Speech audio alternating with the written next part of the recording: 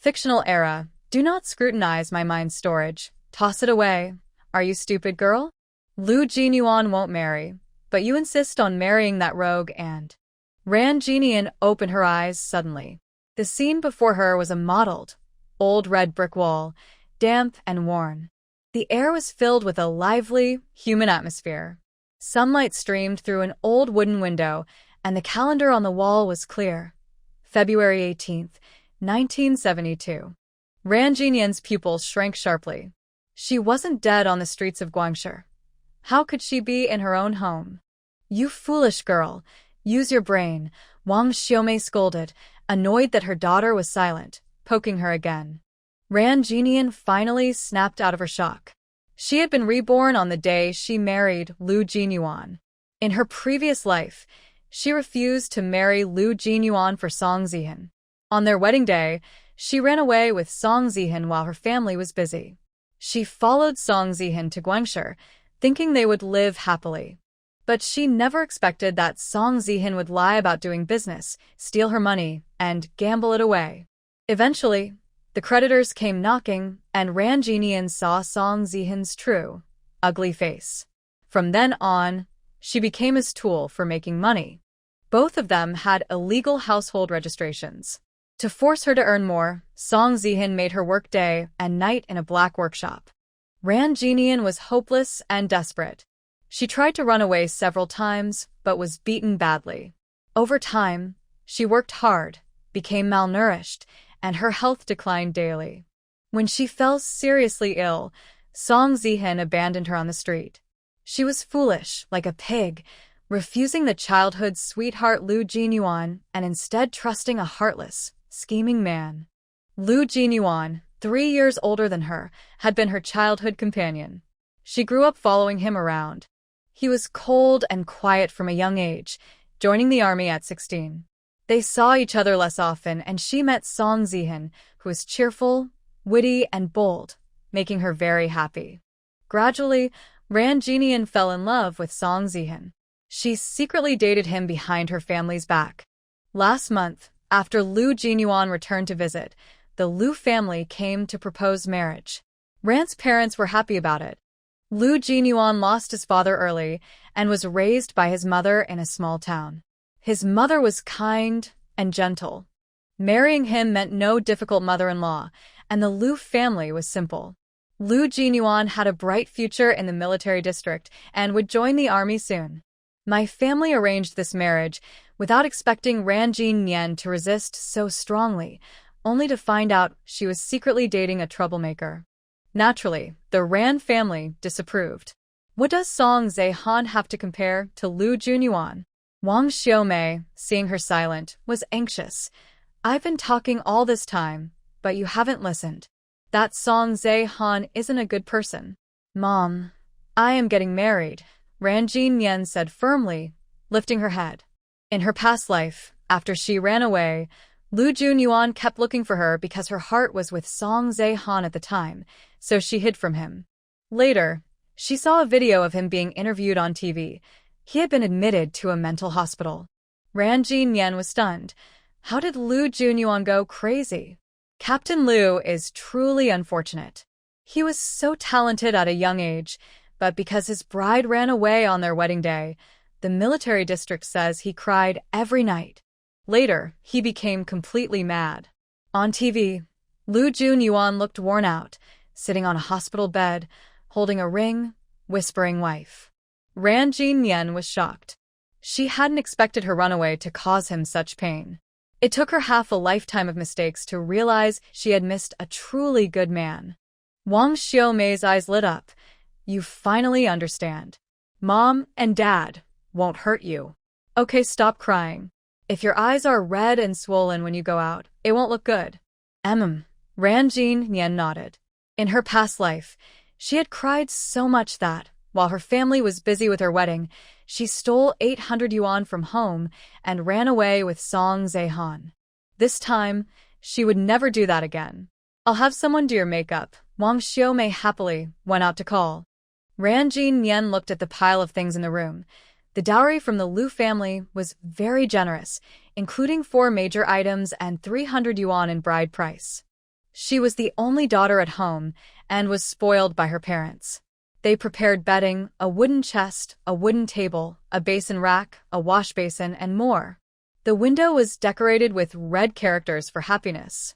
The entire Rand family was filled with joy. As the bride, Ranjin Nyen wore a red satin wedding dress today. "The bride looks so lively and beautiful," said the makeup aunt sincerely. Ranjin Nyen, with fair skin and a charming, lively look, was a famous beauty in the West Street apartment. Her black hair was styled with red pearl silk, and her light makeup enhanced her beauty, making her look like a delicate flower in full bloom. "The groom is coming! The groom is coming!" someone shouted. Wang Xiaomei quickly took out 600 yuan and handed it to Ranjin Nyen. "Girl, this 600 yuan includes 300 from the Liu family as bride price and 300 from us as your dowry. Make sure to keep it safe." "Mom." Ranjin Nyen's eyes turned slightly red. Her family truly cares for her, but she was blind in her past life. Wang Xiaomei also had tears in her eyes. She tightly held Ranjin Nyen's hand, feeling very reluctant to part. "The bride and groom are here," someone announced. Ranjin Nyen looked up and saw a man dressed neatly in a military uniform, with his cap straight and proper, looking handsome and confident. His face was serious, with striking features, and he seemed cold like winter ice, making others feel a bit afraid. He wore a big red flower on his chest, softening his strong face a little. Liu Junyuan looked through the crowd at the shy, beautiful bride. He strode over and took her hand, speaking in a calm voice, "With me here, don't be afraid." The two stood together, handsome man and lovely woman. The crowd cheered loudly. Ranjin Nyen's eyes turned red again. She saw Liu Junyuan, young and free-spirited, with bright, determined eyes. This time, she wouldn't make mistakes or go blind again. She wouldn't let him cry every night or go crazy. "That's wonderful." Her cheeks slightly reddened as he held her hand, and they walked outside. Everyone followed behind, cheering.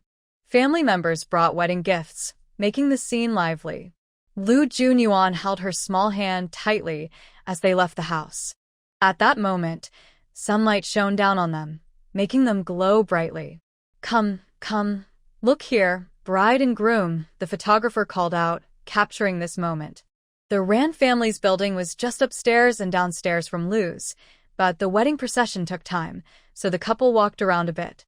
This allowed neighbors to send their blessings and see the groom's sincerity and the bride's dowry. The whole building was filled with happiness. Liu's family is really wealthy, giving 4 big gifts and 300 in bride price. "Oh, too bad they didn't marry my daughter." Rand's family isn't bad either. Their dowry was all new and included many blankets. I heard the officiant was the deputy director of the police station. This wedding is quite prestigious. Everyone looked on with envy. The Liu family. Ranjin Nyen had visited before, but this time was different. She had become Liu's wife. Liu's mother sat proudly at the main seat, smiling happily. Ranjin Nyen had grown up watching her, and she liked her very much. She never thought she would become her daughter-in-law one day. "Bride, please serve tea," she said. Ranjin Nyen took the tea and respectfully knelt down to serve her mother-in-law. Good, she replied after taking a sip. Liu Junyuan quietly helped Ranjin Nyen to her feet. Ranjin Nyen noticed his movements and felt a slight warmth in her heart. She finished serving the tea, and the wedding process was complete. "You must be tired. Rest for a while," Liu Junyuan said as he pulled her into the bridal chamber.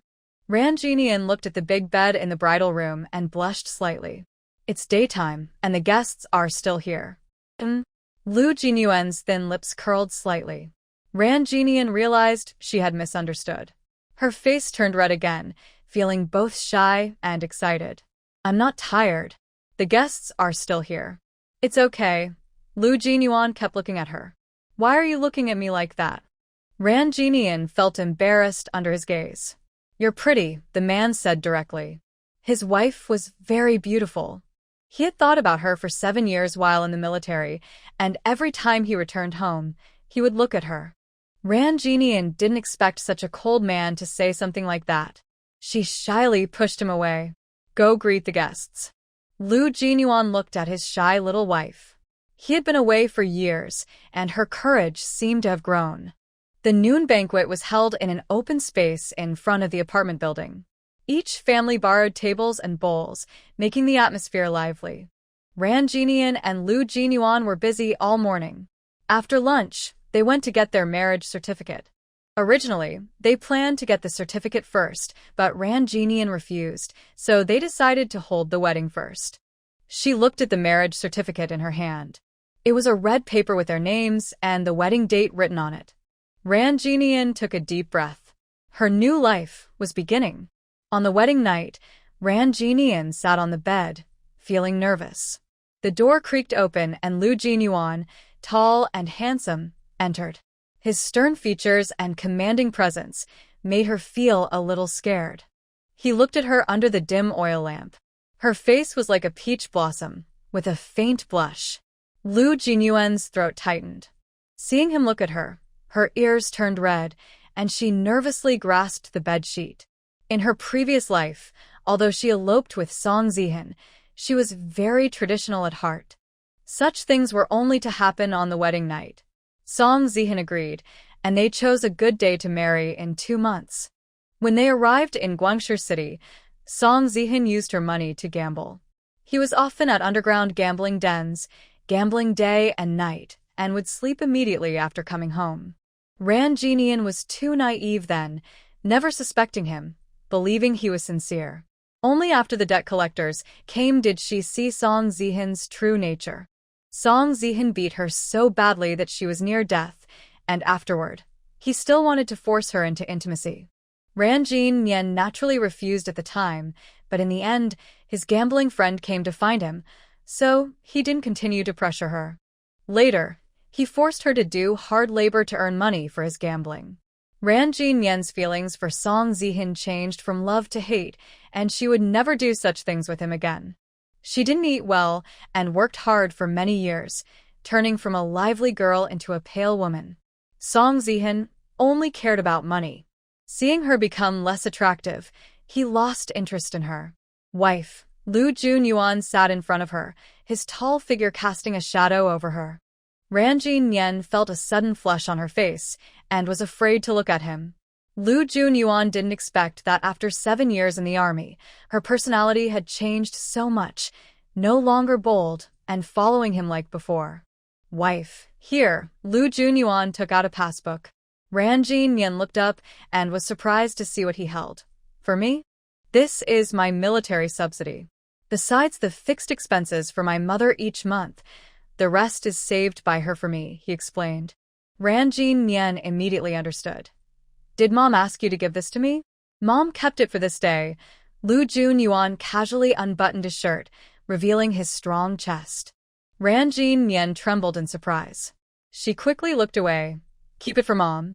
Lu Yunyuan moved closer. You are my wife, and now everything I have is in your hands. Wife, it's time to sleep. The man's large hand wrapped around her waist. Ran Jinian leaned softly into his arms, hearing nothing and feeling that this night was very long.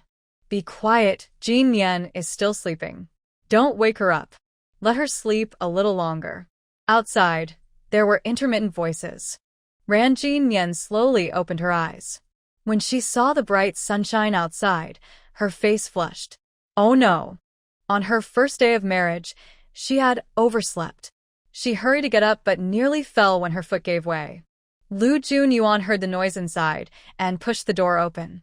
Seeing Ran Jinian awake, he said, Wife, sleep a little longer. Why didn't you wake me? Ran Jinian spoke, but her voice sounded a bit hoarse. She couldn't help but glare at the man. Lu Jinyuan looked at her with eyes full of affection. Her rose-colored lips were slightly swollen, and she coughed softly. It's my fault. Shut up. Don't say anything. Ran Jinian glared at him again, thinking to herself that this guy had been tossing and turning all night, but still looked so energetic. No wonder, he was in the army. She quickly tidied up and went out. Seeing her mother-in-law making breakfast in the kitchen, she hurried over. Mom, let me do it. Mrs. Lu smiled and said, Jinian, We don't have any rules about serving the elders in our family. If you marry into my family, you can do as you like. She was very kind-hearted and had always liked Ran Jinian, naturally treating her like a daughter. Jinian's eyes slightly reddened. In her previous life, she was really foolish. She refused to marry her childhood sweetheart, rejected such a good family, and instead married a heartless scoundrel. She deserved her tragic death on the street in her past life. "Mom, I'll help you," Jinian said. Of course, she wouldn't do nothing just because her mother-in-law was kind. The Liu family's breakfast was simple: sweet potato porridge, multi-grain buns, a dish of pickles, and a boiled egg. Although simple, it was quite good for this poor time. Liu Jinyuan peeled an egg and put it into Jinian's bowl. Mrs. Liu chuckled secretly and couldn't help but say, "Jinian, that boy came back last time and kept urging me to visit your parents to propose marriage." Her son had always been cold and indifferent about everything. Since joining the army at 16, he had become even colder and more distant. She thought he would never find a wife in his life, but unexpectedly, he took the initiative to speak. "Really?" Jinian was surprised. She thought it was her mother-in-law who brought it up, but it was Liu Jinyuan himself. He had always been cold to her, regardless of what she did. He had no emotions, as if she was just a girl from next door. Later, after he entered the military zone, they saw each other less and less. Every time he returned home, he kept his distance. She had grown from a girl into a young woman and naturally wouldn't cling to him as she did when she was little until she met Song Zihan. Ugh, she thought of that terrible guy again. "Mom." Liu Jinyuan's eyebrows slightly furrowed, and his ears turned a little red. Mrs. Liu knew her son's personality very well and smiled. Jinian, you don't know. "When he was 9, I deliberately asked him if he wanted you to be his wife." Jinian's beautiful eyes widened. He said yes, Mrs. Liu revealed her son's secret. Jinian's heart skipped a beat. She never expected that Liu Jinyuan had loved her deeply all along. No wonder he hadn't married in his previous life. She thought it was because her elopement hurt him, but it turned out he had always had her in his heart. However, he had never expressed his love. She thought he only saw her as a little sister and withdrew her feelings early. In her past life, they had missed each other like this. Tears fell from Jinian's eyes, like sparkling flowers on the table. Liu Jinyuan was startled and panicked. Seeing her tear-streaked face, his heart suddenly clenched. He didn't know why his wife suddenly cried. Could it be that he was too rough last night? Mother Liu was also very scared. "Liu Jinyuan, what did you do? Why did you make Jingnian cry like that?" Ran Jingnian felt very embarrassed, covered her face, and ran into the room. Liu Jinyuan stood up quickly and followed her inside. Ran Jingnian didn't expect him to come in, and now her mind was a mess. She threw herself into his arms, hitting his chest gently. "Why didn't you tell me earlier? Why didn't you tell me sooner?" She had liked being with him since she was young and had always had feelings for him, but he was too indifferent and cold, never paying much attention to her. Her feelings gradually faded away. But she didn't expect that this guy actually cared about her. He had pretended so well in his past life that she never sensed his true feelings. "Liu Jinyuan?" His cold face was full of confusion. "Did I hurt you?" His voice was cold and magnetic, with a hint of unease. Ran Jingnian hesitated. What was he thinking? His hand moved. "Let me see where it hurts." Her face suddenly turned red, and she dodged his hand. "No, it's not that. It's my fault." Liu Jinyuan's eyes shimmered with a faint glow as he gently held his delicate wife in his arms, softly wiping away her tears with his cool fingertips. Ran Jingnian hummed softly, annoyed and angry, and poked him. "When did you start having feelings for me?" Liu Jinyuan's ears turned slightly red, and an unknown emotion flickered in his eyes. "You haven't answered me yet." She poked him again. The man caught her restless hand, and his Adam's apple bobbed. "A long time ago." Ran Jingnian widened her eyes. "What? When was that?" "Wife, I liked you from the very beginning," Liu Jinyuan said with firm eyes. When he was 3 years old, Liu Jinyuan went with his mother to visit the Ran family. Jinyuan, Come and see the little sister, his mother called him to the bed. That was the first time he saw Ran Jingnian. She was still a tiny baby, wrinkled and very ugly. Lu Junyuan frowned. Ugly. Haha, everyone laughed. Mother Lu patted him. You little boy, you looked even uglier when you were little. This is Sister Jingnian. You must protect her well in the future. From then on, Ran Jingnian followed him everywhere, tying two little ponytails and fiercely chasing after him. Goggles, goggles. He watched her grow up day by day, from a tiny bundle into a beautiful girl. Lu Junyuan didn't know when, but his heart was unknowingly filled with her. The Ran family was a working-class family, much better off than the Lu family. So, he joined the army. It was all to be able to marry her proudly. Silly. Jean Yen's eyes welled with tears.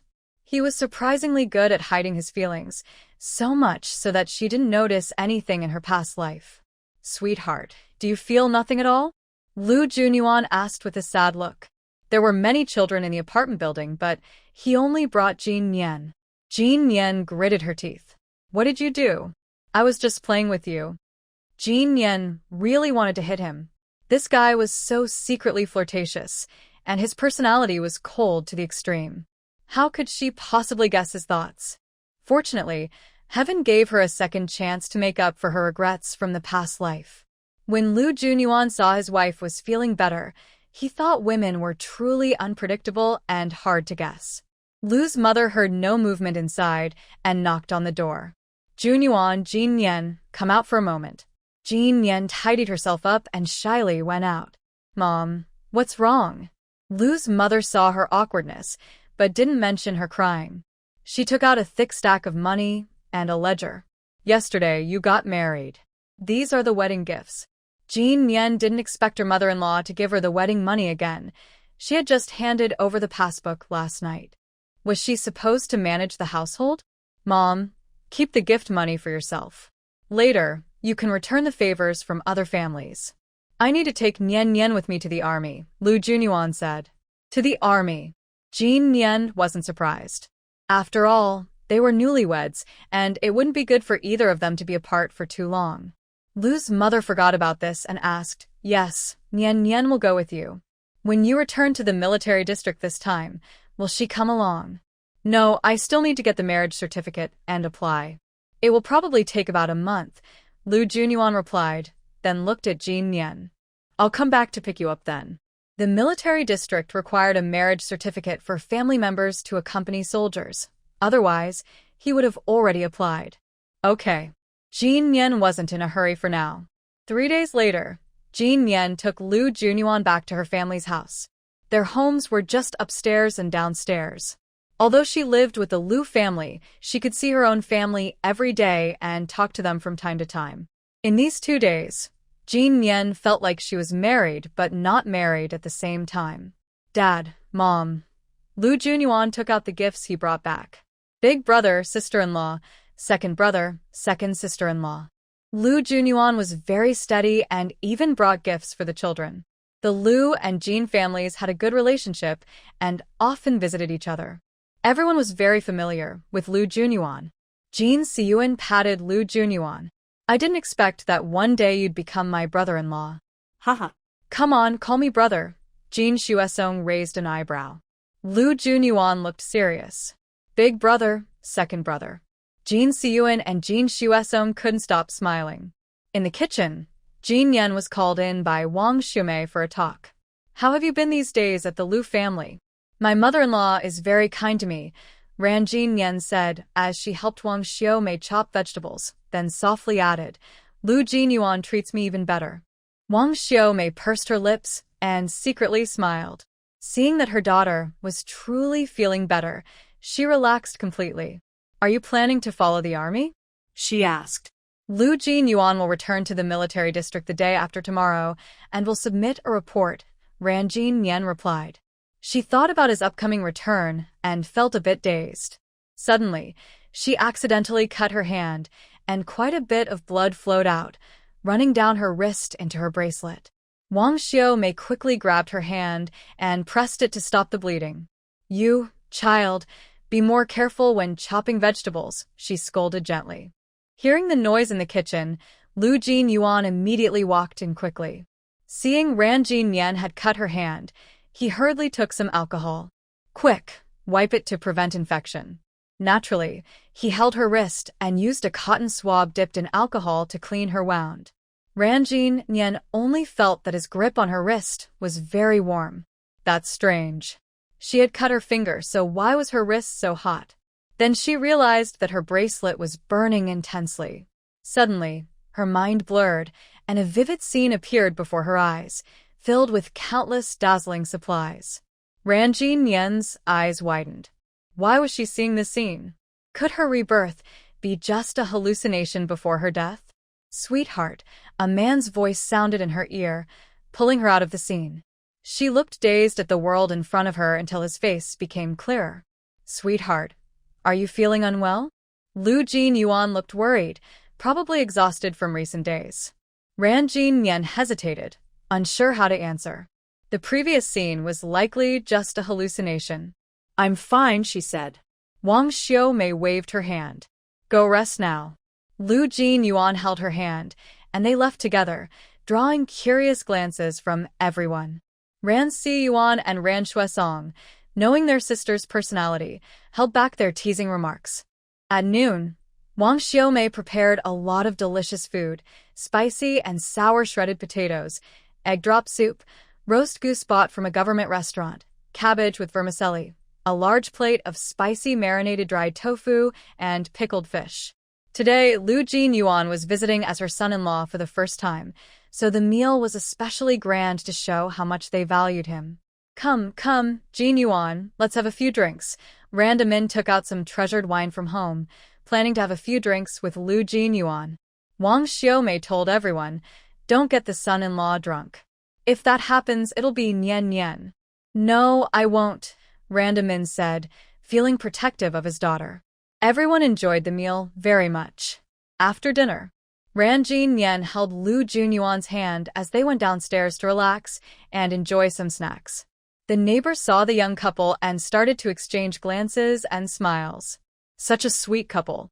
Since Nian was a child, she followed Jinyuan everywhere, and now she's his wife. Do you think the guy from the Lu family looks less cold after getting married? Getting married means he can't be so naive anymore. Haha. On the street, many people hurried home. Only Ran Jinyan and Lu Jinyuan, holding hands, looked like a peaceful scene from a painting. Sweetheart, I'll buy 2 ice pops, Lu Jinyuan said. At the nearby grocery store, private sales were not allowed. Everything was run by the local government. It was a busy afternoon, and everyone was rushing to buy ice pops. 3 cents each. Everyone, please don't push, the store clerk called out loudly. Ran Jinyan watched the crowd and felt that just thinking about eating an ice pop made her mouth feel sweet. Suddenly, someone patted her shoulder. She turned around and saw a man wearing a colorful shirt, handsome with high cheekbones and a sharp nose, with a mischievous look in his eyes. Nian, I've been waiting for you for days. Didn't you say you wanted to run away with me? Song Zhe-hun looked at her with fiery eyes. Ran Jinyan looked at this scoundrel. In her past life, she was foolish. Before marriage, she cried to Song Zhe-hun. She never said she wanted to run away. She asked him to come propose. But Song Zhe-hun encouraged her to run away. She was so stupid that on her wedding day, she stole 800 yuan from her family and ran off with him. Later, she found out he owed a lot of money from gambling in town, so he wanted to escape. Seeing her staring at him, he sweetened his words. Nian, is it because your family is watching you too closely that you can't escape? Since Ran's family found out she was dating him, they kept a close watch on her. Ran Jinyan sneered inwardly. What do you want to do? Let's run away tonight. Bring some extra money so we can do business privately. We can make a lot of money and come back. No one will say anything. Song Zhe-hun tried to persuade her. Okay. Ran Jinyan replied with a slight smile. He was very happy inside. He liked her not just because she was pretty, but also because she was foolish. Let's meet at the grain station, he said. Seeing Lu Jinyuan coming over, he quickly tried to run away. Okay. Ran Jinyan blinked. Make sure to bring more money. If we go to Guangshi, life will be tough. Let's meet at 11, Song Zae-han said, and hurried off. In this era, there are not many entertainment options at night. Everyone goes to bed early. She watched his back as he left, a cold smile curling on her lips. In her past life, he caused my death. This time, I will settle the score. Lu Junyuan walked over holding a bag of popsicles. His gaze flicked past a figure ahead and landed on Ran Jinian. Wife, red bean popsicle.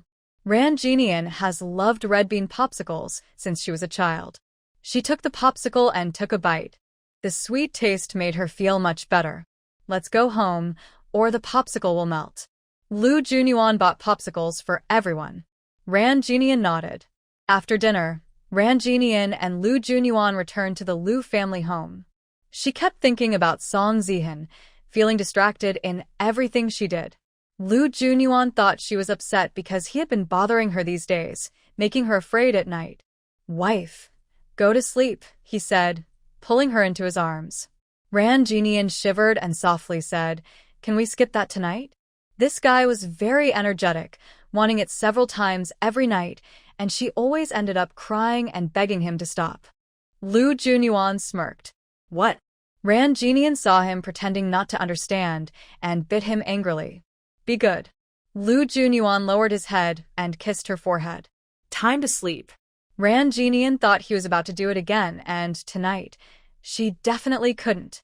But Lu Junyuan only kissed her once and made no further move. Night deepened. Ran Jinian was awakened by a burning heat. Oh my goodness. Why is the bracelet so hot? She immediately tried to take it off. When she pressed the bracelet, her vision suddenly changed. In front of her appeared a large 3-story villa, surrounded by dazzling, countless supplies, daily necessities, skincare products, clothes and shoes, fruits, vegetables, meats, drinks, medicines, children's items, everything. Ran Jinian stared in shock. She pinched herself hard, tears streaming down from the pain, but the environment before her remained unchanged. Where is this? Is this a dream? She pinched herself again, still in pain, tears falling, but nothing changed.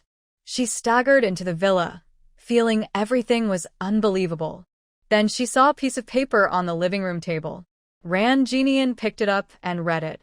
It turned out that the bracelet she was wearing was a treasure, hiding a universe inside. A space. The previous owner of this bracelet was also a reborn person. After they died, the bracelet disappeared, waiting for the next destined person to find it.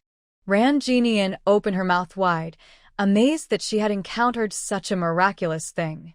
This bracelet was also obtained by chance. One day, she met an old man who was lonely and had no money to see a doctor. She gave him 2 yuan. The old man insisted on giving her this bracelet and she couldn't refuse, so she accepted it. In her past life, she ran away with Song Zihan to Guangshi. The bracelet is made of silver, and he took it to gamble and lost it. As Ran Jinian thought about all this, she felt that she truly deserved her past life. Looking at the countless supplies, she suddenly felt no sadness. She wandered around the villa, which was big and beautiful. Every item was unlike anything from this era. Behind the villa, there was a large garden with a small stream, where fish happily swam and colorful flowers bloomed everywhere. Ran Jinian wished she could live here forever. She picked up an apple, wiped it, and took a gentle bite. The apple was sweet and crunchy, very delicious.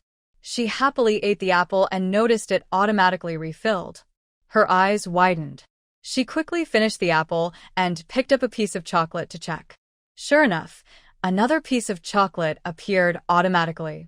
Seeing all these supplies, she suddenly realized that the resources in this space were unlimited. It felt so unreal, like a dream. She took a while to remember how to leave. Was she trapped here? Although there were endless supplies, she didn't want to stay forever. Suddenly, everything around her turned dark, and she heard a man's breathing. She was out. For a moment, she couldn't tell if she was dreaming. If it was real, how could she enter the space? Thinking this, she found herself back inside. It was real. She was so excited she couldn't sleep. She kept turning over. Then, a big hand reached out and a husky voice asked, "Wife, why aren't you asleep yet?" "No, I'll sleep soon," she replied, tense. Lu Junyuan turned over and got on top. "Is it because I didn't satisfy you so you can't sleep?" "No, it's not." Boo-hoo. The next day, Ren Jinian woke up to find no one around. That guy was really energetic. She quickly got up. Since marrying into the Lu family, her mother-in-law had been making breakfast every day. If this got out, she would be seen as lazy. Ran Jinian cannot think that because her mother-in-law is kind and caring, she can have no rules. "Nian Nian, wake up. The breakfast is warm in the pot," Mother Lu said with a big smile when she saw her come out, with no hint of complaint. "It seems she will soon have a grandson." Ran Jinian's face flushed. "Mom, thank you for your hard work." "It's not hard." "Where is Lu Jinyuan?" "He went to pick coal." In this era, people living in small apartment buildings burn coal. They buy coal with tickets at the coal station and carry it back themselves. Lu Jinyuan will return to the military tomorrow, and before he leaves, he wants to finish all the heavy chores at home. "Eat first, I have to go to work." Mother Lu, only 41 years old, is a female worker at a textile factory. Recently, because her son got married, she took a long leave. "Okay," Ran Jinian nodded. After Mother Lu left, Ran Jinian saw no one at home. She thought about the space and wondered if she had a nightmare. She silently entered, and the scene she saw last night appeared before her eyes. Ran Jinian couldn't help but smile widely. She raised her wrist to look at her bracelet, but found it was gone. Where is her bracelet? Then she noticed a tiny red mole suddenly appeared on her left wrist. She knew her body well. She had never had a red mole there before. Ran Jinian thought about the missing bracelet. Could it have turned into a red mole? That would be wonderful. She wouldn't have to worry about losing her bracelet or it being stolen. After finishing her meal, Ran Jinian cleaned the house thoroughly. Seeing that there were no vegetables in the kitchen and thinking about the fruits in her space, she felt uneasy eating alone. She carried a basket, planning to buy vegetables, thinking Lu Jinyuan might come back soon and she wouldn't be there. She left a note and went out pretending to go to the supply and marketing cooperative. Ran Jinian. A furious voice suddenly rang out. She turned around and saw Song Zihan walking over angrily. "Didn't we agree to meet at the grain station at 11 last night? Why didn't you come?" He had waited at the grain station for hours, bitten by countless mosquitoes, and still hadn't seen Ran Jinian. Now he was itching terribly. Ran Jinian looked around. "Why are you so loud? Are you afraid others will know we're eloping?" She was actually checking if anyone she knew was nearby. Song Zihan's face darkened. "Why didn't you come last night? You told me to take more money." "The money at home is locked up, and I don't have the key." He was speechless. Ran Jinian added, "When everyone at home is gone, I'll look for the key. You wait here. I have been waiting for you." "How much longer do I have to wait?" Song Zihan said sweet words. Ran Jinian felt a wave of disgust inside, but didn't show it. "If you don't take the money, we can leave tonight." "That won't do." Song Zihan refused to give up. He thought for a moment. "Get the key as soon as possible." Ran Jinian nodded obediently and took out 10 yuan, deliberately saying, "You can keep this money for now." He was reluctant to let go of the opportunity. All right, Song Zihan saw the big group and immediately smiled happily. "I'm leaving now so I won't be seen." Ran Jinian watched his back and smiled brightly. The show was about to begin. She went to the grocery store, bought paper and a pen, and wrote a report. Then she bought a few candies and found a child near the police station. "Little friend, please deliver this letter to the police station. These 2 candies are yours." "Okay." The child happily took the candies and the letter and ran into the police station. "Where did this kid come from?" "Go play somewhere else." The police saw the child run in and told him to go outside. The child threw the letter to someone and ran away. Seeing it was a report letter, the police immediately opened it. "Someone is speculating at the West factory." Seeing the report about speculation, they quickly reported it. In this planned economy era, private trading was not allowed. Selling goods privately for profit was considered speculation, which was a serious crime. Ran Jinian didn't write about gathering people for gambling because, at that time, cracking down on speculation was more strict. She gave Song Zihin 10 yuan to make him go gambling. He had been reselling things, so it was a good chance to get caught and sentenced. She knew all this because, in her previous life, when she was in Guangshi, Song Zihin met his childhood friend years later. They drank and talked about their glorious days in town. Ran Jinian listened carefully. In this life, he could just stay in prison peacefully. When Ran Jinian saw some police officers run out and ride their bikes toward the west of the city, she also left. As she walked, she wondered how to take out the fruit from the space. Food was scarce and there were few types of fruit, mainly apples, pears, and oranges. She wouldn't take rare fruits, or she would stand out too much and be unable to explain. Suddenly, she felt her basket grow heavy, filled with big, bright red apples. Ran Jinian was stunned. She didn't actually enter the space. She just thought about it, and the apples appeared. It seems she can get things without entering the space. Ran Jinian looked at a basket of apples, which was a bit too full.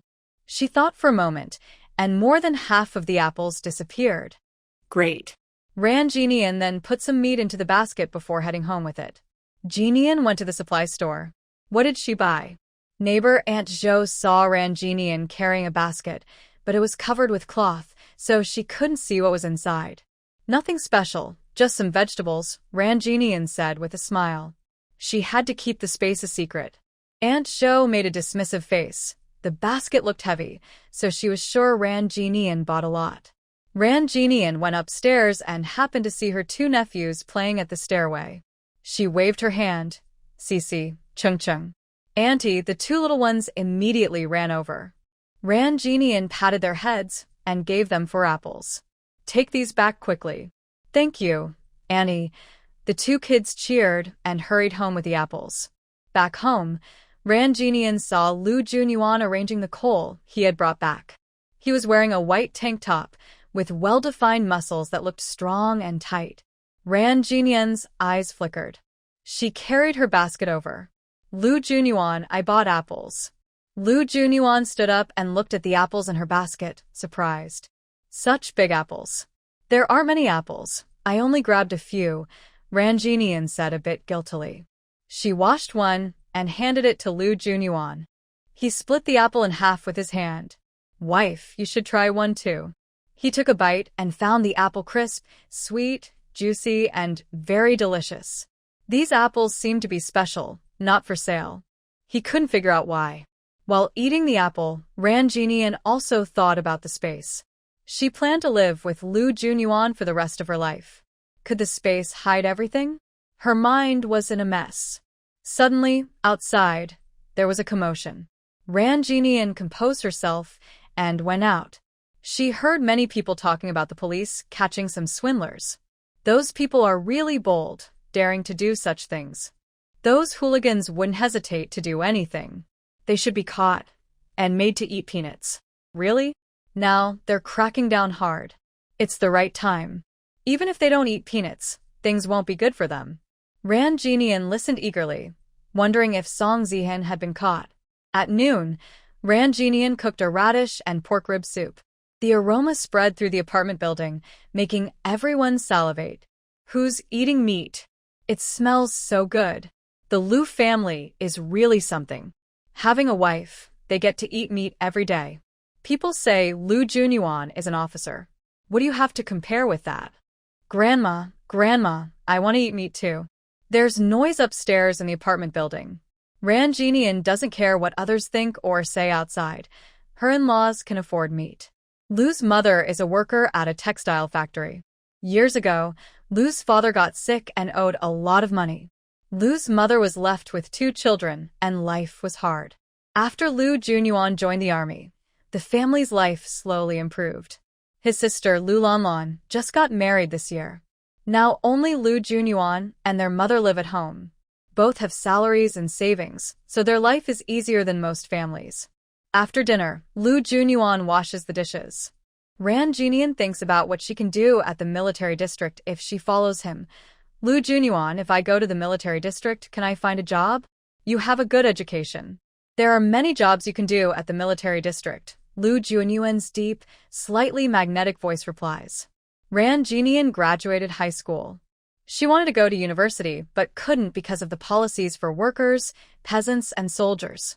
So she had to stop studying. But in this era, having a high school diploma is already very good. What kind of jobs can I do? Ran Jinian is very curious. Switchboard operator, secretary, logistics department, and others. Lu Junyuan thinks for a moment. Playfully, Ran Jinian says, then can I be your secretary? I can only promote myself so that my wife can be my secretary, Lu Junyuan says with a doting smile in his eyes. You'd better work hard. Don't make me wait too long. Ran Jinian's voice is soft and a little coquettish. Lu Junyuan's lips curl slightly, his eyes deep and serious. Wife, shouldn't you give me some encouragement? Ran Jinian glares and turns to run outside. His big hand wraps around her waist, and his breath falls on her ear. If you want the horse to run, you need to give it grass. Oh my gosh. This man is surprisingly flirtatious. All right. Wife, I'll be leaving in a few days. Then let's do it one last time. Finally, Ran Jinian almost didn't get up before Lu's mother finished work. Her hands trembled while cooking dinner. Wife, your physical condition isn't great. When we get to the military district, I'll train you, he says. This big bad guy. He keeps teasing her everywhere. No, she must sleep in a separate room. Lu Junyuan is stunned. They just got married, and now they're separating rooms? If others find out, they'll laugh at him. Wife, I'm scared. I really can't do it anymore, Lu Junyuan promises repeatedly. Only then does Ran Jinian let him go. 5 days later, Lu Junyuan gets up early. His belongings are simple. Although Lu's mother is reluctant, everything is ready, and her son is leaving for the army. Ran Jinian took him to the station. There was no train station in town, so Lu Junyuan had to take a bus to the county seat. Wife, wait for me to pick you up when I return, Lu Junyuan said as he hugged her. Ran Jinian nodded, I'll wait for you. Their separation was only temporary. They would see each other soon. Some people nearby saw the young couple so bold and couldn't help but stare. Ran Jinian blushed and pushed him away. Travel safely. When she returned, she went to the police station to see if she could hear any news. She saw the old man at the door and handed him a few candies. Grandpa, may I ask you something? What is it? The old man took the candies. I heard that yesterday, a few people involved in illegal trading were caught. Is there anyone with a surname Song? The old man didn't answer. Why do you ask? He said. They say my brother was caught. I don't know if it's true. Ran Jinian was obviously lying. Your brother involved in illegal trading? The old man kept his mouth shut. She gave him a few more candies. Grandpa, my brother is definitely innocent. How could he do such things?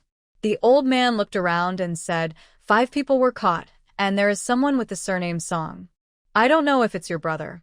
And I don't know who wrote the tip-off. The old man muttered. Thank you, Grandpa. Ran Jinian pretended to be worried, but was actually very happy inside. It was Song Zihan. Ran Jinian hummed a song as she returned home. Lu Junyuan had gone back to the military district. Now, only she and her mother-in-law were at home. She would follow Lu Junyuan when he was assigned to the army, but for now, she had to stay at home. Her mother-in-law went to work every day, so she cleaned the house, cooked, and led a simple life. Since her family was nearby, she didn't feel lonely after marriage. A few days later, the police station posted a notice. Recently, the police arrested 5 people involved in illegal trading. They openly challenge the country's and party's interests, which is a serious economic crime. They will be publicly displayed at the grain station tomorrow morning at 9. The news spread widely in the town. Ran Jinian didn't need to go to the police station to see the notice. Her ears were already sore from hearing about it. Although she was sure Song Zihan was caught, she hadn't seen him, so she couldn't be completely at ease. The next day, Ran Jinian went early to the grain station. Illegal trading was a serious crime, and with no entertainment options, many people arrived even earlier than her. She found a good spot to stand and waited for over an hour. Suddenly, someone excitedly shouted, "They're coming! They're coming!" Ran Jinyan's spirit lifted, and she immediately looked up. Police officers are escorting 4 men in front of everyone. They are wearing signs around their necks that say speculation and smuggling along with their names. The 4 men look scared, anxious, and frightened. When Ran Jinyan saw Song Zihin for a moment, her mind went blank, and she was stunned for a few seconds. Then, her heart started pounding rapidly, and her whole body felt heated. All her pent-up feelings suddenly disappeared. The past grievances between her and Song Zihin seemed to vanish at that moment. The grain station was crowded with people. The 4 men were roughly pushed onto a stage, their heads bowed, afraid to look up. Some even threw rotten vegetable leaves and stones at them. These are the traitors, the parasites of socialism, and accomplices of capitalists who oppose the interests of the common people. The crowd shouted loudly down with them. Ran Jinyan did not feel sorry for the other 3. They were like snakes and rats, even involved in causing deaths. She only had no proof, so she had to use such methods. Song Zihin stood on the high platform, watching the crowd rallying. Some people had previously bought things from him at low prices. He didn't expect such a face when he turned around. He wanted to defend himself, but his voice was drowned out by the noisy crowd. Ran Jinyan saw the people and knew that, even if he didn't eat peanuts, he couldn't escape labor reform. She lost interest in watching and turned to leave. Song Zihin's gaze fell on the crowd, and suddenly he saw Ran Jinyan.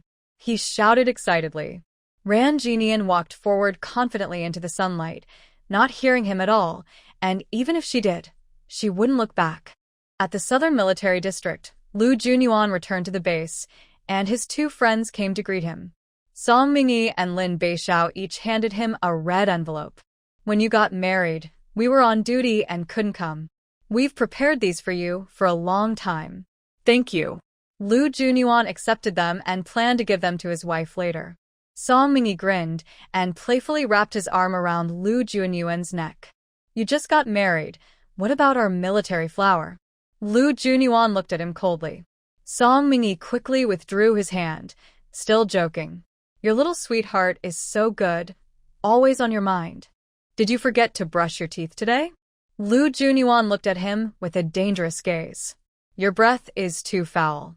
Song Mingyi hesitated. "What did you do to him?" "He's very protective of his family," Lin Beishao chuckled. "Let's see how beautiful his little sweetheart is when she joins the army. Maybe he won't even look at the military flower." Song Mingyi snorted. "Captain Lu." A soldier ran over and said, "Commissar Yen wants you to go to the office immediately." Lu Jinyuan quickly went to the office. Inside, a middle-aged man sat in a chair, with a young girl dressed in a red checkered dress standing behind him. She had 2 braids, bright eyes like almonds, a slender waist, and a pure appearance. She was Yen Commissar's daughter, Yen Qingxue, a star performer in the cultural troupe and a military beauty of the district. Yen Qingxue was massaging Yen Commissar's back. "Dad, just let me go with you," she pleaded. "Nonsense, such a dangerous task. Do you think it's a game?" Yen Commissar looked like he was scolding, but his tone was gentle. "Commissar, Commander Lu has arrived," a voice came from outside. Hearing this, Yen Qingxue's eyes lit up. "Let him in." Yen Commissar waved her to come in. When Lu Jinyuan entered, Yen Qingxue's gaze was fixed on him, full of admiration. He seemed unaware and saluted Yen Commissar, saying, "Commissar." "Jinyuan, you're back." Yen Qingxue stepped forward, very friendly. Lu Jinyuan took a step back, creating some distance. "Commissar, what do you need from me?" "You're just in time. There is a task that needs your support." Yen Commissar handed him a document. When Lu Jinyuan saw it was a mission, he opened the file and his expression grew serious. "Commissar, how long will this task take?" "It's difficult. The shortest is 6 months, the longest a year." Yen Commissar clasped his hands. Lu Jinyuan didn't expect to be sent on a mission right after returning. He thought of his new wife waiting for him at home. Commissar, I just got married, and my wife is still waiting for me to come back. Yan Qingxue felt a bit sad upon hearing this. Yan Commissar looked serious. Lu Jinyuan, the country is in danger. Which is more important, family or the nation? Lu Jinyuan straightened his chest and raised his hand. I will not let the country down. This mission is tough. You must be very careful, Yan Commissar warned, even though he knew Lu Jinyuan's strength. Yes. After completing the mission, bring your wife to the military district. No need to report, Yan Commissar gave him a way out. Yes. Lu Jinyuan smiled bitterly inside. He would be gone for a year or more. Would his wife blame him? All right, go register, and then set out, Yan Commissar waved his hand. After Lu Jinyuan left, Yan Qingxue was unhappy. Dad, if you won't let me go, then don't let Lu Jinyuan go either. Nonsense, Yan Commissar pounded the table and didn't get angry at his daughter. You're really spoiled. Yan Qingxue saw that she couldn't persuade her father, so she hurriedly chased after him. Lu Jinyuan was already nowhere to be seen. After registering, he wrote a note to Lin Beixiao. I'm about to go on a mission. Please send a telegram home for me. Lin Beixiao nodded. Okay, I understand. Be careful. Sometimes, when they leave quickly on missions, they ask a teammate to send the telegram for them. Lu Jinyuan took a deep breath. He needed to finish his task quickly, shorten the time, and then bring his wife to the military district. When Yan Qingxue arrived, Lu Jinyuan had already left the military district. She stomped in frustration. Really? Why did he leave so fast? She looked at Song Mingyi and Lin Beixiao with displeasure. Why didn't you stop him? Jinyuan is on an important mission, so he can't delay, Song Mingyi said. He liked Yan Qingxue and didn't think she was spoiled or unreasonable. Yan Qingxue saw the note in Lin Beixiao's hand. This is Jinyuan's handwriting. What does it say? He asked me to send a telegram to the family, Lin Beixiao replied. Yan Qingxue also liked Lin Beixiao. Her expression changed slightly. I need to send a letter too. ILL send Jinyuan's telegram. I'll go with you, Lin Beixiao said, thinking it was a good chance to be alone with her. Oh, why are you such a fussing man? Yan Qingxue took the note directly. I'm leaving now. As she left, Song Mingyi and Lin Beixiao exchanged glances. Now that Lu Jinyuan, their biggest rival, was gone, they naturally competed in secret. After Yan Qingxue walked away, she looked at the message on the note. Wife, I am on a temporary urgent mission. I'll come back to pick you up. She bit her lip at the word wife, unsure what kind of skill that woman had. He had been with her for 7 years, yet he still couldn't forget that woman. Yan Qingxue wasn't in a hurry to send the telegram. After all, Lu Jinyuan's mission this time wouldn't be short. Let that woman worry a little. Puping Town. Ran Jinian didn't know that the green tea was causing trouble. Since learning that Song Zihin was demoted to 10 years of labor reform, she felt very happy every day. Over time, her appetite grew, and she became somewhat lazy. After a while, Lu Mu noticed something was wrong. Nian Nian, you probably are pregnant. Really? Ran Jinian's eyes widened in surprise.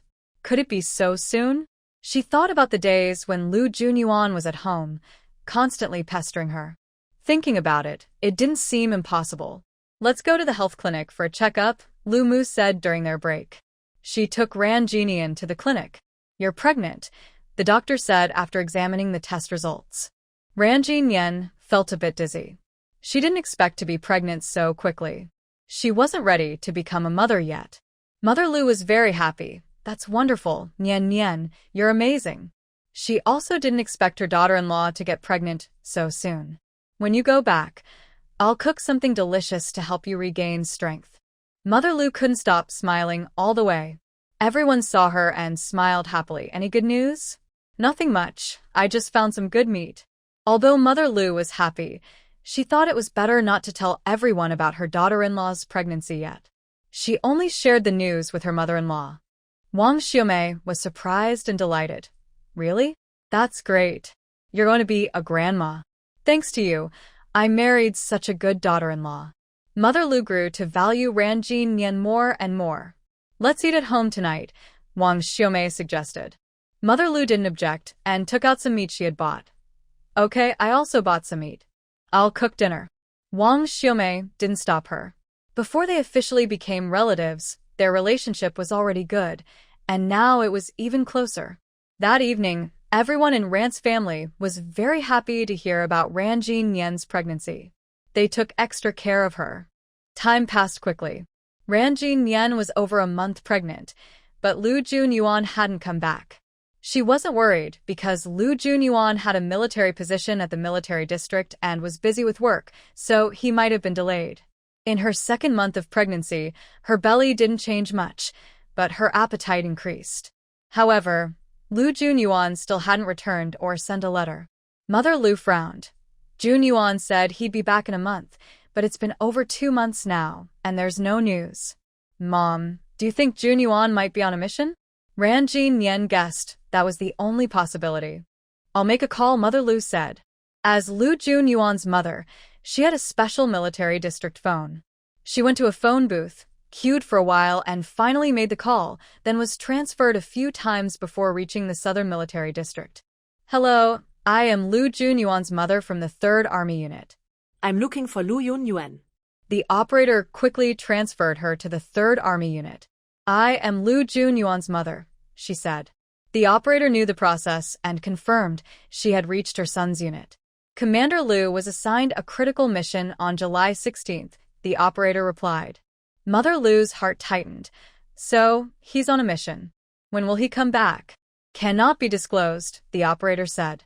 Mother Lu knew she couldn't get any more information, so she hung up. She returned home and told Ran Yen, Junyuan is on a mission. When will he come back? Although Ranjin Nian guessed it, she still felt a little disappointed inside. But she quickly gathered her spirits again. He was doing this for the country and the people, so she couldn't hold him back. Mother Lu shook her head and said, I don't know, but don't worry, Jingyuan will be fine. Her words were also meant for herself. My baby and I are waiting at home for him to come back. Ranjin Nian prayed that he would complete his mission safely. After she became pregnant, Mother Lu loved her even more and wouldn't let her do any housework. Every morning, she would wake early to prepare breakfast and lunch before Mother Lu went to work. Ranjin Nian only did some chores after Mother Lu left. Luckily, she had her space, so after Mother Lu left for work, she would read books in the villa, play with the fish, and enjoy the flowers. Her days were very happy. Wang Xiaomei was worried because her son-in-law hadn't come back yet, but she didn't say anything in front of her daughter.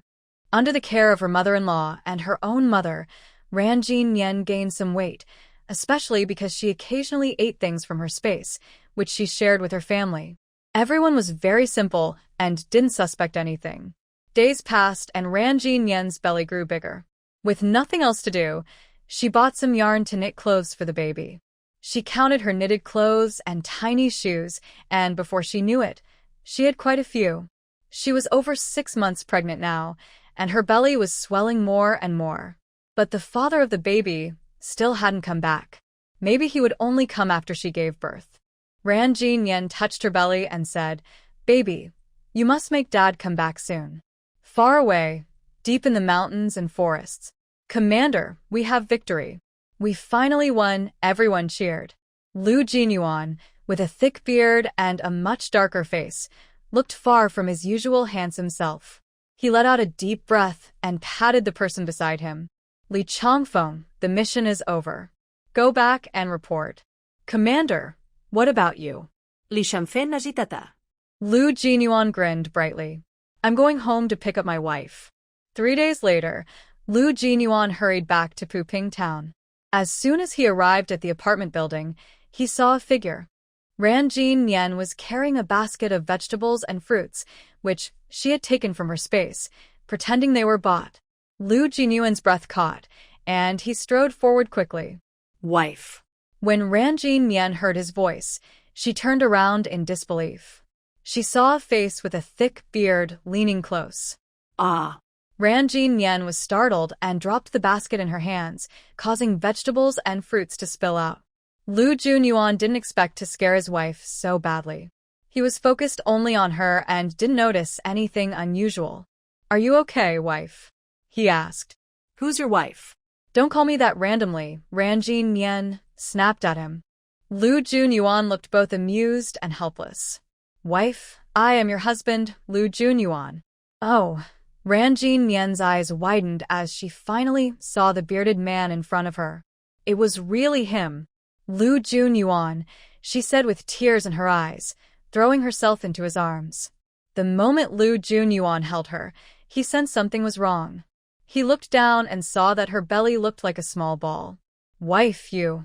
Lu Junyuan's mind went blank. He couldn't believe what he was seeing. Seeing him stare at her belly, Ranjin Yen was angry and hit him. "You're going to be a dad." Lu Junyuan's whole body tensed up. All his fatigue from the past months disappeared instantly. He picked her up excitedly. "Wife, you're amazing." He hadn't expected that she would be pregnant just after he left. "Hey, what are you doing?" "Put me down," Ranjin Yen said as he spun her around. Carefully, Lu Junyuan set her down, still very excited. "How many months along are you?"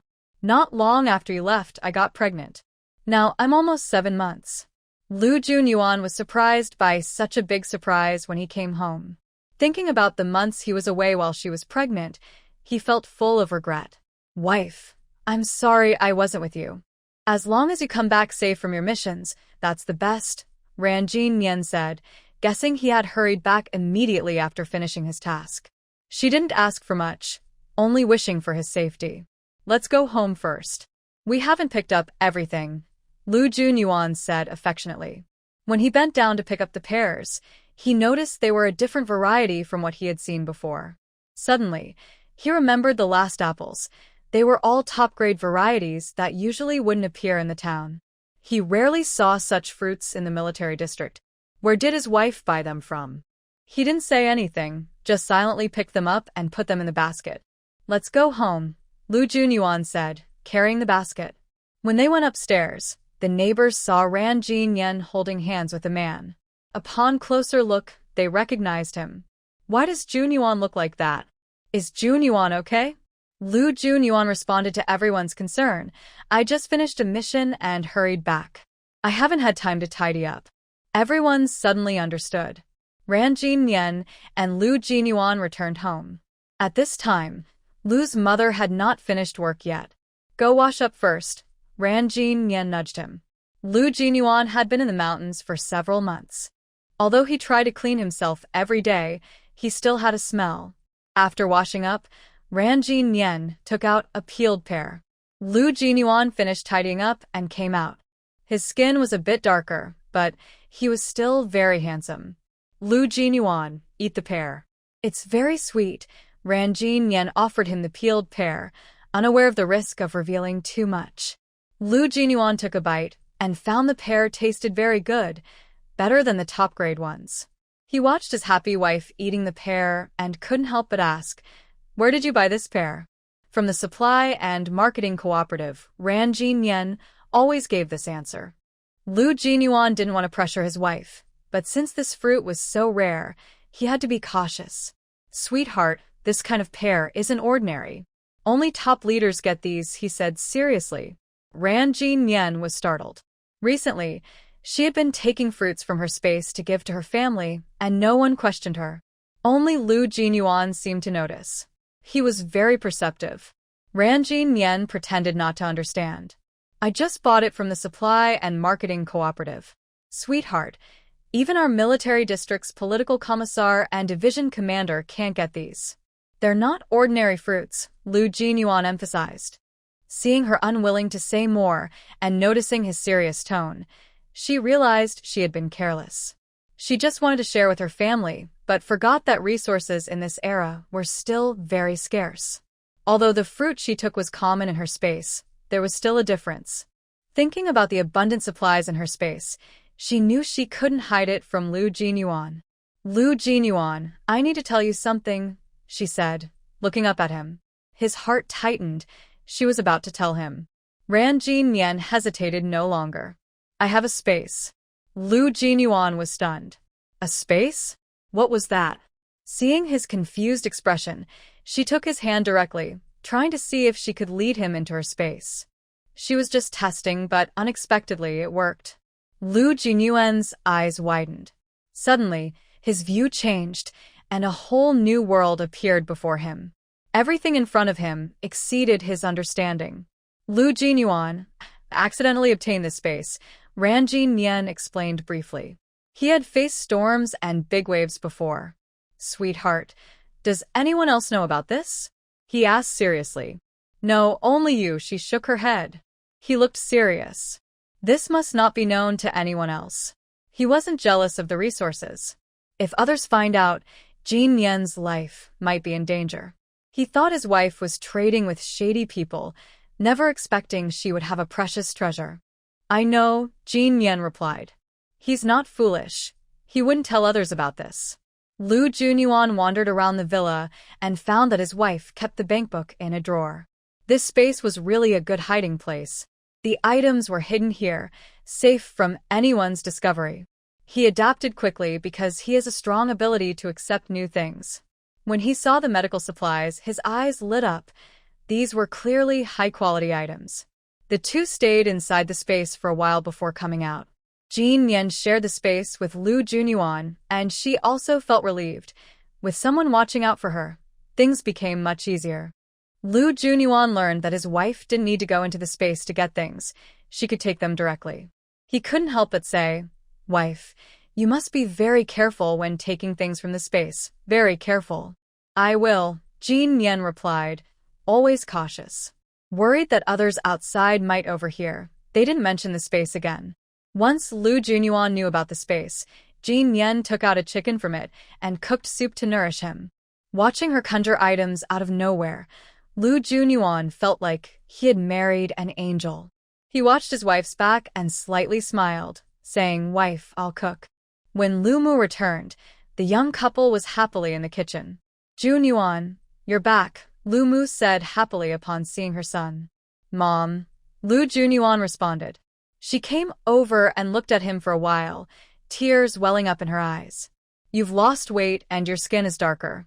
You must have suffered a lot during this mission. Lu Junyuan wiped her tears and said, Mom, I didn't mean to worry you. This guy, didn't even send a telegram from the mission and we kept worrying, she scolded him. Lu Junyuan frowned and asked, Did you not receive any telegram? No, we didn't. You said you'd come back in a month to pick up Nian Nian, but you never did. Later, when Nian Nian was 2 months pregnant and you still hadn't returned, I called the military district and found out you were on a mission, she explained. I just returned to the military district and was assigned an urgent task. It was sudden, so I asked my comrade to send a telegram on my behalf, Lu Junyuan said with a straight face. Jin Yan and Lu Mu didn't expect it to be like this. Did your comrade forget? Elumuan dead. Impossible, he replied. Lu Jinyuan knew Lin Beixia's personality.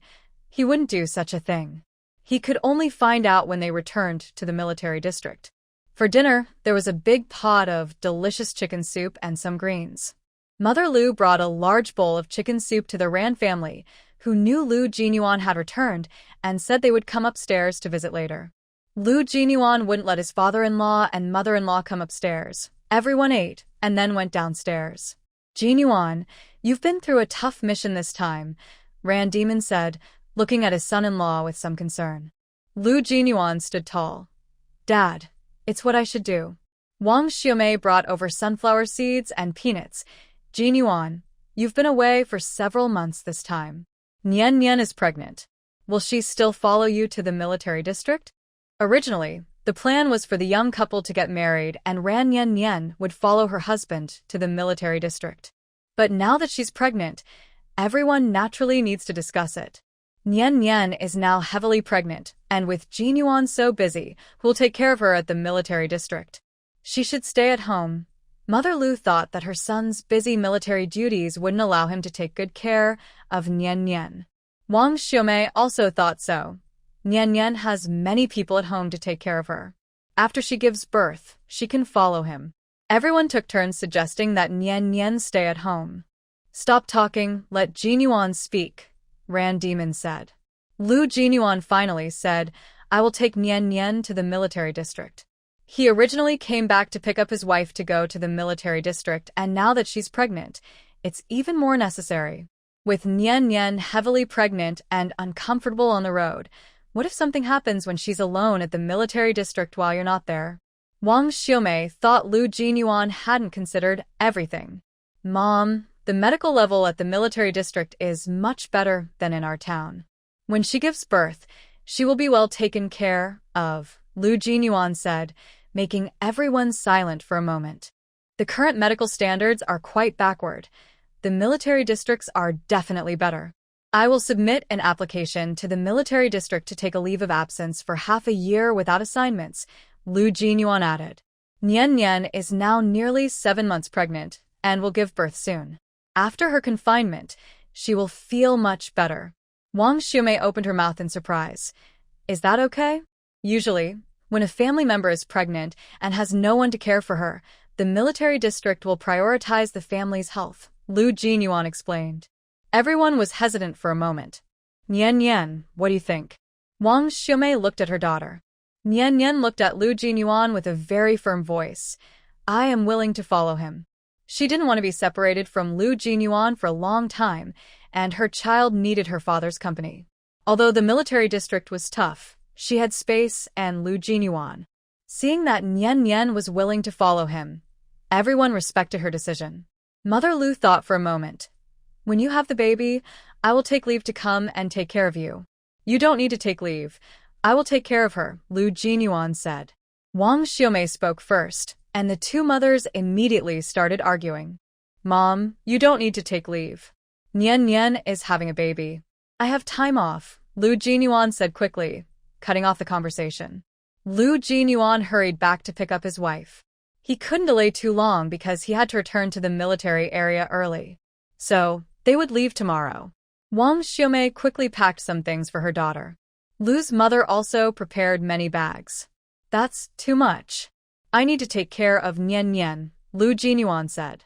Right now, everything was about his wife. Ran Jinian lowered her voice and said, Don't worry, I have space. Lu Jinyuan suddenly remembered this treasure. The next day, everyone took Ran Jinian and Lu Jinyuan to the station. On the way, they kept giving advice and reminders. Wang Xiaomei and Ran Demon were worried for the first time about being separated from their daughter. They were also worried about her being pregnant and tired. Their eyes were red. Lu's mother was very concerned about Ran Jinian and kept holding her hand, reluctant to let go. No one paid much attention to Lu Jinyuan. Lu Jinyuan said, We're leaving now.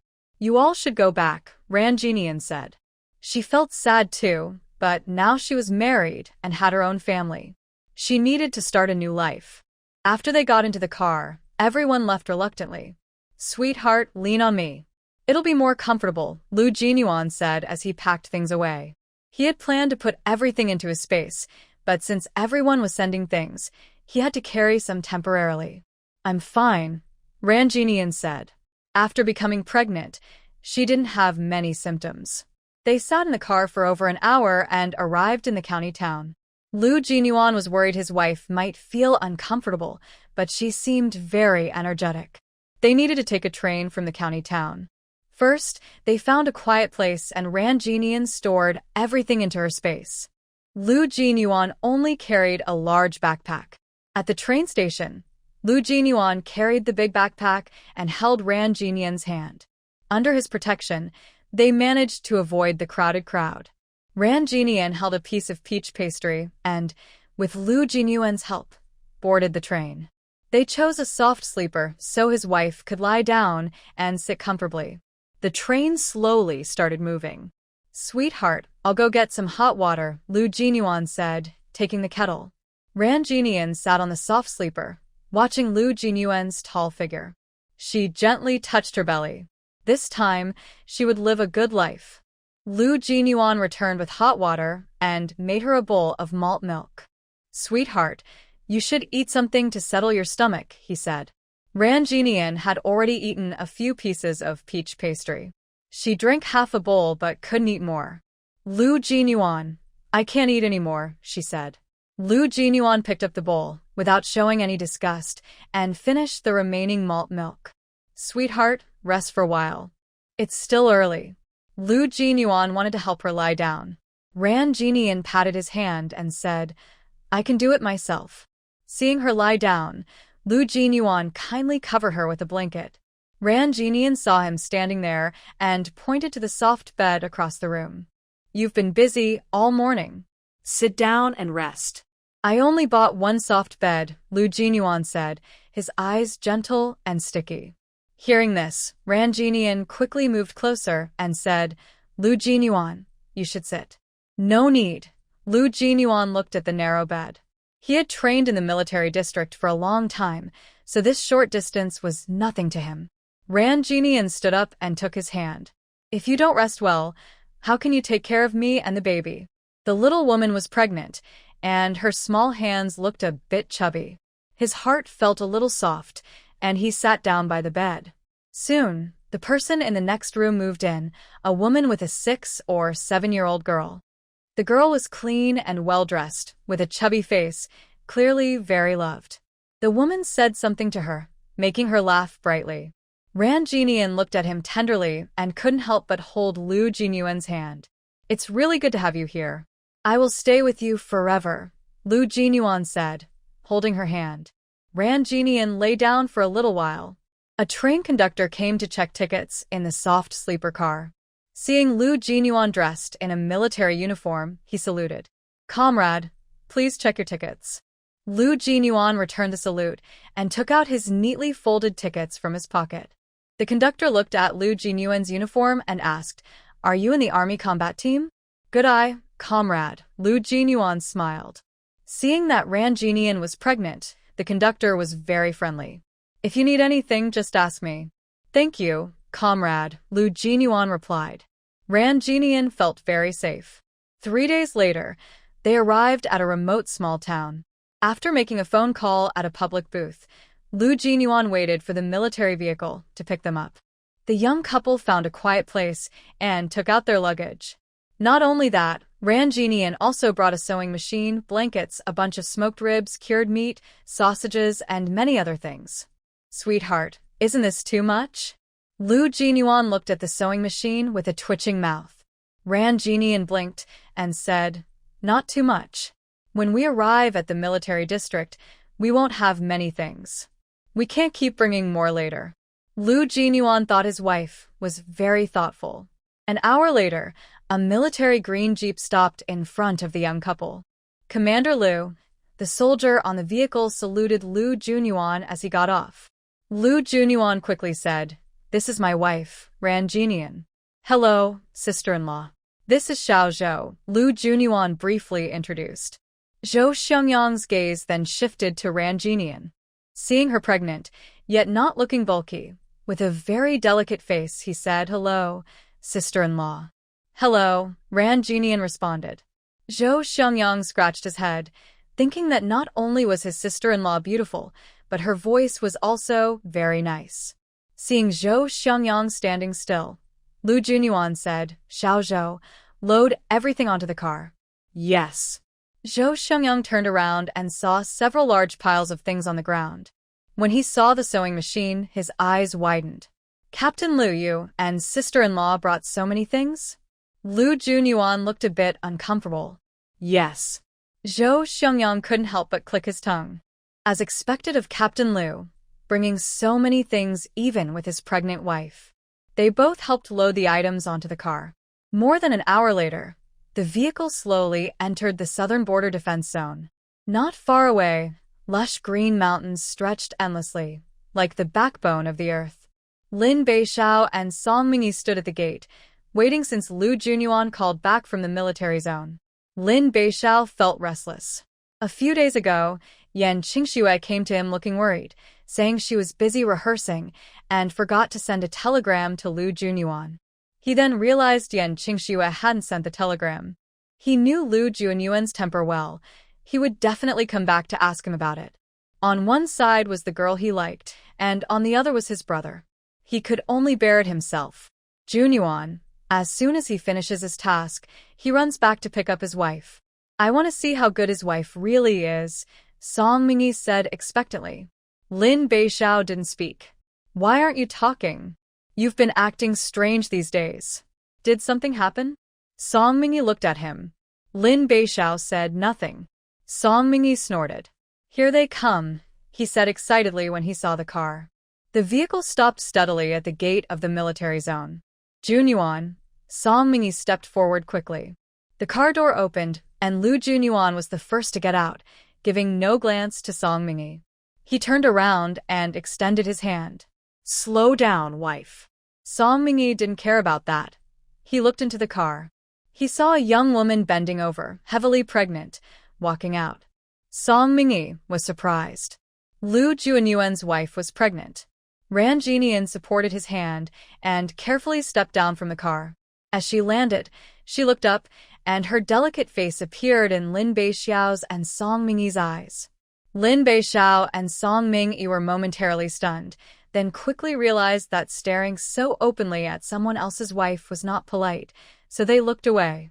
They exchanged a glance, and it was no wonder Lu Junyuan was so obsessed with his little childhood sweetheart. She was very beautiful. When Lu Junyuan saw Lin Beixiao, his expression darkened a little. Junyuan, sister-in-law, I'm sorry, Lin Beixiao immediately said. Ran Jinian? She didn't even recognize this person, yet he apologized right away. Lu Junyuan raised his hand and punched him. Lin Beixiao, how could you agree to this? He hadn't sent a telegram, which made his wife and mother worried. Song Mingyi was stunned. Why did they start fighting just after meeting? Junyuan, what's wrong? Ran Tinian grabbed Lu Yunyuan. Lin Beixiao refused to mention Yan Kingsu. Yunyuan, I'm sorry. I had an urgent matter at the time and forgot. Huh. Lu Junyuan raised his hand and delivered a heavy punch. Yunyuan. Song Mingyi quickly stepped in to stop him, or Lin Beixiao would have taken more hits. Lu Junyuan, why are you hitting people? Ran Jinian was startled. Lu Junyuan said, when I was on a mission, I asked him to send a telegram to my family, but he didn't send it. Song Mingyi suddenly understood, but he remembered that Yan Qingxue had taken the note at the time, though he didn't say anything. Sister-in-law, it's my fault. Lin Beixiao sincerely apologized and also apologized to Ran Jinian. She didn't expect it was about this matter, but she thought she and Lu Mu had worried for a long time. Still, she didn't want things to get too tense over it. Your military duties are busy. As family members, we should be understanding. Lin Beixiao. This woman really spoke strongly. Song Mingyi didn't think much. He just believed she was considering the bigger picture. Beixiao didn't do it on purpose. He's been very busy lately and hasn't rested well. Song Mingyi helped defend Lin Beixiao. Lu Junyuan also hit someone, but he couldn't let this matter go unresolved, though he kept a stern face. Lin Beixiao knew this was over, so she handed over the documents and keys to Lu Junyuan. Commissioner Yen knows you're back. This is your assigned yard. Lu Junyuan handed the documents and keys to Ran Jinian, then carried several large bags. Wife, let's go. Junyuan, you have so many things. We'll help you. Song Mingyi offered to carry some bags. Lin Beixiao also carried quite a few. Zhou Xiangyang was carrying a sewing machine. As they reached the door, the guards at the gate couldn't hold back anymore. Captain Lu has brought his wife back. Everyone quickly gathered around, craning their necks to look. Lu Yunyuan. The first myth of the military district, he always completes every task. He is very cold-tempered, so no one dares to be disrespectful in front of him. Everyone privately calls him the cold-faced king of. Now that they see him bringing his wife to the military district, everyone is curious about what kind of woman is bold enough to marry the cold-faced king. Ran Jinian looked up and saw faces with wheat-colored skin, all smiling and showing big white teeth. Lu Junyuan couldn't look directly. What are you all doing crowding around here? You're disturbing order. Be careful, or you'll be punished. Hello, Commander Lu, hello, sister-in-law. Everyone raised their hands and saluted Ran Jinian. Hello, everyone, she said unexpectedly warmly. She grabbed a handful of dried sweet potatoes from Lu Junyuan's backpack and smiled at everyone. Since sister-in-law just arrived, I haven't prepared anything. Come over in a few days to eat at my house. Everyone was dazzled by her smile. Ahem. Lu Junyuan glared at her. Thank you, sister-in-law, everyone said in unison. Song Mingi eagerly stepped forward. Sister-in-law, I want to try the dried sweet potatoes too. Ran Jinian directly handed him the last of the dried sweet potatoes. Thank you, sister-in-law, Song Mingi grinned. Ran Jinian turned to Lin Beishao. Sorry, there are no more dried sweet potatoes. Lin Beishao. He thought Ran Jinian was doing it on purpose, but he had no proof. After they left, the guards gathered and marveled. Commander Lu's wife is really pretty. No wonder he's the cold-faced king of. Even his wife has to be the most beautiful. At the family compound, Lu Junyuan looked at some documents, then pointed to a single-story house. Wife, this will be our home in the military district. Now that Lu Junyuan was a regiment commander, he was entitled to live in a small courtyard. Ran Jinian looked and saw a row of blue brick houses, each with its own yard, and a small vegetable garden at the gate where they could grow some vegetables. Lu Junyuan took out the key and unlocked the door. Ran Jinian went inside and saw that the house was a small two-bedroom with a master bedroom, a second bedroom, a kitchen, and a bathroom, all complete. The house was empty, waiting for the two of them to fill it.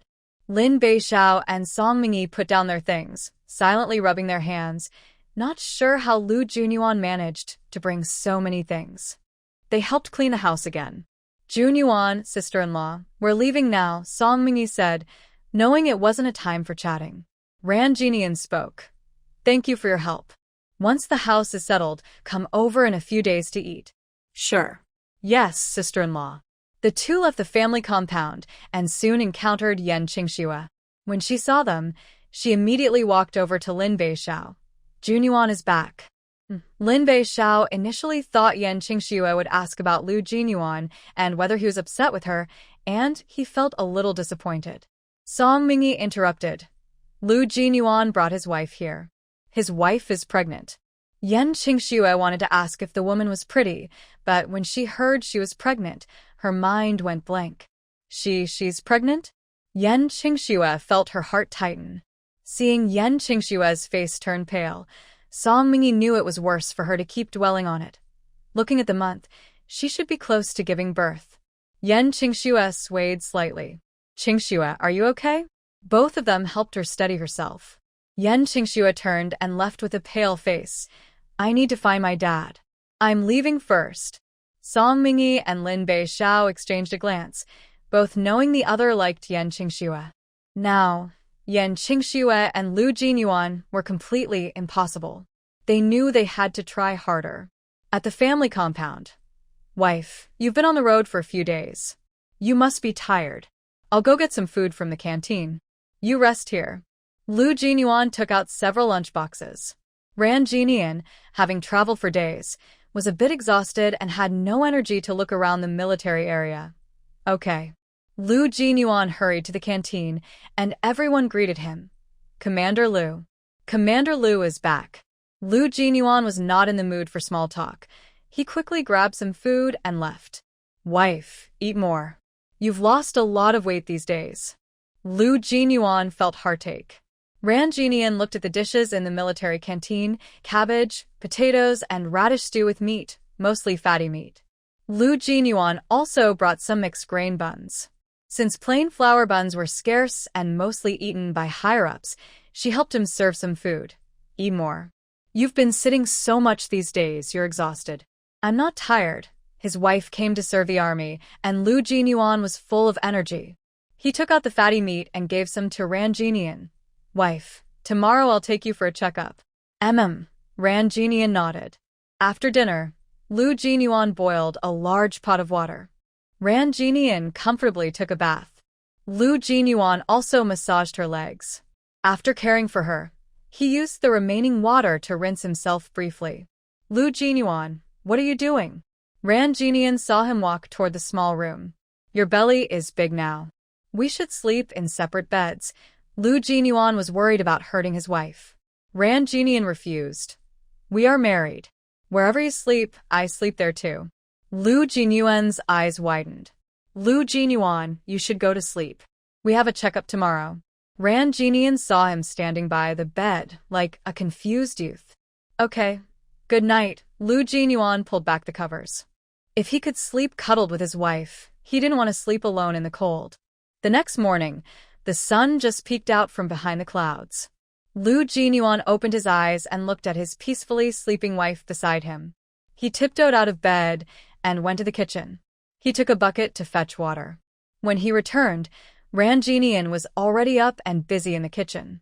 The kitchen only had a coal stove, a small pot, and very few bowls and chopsticks. No worries. She had enough space. Ran Jinian took out some bowls and chopsticks from her storage space.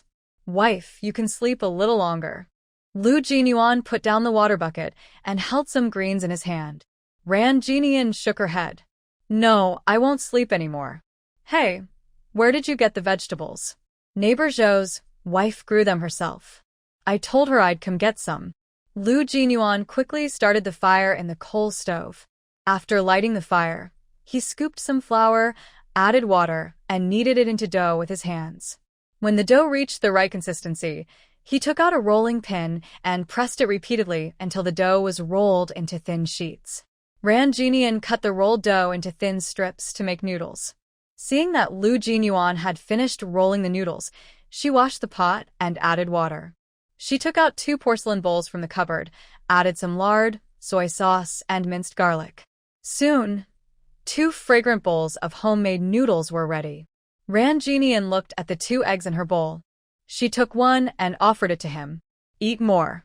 You've been sitting all these days, you must be tired. Lu Jinyuan mostly sat on the train. I'm not tired. You eat. His wife was accompanying him, and Lu Jinyuan was full of energy. He also scooped out the eggs and gave them to Ran Jinian. Wife, you're not alone now. There's a baby in your belly. As a grown man, missing a few eggs didn't matter. After breakfast, Lu Jinyuan washed the dishes and tidied up. Ran Jinian opened her bag, which contained her clothes and diapers for the baby. She looked at the wardrobe. Lu Jinyuan's clothes were few. His socks had many patches, and his shoes were worn and faded. Lu Jinyuan was reluctant to spend money on himself, but generous to her. Ran Jinian glanced at the busy figure in the kitchen, her eyes slightly reddening. Such a good man. In her past life, she had been obsessed with a scoundrel and was blind. She packed her clothes neatly. Lu Jinyuan, are you finished? Yes, let's go. Lu Jinyuan sealed the coal stove under the window. When he returned and opened the vent, it would be ready to use again. Ran Jinian picked up a small military green shoulder bag, which contained paper, candies, a pen, and a thermos. Now that she was pregnant, she had to prepare these things when going out. The man moved his large hand naturally and took the small bag, hanging it on himself. The two left the house, and Ran Jinian linked her arm with Lu Jinyuan's. Lu Jinyuan stiffened. Wife, this isn't good. What's wrong? Ran Jinian blinked. This is the military district. Be careful about your influence. Lu Jinyuan said this, but didn't push her away. Ran Jinian wasn't afraid. We're married. Who cares what others say? Outside the bungalow, many family members were busy. They gathered in small groups to knit sweaters and shawls. Some carried clothes to wash by the river, and others played with their babies. When they saw Ran Jinian, Lu Jinyuan came out of the house, and they all came over to greet him. Commander Lu, you're back. This is your wife. They looked at Ran Jinian as they spoke. Ran Jinian had her long hair in a bun, wearing a fitted, pleated, beige dress, and small Mary Jane shoes. Although she was pregnant, she was slim, with very fair skin. The wife of Commander Lu is so beautiful. She was confident and didn't hide herself. Ran Jinian looked at everyone. Their clothes were simple, they had long braids, and they all wore sincere, confident, sunny smiles.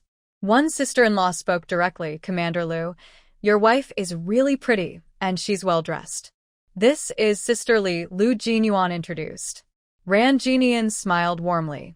Hello, Sister Li, Commander Lu, how many months pregnant is your wife? Her belly looks quite big, another sister-in-law asked. That's Sister Qin, Lu Jinyuan replied. Sister Qin, it's almost 7 months, Ran Jinian answered. Everyone chatted happily, creating a lively atmosphere. No wonder Commander Liu is so eager to bring his wife home. Anyone would be eager to marry such a beautiful wife, someone else added. Hearing this, Ran Jinian's face slightly reddened. Everyone, I need to go for a checkup with Nian Nian. In a few days, come over for a meal, Lu Jinyuan said, looking at the couple walking away. Everyone watched their figures. Commander Liu's wife looks delicate and tender. She probably can't handle hardships. She'll be running around soon. Men marry women for looks. But what's the use if she can't do anything? Lighting and turning off the lights are different. In front of the children, even the foul-mouthed ones don't speak openly. Ran Jinian didn't realize everyone thought she couldn't handle hardships. Lu Jinyuan was explaining the military districtor. That's the cafeteria, over there is the training ground, and that's the nursery and elementary school. And there's a nursery too? Ran Jinian saw that he didn't answer, and didn't insist. Some couples in the military district are working, and since there's no one to take care of the children, they are sent to the nursery. Lu Jinyuan took Ran Jinian to the military hospital. He swiped his card to get through. I'll get you a family member card this afternoon, so it will be easier for you to come and go when I'm not here. Lu Jinyuan held his ID and registered. Ran Jinian sat in the corridor, watching the busy female medical staff in uniform. Ran Jinian, someone called her. She quickly stood up and went inside. The doctor looked over her records and then at her. You are the family member of Lu Jinyuan, Commander Liu. Unexpectedly, this cold-faced ruler had married such a beautiful wife. Yes. You need to get your family member ID if you want to have checkups or give birth here. The doctor reminded her. My family said they will handle it this afternoon. How far along are you this month? The doctor gently touched Ran Jinian's belly, pressing a bit too hard, and she couldn't help but dodge. The doctor held her hand. Don't hide. I just want to check on the baby. Almost 7 months. After a brief examination, the doctor issued a form. The baby is a bit small. You should get some tests. Ran Jinian's heart tightened again, and she took the test form to get checked. Lu Jinyuan saw her face was pale. What's wrong? The doctor said the baby is small. When she had her checkup in town, the doctor didn't mention this. Soon, the doctor looked at the report and frowned. You are quite anemic. If you don't take care of yourself, it could cause problems during delivery. Ran Jinian felt her limbs turn cold. Lu Jinyuan also grew worried. Dr. Gao, what should we do about this anemia? Can I take supplements? Eat more red dates, pig liver, meat, milk, and vegetables. I'll prescribe you 2 bottles of iron tablets to take at home. Come back in a month for another checkup. The doctor handed him a prescription. Thank you, Dr. Gao. Lu Jinyuan took the prescription and, when he held Ran Jinian's hand, he noticed how cold it was. He knew she was scared. Wife, don't be afraid. Just take good care of yourself, and everything will be fine. Thinking about her past life made her mood heavy. Lu Jinyuan bought the medicine, and the two left the hospital. As a military family member, Ran Jinian could get 90% of the expenses reimbursed. Today, her maternity leave only cost the price of 2 bottles of iron tablets. He looked down at his wife and saw she was silent. Wife, check if we're missing anything at home. Later, we can go to town and buy some things. Although Ran Jinian took many things out of the space, she still had a lot left. The family compound had so many eyes watching her, so she needed to prepare some items. Ran Jinian's mind was very busy right now, and she didn't have time to think about adding anything else.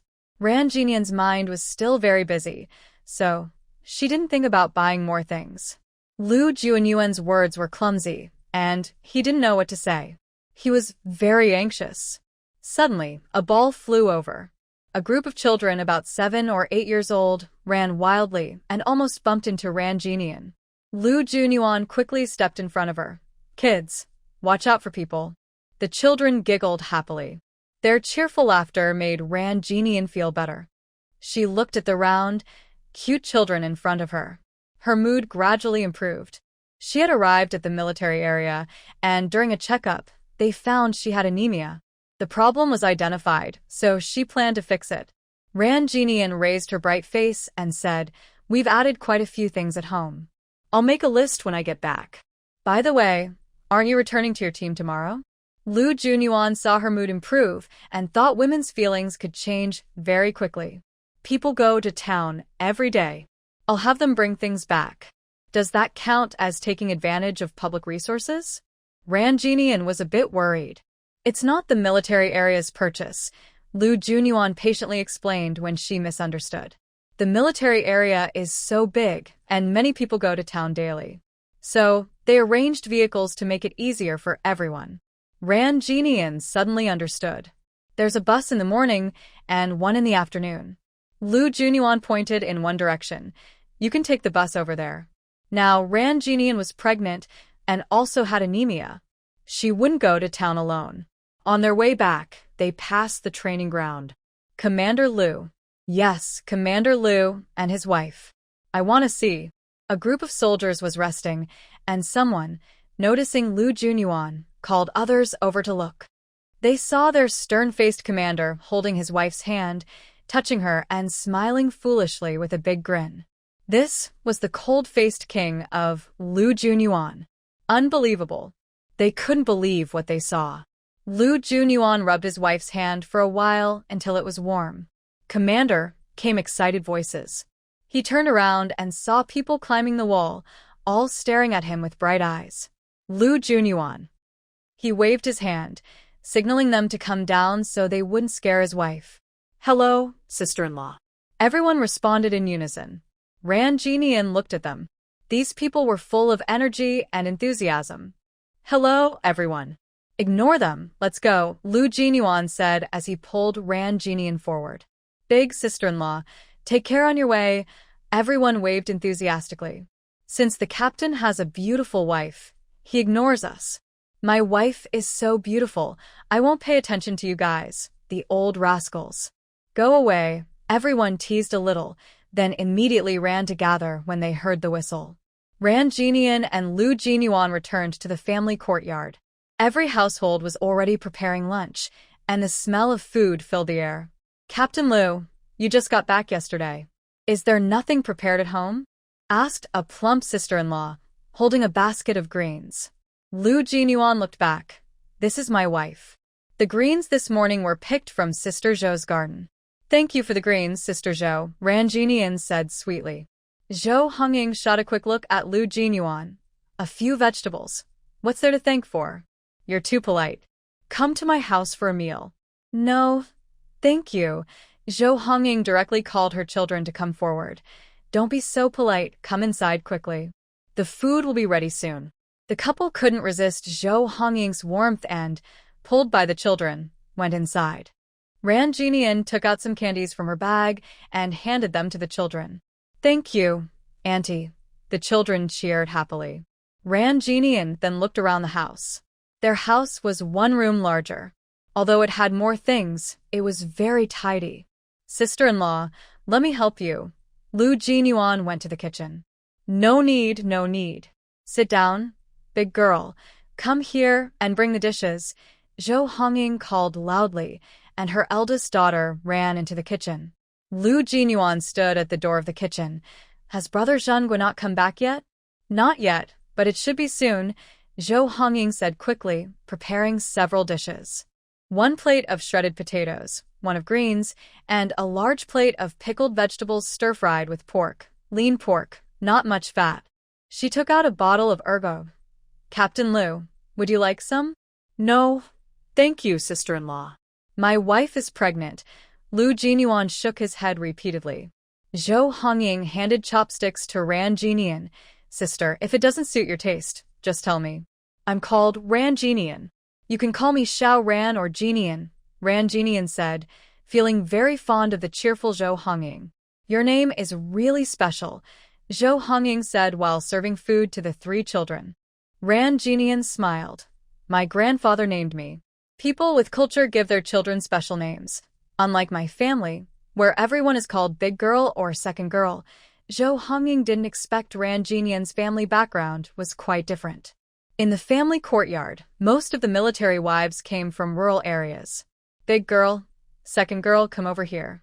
Ran Jinian saw that the two children were sitting a bit far apart, so she gave each of them a piece of food with chopsticks.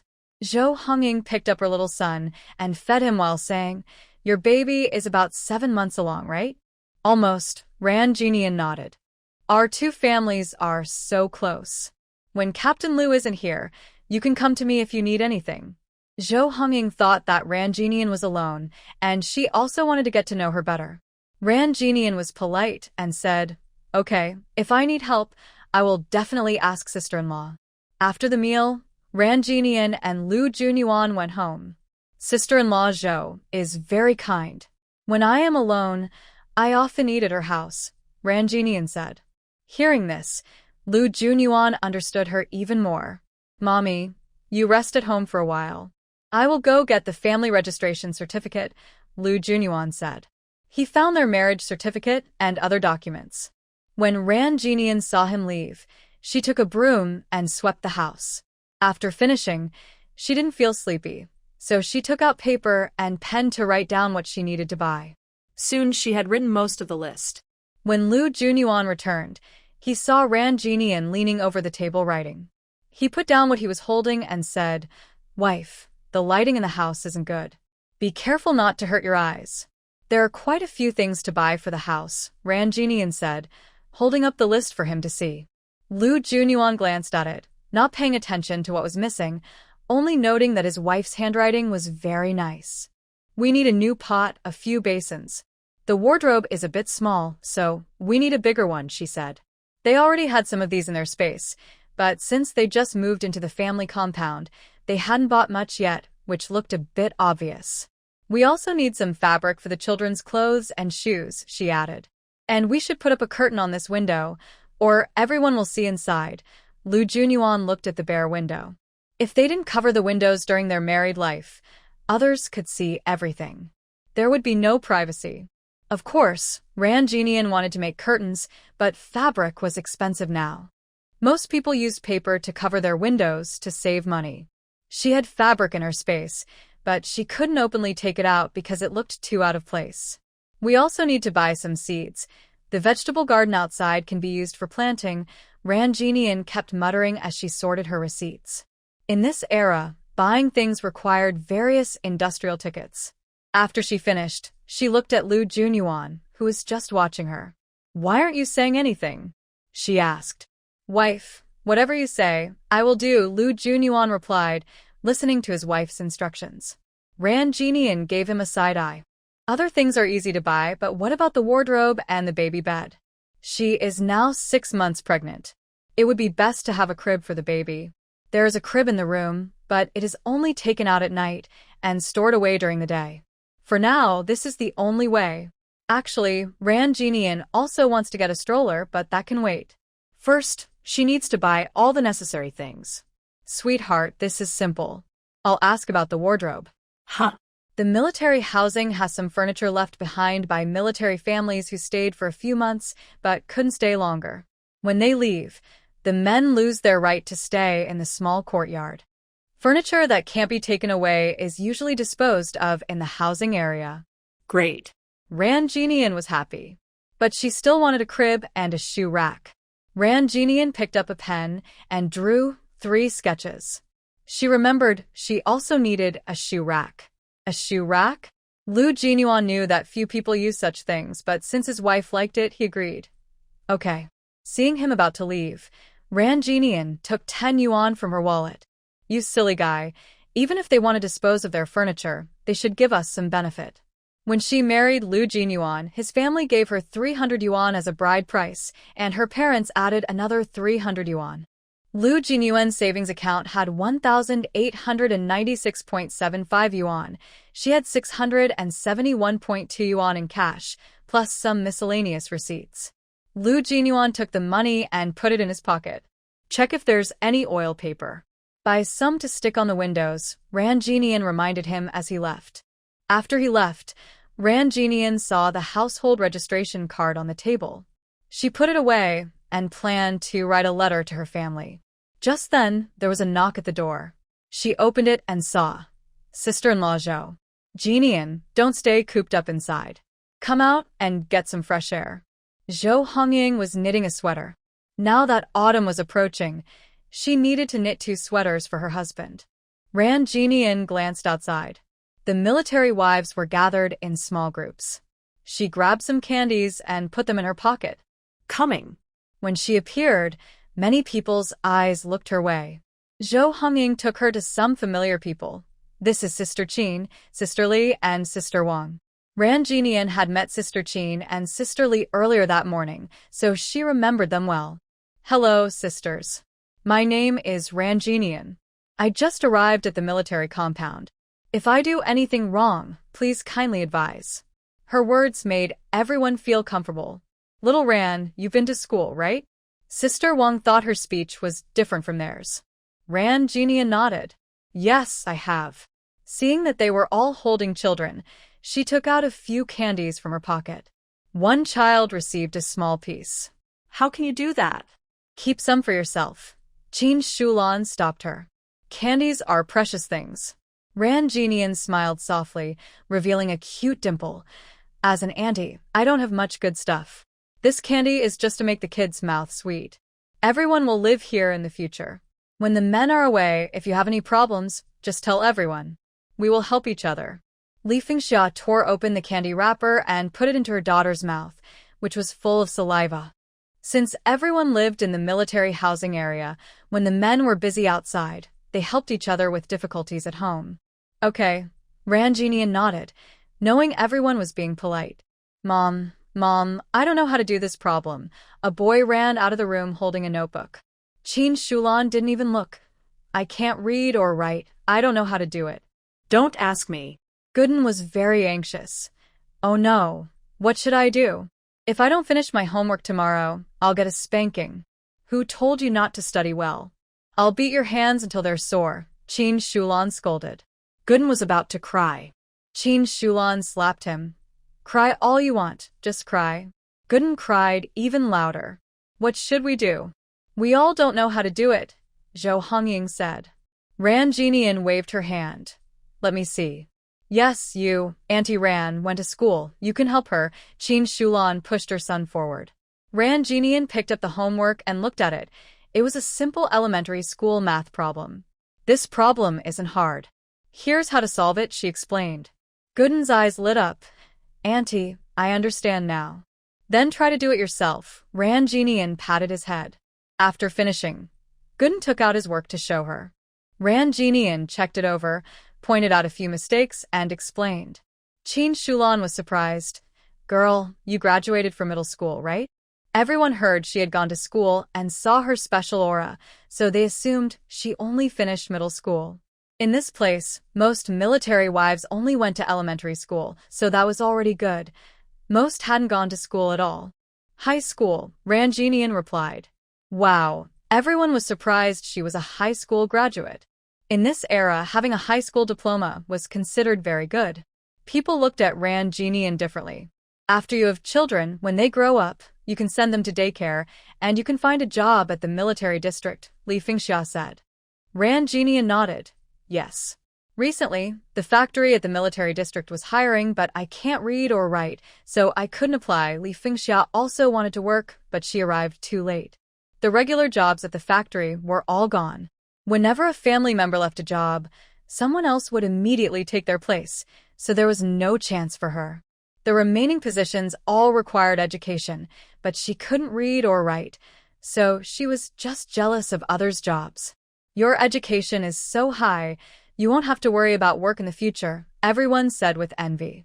Ran Jinian thinks the military district is really good, with everything considered carefully. She doesn't know how long she will live here, but it won't be a short time.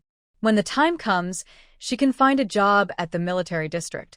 They chatted for a while, and since Ran Jinian was pregnant and didn't stay long, she went back to her room. Ran Jinian was a bit tired now, lying on the bed and falling asleep unknowingly. When she woke up, Lu Jinyuan was pasting oil paper by the window. Ran Jinian rubbed her eyes and saw he was almost done with the window. Lu Jinyuan, how long have I been asleep? Just about an hour. Lu Jinyuan finished pasting the last piece of oil paper, then turned and said, The wardrobe issue is settled. The family of the armor vehicle group leader will leave in a few days, and the wardrobe will be ours. No rush. These things are not urgent. Tomorrow, Zhou Xiangyang is going to town. I gave him the shopping list and asked him to bring back the items. Lu Jinyuan is very reliable. Won't that be too troublesome? Ran Jinian had met Zhou Xiangyang before and remembered him well. Lu Jinyuan wiped his hands and said, "He's on leave tomorrow. Then we should invite him to dinner." Ran Jinian thought about the many items on the list. It's not easy for him to run errands. Lu Jinyuan didn't want her to work hard. No need to cook at home. I'll treat him to a meal at the canteen. I'm not that delicate. I'll just eat at home. Ran Jinian disagreed. Even others with big bellies have to work. She's just cooking a meal. She came to the military district to live with him, not to be a lady of wealth. Lu Jinyuan saw she was insistent. All right, he'll go to town tomorrow morning. But it'll take him the afternoon to come back. So, they'll have dinner together. I need to think about what to cook tomorrow, Ran Jinian said. It's inconvenient for her to go to town with her pregnancy, and Lu Jinyuan has to work tomorrow. So, he asked someone else to do the shopping. Everyone in the family compound grows vegetables, so there's no need to buy vegetables. Only meat needs to be bought in town. Ran Jinian was foresight and took out a lot of dried meat and sausages, showing them off to everyone. But she didn't have vegetables. Lu Jinyuan brought out a big basket of vegetables from the kitchen, including radishes, potatoes, cabbage, eggs, and pork. Where did you get these vegetables? Ran Jinian was happy. I just visited some nearby farms. I thought there were no vegetables at home, so I bought some in the village. Lu Jinyuan knew his wife had space, but since they just arrived at the military district, everything had to be very careful. Is that okay? Yes, Lu Jinyuan understood what she meant. Members of the military district compound often secretly buy things from nearby farmers. Everyone understands this without saying it aloud. This cabbage was given by Sister Qin. She said thank you for teaching Go Dan how to do his homework, Lu Jinyuan said, pointing at the cabbage. Lu Jinyuan didn't expect that while he was out for a while, his wife was at home helping Go Dan with his homework. He was worried she wouldn't adapt quickly to life here, but she fit in very fast. Sister Qin is too polite, Ran Jinian said, surprised that Qin Shulan had brought vegetables. Sister Qin's husband is the battalion commander of the 3rd Regiment. Both of them are honest people, so they're good to be friends with. Seeing Ran Jinian preparing to cook, Lu Jinyuan quickly took over. Wife, let me do it, he said. When Ran Jinian saw him cooking, she started washing vegetables. Although electric rice cookers existed now, not everyone could afford them. Most still used traditional steaming baskets to cook rice. Lu Jinyuan first washed the rice thoroughly, then put it into boiling water to cook. When it was half done, he scooped it out and continued steaming in the basket. The rice water could be saved for drinking. Since Lu Jinyuan brought back so many vegetables, Ran Jinian also took some beef from her space and thought about making a clear braised beef dish. The flavor is too strong, Lu Jinyuan said. He didn't mean to stop his wife from eating, but since resources were scarce, everyone was very sensitive to taste. Ran Jinian quickly thought of a solution. I can go into the space to cook and then bring it out when it's ready. Lu Jinyuan immediately closed the door to the yard. Ran Jinian entered her space inside the house. It was the first time Lu Jinyuan saw his wife disappear right in front of him, and he was momentarily startled, then relaxed. Ran Jinian entered the space's villa, where the kitchen equipment was all modern and not from this era. She had studied it before, but this was her first time using it. Despite some hiccups, she successfully braised the beef. She also peeled some radishes to add later. She thought about the high-protein content of fish, shrimp, and eggs, things she had recently learned from books in her space. The space had all kinds of books, and she loved reading them. Ran Jinian also caught some fresh large shrimp and found a recipe. Following the instructions, she made simple poached shrimp. After finishing, she left the space. When she reappeared, Lu Jinyuan, who had been surprised earlier, no longer looked shocked but still seemed a bit uncomfortable. Lu Jinyuan, the soup is ready, and I also made poached shrimp, she said. With her space, she was no longer afraid of anemia. The space had all sorts of supplies, and she believed she could replenish her blood. About an hour later, at the small dining table, there was a big bowl of radish braised beef, stir-fried greens, and a plate of poached shrimp. Lu Junyuan was concerned about his wife's anemia.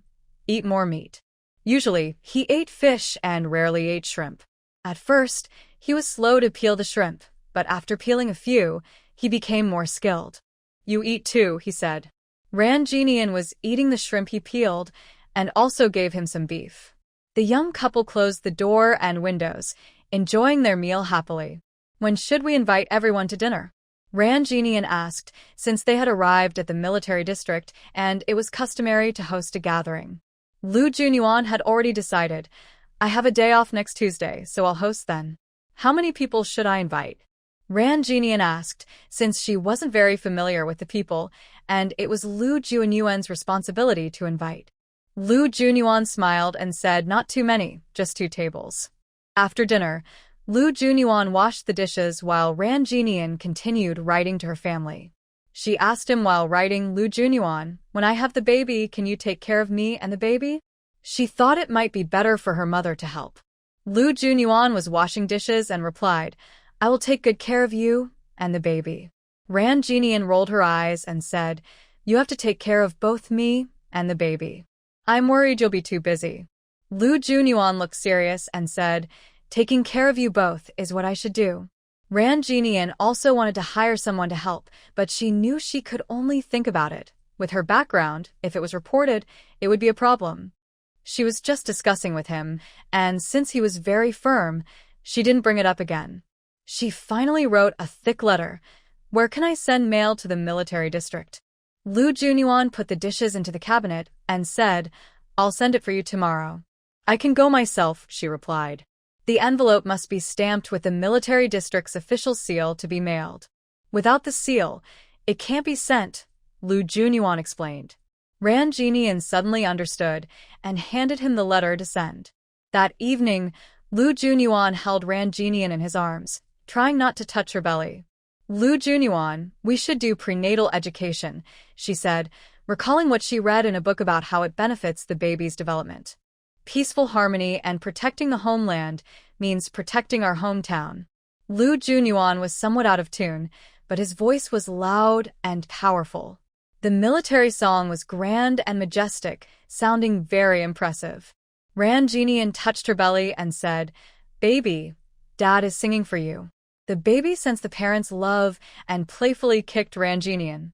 Hey, Ran Jinian exclaimed. Lu Junyuan immediately became nervous. What's wrong? Ran Jinian's voice was full of joy. The baby kicked me. Little one, don't bully Mom. Lu Junyuan wanted to pat Ran Jinian's belly, but he remembered it was her belly, not a child, so he quickly withdrew his hand.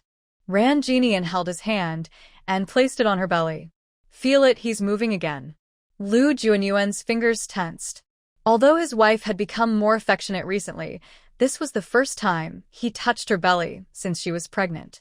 His hand was stiff and unsure as he placed it on her stomach. Ran Jinian seemed unaware. Husband, the baby is moving again. Yes, I feel it, Lu Junyuan said, feeling the flutter in his hand. That night, he slept very peacefully, dreaming that his wife had given birth to a chubby, mischievous boy who made him headache every day. The next morning, Lu Junyuan opened his eyes and couldn't help but laugh at the dream. His wife was so gentle. How could she give birth to such a naughty child? He didn't disturb her sleep and went to the cafeteria to get porridge, steamed buns, dumplings, and plain water with eggs. When he returned, Ran Jinian had already tidied up the bed. Wife, I'm going back to the team. If you need anything at home, just ask Sister Zhou and the others, Lu Junyuan said as he peeled an egg for her. Don't worry about me. You should eat quickly and go to work so you won't be late and get punished, Ran Jinian urged him. Lu Junyuan didn't delay and finished his breakfast quickly. After he left, only Ran Jinian was left at home. Although she was pregnant and couldn't work, she had many things to do, making tiny shoes, socks, little clothes, and hats for the baby. She had prepared some, but it was far from enough. So she took out her sewing machine. Ran Jinian took her iron supplement pills, brewed a cup of water with red dates, and sat at the table to crochet shoes with yarn. Since her baby was due in spring, a season of damp cold, clothes didn't dry easily. She needed to prepare more. Her fingers flew as she began to knit the shoes. Suddenly, there was a knock at the door. Ran Jinian thought it was Zhou Hongying, so she opened the door and saw a stranger, a middle-aged man. Who are you? Ran Jinian looked at him with suspicion. Are you a family member of Army Squad leader Lu Jinyuan? The man first asked Ran Jinian to clarify her identity. I am the wife of Lu Jinyuan. My name is Ran Jinian. Ran Jinian was not afraid of any bad intentions from the other person. After all, this was the military district. Hello, my name is Chen Chuanrong. I am the head teacher at the military district elementary school. Who are you? Ran Jinian looked at him with suspicion. Are you a family member of Army Squad leader Lu Jinyuan? The man first asked Ran Jinian to clarify her identity. I am the wife of Comrade Ren. I heard you have a high school diploma, Chen Chuanrong said happily but with a hint of disappointment. Yes, Ran Jinian didn't expect that her words yesterday would spread so quickly. She realized she needed to be more careful in the future. Chen Chuanrong smiled warmly. Comrade Ren, here's the situation. The elementary school at the military district urgently needs teachers. Since you have a high school diploma, you meet the requirements to be a teacher there. Comrade Ren, I heard you have a high school diploma, Chen Chuanrong said happily but with a hint of disappointment. Yes, Ran Jinian didn't expect that her words yesterday would spread so quickly. She noticed they were still standing at the door. Director Chen, please come inside. Ran Jinian brewed a cup of tea for Chen Chuanrong. He looked a bit surprised, as in the past, the military wives in the residence only drank plain water or sweet drinks. Director Chen, this tea is from the mountains. I don't know if you're used to it, she said. Lu Jinyuan liked tea, and this tea was made by an elderly person himself. Chen Chuanrong tasted. She noticed they were still standing at the door. Director Chen, please come inside. Ran Jinian brewed a cup of tea for Chen Chuanrong. He looked a bit surprised, as in the past, the military wives in the residence only. Director Chen, I am not a graduate of a teacher training school. Ran Jinian knew that becoming a teacher also had conditions. That's not a problem. Chen Chuanrong only cared about the educational background. The military district was remote, and many people refused to come. Ran Jinian felt helpless. Director Chen, I am now pregnant, and find it difficult to move around. I'm afraid I can't take on the teaching position. She just wanted to rest and take care of her pregnancy, not work too hard. Director Chen, I am not a graduate of a teacher training school. Ran Jinian knew that becoming a teacher also had conditions. That's not a problem. He thought about the serious shortage of teachers at the school. One teacher was needed as if 3. He came up with a plan. How about this? You teach second grade Chinese. Just help the children recognize characters and read books. Director Chen, how many classes are there in second grade? Ran Jinian didn't expect Chen Chuanrong to be so persistent. There are 4 classes, he replied. Ran Jinian was taken aback. That means I'd have to teach 4 Chinese classes a day. Chen Chuanrong shook his head. No, just 2 classes a day. Chinese classes don't need to be held every day. 1 class every other day is enough, explained Chen Chuanrong. Ran Jinian then remembered that current lessons are quite simple, unlike the heavy workload in later years. Even though you're pregnant, you only have 2 classes a day and weekends off. It's still very easy. Seeing that Ran Jinian wasn't very interested, Chen Chuanrong continued, if you come to be a teacher, you'll earn 25 yuan a month. It was supposed to be 35 yuan, but since your teaching hours are few, it's only 25 yuan, he added. Ran Jinian thought for a moment. Director Chen, even if I come to be a teacher now, in 2 or 3 months I will have my baby. After the baby is born, I need to take care of him, and I won't be able to teach for at least 2 or 3 years. Her main focus now is her child. Chen Chuanrong sighed slightly, knowing that Ran Jinian was refusing him. Comrade Ran, I apologize for bothering you, he said as he stood up. Ran Jinian stopped him. Director Chen, I have a friend who also has a high school diploma. Would you be willing to consider hiring her? That's great. Where is she? Chen Chuanrong didn't expect such good news. Ran Jinian replied, "She's in my hometown, Pushing Town. I need to send her a telegram first to see if she's willing." Chun Chuanrong was worried she might refuse. "Tell her that as long as she's willing to come, the military district will provide accommodation." He hesitated a moment. "And an extra 3 yuan a month." Because the military district was in a remote area, many young people found it hard to endure the hardships, and some tried to leave after arriving. "Okay." Ran Jinian nodded.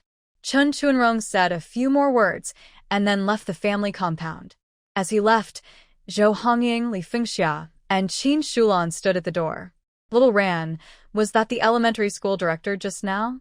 Ran Jinian had just put away her teacup. "Sister Zhou, Sister Qin, Sister Li, come in and sit." Everyone was very curious. "What did Director Qin want with you?" Ran Jinian didn't have much to hide. "Director Qin wants me to go teach at the elementary school." "Really?" The 3 women were surprised. They hadn't expected that as soon as Ran Jinian arrived at the military district, Director Qin from the elementary school would come looking for her. Having a higher education really was advantageous.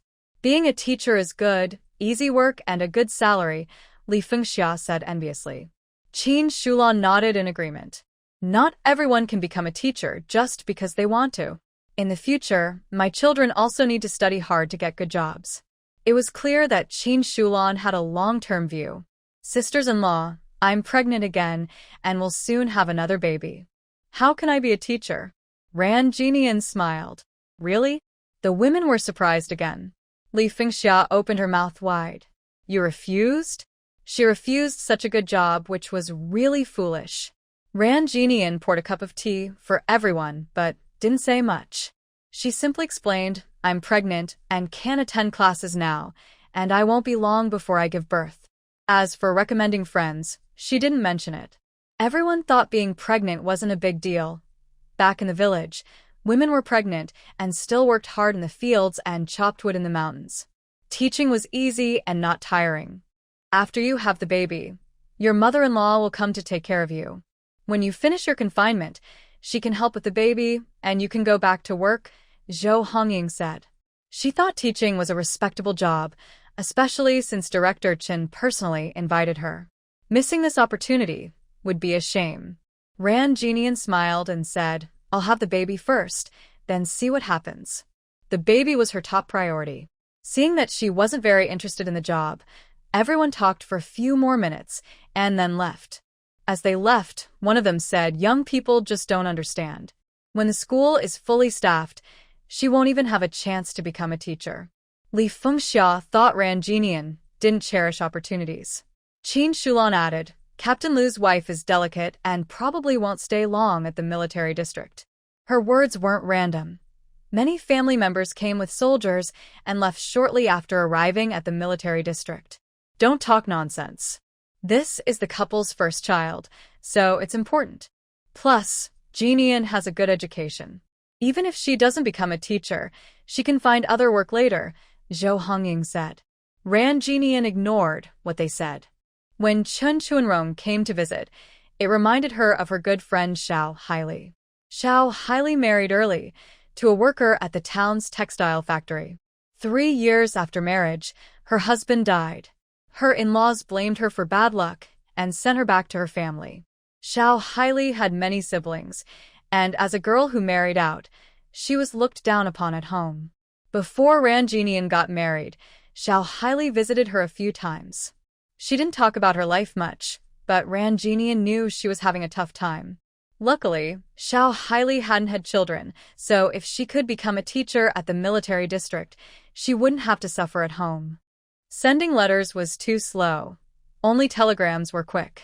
Ran Jinian wanted to send her a telegram right now, but knew she had to wait until Lu Junyuan returned to send it. The morning passed quickly. Ran Jinian was anemic and didn't dare eat anything careless. Her space had everything she needed, so she wasn't worried about food, but she was a bit overwhelmed by the variety of supplies. She steamed rice, made pigeon soup in her space, and stir-fried bean sprouts. After eating, she continued to sew shoes. As she was knitting, her baby kicked her gently. Ran Jinian just realized she had been weaving for an hour, and she had already made more than half of a shoe. She quickly put down her knitting needles to rest. The afternoon was peaceful. Outside the window, besides the children's laughter and chatter, occasional sounds of arguing could be heard. Ranjin Nian slept for over an hour. When she woke up, she looked outside and knocked on the neighbor's door. "Sister-in-law, I'd like to borrow a." Zhou Hongying was tidying up her house and saw it was Ranjin Nian. She asked, "Are you planning to clean up the yard?" "Yes, sister-in-law. I want to plant some vegetables," Ranjin Nian replied. Since she was now in the family compound, she wanted to start preparing for a simple life. In the yard, she could plant some greens and garlic sprouts. "Wait a moment, I'll get it for you." Zhou Hongying quickly brought her and also handed her a basket of green peppers. Ranjin Nian pushed it back, saying, "Sister-in-law, that's too much. These are all from my own garden. Take them to cook with your vegetables," Zhou Hongying insisted, pushing the basket back. Ranjin Nian looked at the vegetables in Zhou Hongying's yard and said, "Your vegetables grow really well. Once you tidy up your yard, it will get better and better," Zhou Hongying replied. She thought Ranjin Nian looked delicate and didn't expect her to be able to the land. "You're pregnant. Don't overexert yourself," Zhou Hongying said. "I know. "I'll bring back the basket and the later," Ranjin Nian replied. She took the basket back to the yard. Actually, Lu Junyuan had already removed the weeds earlier, but some had grown back recently. She pulled out the new ones and loosened the soil. Ranjin Nian grew up in town, the youngest of two brothers, and was loved dearly by her parents and brothers. She had never done farm work before. After marrying Lu Junyuan, she continued living in town. She dug with them for a while.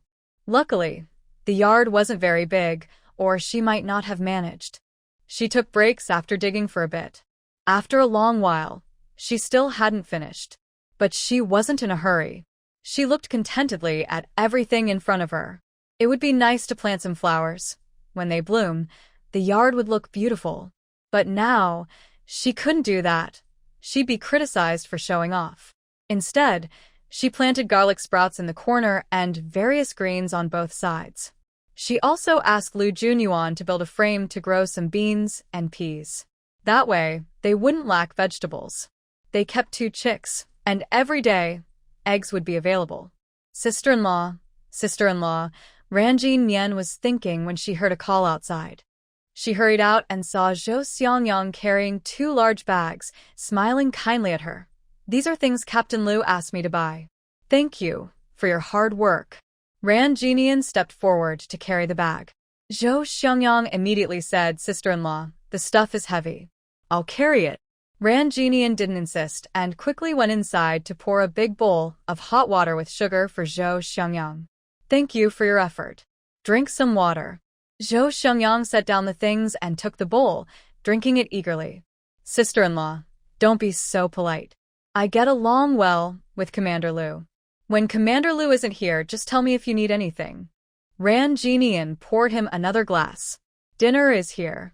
Try my cooking." "No need, sister-in-law," Zhou Xiangyang kept refusing. Ranjin Nian said with some dissatisfaction, "If you're so polite, I might not ask you for help next time." "That would be troublesome." Zhou Xiangyang grinned and looked at in the yard, then went outside to start hoeing the land. "Don't move, sit and rest," Ranjin Nian quickly said, rushing outside. "Sister-in-law, this little bit of land is nothing. It'll be done in a moment," Zhou Xiangyang said as he started digging again. Ranjin Nian had no choice but to go back inside to prepare dinner. Since Zhou Xiangyang was staying to eat, she couldn't go into the space or use the meat from the space. However, there were plenty of vegetables in the kitchen. She planned to make spicy and sour shredded potatoes, stir-fried tea tree mushrooms with cured meat, tiger skin green peppers, and vegetable egg soup. The rice now wasn't pure rice but mixed with sweet potatoes, sorghum, millet, and other grains. Although these dishes were simple, they were quite rich. Ranjin Nian got busy washing and chopping the vegetables, then rinsed the rice to steam. "Sister-in-law, the land is ready," Zhou Xiangyang called from outside.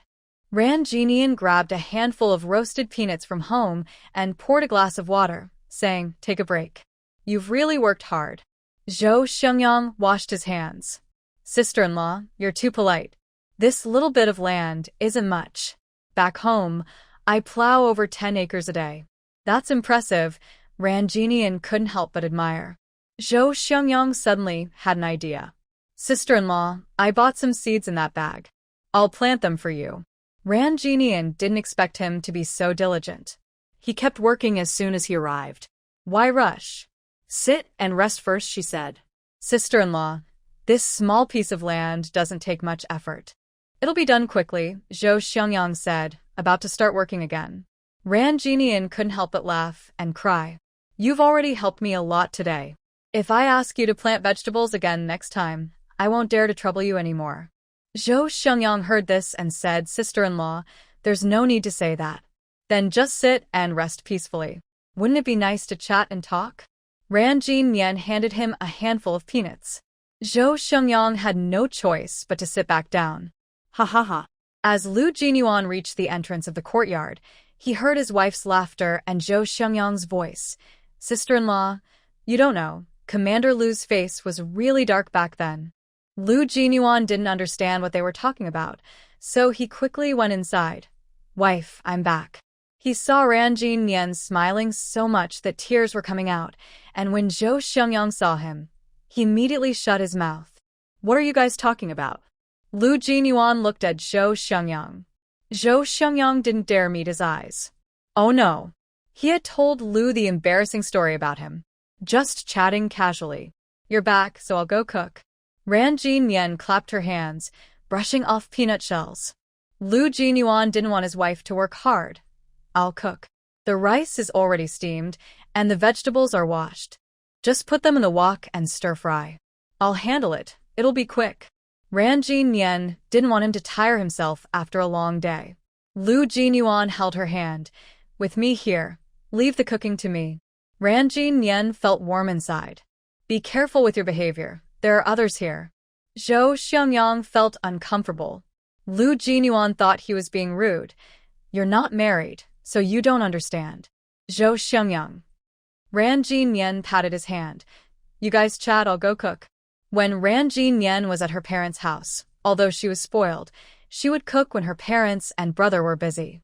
The first dish she made was stir-fried tea tree mushrooms with cured meat. The tea tree mushrooms were a gift from Wang Xiumei. Dried tea tree mushrooms are very fragrant and chewy.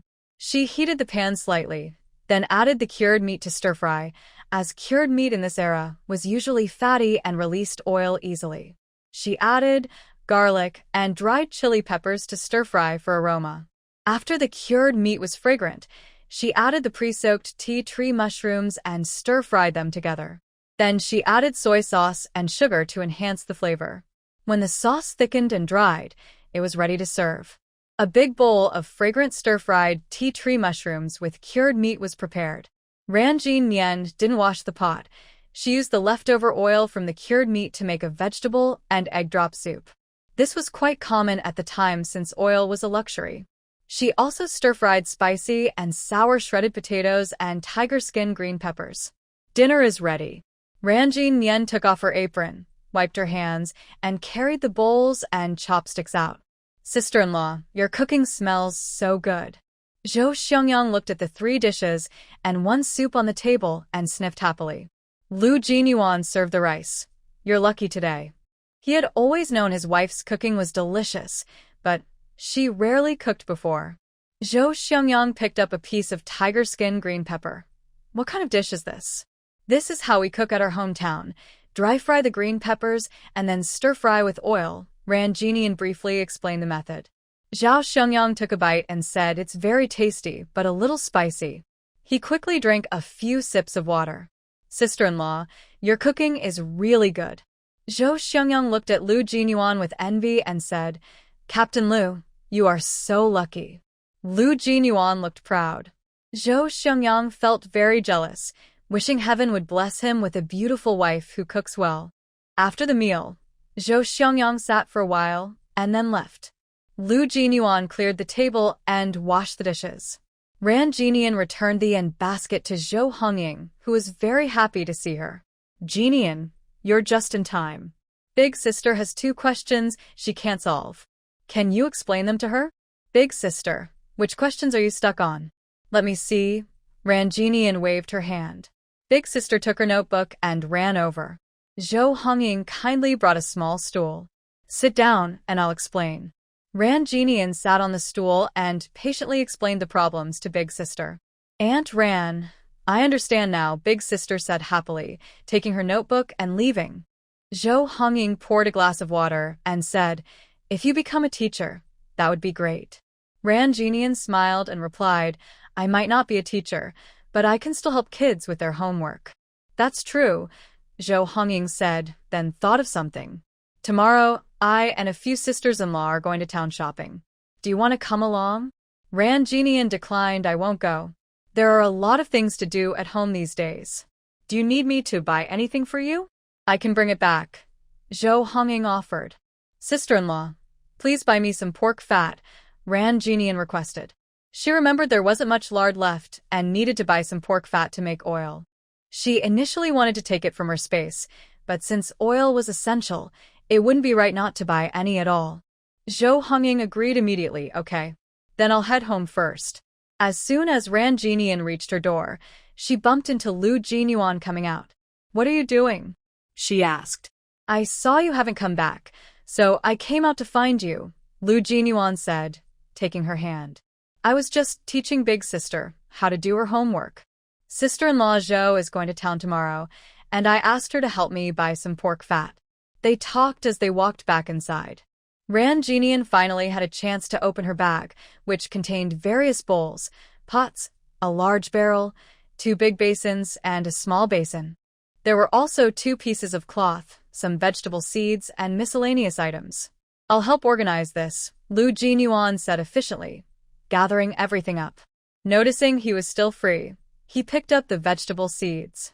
I'll go plant these now. When he was at home, he wanted to do more chores so that his wife wouldn't have to do so much. Let's do it together, Ranjinian said to him. You sit down, and I'll do it. Lu Jinyuan brought a stool for her to sit on. Ranjinian couldn't refuse him, so she sat on the stool and directed him. Plant the cabbage on both sides, carrots in the middle, garlic at the corner, and green onions. Lu Jinyuan had no objection and did exactly as his wife said. We also need to plant kidney beans and green beans. Later, you can build some frames for them. We should also raise chickens. And we need to get a big water tank, so we won't have to carry water every day. As he listened to his wife repeatedly say we, his usually stern face softened a little. After planting the vegetables, it was already dark outside. The young couple closed the door of the house. Oh, right. Ranjinian suddenly remembered the matter of the district elementary school principal visiting today. Lu Jinyuan brought over some hot water. Wife, time to wash your feet. Ranjinian put her feet into the basin, and Lu Jinyuan squatted down to massage her feet. She told him, Lu Jinyuan, do you think I don't know what's good for me?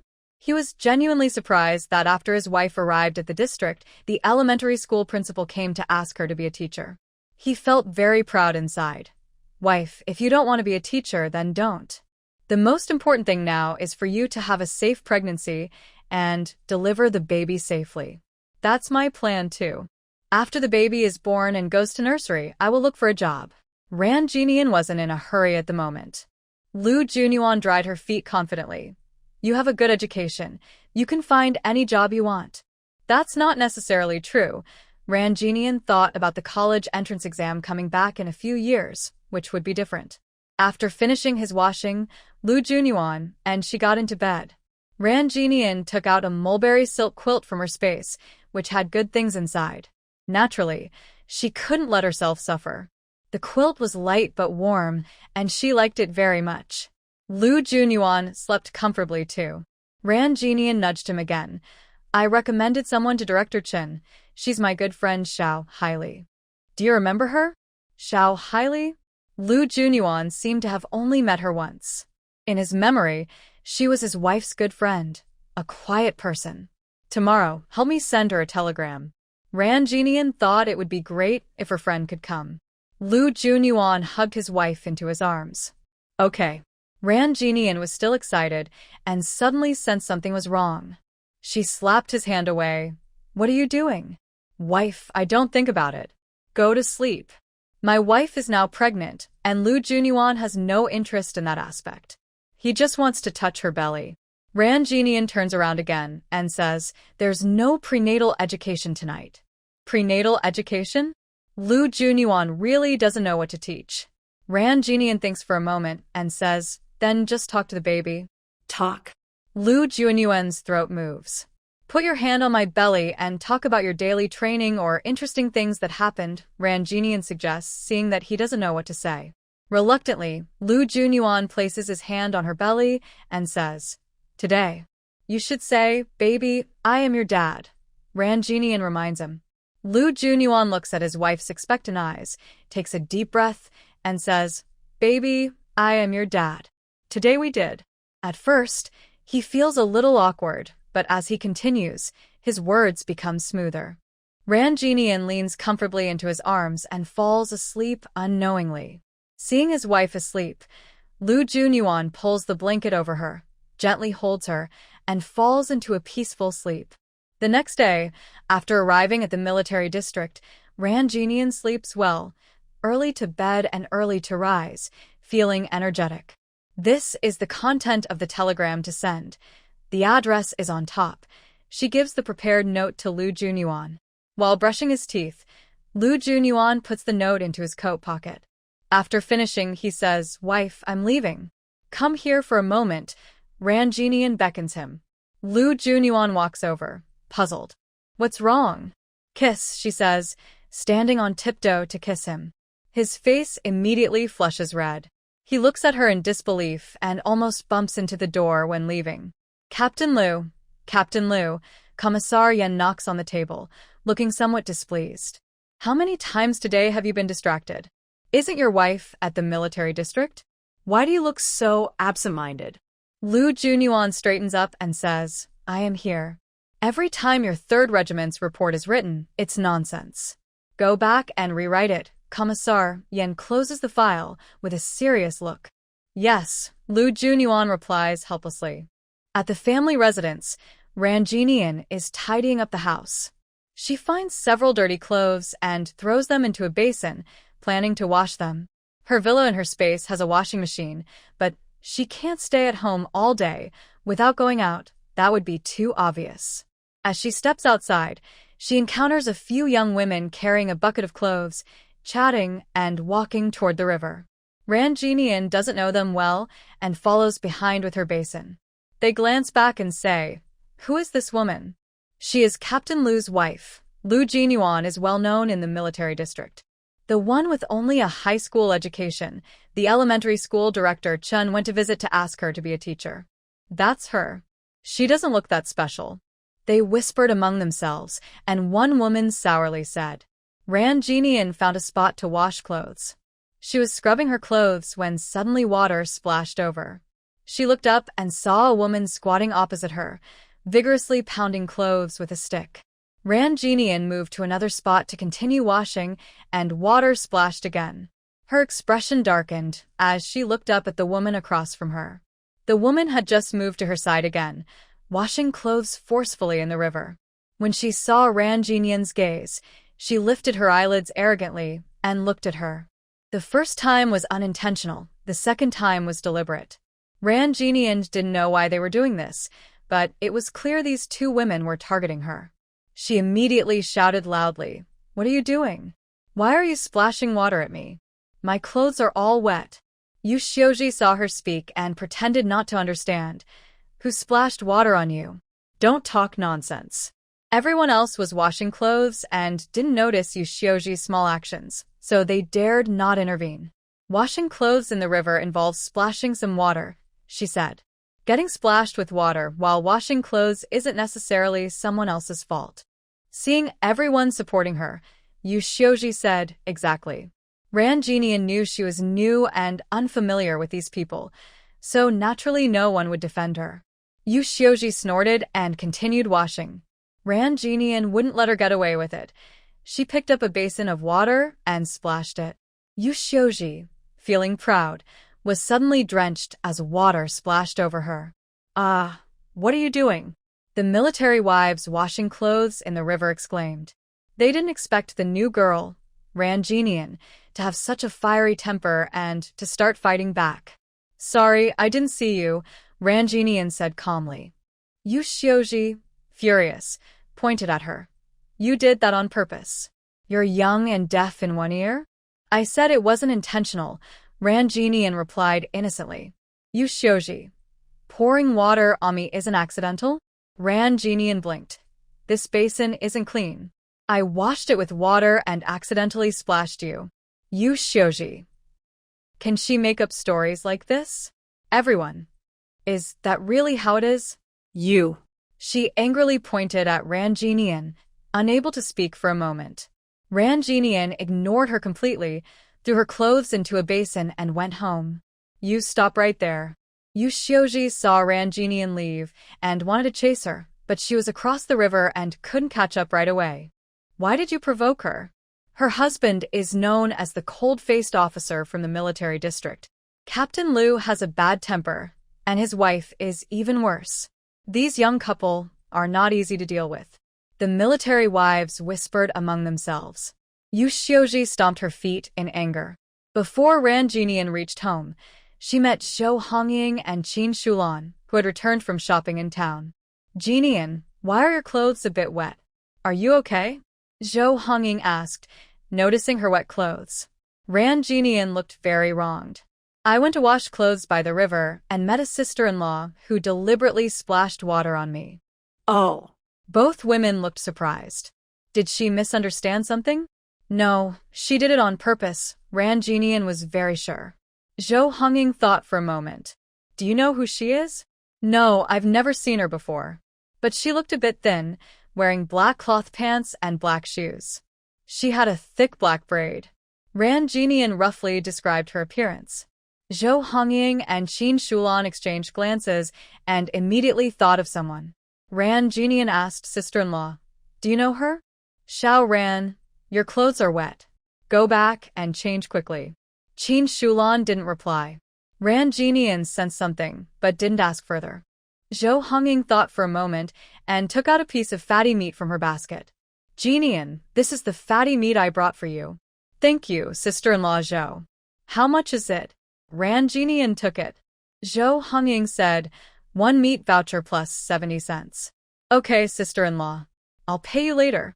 Ranjinian finished and remembered something. You bought meat for me? Then I can't buy it this month.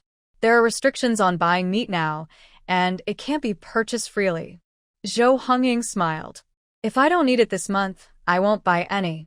You should go back and change your clothes. Be careful not to catch a cold. Okay. Ranjinian went home, changed into a new outfit, and hung her clothes to dry. She drank a box of warm milk, then took the receipt and money from her space. After thinking for a moment, she also took some dried vermicelli from her space before heading out.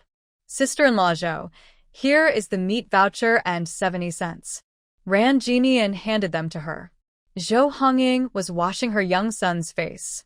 She wiped her hands and took the items, noticing a bag of dried vermicelli.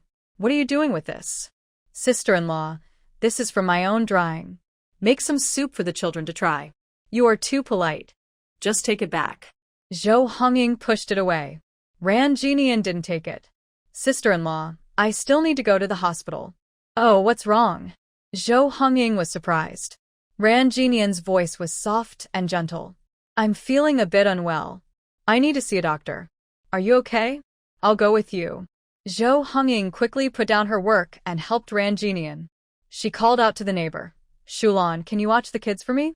Sure. Qin Shulan replied. Thank you, sister-in-law Zhou. Ranjinian pretended to let her support her. As they left, some familiar military families asked, Hongying, where are you going? Jinian isn't feeling well. I'm taking her to the hospital. Zhou Hongying answered. Ranjinian deliberately said, Maybe I was startled while washing clothes earlier. Now my stomach feels uncomfortable. They left. Captain Liu's wife is so delicate. She just washes clothes and already feels unwell. She looks like she can't handle hardships. It's hard to find a wife like that. Captain Liu must be suffering because of her. In this era, people liked women who could endure hardships and work hard. At this moment, Yu Xiuji and a few women rushed to the yard, knocking loudly on the door.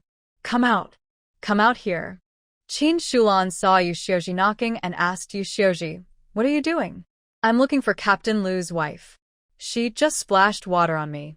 Yu Xiuji had changed clothes before coming back home. Qin Shulan looked her over. Ran Jinian isn't feeling well. She went to the hospital. Yu Xiuji's anger immediately disappeared. What did you say? Qin Shulan, holding Zhou Hongying's young son, rolled her eyes. Are you deaf? She went to the hospital. Yu Xiuji suddenly remembered that Ran Jinian was pregnant. But then she thought she hadn't done anything wrong, and even if she caused a miscarriage, it wasn't her concern. Yu Xiuji thought this, but her tone was less aggressive. Let's wait until she comes back. At the military hospital, Dr. Gao looked at the report. You've had a little miscarriage. You need to rest well. Doctor, is it serious? Ran Jinian looked worried and anxious. Seeing her scared, Dr. Gao spoke more gently. Go home and rest properly. Don't get angry. You'll recover soon. Thank you, Dr. Gao. Ran Jinian finally left the hospital. Zhou Hongying looked worried. How did she suddenly have a miscarriage? Everything was fine. Ran Jinian felt wronged. Maybe I was careless while washing clothes earlier. That's too much. Although Zhou Hongying suspected it was Yu Xiuji, she couldn't be sure without seeing her. When they returned to the residential compound, Qin Shulan and Li Fingxia immediately came over to ask, Are you okay? Zhou Hongying said, I had a miscarriage. Everyone was surprised that Ran Jinian had a miscarriage. They quickly helped her inside. Ran Jinian had only been pretending, but seeing everyone's concern made her very touched. Before going to the hospital for a checkup, she ate some spicy food, which made the baby very active in her belly. Just then, Yu Xiuji came by, clearly looking for trouble. Qin Shulan said, She came to cause trouble. Zhou Hongying confirmed it was Yu Xiuji. She always causes problems. As soon as Ran Jinian arrived at the military area, she caused trouble and made her miscarry. Ran Jinian sat on the bed and finally learned the other person's name she had come to visit. Ran Jinian splashed water on her, knowing she wouldn't give up easily, so she went to the hospital for a checkup in front of everyone. She went ahead to the hospital, and the other person could only watch helplessly. I just arrived at the military area, and I don't know why she's acting like this, Ran Jinian said honestly. Zhou Hongying and Qin Shulan exchanged glances. Zhou Hongying lowered her voice and said, Yu Xiuji's man and your man are both battalion commanders in the army. But her man is in the 2nd Battalion, and he hasn't earned as many medals or awards as yours. Every time there's a military meeting, your husband is the one recognized. This was not a secret in the residential compound. The army had only 2 battalions. Ran Jinian smiled slightly. Her husband was excellent. No wonder she didn't even know Yu Xiuji's name when she first arrived, and Yu Xiuji looked at her with hostility. Yu Xiuji was unhappy that her man was overshadowed by Ran Jinian's husband. She wanted to make things difficult for her right away. But unfortunately, Ran Jinian was not easy to bully. Once the story of her miscarriage spread, Yu Xiuji didn't come to cause trouble herself. She could only endure being splashed with water. After all, many people were washing clothes, and someone must have seen her start the fight. Yu Xiuji gritted her teeth and cursed. She kept insulting her. In the afternoon, Lu Jinyuan ran into his sister-in-law as soon as he left the military area. When he heard that his wife had a miscarriage, his heart tightened, and he quickly returned home. Ran Jinian was sewing shoes when she heard footsteps. She turned around, and the man embraced her from behind, trembling as he asked, Wife, how are you? Are you feeling uncomfortable? Seeing his reaction, it was clear he had heard about her miscarriage. I didn't have a miscarriage. I did it on purpose. Lu Junyuan was feeling worried and scared. When he heard his wife speak, he looked at her with confusion. Ran Jinian simply explained what happened by the river. When Lu Junyuan heard, she went to wash clothes. His serious face showed concern. Don't wash clothes from now on. When I come back, I will do it. I'm not some wealthy lady. Why can't I wash clothes? Ran Jinian said with a mix of tears and laughter. The man looked serious. You're pregnant now. Washing clothes is too dangerous. Seeing she wouldn't agree, Lu Junyuan kept bringing up the topic. All right, I won't make you wash. If I wash clothes when you're not home, I will. His voice sounded a bit threatening. What will you do? Ran Jinian poked him with her finger. Lu Junyuan whispered in her ear. You'll find out after you have the baby. Ran Jinian trembled all over. Since she became pregnant, they had been apart for several months. At the military district, Lu Junyuan hadn't touched her. After she gives birth, this strong man will eat up every bit of her. Ran Jinian dared not continue the topic. Honey, I splashed water on you Shioji. Good job, Lu Junyuan praised. I went in the hospital for a checkup because I didn't know her background at the time. After splashing water on Yu Shioji, Ran Jinian didn't regret it, just unsure of her background. What if her background was higher than her own? That's why she got upset, so everyone in the compound would know, and it wouldn't be easy for the other person to cause trouble. You're so smart, wife, Lu Junyuan praised again. He thought to himself that his own status was too low. Only then would others dare to bully his wife. He must climb higher so that she wouldn't be bullied. Finally, Lu Junyuan reached the top. Husband, are you on bad terms with Yu Shioji's man? Ran Jinian asked to clarify. We're competitors. On the surface, everything's fine, Lu Junyuan said. Although young, Lu Junyuan had been in the military district for several years and was no longer naive. Ran Jinian understood. Lu Junyuan boiled the fatty meat into lard and stored it in a jar. The smell attracted many children outside the yard. Ran Jinian took some pork lard residue and shared it with the children. Thank you, Auntie, the children said happily, each holding a piece of pork residue and running away. When they returned home, the adults saw the children with the pork residue and guessed who gave it to them. Now, the household had little food, and everyone was hiding what they had. There wasn't enough for everyone, so they wouldn't share. Lu Junyuan's wife was really good. She was delicate, but generous. Here, the young couple is behind a closed door, eating fish hot pot in their space. Lu Junyuan slices the fish into pieces and prepares many dishes. Ran Jinian drinks orange juice, freshly squeezed and very tasty. The ingredients in the space are top quality, and they enjoy their hot pot very happily. Lu Junyuan, I want to send some food to my family, Ran Jinian says as she looks at the supplies in the space, thinking of her family and Lu's mother. Lu Junyuan nods, of course, but don't send anything too obvious. I'll just send dried meat, some cloth, and goat milk powder. Ran Jinian has already chosen her items. Lu Junyuan checks and says everything is fine. We just arrived at the military area. Let's wait a while before sending. Okay, Ran Jinian agrees. After dinner, Lu Junyuan washes dishes in the villa's kitchen. After some trial and error, he has learned how to use some kitchen tools. Ran Jinian lounges on the sofa, reading a book. When Lu finishes, he notices his wife reading and remembers his report needs rewriting. He takes out paper and pen and starts writing at the desk. Ran Jinian sees him writing and asks, "What are you writing?" Monthly summary report for the Army Combat Team 1, Lu Junyuan replies, without looking up. She doesn't disturb him and instead washes some fruit, cuts it into a plate, and brings it to him. Seeing him frowning, she asks, "What's wrong?" Lu Junyuan often struggles with writing reports, and Commander Yen is rarely satisfied with his work. "I'll help you write it," Ran Jinian suggests thoughtfully. "This isn't like writing an essay or a diary," Lu Junyuan smiles. She insists, "Then tell me what the main points of the report are. Operations, tactics, cooperation, personal weaknesses, strengths," he replies. She asks a few more questions, takes a notebook and pen, and starts writing. Lu Junyuan smiles, but doesn't pay much attention, focusing on his own writing. After half an hour, Ran Jinian hands him the report she wrote. Lu Junyuan's eyes widen as he looks at her work, increasingly surprised. His voice is excited. "Wow, you're amazing, wife." Although her report has some differences, most of it is correct. It's just like writing an essay, what to describe, how to describe, to express the main idea. Ran Jinian stretches lazily. She taps Lu Jinyuan's stiff shoulder and says, I'm still waiting to be your little secretary.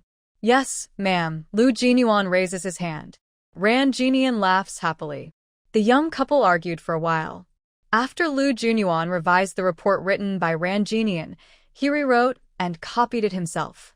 It was getting late, so Ran Jinian and Lu Jinyuan left the space together. They had already washed up inside and went straight to sleep after coming out. The next morning, when Ran Jinian got up, Lu Jinyuan was already gone. In the kitchen, there were eggs and porridge in the pot. After finishing breakfast, she decided to tidy up the vegetable garden in the yard when she heard the radio broadcast. All military family members, please be at the first meeting room by 10 o'clock for a meeting. Please arrive on time. Ran Jinian didn't expect the military family members to have a meeting. She looked at the time. There was half an hour left. She pinned her hair up with a clip, put on a green coat over a beige floral dress, and then grabbed her bag, packed with water, candies, and paper with a pen. She then left the yard to find Zhou Hongying. Zhou Hongying was holding her little son and saw Ran Jinian. She said, feel free to sit wherever you like. After that, she looked Ran Jinian over and commented, your clothes and dress are really pretty. Ran Jinian was the only girl in her family, growing up spoiled. Her parents, Ran Demon and Wang Xiumei, both worked, and they bought her the latest fashionable clothes. She always dressed very beautifully. She looked at her outfit. Her coat and dress were from the space. The coat was a bit bright in color, but overall simple, matching the style of that era. Just a little too eye-catching, Zhou Hongying said without jealousy.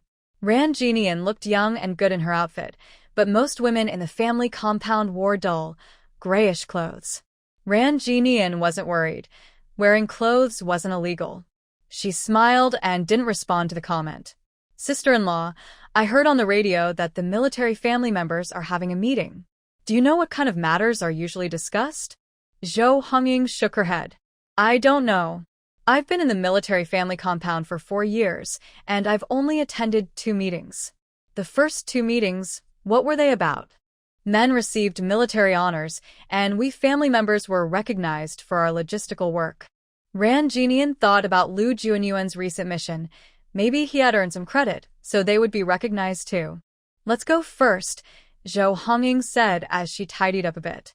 Her older daughters, Daya and Aria, were both in elementary school. She carried her little son and headed to the meeting. When they left the yard, they saw many family members gradually heading toward the meeting room. They gathered in small groups, some holding children, some knitting sweaters, and others peeling corn with a basin in hand. Ran Jinian found it very interesting. Hongying, Jinian, Qin Shulan called, pulling Li Fengxia over. Ran Jinian cheerfully greeted, Aunt Qin, Aunt Li. The 2 people responded together. Are you feeling okay now? I'm not that fragile, Ran Jinian replied, realizing it was about the pregnancy scare from yesterday.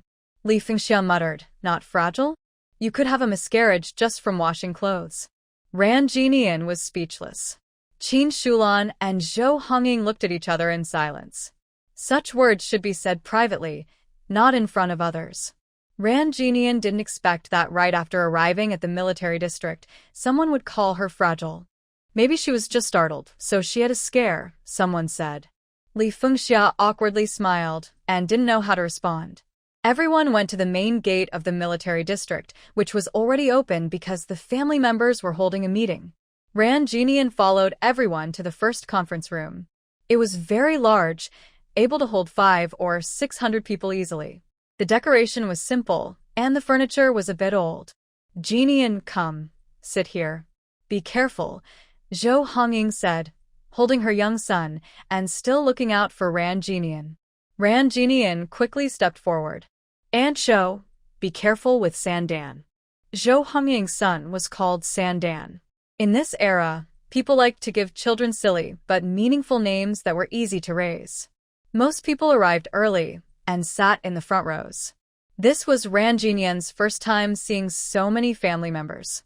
Most were around 40 years old. There were fewer in their 20s because many young soldiers at the military district were unmarried. Some were married, but didn't bring their families for various reasons. Ran Jinian was considered a young family member. Some family members who hadn't seen Ran Jinian before asked, "Whose family is she from?" "No idea.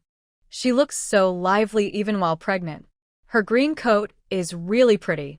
It probably wasn't cheap. The floral dress inside is also nice.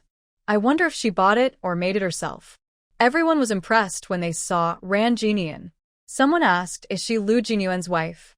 "Oh, such a beautiful girl, and she married that cold-faced guy. Lu Jinyuan is so cold. Won't his wife get cold sleeping next to him?" Everyone burst into laughter. Ran Jinian heard the noise behind her, but didn't catch what they were saying. At that moment, Yu Xiuji entered. She immediately saw Ran Jinian because she was dressed very brightly, standing out in the crowd. Ran Jinian looked up and saw her. They exchanged a glance, and sparks seemed to fly between them. Yu Xiuji remembered getting soaked in water yesterday and felt annoyed with her. Ran Jinian was never afraid of trouble. If someone was mean to her, she wouldn't back down. After a while, a woman dressed in military uniform entered the room. "This is Commander Du from the cultural troop," Zhou Hongying said. Having spent a long time in the military district, many leaders knew her. Ran Jinian was surprised. She wondered why the cultural troop was coming to hold a meeting for them. "Hello, everyone, military family members. I am Du Ruofeng from the cultural troop. Today, I called you all here for a meeting because the Mid-Autumn Festival is coming in just over a month," Du Ruofeng said from the stage, looking at the family members with furrowed brows. She didn't understand why the higher-ups insisted that the family members prepare a performance. Most of these family members were women from rural areas. Did they know how to dance or sing? Even if they could dance or sing without proper training, how could they perform on stage? Wouldn't that embarrass the Southern Military District? But the higher-ups had already given the order, so she had no choice but to speak her mind. "Our Southern Military District has achieved great military success among the 4 major districts. Therefore, for this Mid-Autumn Festival celebration, family members are asked to prepare a performance. Leaders will come to enjoy the celebration with us." As soon as she finished speaking, the crowd erupted. "Oh my, I don't even recognize a few characters. Isn't this going to be the end for me? I don't know how to sing or dance." "Commander Du, why do we need to prepare a performance? We've never done this before." Some brave one spoke up. Du Ruofeng's tone was a bit cold. "Our Southern Military District has ranked first among the 4 districts for 3 years. The leaders attach great importance to this. This Mid-Autumn Festival, we will celebrate together. Having you perform is also to promote unity between the military and civilians, to strengthen bonds and foster teamwork." "We don't know how to perform," someone said. "I only know how to farm and cook, take care of children," another added. "I won't perform. I have a lot of chores at home, no free time." The crowd started to argue again. "Stop arguing, stop arguing." Du Ruofeng pounded the table to get their attention. She looked at the women and spoke kindly. "You are all military family members. While your men are fighting on the battlefield, you are the strongest support for the military district. Now, for the sake of the military district and your men, everyone should show some dedication. Those who participate in the performance will receive prizes like wash basins, thermos bottles, porcelain cups, and towels," she added, which quieted everyone down. "Discuss among yourselves what to perform, singing, dancing, whatever you like. Come back in 3 days to report to me." She finished and left. The crowd started arguing again. Ran Jinian felt a headache coming on. "Sister Zhou, let's go home first." "Let's go." Zhou Hongying looked at the sleeping Sandan as everyone left the meeting room. Once some people left, everyone followed. "The higher-ups are crazy, making us women who can't even read big characters perform for no reason." Qin Shulan complained bitterly. "I can't go," Li Fengxia said nervously. "She doesn't know anything, and going on stage would be embarrassing. Jin Yan is young, pretty, and educated. If she weren't pregnant, she could definitely perform," Zhou Hongying said regretfully, showing some insight. In the military district, not only men need to prove themselves. If women can help men look good, they also become a support. "I'm pregnant and can't do it." This big event can only trouble you, sisters, Ran Jinian said, clearly not participating because of her pregnancy. At this moment, a group of young soldiers from the art troupe, after a morning of training, came out of the training room. They wore uniform military clothes, with their black hair in 2 braids, full of youthful energy. The girl leading the group looked under 20, with fair skin, a slim waist, and long legs. Her outfit was very eye-catching, the most noticeable among the performers. This time, I don't know what the higher-ups are thinking, making military family members perform too, someone said. They're just women who know how to cook and take care of children. Do they even know what performing is? That will embarrass the military district, and our art troupe will lose face too. Qingxue, tell your dad about this. Ask them to cancel this requirement. A girl stepped forward, looking at Yan Qingxue with a pleading expression. Yan Qingxue looked proud. I'll talk to him, but it's not my dad's decision. As she finished speaking, someone commented, that woman's coat is really nice, and her shoes are so fashionable. I've never seen such a green coat before. Where did she buy it? Never saw it before, but there are family members in the compound dressed like that. Everyone was talking, catching Yan Qingxue's attention. She looked up and saw a woman wearing a green coat, her hair high, wearing black leather shoes. She wore a beige floral dress underneath, with a big belly, clearly pregnant. But she wasn't bulky at all. She looked elegant and eye-catching. For the first time, Yan Qingxue saw such bold and bright dressing, and she felt a sudden brightness. Wow, she looks really beautiful. Who is this family member? I've never seen her before. As everyone approached, they finally saw Ran Jinian's face. She was radiant, with slightly upturned eyes, and a pretty oval face that was very pleasing. Ran Jinian. Yan Qingxue suddenly thought of this name. She had never met Ran Jinian before, but she had heard it from Lu Jinyuan's mouth. Recently, Lu Jinyuan had just brought her to the military district, and she couldn't think of anyone else. Yan Qingxue's gaze grew sharp. She had thought Ran Jinian was just an ordinary girl, only noticed because she was childhood friends with Lu Jinyuan. But she didn't expect her to be so pretty. She looks better than Qingxue, said a girl from the arts troupe who disliked Yan Qingxue. Another girl was shocked. Are you crazy? How dare you say that? She thought it was the truth, but couldn't say it aloud. Yan Qingxue, the only daughter of Yan Jingwei, the political commissar of the Southern Military District. She had always been the military district's beauty queen. Luckily, Yan Qingxue's attention was not on them, and she didn't hear what they said. Ran Jinian sensed someone watching her and instinctively looked up. Standing in front was a young girl in military uniform, probably from the arts troupe based on her attire. The girl had a charming face, lively eyes, and a delicate appearance. When Yan Qingxue saw Ran Jinian looking at her, she arrogantly looked away, walking off like a proud swan. Ran Jinian? She felt this girl seemed hostile towards her, but she probably thought too much. Afternoon. Ran Jinian took a short nap, then woke up and took a bunch of grapes from her space. The grapes were large and sweet, and she liked them very much. After eating the grapes, she tidied up thoroughly and then closed her space again. She realized that the trash bin in the space's kitchen made scraps and peels disappear when thrown in. She had been worried about how to handle food leftovers, but the space was so magical. Now she didn't have to worry about being discovered. She was about to knit shoes for the children when Zhou Hongying's voice called her. Ran Jinian quickly checked the house, then went out to open the courtyard gate. Outside, besides Zhou Hongying, there were several unfamiliar faces of family members. Sister-in-law, what's this? Ran Jinian looked confused. Zhou Hongying first introduced. Jinian, this is Yao Yurong, Huang Pingping, Chen Jinfeng, and Wang Xiaoli. Hello, sisters-in-law, Ran Jinian said, seeing everyone at the door. She immediately invited them inside.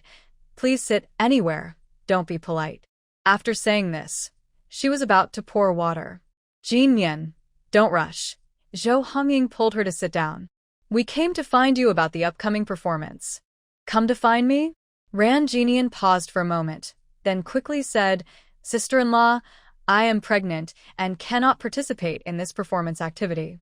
Zhou Hongying smiled and replied, "Of course you can't participate while pregnant. The baby is most important." Ran Jinian was even more confused. "If you're not asking me to perform, then what are you asking for?" "Girl," a woman with a round face cheerfully said, "my name is Yao Yuyong. We came to find you because we want your advice on what kind of performance to do." Ran Jinian couldn't help but laugh and cry at the same time. She quickly waved her hands. "I can't do it. I can't sing, and I can't dance." "We also can't sing or dance," another family member said. "Then what can I help with?" Ran Jinian asked, more confused. "I'll explain," Zhou Hongying said, afraid that too many people might cause noise. She stood up and said, "Here's the thing. They all want to join this performance, but none of them can sing or dance. Since you are well-educated, maybe you can suggest something else they could do." Ran Jinian finally understood, but she found it strange. If they can't sing or dance, why do they want to perform? Zhou Hongying leaned in close and lowered her voice. "They are all girls, and their in-laws don't value them. The men don't treat them well. They want to see if they can change themselves." Ran Jinian realized what was happening. She looked at these women with admiration. Only by being brave could they become stronger. She thought carefully and said, "I have an idea. It's not singing or dancing." Everyone got excited. "What is it?" "It's called a drama, mainly performed through dialogue." Ran Jinian added, "like acting on TV." They looked at each other, uncertain and lacking confidence. "Drama? How do we perform that?" Ran Jinian explained simply, "You act out a story so everyone understands what you're performing." "But what story?" Yao Yuyong asked. Ran Jinian hesitated. "We need a script for that." She had died in 1982, but Guangshi had developed quickly and was an important city in the country. She had only seen a drama once, when she first arrived in Guangshi, before she had a falling out with Song Zihan. The streets of Guangshi were full of promotions for dramas, and Song Zihan took her to see one. It left a deep impression on her. Everyone became excited. "Girl, where can we find a story script for this drama?" "Girl, how much does a script cost?" "Girl, I want to perform this drama," Yao Yuyong said. Zhou Hongying spoke up, "Don't argue. Listen to what Jinian has to say." Everyone quieted down again. This play script is not for sale, Ran Jinian thought, having read too much in the space and drawing on her past life experience. She knew that scripts are written. Huang Pingping looked disappointed. "Oh, then how can we perform this play without a script?" "It seems we can't do anything." Wang Xiaoli, who had been silent, looked sad. Seeing everyone's spirits drop, Ran Jinian, who opposed the unfair treatment from the husband's family, said, "I can write the story script." Everyone suddenly became excited again. "That's great, that's great." Zhou Hongying was also very happy. "Jinian, you're so kind." Lu Juanyuan's eyes were sharp. He had married a treasure. "Girl, don't worry. We won't let you write for nothing." Yao Yurong stepped forward. "Yes, we'll pay." They had many people, so each could contribute a little. Ran Jinian smiled and said, "This is my first time writing, so I don't know what it will turn out to be. Besides, if you perform based on the story I write, then I am part of this." Although she didn't appear on stage, she wrote the story script, so she was part of it. Zhou Hongying strongly agreed. Jinian is right. Hearing this, everyone was also very agreeable. "Yes, yes, yes, you're one of us too." "Jinian, we'll leave the story script of this play to you." Ran Jinian readily agreed. "No problem, but we still need a few more people to perform." "Still need people? How many more?" Ran Jinian thought about the play. "It shouldn't be too many or too few. 8 to 10. Yao Yurong quickly agreed. "Okay, we'll find a few more." Someone asked an important question. "How long will it take to write this story script?" Ran Jinian had never written one before and couldn't say too confidently. 3 or 4 days. "No rush. Take your time even if you're pregnant," Zhou Hongying said, thinking she looked delicate and didn't want her to be too tired from writing the script. "Then we'll go first. If there's anything at home, just let us know. We live in the row of small houses behind you." Yao Yurong saw that everything was settled and didn't continue to bother her. Ran Jinian didn't stop them. Sisters-in-law, take care. Once the script is finished, I'll tell Sister Zhou. They waved goodbye and left. Zhou Hongying stayed behind. Genian, I took the initiative to bring them here so you could write the play script. She was worried that Ran Genian might feel pressured. Sister Zhou, what are you talking about? We're all living in the same compound, just like family. Ran Genian didn't blame Zhou Hongying. She had only said she would write the story script. Zhou Hongying still felt a bit shy. When you write the script, just let me know if there's any work at home. Ran Genian winked playfully. I haven't even swept my floor yet, so I'll trouble Sister Zhou. Trouble or not, didn't you just say we're family? Zhou Hongying immediately grabbed a broom. The two laughed for a while, and Zhou Hongying finally left the yard. Ran Genian took a sip of water, surprised that even though she wasn't performing on stage, she was still involved in the show. She hadn't expected that. What story should she write? Ran Genian was momentarily out of ideas, so she entered her space and looked through her books to find a storybook. Military District. Political Commissar's Office. Yan Qingxue entered the office and heard her father praising Lu Junyan's report. This kid's reports used to be terrible, like garbage, but this time, it's well written. Dad, Yan Qingxue called out. Commissar Yan saw his daughter and threw the report on the desk. Why are you here? Dad, don't you want me to come? Yan Qingxue was a bit annoyed. Commissar Yan, feeling helpless, said it's not that. There's a mid-autumn performance coming up. Why aren't you practicing seriously? I'm tired from dancing, Yan Qingxue said, rubbing her sore arms and legs after a whole day of dancing. Girl, the leaders will come to watch our performance. If you stand out, it will be good for your future. Maybe you'll have better options when you marry, Commissar Yan said, thinking for his daughter. Hearing the word marry, Yan Qingxue immediately pouted. I don't want to marry. Stop thinking about things you shouldn't. Commissar Yan knew his daughter's thoughts. Before, Lu Junyan hadn't married, and he was quite pleased. Although Lu Junyan's family background wasn't great, he was talented, hardworking, and had a bright future. If his daughter married him, with him as her father-in-law, her in-laws wouldn't dare to bully her. But unexpectedly, Lu Junyan suddenly filed for marriage and married right away. Everyone was caught off guard. Even though Commissar Yan liked Lu Junyan, he knew his daughter and him couldn't be together. If she kept stubbornly refusing, it would harm her marriage and could lead to punishment or even being expelled from the military district. He didn't want his daughter to make a mistake. Dad, who told you to approve Lu Junyan visiting home? Yan Qingxue thought. If he hadn't gone back last time, they wouldn't have married so quickly. She decided to act first. Hearing his daughter's words, Commissar Yan slammed the desk heavily. Yan Qingxue, watch your words. He was rarely so strict, and Qingxue suddenly felt very wronged. Her eyes turned red, and she ran out of the office. When Song Mingyi and Lin Beishao saw her come out, they noticed she was upset. Qingxue, what's wrong? Did someone bully you? Anyone who dares to bully Qingxue is bullying me. I'll go fight them, Song Mingyi said, rolling up his sleeves. Qingxue replied, it's my dad. Song Mingyi looked a bit embarrassed. Lin Beishao asked, Qingxue, are you free this Friday?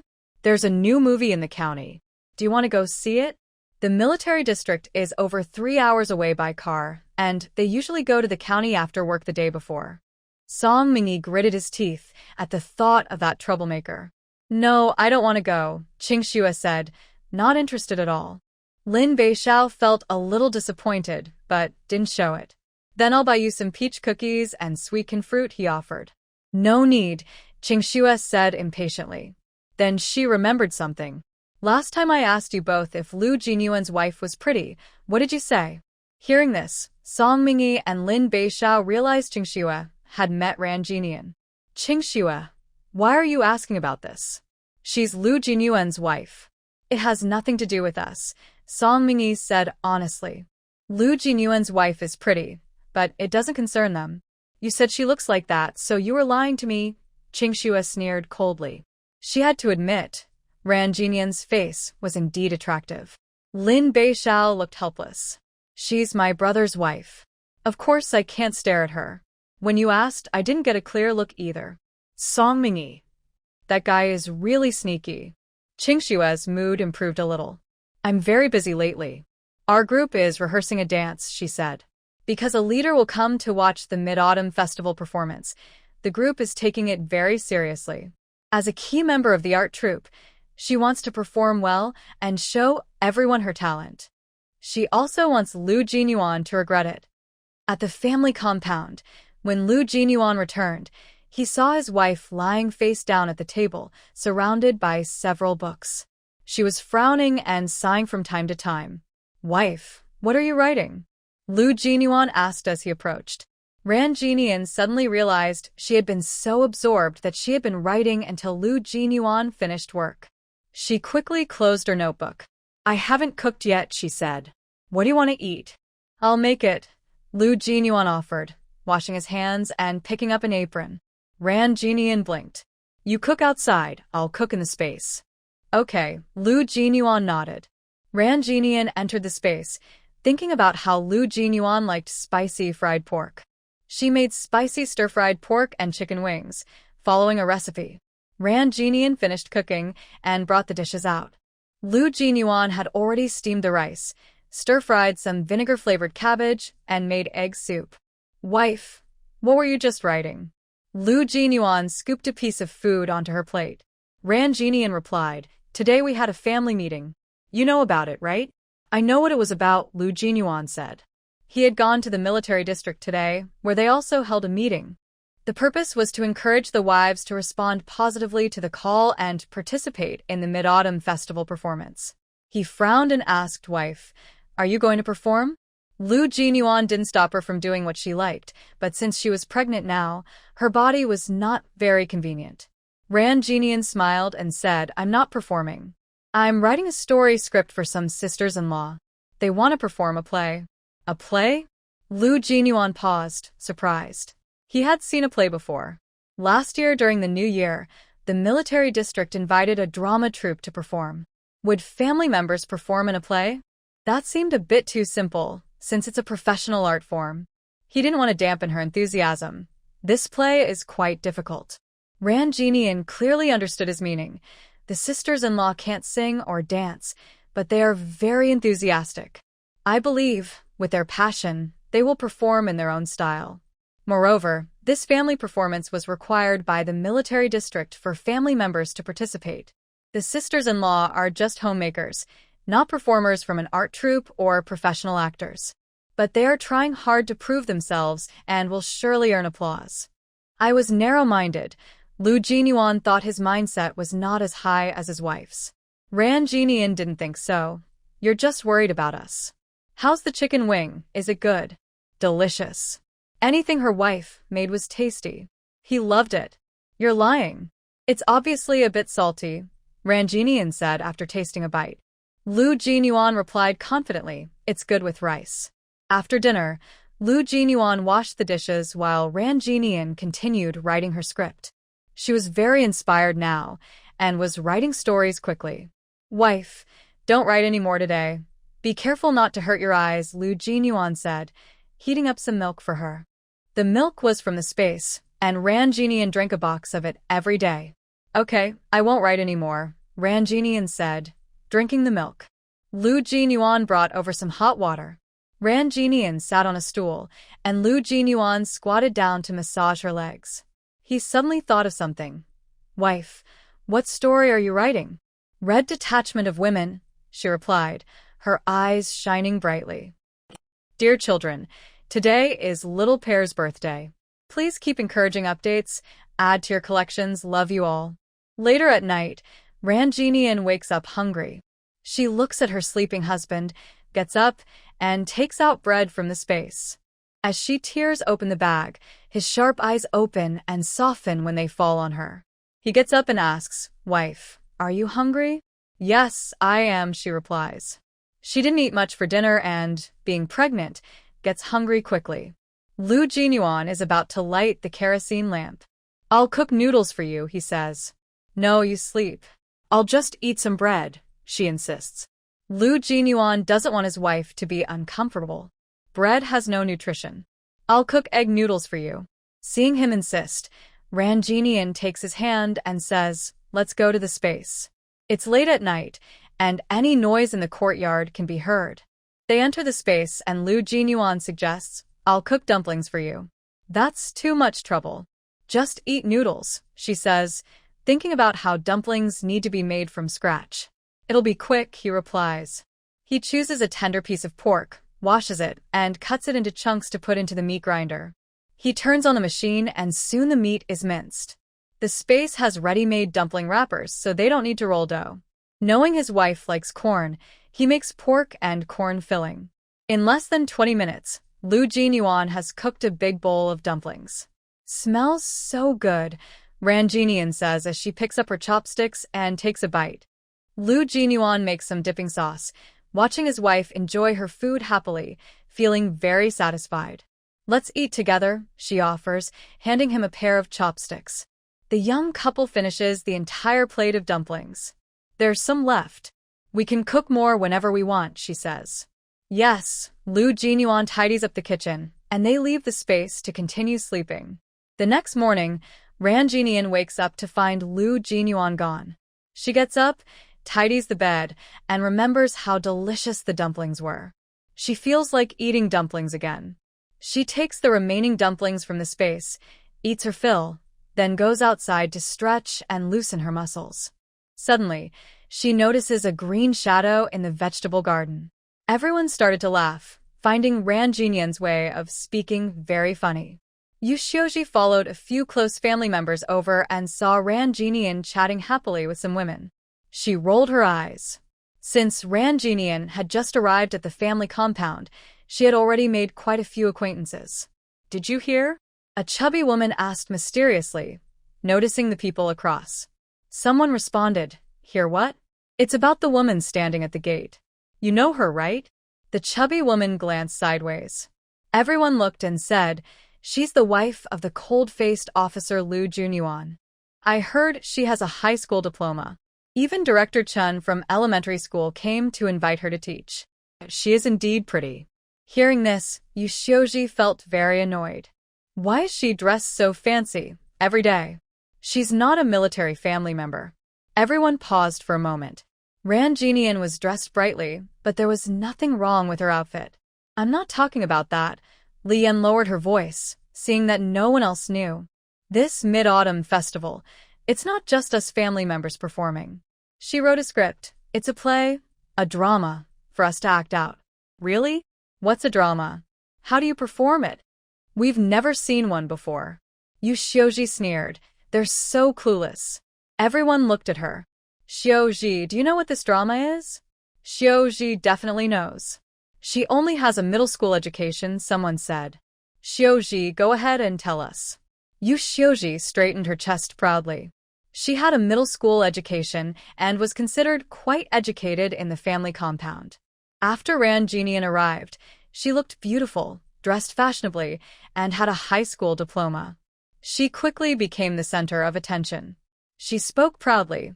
"This drama requires professional actors. Not everyone can perform it." "Actors? Like those on TV?" "Yes. Isn't this just a joke? Those women can't even read properly, and they want to act in a drama? Are they crazy?" Everyone was amazed. Yushioji deliberately raised her voice, thinking that having a high education means you can do anything. In the end, you'll only hurt yourself and others. Ranjinian saw Yushioji and the others whispering and talking, but she didn't pay much attention at this moment. Suddenly, I heard Yushioji's words. Although she didn't mention her name or say she had a high school education, Ranjinian knew she was talking about her. She waved her hand and said, "Where did that annoying fly come from? Always buzzing in my ear." "Yushioji." Ranjinian recognized she was insulting her. But since she didn't say her name directly, she could only endure it. Everyone's eyes widened. People with education speak with authority. It seems that not only Lu Jinyuan is hard to deal with, but his wife is also not easy to handle. Older sisters-in-law, standing outside is tiring. "Come inside and sit down to chat." Ranjinian ignored Yushioji and led everyone into the house. After entering, they put the food they brought into the kitchen. This kitchen is very clean. The girl must be very neat. Everyone praised as they looked at the tidy kitchen. Ran Jinian rolled up her sleeves and said, "Older sisters-in-law, I'll go steam the rice. We'll eat here for lunch." "No, that's not good. We brought you food, and then you stay here to eat too. That's not right." Exactly. Everyone stood up to leave. "But you brought several dishes. I can't eat them all alone." Ranjinian stopped them. The food they brought included some vegetables, fried tofu, sweet and sour tomatoes, salted soybeans, and sliced cucumber. Due to shortages, meat was rare and limited. Even for military families, eating meat twice a month was considered good. They refused to stay. "There's no way we can finish this much food, especially with Commander Liu here." "Then I feel embarrassed to write the script." "You don't need to bring me food anymore," Ranjinian sighed slightly. Everyone quickly said, "Girl, what are you saying?" "I'll cook the rice," someone volunteered. "I'll do it," others said eagerly. Everyone was very busy. Ranjinian couldn't get into the kitchen, and in the end, the older sisters-in-law steamed the rice. She also made a vegetable soup and added a steamed egg. No one ate the steamed egg. "You're pregnant. Eat more to nourish yourself," they said. Eggs were very good food in this era. At the dining table, everyone ate happily. After the meal, Ranjinian was asked to leave the kitchen, and everyone refused to let her clean up. Once they finished, they sat together and chatted. "I've already written more than half of the script. I should finish it tomorrow," Ranjinian announced happily. Everyone cheered. "That's great. Girl, you're amazing," they said. Ranjinian handed the script to Yao Yuyong, who was nearby. "Take a look and see if there's anything wrong." Yao Yuyong looked a bit embarrassed. "I only went to elementary school, so I don't recognize some characters." "I didn't go to school," she admitted. "I only attended a literacy class," she added. "I only went to elementary school." Everyone looked at the words on the script and shook their heads. Before they got married, the country was very chaotic, and as girls, they had endless farm work at home. Most girls in the countryside could only attend elementary school, which was already a big achievement. "Let me tell you the story," Ranjin responded quickly. "Okay." Everyone sat quietly, like children. "The story I wrote is called Red Detachment of Women, set during the War of Resistance. This story mainly tells about a group of women fighters. They are all under 30 years old. For the peace of the country, they are strong-willed and full of revolutionary spirit. In the fight for the nation's survival, they fearlessly fought and shed blood. Their story is inspiring and heroic." After listening, everyone's eyes involuntarily filled with tears. "That story is so well written." Yao Yurom wiped her tears. "Girl, you are amazing." Everyone clapped for Ranjin. Ranjin spoke with confidence. "This isn't just a story. It represents the countless women soldiers during the war. It's not just a story, it really happened. But can we perform it?" Wang Xiaoli hesitated. Chun Jin Foam encouraged her. "The Red Detachment of Women can be remembered forever. Why can't we perform it? Is acting scarier than war?" "Of course, we can do it," Ranjin cheered her on. Everyone discussed excitedly for a while. Seeing Ranjin getting sleepy, they agreed on a time to visit her tomorrow, then dispersed. In the family compound, news about Ranjin writing the script spread quickly. Many people doubted her, thinking she was dreaming too big. Yu Zhuji also organized a program, believing she could write a better script than Ranjin. Jin Nian, Yu Zhuji also made a program. Zhou Hongying wiped her child's nose with a leaf after cleaning his nose, and then wiped her hands. Ranjin didn't care what Yu Zhuji was doing. She just focused on her own work. "Would you like to perform, sister-in-law?" Ranjin teased Sandan. Me? Zhou Hongying was surprised but quickly reacted. "No, I can't. They all can do it." Why can't you? "Don't look down on yourself," Ranjin encouraged her. "There are so many people watching. I'm scared." Zhou Hongying, who was cheerful, still felt a bit timid inside. "Sister-in-law, this is everyone's first time. No matter how well or badly you perform, just standing on stage is already a success." "Standing on stage is success," repeated Zhou Hongying, her eyes shining with hope. But then she sighed softly, thinking about something. Sandan has no one to take care of him. Older sister-in-law, I will help you look after Sandan, Ran Jinian offered, wanting to learn how to take care of children. Zhou Hongying hesitated a little. You're pregnant, and not feeling well. I'm not that delicate. Sandan can be left to me, Ran Jinian firmly decided. On the third day, the performance list for the family compound was placed on Du Ruofang's desk. She casually picked up a copy. Du Ruofang found it interesting. She didn't expect someone in the family compound to write a script. After reading carefully, she realized the story was very exciting. But making a play? That seemed a bit unrealistic.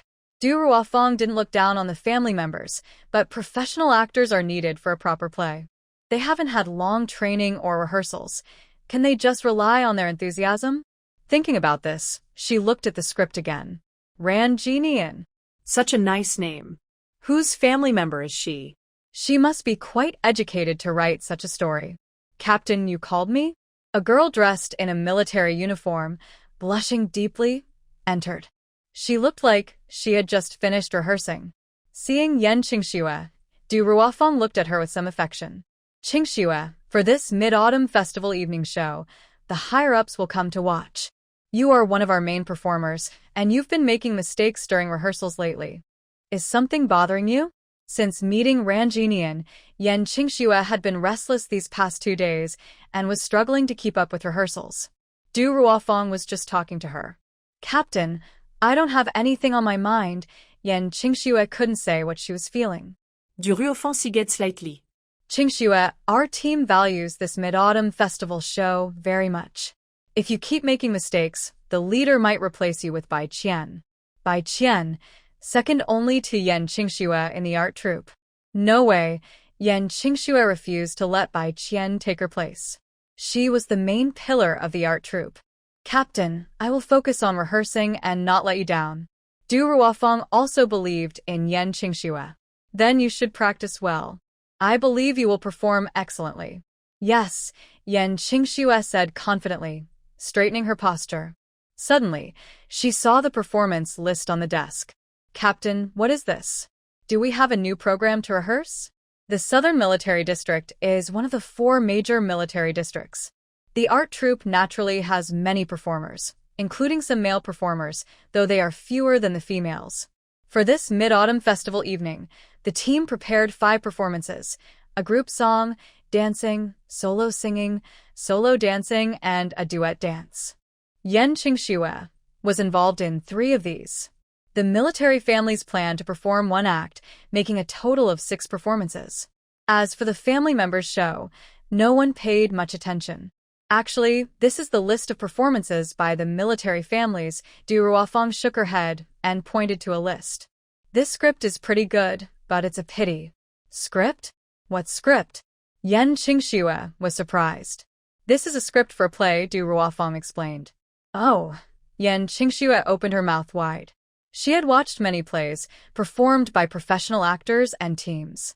Each rehearsal took several months.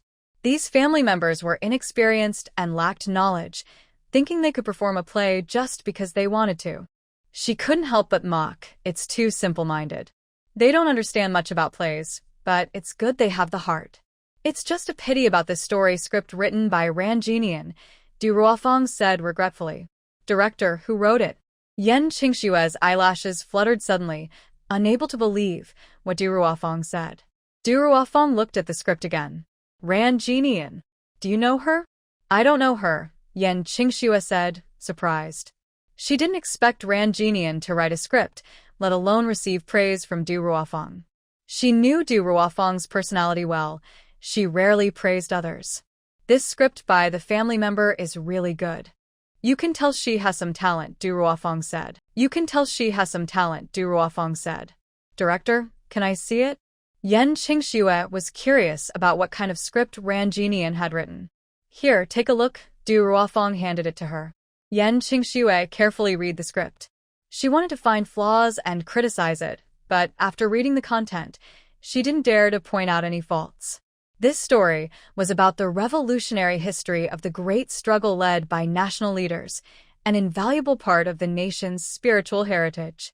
Any inappropriate comments could easily be politicized. She had to hold back her words. She also had Yan Qingxue felt quite frustrated. Yan Qingxue felt quite frustrated. She had initially thought Ran Jinian was just a rural girl, but it turned out she was beautiful, educated, and had good writing skills. She awkwardly said, "Director, I'll go back to rehearse." "Go ahead," Du Ruofeng smiled, happy to see her enthusiasm. On her way back, Yan Qingxue suddenly thought, so, what if Ran Jinian's story was good? The family members probably couldn't perform it well. The script was unlikely to make it to the stage. Her mood improved a lot. At the family residence, Lu Junyuan has been dismantling one of the small wardrobes and turning it into making a shoe rack isn't too hard, but taking apart the wardrobe takes some time. After working hard for 2 days, he finally finished it. "Lu Junyuan, you're amazing," Ran Jinian said, hugging him and giving him a kiss. Lu Junyuan. He quickly looked outside to make sure no one was paying attention before speaking, though his ears were slightly red. "Wife, watch your image." Ran Jinian saw that he looked serious on the outside but was actually avoiding her gaze, which made her feel bolder. She hugged his arm softly and said, "Junyuan." Lu Junyuan felt a surge of heat rise up inside him. His voice was a little hoarse. "Wife." His voice was a little hoarse. "Wife, be good and don't cause trouble." Ran Jinian thought his serious and restrained look was adorable, and she couldn't help but pinch his face. "Stand at attention, wife," Lu Junyuan said, his body stiff like a tall, straight tree, standing perfectly straight. Ran Jinian poked his chest again. "Captain Lu, I'm not your soldier." Lu Junyuan didn't expect his wife to be so disobedient. He quickly picked her up and carried her into the room. Ran Jinian panicked. "Junyuan, I'm pregnant now, it's not convenient." Lu Junyuan set her down on the bed. "Not convenient where?" Ran Jinian's small, white face slightly. Lu Junyuan leaned in close to her ear with a low, teasing laugh. "No rush, we have plenty of time." Ran Jinian.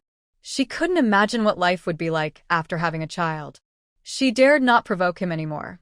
Seeing that his wife finally obeyed, Lu Junyuan went out and brought in the shoe rack. "Put it at the door." Ran Jinian pointed to the widest spot at the entrance. After placing the shoe rack down, Lu Junyuan arranged all the shoes in the house. He only had 3 pairs, while Ran Jinian had 7 pairs. After tidying up, he said, "I have a day off the day after tomorrow. Tomorrow afternoon, we'll go to the town, and in the evening, we'll stay at the guest house. We'll shop in the morning, and in the evening, invite everyone over for dinner." The day Ran Jinian arrived home, Lu Junyuan had already told everyone to come for dinner. Since he was on leave, he naturally needed to prepare for hosting. Ran Jinian knew they wouldn't have enough time to shop in town the day after tomorrow. "Do you have a bus after work tomorrow?" They couldn't use supplies from the space for the dinner. "I won't have a bus after I finish work, but tomorrow, Major Lu is returning to the town, so we can ride with him." Lu Junyuan had already made plans. "How many tables are we setting up?" Ran Jinian asked. Lu Junyuan has already decided. "At least 2 tables, but we should prepare 3. A new family member arrived at the family compound. Hosting meals is common, but it depends on the relationship. Not everyone needs to be invited. Still, it's best to prepare a bit more food to avoid running out and embarrassing ourselves. Then prepare a little extra. We can borrow tables from Sister Zhou and the others. Everyone usually does this. Tomorrow, I will write a menu to make shopping easier." Ran Jinian had already prepared the script and would be very free afterward. Lu Junyuan was worried that Ran Jinian might take supplies from the space. "Don't take anything from the space." The guests include the political commissar, the chief of staff, and 2 children of officials. They can tell if something's off. "I understand," Ran Jinian replied. Since she was caught using the space before, she became very cautious. They discussed for a while longer before lying down to rest. Lu Junyuan was used to doing prenatal exercises and was becoming more skilled at it. The next day, the radio announced, "All military family members submitting program lists, please come to the first conference room for a meeting." Although Ran Jinian had written the script, she wasn't performing, so she didn't plan to go. Soon, Yao Yurong and others came over. Jinian, do you want to go to the meeting? They asked. They had grown closer these days and got along very well. I won't go. You all go ahead, she replied. After everyone left, Zhou Hongying, who had 3 children and was busy with chores, approached Ran Jinian, leaning on the courtyard wall. What's the military arts troupe meeting about again? Maybe they're canceling the family performances. It probably isn't. We'll know when they come back, Ran Jinian thought. She didn't continue the topic. Zhou, bring the children to my house for dinner the night after tomorrow, she said. Okay, I'll come early to help. Zhou Hongying understood immediately. I also need to borrow your table, she added. Feel free to use anything at my place, Ran Jinian said. When she arrived at the family compound, Zhou Hongying was her closest sister-in-law. They exchanged a few words before going about their own tasks. Ran Jinian was planning to go to the town in the afternoon, even though she would be returning the next day. She prepared some essentials, towels, toothbrushes, and toiletries. In her past life, she had stayed in a guest house that only provided bedding, nothing else. She took out a military green backpack from the space and packed everything carefully. An hour later, Yao Yurong and the others returned after their meeting. What did Captain Du say? Zhou Hongying asked. Huang Pingping took over. Captain Du said that everyone's program lists are very good. She's not sure which one to choose right now. So she asked us to rehearse and perform for her, and she'll pick a program suitable for the stage. Ran Jinian guessed correctly. Since the family compound could only produce one program, she knew many family members wanted to perform, forming several teams. I thought not many people would join, but it turns out there are quite a few, Wang Xiaoli said with surprise. Zhou Hongying was not surprised. No matter how well they perform, this is a matter of family pride and a chance for the men to show off. But how should we act in this play? Chun Jinfeng asked. Everyone looked at each other, unsure what to do. Yes, they had the story, but they didn't know how to perform it. Yao Yurong clapped her thigh. Jinian, you know about plays and can write stories. Why don't you direct us in acting out the script? Cough, cough, cough. Ran Jinian was drinking water and was startled, choking suddenly. What? She was supposed to direct them in a play? Although she could write stories, she didn't know how to direct a play at all. Zhou Hongying quickly patted her back. Drink slowly. Ran Jinian put down her cup. Sisters-in-law, I only know how to write stories. I really don't know how to direct this play. Jinian, you wrote such a good story. Do you want it to go to waste? Yao Yurong said, reasonably. Ran Jinian thought about writing the story. She had read many books and put a lot of effort into it. Of course, she wanted the Red Detachment of Women to perform it. No matter how it turned out, she would be happy. Why don't you be our director? We'll take it seriously and perform well. Try it, maybe you'll be good at it, they encouraged her. Everyone trusted Ran Jinian. In their eyes, she was highly educated and good at writing stories, so she must be capable. Ran Jinian also felt motivated. Okay, but I'm not the only director. We're all directors. Everyone felt very comfortable, thinking Ran Jinian was very generous. Let's start this afternoon, Yao Yurong suggested. Everyone was full of energy. They agreed to meet at Ran Jinian's house every afternoon at 2 p.m. for rehearsals, practicing for 3 hours each day. At noon, Ran Jinian cooked a bowl of beef noodles in her space. After eating, she rested. When she woke up, everyone was already there. Today was their first rehearsal, and everyone was very excited. But a problem had arisen. They couldn't read well, so rehearsing was a bit difficult. Ran Jinian thought for a moment and said, I'll simplify the dialogue. You only need to say what you want and do what you need to. The story begins with young women from the countryside who bravely fought the Japanese soldiers to protect the Red Army. In the end, the Japanese captured the Red Women's Army. To force them to reveal the Red Army's location, they were subjected to cruel torture. But the women were fearless and bravely faced the enemy's knives, protecting our revolutionaries. After some time practicing, they still struggled with memorizing lines and showing expressions, making the play quite difficult. However, because they were motivated inside, everyone worked hard to overcome the challenges. Today was the first rehearsal. Everyone was not in a rush, but just getting used to it. After rehearsal, Ran Jinian told them there would be a dinner tomorrow and invited them to come at night. She also borrowed 3 tables. Everyone agreed, happily. After leaving Ran Jinian's courtyard, the news of their play spread throughout the compound. Those women are really going to perform a play, are they crazy? They don't even know their own limits, yet they dare to perform. It's hilarious. Everyone whispered and laughed privately. Hearing the teasing, Yoshioji felt very happy inside. What's the use of Ran Jinian being highly educated if she's leading a group of ignorant women to perform? Her program must be successful. After work, Lu Junyuan met Lin Beixiao and Song Mingyi at the military district gate. They looked at him with some sympathy. Just tell me if you have something to say. If not, I'll go home, Lu Junyuan said, not wanting to delay his return.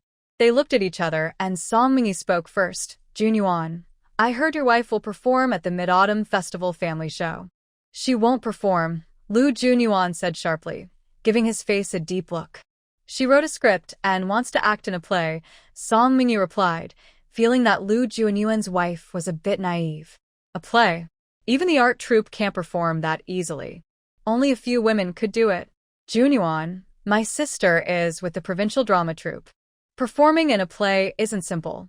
She practiced hard for years before she finally performed. Lin Beixiao sincerely advised, not wanting his good friend to be embarrassed because of his wife. Actually, it's not necessary to perform a play. Singing some mountain songs would be fine, Song Mingyi suggested. Lu Junyuan frowned slightly and looked at them coldly. Whatever my wife wants to do, she will do it. His voice was as firm as a shield, protecting everything about his wife. Song Mingyi. Lin Beixiao. This guy is really a wife-protecting fanatic. Junyuan. The two of them wanted to say more. My wife is still waiting for me at home.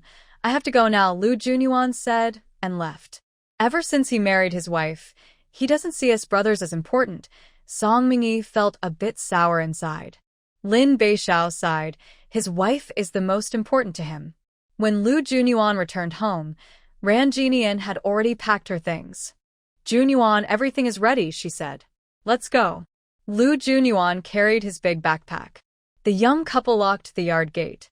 At the military district entrance, a jeep was parked. A man around 50, with thick eyebrows, a square face, and a resolute look, clearly experienced through many storms. Lu Guosheng looked up and saw the young couple walking toward him. The young man had a cold face, but when his eyes fell on his wife, a slight smile appeared, full of tenderness. The woman looked at him with shining eyes. Lu Guosheng watched happily. He never expected that the usually stern and cold Captain Lu would have such a gentle side. It was truly like steel softened into gentle silk. Commander Lu, Lu Junyuan said loudly as he approached with his wife. This is my wife, Ran Jinian. Ran Jinian confidently said, Hello, Commander Lu. Come on in. Lu Guosheng smiled happily. No wonder this young man didn't care much for the military flower. His wife was so beautiful. The young couple got into the car and sat in the back seat. Junyuan's wife, you're about to have the baby, right? Lu Guosheng asked like a caring elder. Soon after the National Day, Ran Jinian replied. That's a good day. The little one really knows how to choose, Lu Guosheng said. National Day is a big national holiday. Ran Jinian smiled. The little one wants to inherit Dad's military style since he sees Dad is a soldier. Lu Guosheng's eyes brightened. Lu Junyuan's wife was good at talking. Junyuan's wife, you've been to school, right? He asked. High school, she answered. Lu Guosheng was pleased to hear she was a high school graduate, especially since talented people are rare now and most women haven't studied much. Good. It's great that you joined the army, he said. Lu Guosheng himself only graduated from elementary school, so he admired educated people very much. Ran Jinian understood his meaning and said, When the baby is older, I will use what I've learned to help build the military district. She wasn't just saying this because he was a staff officer. It was her plan all along. Ha. Lu Guosheng laughed loudly. He liked his wife very much. Very good. 40 minutes later. In Qingshi town, the jeep stopped at the guest house entrance. Commander Lu, My wife and I will get off first, Lu Jinyuan said, holding his wife's hand as they stepped out of the car. Ran Jinian spoke up. Commander Lu, have a safe journey. All right, I'm leaving, Lu Guosheng replied briefly. After the jeep drove away, they entered the guest house. The receptionist was sitting on a chair, snacking on sunflower seeds, and didn't lift her eyes when they arrived. A double room, Lu Jinyuan said as he stepped forward. The receptionist lazily looked up and glanced at them. Seeing that Lu Jinyuan was a soldier, she kept eating her seeds and asked, "Are you a married couple?" Qingshi town is close to the military district. So many soldiers and their families come here daily. The couple was probably here visiting family, which is why they stayed at the guest house. Yes, Lu Jinyuan replied. Married couples need a marriage certificate and your ID. Staying at the guest house also requires an introduction letter, but since the government issued a new policy, military families only need to show their marriage certificate. Lu Jinyuan took out their marriage certificate and his ID from his backpack. Seeing that he was young but a regimental commander, the receptionist's attitude improved. Here's the key to room 211. The room doesn't have a bathroom. There's a public bathroom at the end of the corridor. Check out by 8 a.m. tomorrow. These rules are strict now. Ran Jinian was excited because it was her first time staying at a guest house. However, her excitement faded when they entered the single room. The double room had small windows and a tiny bed, and the whole room was quite small. There was an indescribable smell in the air. Lu Jinyuan put down his backpack. Wife, you must be tired from the ride. Rest for a bit. I'm a little hungry. Let's eat in the space, Ran Jinian suggested. Lu Jinyuan nodded. Wait a moment. He locked the door and drew the curtains before they entered the space. Wife, what would you like to eat? Lu Jinyuan naturally rolled up his sleeves. Hot pot, Ran Jinian said. She loved hot pot because it was delicious and had many ingredients. Okay, Lu Jinyuan said and started preparing. Ran Jinian was tired from rehearsing and traveling, so she sank onto the sofa and didn't want to move. Jinyuan, thank you for your hard work, she said. Lu Jinyuan smiled slightly. You rest for a bit. I'll call you when it's ready. Ran Jinian replied, and soon she fell asleep unknowingly. Lu Jinyuan made a broth using bones, adding a mildly spicy flavor. Wife, he called to wake Ran Jinian. She groggily sat up and, smelling the rich aroma, suddenly woke up completely. It smells so good. Lu Jinyuan also squeezed some mango juice and poured a glass for his wife. Thank you, Ran Jinian said sweetly. The young couple ate heartily in the spacious room. The vegetables were tender, and the meat was delicious. That night, Ran Jinian and Lu Jinyuan slept in the space. The large, soft bed in the space villa was made of an unknown material. Ran Jinian couldn't quite describe the bed, but she felt it was the best she had ever slept on in her life. This was her first time sleeping in the space. Lu Jinyuan, lying on the big bed, thought that even the best beds at home probably couldn't compare, like a dream come true. They forgot about prenatal education for a moment. The next morning, Lu Jinyuan woke up on schedule. Seeing that Ran Jinian was still sleeping soundly, he gently tucked her in and went downstairs to make breakfast. They ate in the space, with plain white rice and nothing else. Lu Jinyuan cooked rice porridge, eggs, and steamed buns and mantou. The buns and mantou in the space tasted very fresh, as if they were just made and steamed. When Ran Jinian opened her eyes, she looked at the snowy white ceiling and felt a bit dazed, then remembered she had slept in the space last night. She got up, washed up, and went downstairs. Wife, breakfast is ready, Lu Jinyuan called as he was about to go upstairs to wake her. Ran Jinian stepped forward and hugged him. It's really good to have you. Lu Jinyuan felt that his wife had changed. She was becoming more clingy, and he liked it very much. After breakfast, they left the space. Lu Jinyuan, let's go shopping, Ran Jinian said. She had been at the military district for nearly half a month but was visiting the town for the first time. Wait a moment, Lu Jinyuan said, tidying the bed and noticing some creases and marks. He stepped on the floor a few times, making slight footprints. Ran Jinian watched his actions and immediately understood his intentions. Lu Jinyuan was very attentive, noticing all these details. Ran Jinian learned from him.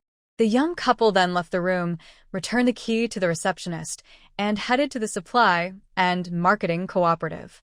Although Lu Jinyuan didn't come to town often, he remembered the route clearly and took his wife there. They arrived early, and the cooperative was already busy with people waiting in line for meat. "Wife, I'll queue here. You can sit for a while," Lu Jinyuan said, worried she might get tired. Ran Jinian thought he was overdoing it. "I haven't walked far, so I won't get tired. You queue for the meat, and I'll look around. Be careful and don't go to crowded places," Lu Jinyuan warned, worried about her being pregnant and bumped into someone. The people around them whispered, "Is this young man overdoing it? Other pregnant women are still doing heavy work. Is she really pregnant?" Ran Jinian was afraid he might say something again, so she hurried into the supply and marketing cooperative. She had visited the cooperative in Pingping Town many times before, but that was a distant memory from her past life. This was her first time visiting the new cooperative after Rebirth, even though it was quite similar inside. Ran Jinian still felt very fresh and new. She walked to a counter selling grains and dried foods. "I want 5 gene of dried black fungus, 5 gene of dried mushrooms, 5 gene of dried vermicelli, and also 5 gene of sorghum flour, cornmeal, and plain flour." The clerk was still tidying the shelves, looking very indifferent. Wait a moment. In this era, cooperative clerks were government employees with secure jobs, so they held a high attitude. Ran Jinian was used to this. She then went to a nearby shop to buy more. "Big sister, I want 10 gene of roasted sunflower seeds, plus 1 gene of fruit candies, and 1 gene of brown sugar." Brown sugar was a rare item, so there was a limit on purchase. The clerk became much friendlier. "Miss, you're buying so much. Is there a celebration at home?" "Yes," Ran Jinian replied without elaborating. Roasted sunflower seeds cost 20 cents per gene, brown sugar costs 50 cents per gene, and fruit candies are 1 cent each, about 50 candies per gene. The clerk weighed the sunflower seeds and brown sugar, then counted the fruit candies. 52 candies. After quickly calculating on an abacus, she said, 20 cents for the sunflower seeds, 50 cents for the brown sugar, and 20 cents for the fruit candies. That makes 2 yuan and 20 cents, plus a ticket for 1 gene of brown sugar. Ran Jinian took out money and the ticket from her bag and handed them over. "Big sister, please count it." The clerk efficiently counted the money and tickets before handing everything back to her. Ran Jinian finished her purchase and returned to the previous counter. "Can I buy now?" "What do you want?" The clerk flicked her handkerchief. "I want 5 gene of dried black fungus, 5 gene of dried mushrooms, 5 gene of dried vermicelli, and also 5 gene of sorghum flour, cornmeal, and plain flour." Ran Jinian repeated her order. "That's too much to remember," the clerk said dismissively. Ran Jinian knew that these clerks were like that, serving the government and looking down on everyone. 5 gene of dried black fungus, 5 gene of dried mushrooms, 5 gene of dried vermicelli. "Each person is limited to 2 gene, the clerk said calmly. "Then just 2 gene of each. Dried black fungus costs 20 cents per gene, dried mushrooms 30 cents per gene, dried vermicelli 10 cents per gene. Total is 2 yuan. The clerk quickly calculated. "I also want 5 gene of sorghum flour, 5 gene of cornmeal, and 5 gene of plain flour." Ran Jinian still hadn't finished buying. Cornmeal and flour are also limited. Each person can only buy 2 gene, and you need a ticket. "Then I will buy 2 gene of cornmeal and flour." Cornmeal costs 9 cents per gene, flour costs $1.50 per gene, sorghum flour costs 2 cents per gene, totaling $5.80. The total is $7.80, plus a 1 gene grain coupon. Ran Jinian hands the money and coupon to her. Although the clerk's attitude is not friendly, her movements are quick. She quickly weighs the items Ran Jinian wants. At this moment, Lu Jinyuan also finishes buying meat and walks in. "Husband, you came just in time. I've already bought dried goods, rice, and flour." Ran Jinyan places the items into a basket and then goes next door to add sunflower seeds, fruit candies, and brown sugar. I'm worried these might not be enough because of the purchase limits, she thinks. She considers that her family is hosting guests, so she can't be too extravagant, but also shouldn't seem too frugal. Don't worry, these ingredients are enough, Lu Jinyuan reassures her. They buy a few more things until they reach the clothing stall, where Lu Jinyuan spots a women's coat. Ran Jinyan quickly pulls him aside and whispers, I don't want it. There's plenty of space in the storage. And she already has enough clothes. Lu Jinyuan thinks differently. Space is space, but this coat is bought for his wife. Hello, we want to try on those shoes, Ran Jinyan says, pointing to a pair of men's leather shoes. She has quite a few men's shoes in her space, but the leather quality is so good, she doesn't dare take them out. She hasn't seen the other styles before, so she wouldn't take them out either. Sweetheart, I have enough shoes, she says. Your shoes are all quite old. You should buy a new pair, Lu Jinyuan suggests. The clerk glances at the couple and, noticing their good demeanor, asks, what size do you need? Ran Jinyan hesitates. This is the first time she's trying to find shoes for Lu Jinyuan, but she doesn't know his shoe size. Size 44, a voice behind them says. Ran Jinyan turns around and sees a girl dressed in a red polka dot long dress with a white cardigan. Her long hair is braided into a plait, with a large black bow hair clip, giving off a pure and lively vibe. He's a size 44, Yan Qingxue steps forward confidently, her eyes shining as she looks at Lu Jinyuan. Jinyuan, what a coincidence you're here too, Yan Qingxue says then, as if she hasn't seen Ran Jinyan. She smiles and looks at Lu Jinyuan. Ran Jinyan looks at the girl in front of her, recognizing her from the last family meeting when she kept staring at her. Now she sees her ignoring her and smiling sweetly at her man. Her mind, though slow, clearly understands. Lu Jinyuan lowered his gaze, hiding the gentle light in his eyes, and showed no extra emotion when looking at Yan Qingxue. Comrade Yan, this is my wife, Ran Jinyan. Yan Qingxue's bright smile froze on her face. Under the man's icy stare, she forced a smile and said, sister-in-law, hello. Lu Jinyuan's cold eyes revealed a clear, passionate feeling when he looked at Ran Jinyan. This is Yan Qingxue. She is with the cultural troupe. Yan Qingxue felt a lump in her throat. Hello, Ran Jinyan said confidently and calmly. Yan Qingxue's eyes moved slightly. I've known Jinyuan for 6 years. He often talks about you. Haha. Ran Jinyan understood what she meant. She shyly glanced at Lu Jinyuan, her tone a bit reproachful. Jinyuan, you've known her for 6 years. I grew up with you. Why have you never mentioned her? Yan Qingxue. She was declaring her challenge. Childhood sweethearts are impressive. If she had known Lu Jinyuan first, she would definitely be the one married to him. Lu Jinyuan, sensing her gaze, looked at her gently. We are comrades in arms. Yan Qingxue felt like she was doused with cold water. In his eyes, she was just an ordinary comrade. Qingxue, a few girls came over. Seeing Lu Jinyuan, they greeted Captain Lu. They all knew Lu Jinyuan. He was known as the cold-faced king of the military district, famous and respected. But he was very handsome, young, and full of promise. Many female soldiers secretly liked him. But suddenly getting married broke many hearts. When they saw Ran Jinyan, noticing her pregnant belly, they immediately remembered how she had stood out in the crowd during the last family gathering. She's Captain Lu's wife. Yes, it's her. And she's also the one writing the script. The troupe knew about the upcoming drama filming at the family compound. A clerk brought shoes. Jinyuan, try these on, Ran Jinyan said, pulling him to sit down. Seeing her sitting beside Lu Jinyuan, Yan Qingxue felt a sharp pain in her eyes. Lu Jinyuan didn't want to try on shoes, but he couldn't refuse his wife's request.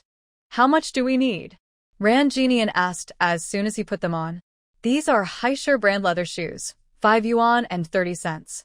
Hearing the price, Lu Jinyuan didn't want them. He wanted to save money to buy clothes for his wife. We'll take them, Ran Jinyan said directly, pulling out a large banknote to stop him from speaking. The clerk quickly packed the shoes. Seeing everyone still watching them, Ran Jinian smiled and said, "You all turn around. We're leaving now." After Ran Jinian and Lu Junyuan walked away, the others watched them go.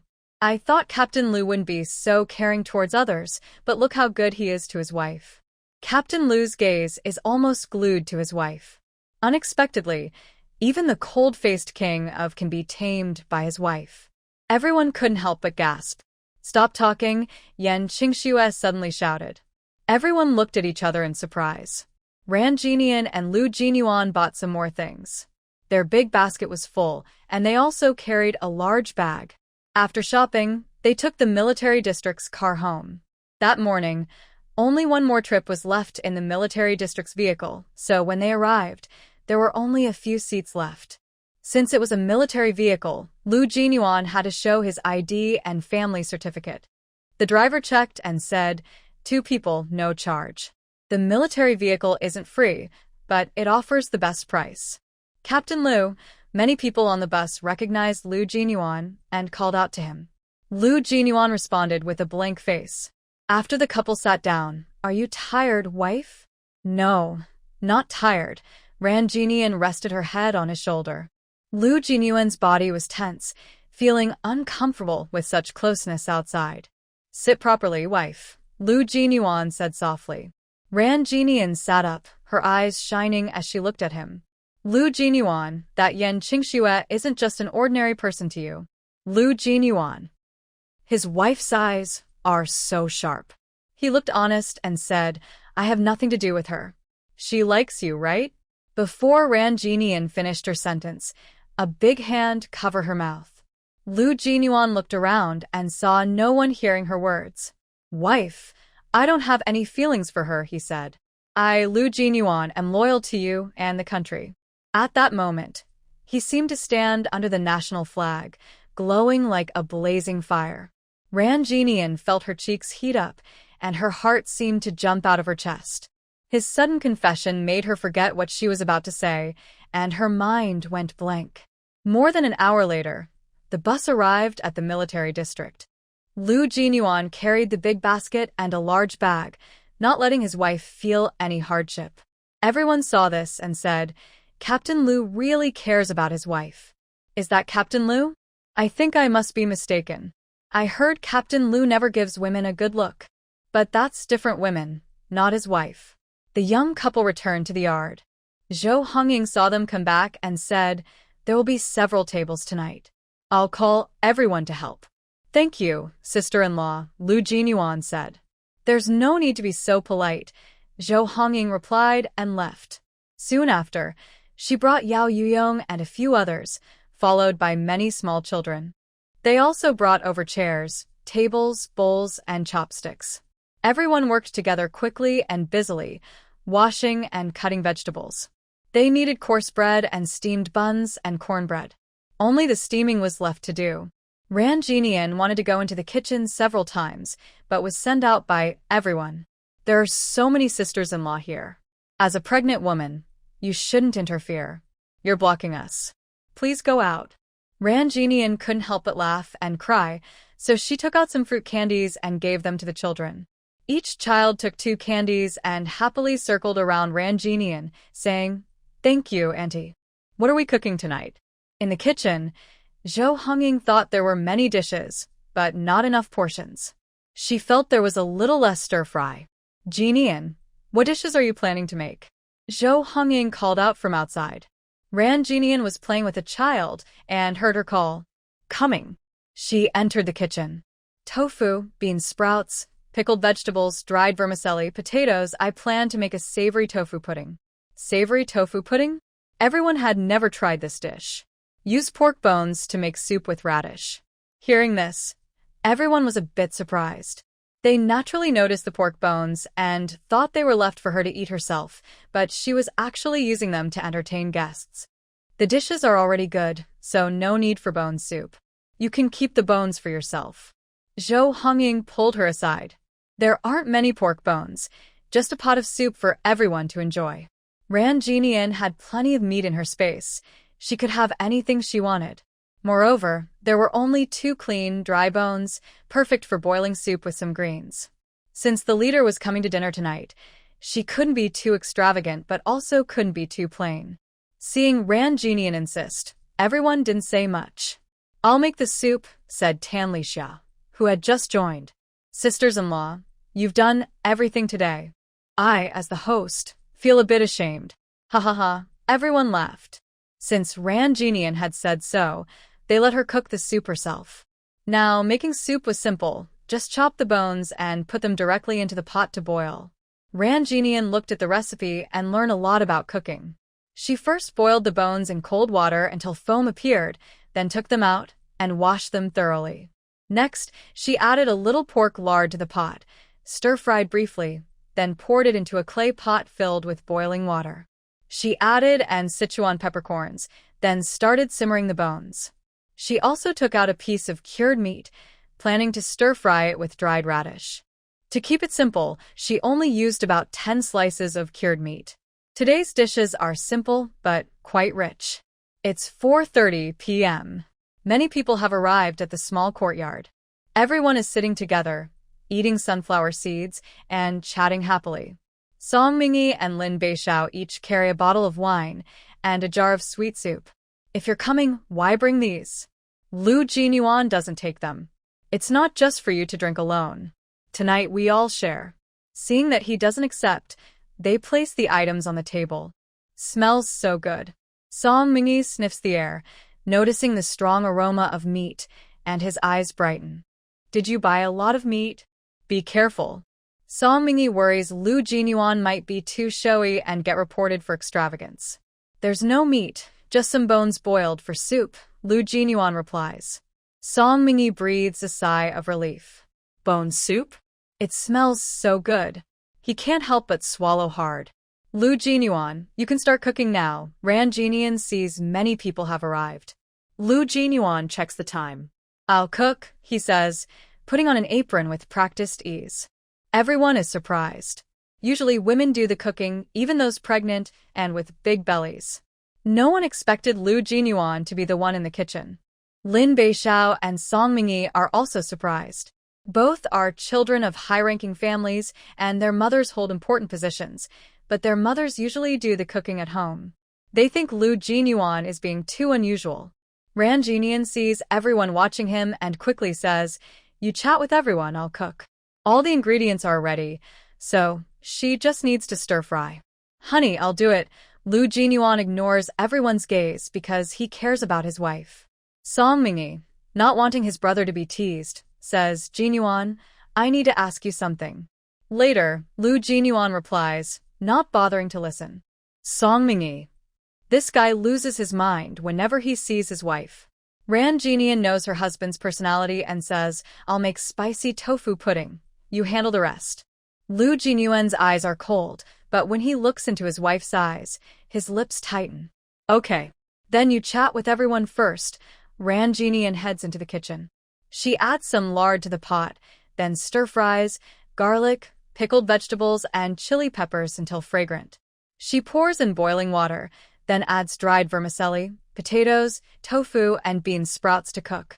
Finally, she sprinkles chopped green onions and serves the dishes in 4 large bowls.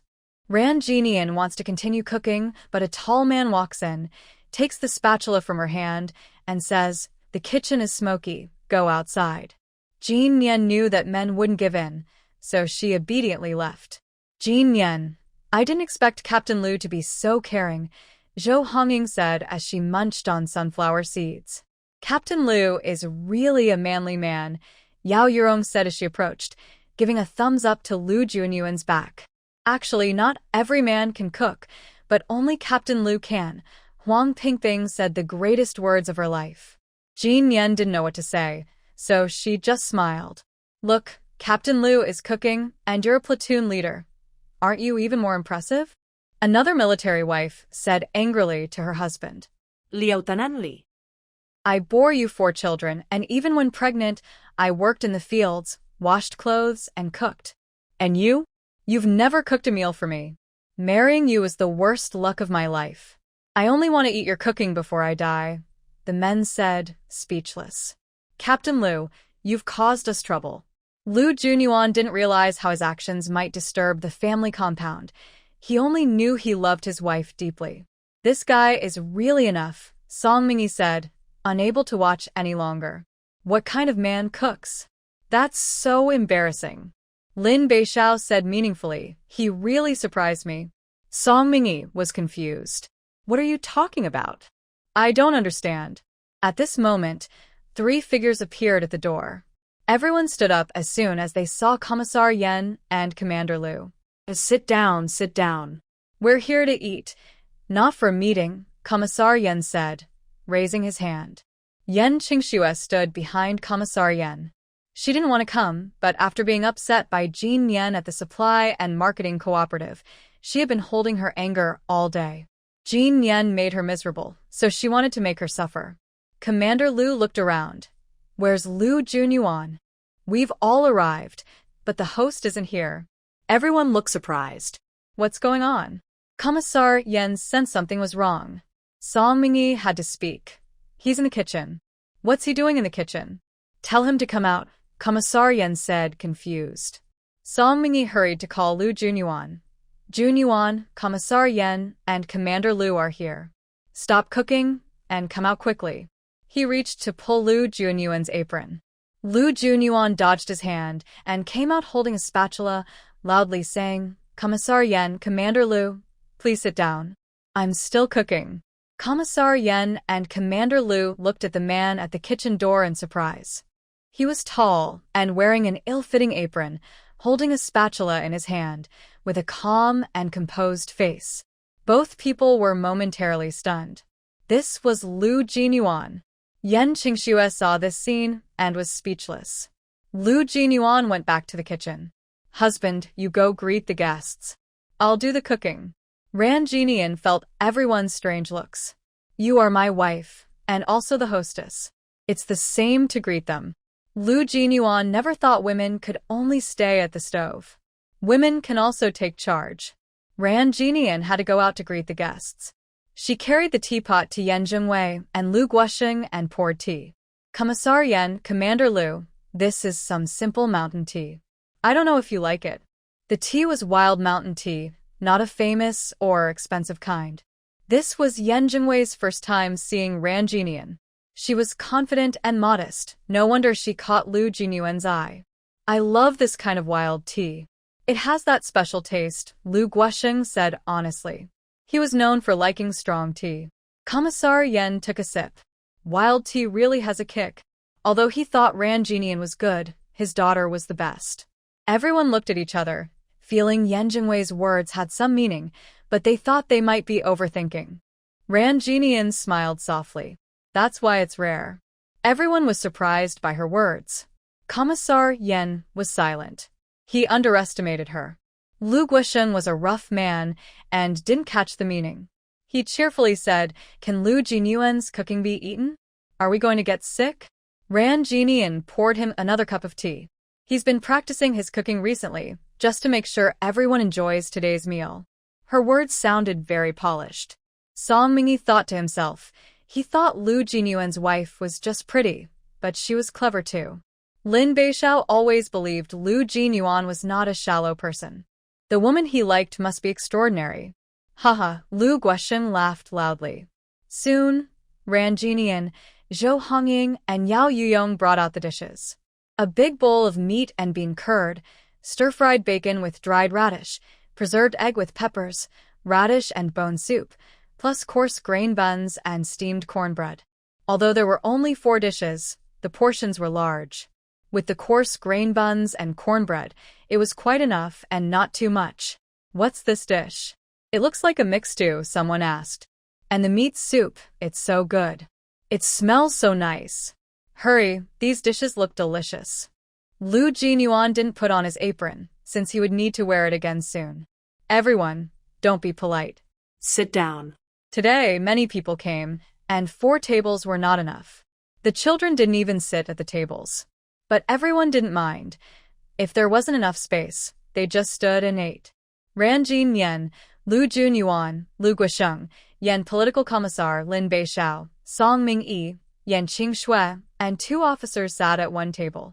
Come, let's try Captain Lu's cooking, Lu Guosheng said, picking up chopsticks to try the savory bean curd, which looked sour and spicy, just as taste. This dish and the soup are made by my wife. The other dishes are made by me, Lu Junyuan said. Yan Qingxue looked at him with a complicated expression, feeling like he had changed. Whenever he mentioned his wife, he looked very happy. This is my wife's cooking? It's very delicious. Everyone, eat quickly, Lu Guosheng said after taking a bite. The dish was sour and spicy, with a strong flavor. Really tasty. My sister-in-law is a great cook, said 2 officers named Zheng and Bang and Xia Hongji. Lin Bei Xiao took a sip of the soup. This soup is also very good, and the radish is sweet. At first, he didn't know that Ranjin Nian had made the soup. He just usually drinks soup before eating. Song Mingyi thought, how delicious and tasty, and after tasting it himself, he kept eating more vegetables. Yan Qingxue thought, does this person never eat rice? She wouldn't normally act like that, but after eating, she realized she had eaten quite a lot. By the time she noticed, her stomach was almost full. Lu Guosheng kept praising, you 2 young ones make better and better dishes. Yan political commissar also thought the food was good and wondered why his daughter didn't know how to cook. No wonder Lu Junyuan didn't like her. Come on, don't just eat vegetables. Have some drinks. Song Mingyi opened a bottle of wine and poured a glass for each person. Lu Junyuan also bought some wine, but it was just ordinary wine, not as good as Song Mingyi's. Welcome to the army. If you have any difficulties, just go to the military district. Don't be shy, Yan political commissar said kindly. Lu Guosheng raised his glass. Lu Junyuan's wife, the family housing is your little home. The military district is our big family. With your support, I believe we will get better and better. Though he was rough, he knew how to speak nicely. Clap, clap, clap. Everyone applauded. Yan political commissar thought, why is this guy saying so much?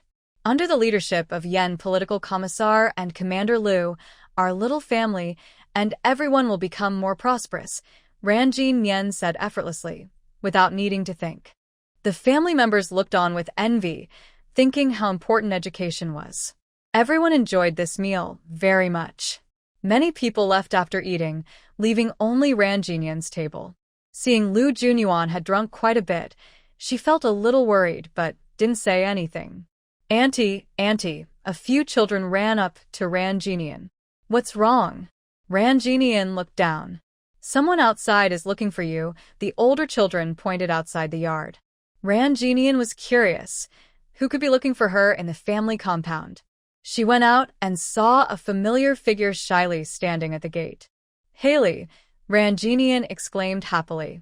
Xiao Haley heard Ranjin Nian's voice, looked up, and when she saw Ranjin Nian, her eyes lit up with joy as they fell on her pregnant belly. Genie, and you're pregnant, she said happily. Ranjin Nian walked quickly outside. Yes, almost 7 months now. Why didn't you send a message before coming? I would have come to pick you up, she said. I didn't have much money on me, just enough for the bus fare. When I received your message, I came right away, Xiao Haley replied openly. Let's go inside first, Ranjin Nian said, pulling her toward the yard.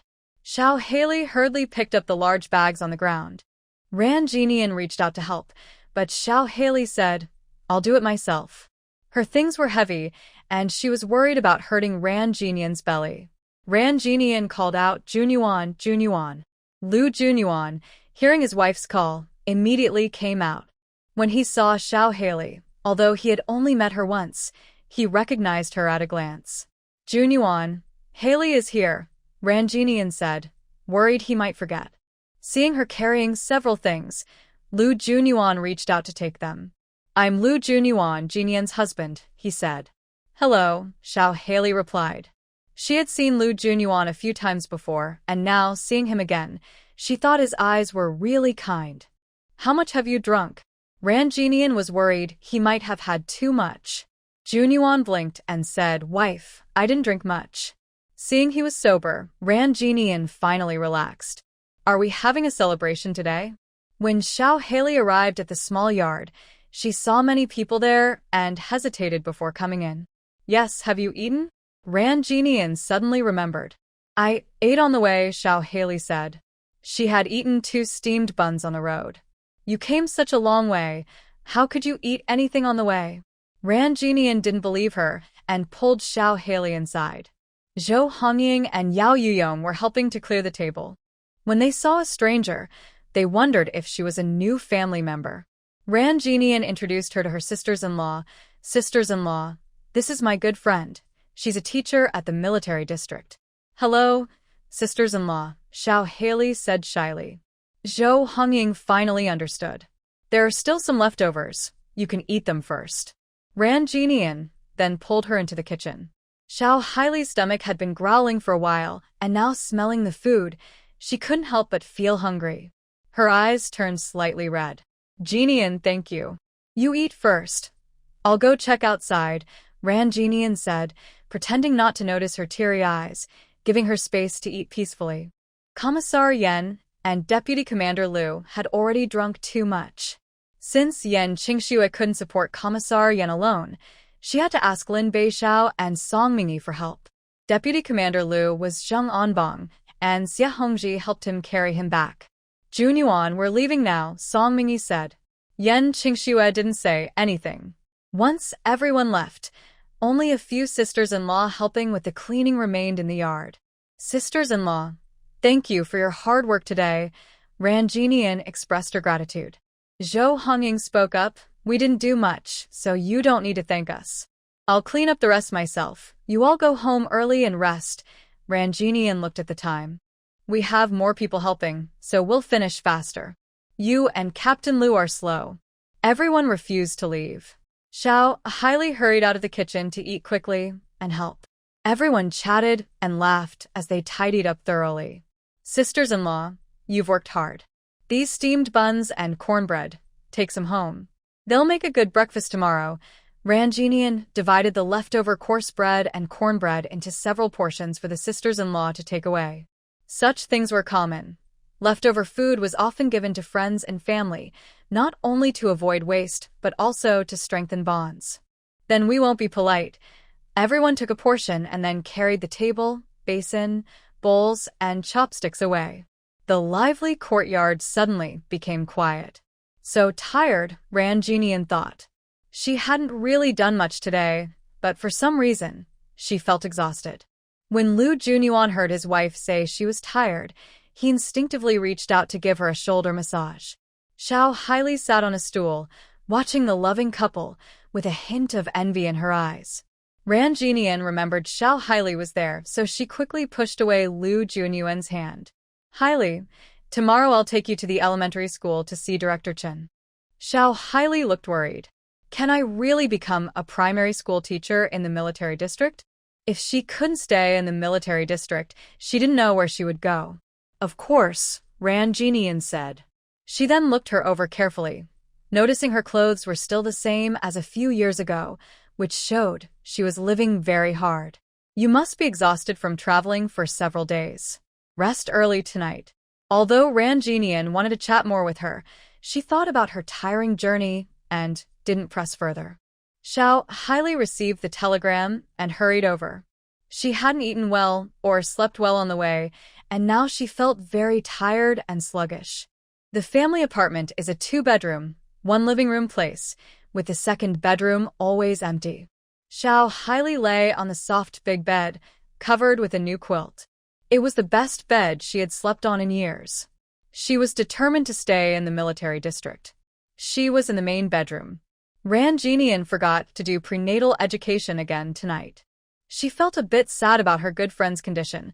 Hailey has lost weight again, and she looks worse than last time. She sighed. Wife, sighing isn't good. Lu Junyuan quickly stopped her when he heard her sigh. Hailey is a person with a tough life. Ran Jinian sighed again. Now she's in the military district. As long as she has the ability, she can definitely stay in the elementary school here. Lu Junyuan quickly said, Lu Junyuan, it's really good to have you. Ran Jinian hugged him tightly. Lu Junyuan? I haven't done anything. I only came to the military district because I married you, met Director Chen, and was introduced to Hailey as a teacher. Ran Jinian raised her small face, looking seriously at the man. The man chuckled softly. His wife was really adorable. Wife, if you weren't a high school student, would Director Chen have come looking for you? Yes. Ran Jinian hugged his neck. But I still got this opportunity, because I married you. She was even more grateful to heaven for letting her live again. Wife, I am your man. You don't need to thank me. Lu Junyuan looked into her eyes with deep affection. Ran Jinian blushed, and her heart raced under his gaze. Just give me a few more children. The man whispered. Ran Jinian turned over and ignored him. The next morning, Lu Junyuan woke up early and found Xiao Hailey had gotten up even earlier and had already cooked breakfast. You woke up so early. Did you not sleep well last night? Lu Junyuan asked. Xiao Hailey shook her head. I get up at this time every day to cook for the family.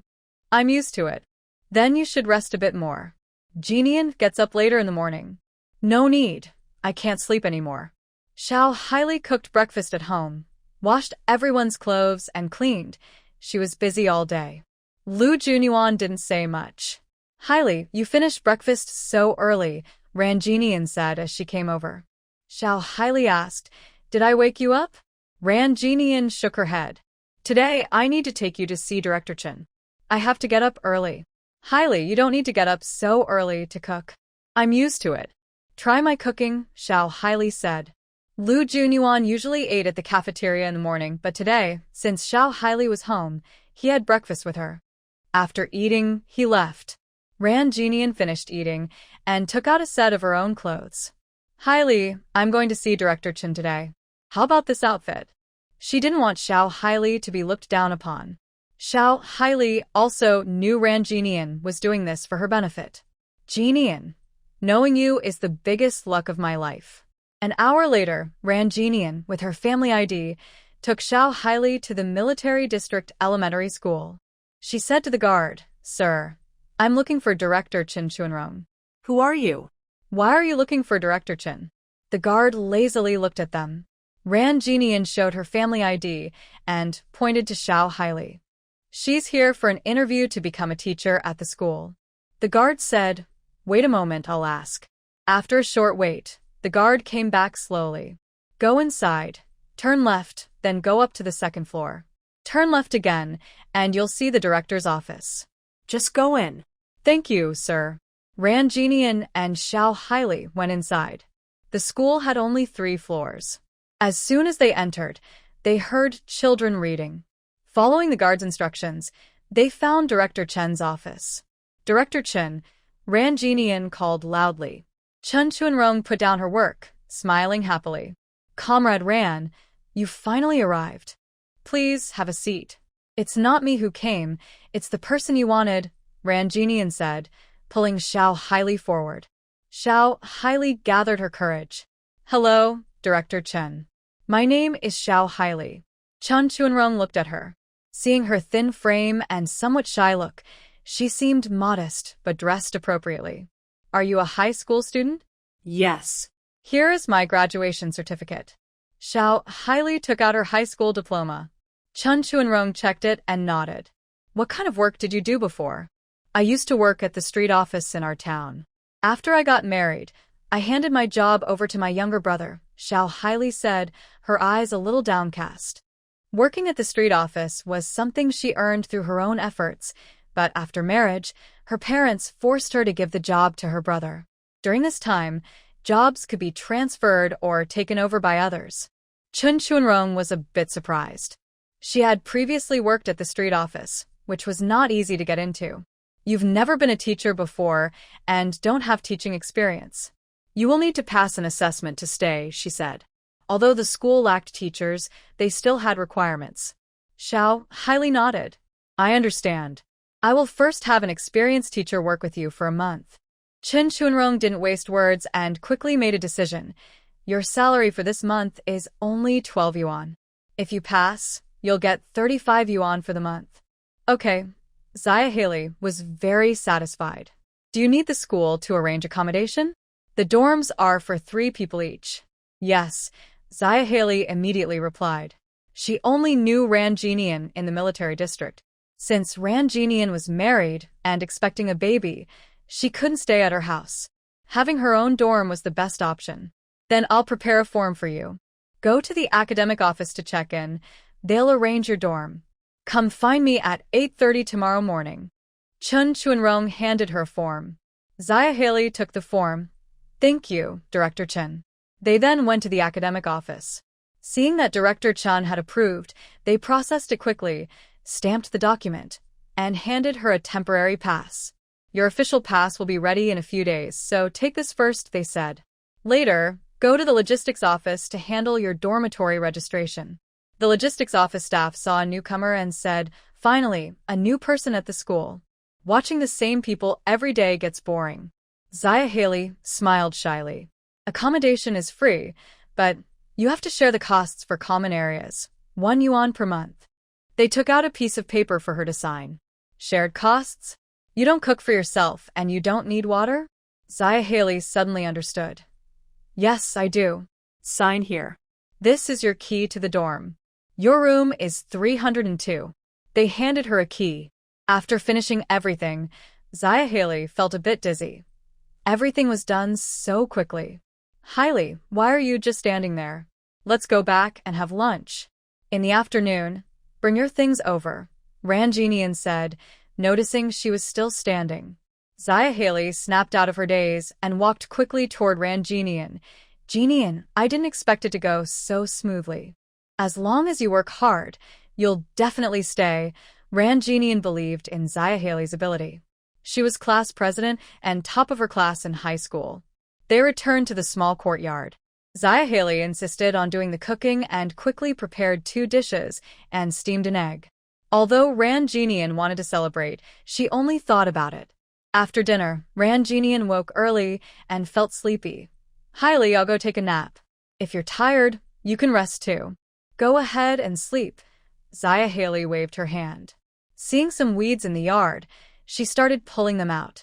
At the military district, Commissar Yen placed a document in front of Lu Jinyuan.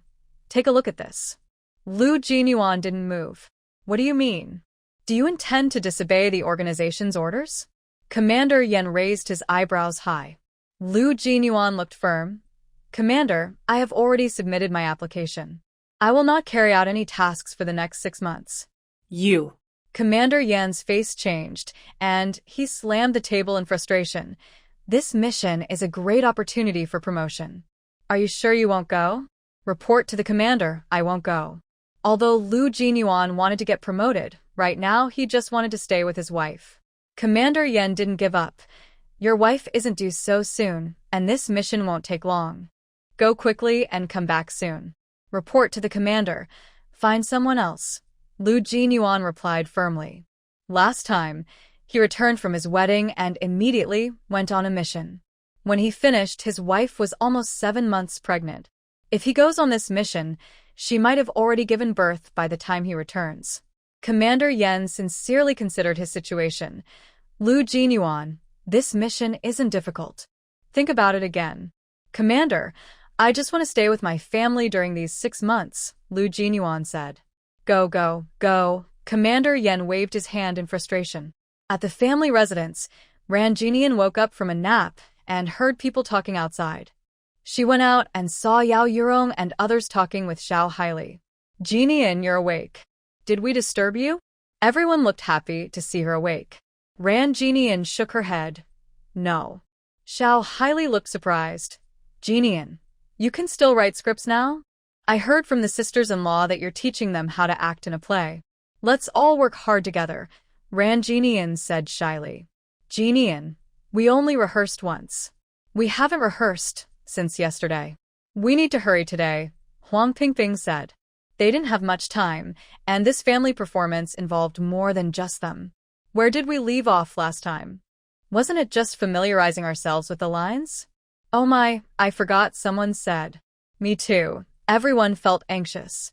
Luckily, Xiao Haili was helping, so they learned faster. Ranjinian suggested, let's not memorize all the lines at once. Let's do it piece by piece. That way, we won't make mistakes. During practice, everyone found it went much faster. Helping the Red Army requires courage. Protecting the Red Army, you need to be full of energy. In short, you need passion and a fearless fighting spirit. Ran Jinian watched for a while and noticed that everyone's expressions were stiff and their movements were rigid. None of them had experience with drama. They were just imagining and practicing. Ran Jinian felt that this approach wouldn't work. She carefully thought for a moment and asked, "Who has a radio?" This dry practice was almost pointless. A play needs music and atmosphere to create emotion. Only then can everyone get into the right mood. Ran Jinian had a radio in her space, but it wasn't from this era, so she couldn't bring it out. "I don't have one at home." "Neither do I." "Why do you need a radio?" Everyone asked, confused. Yao Yurong spoke up. "Tao battalion chief has one at his house. I know his wife, so I can borrow it. We need to use the radio for rehearsals all the time. Do they agree to lend it?" Ran Jinian remembered she had one back home, but forgot to take it when she left. Yao Yurong opened her mouth wide. "If we need to use the radio constantly, that might not be possible." "I'll ask my husband tonight," Ran Jinian said. For the first time, she mentioned her husband in front of everyone, and her face turned slightly red. They continued rehearsing, trying to show emotion with their expressions and move naturally. But since they weren't professional actors, it was still very hard. "Everyone, don't worry. Take it step by step. The most important thing now is to memorize your lines," Ran Jinian encouraged them. They practiced for over 2 hours and felt exhausted. Theater was too difficult. Some of them regretted it. "We've come this far. Keep going, everyone. Don't let yourselves regret it," Zhou Hongying said when she saw some people wanted to give up. Yao Yurong stepped forward. "I won't give up." The others looked at each other, clenched their teeth, and said, "Okay, let's work hard together." After encouraging each other, they planned to continue practicing tomorrow and then left the small yard. Ran Jinian looked back and saw Xiao Haili watching her. "Why are you looking at me like that?" she asked. "Jinian, you're different from before," Xiao Haili said, eyes shining. Ran Jinian chuckled. "How am I different? Back in school, you never participated in activities because you thought they were troublesome. But now, in a staff compound, you're rehearsing shows with everyone and you're glowing." Xiao Haili felt that Ran Jinian was full of energy and strength she didn't have. Ran Jinian was surprised. She remembered that in high school, she never took part in sports days or cultural events because she thought it was a waste of effort. But after coming to the staff compound, she quickly adapted and got along well with everyone. She was very enthusiastic about this family performance. "Different," Ran Jinian said with a smile. This was her home, with Lu Jinyuan. At 6 p.m., Lu Jinyuan came back from work. Xiao Haili had already prepared dinner, and Ran Jinian helped out. After dinner, Ran Jinian and Lu Jinyuan took Xiao Haili to the elementary school dormitory. Ran Jinian was empty-handed. Lu Jinyuan carried 2 large bags in one hand and had another on his back. Xiao Haili carried one bag and looked a bit shy. "Captain Lu, let me carry it," she said. This time, she brought all her belongings to the military area. As a man, Lu Jinyuan was strong, and Xiao Haili was a good friend of his wife. "It's not heavy," he said, walking quickly ahead to leave some space for them. "Captain Lu is really a good man. Jinian, you really have good judgment." Xiao Haili thought her friend was lucky to meet him.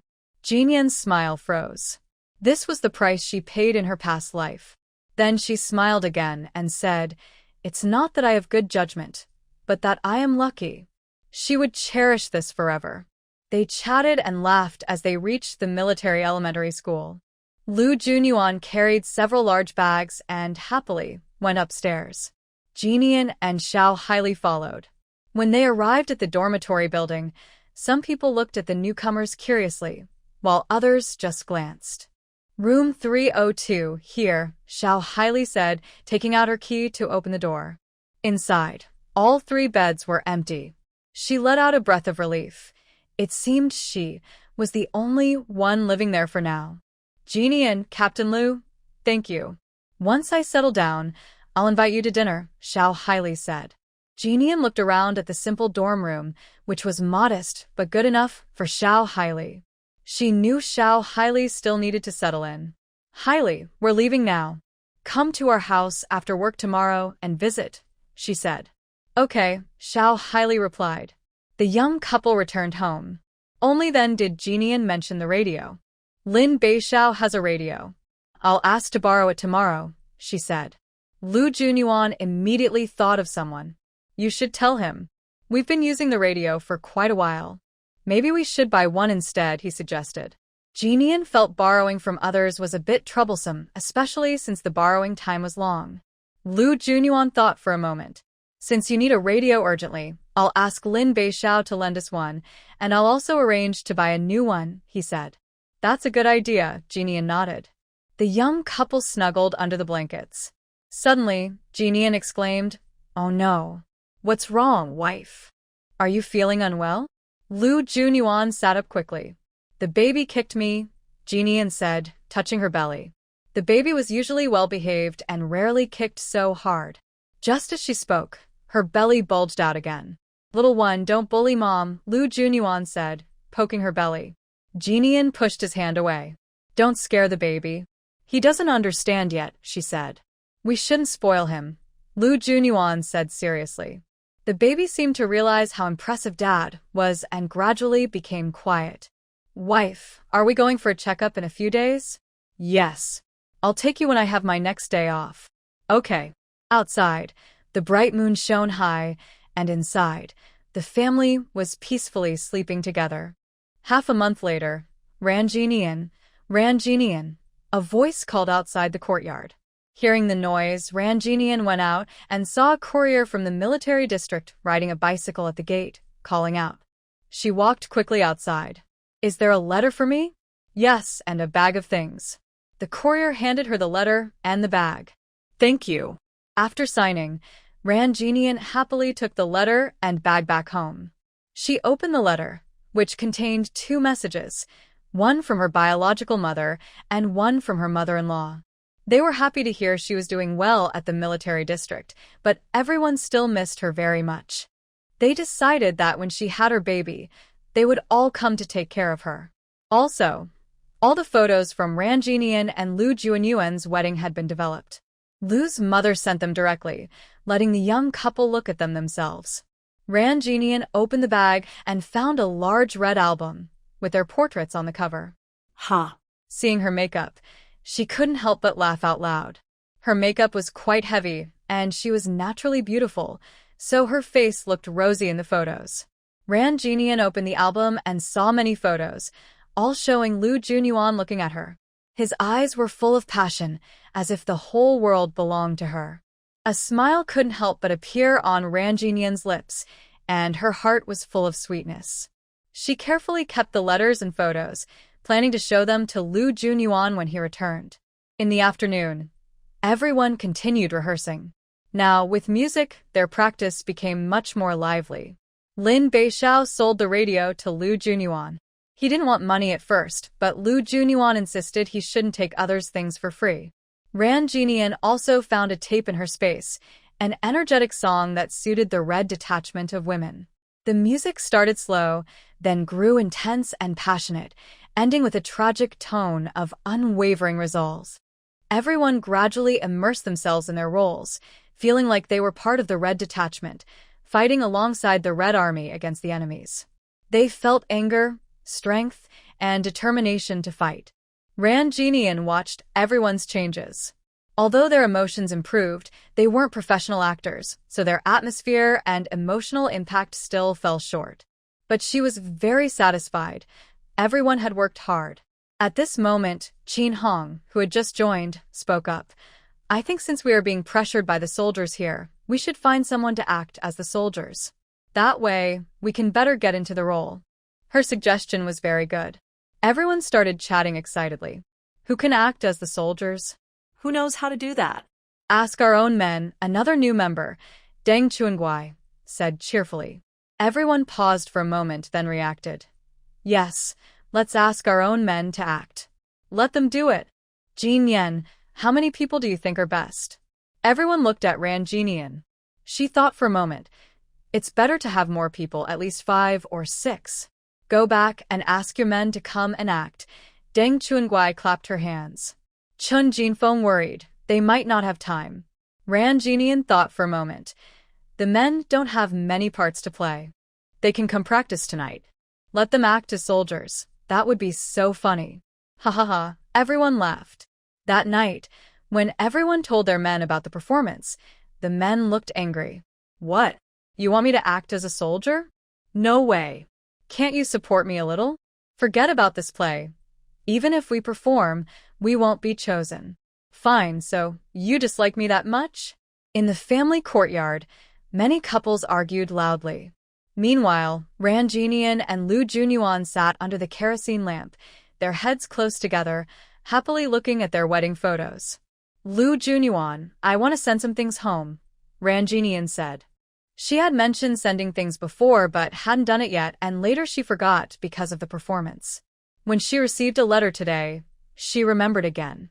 Lu Junyuan thought for a moment. I'll take leave in a few days.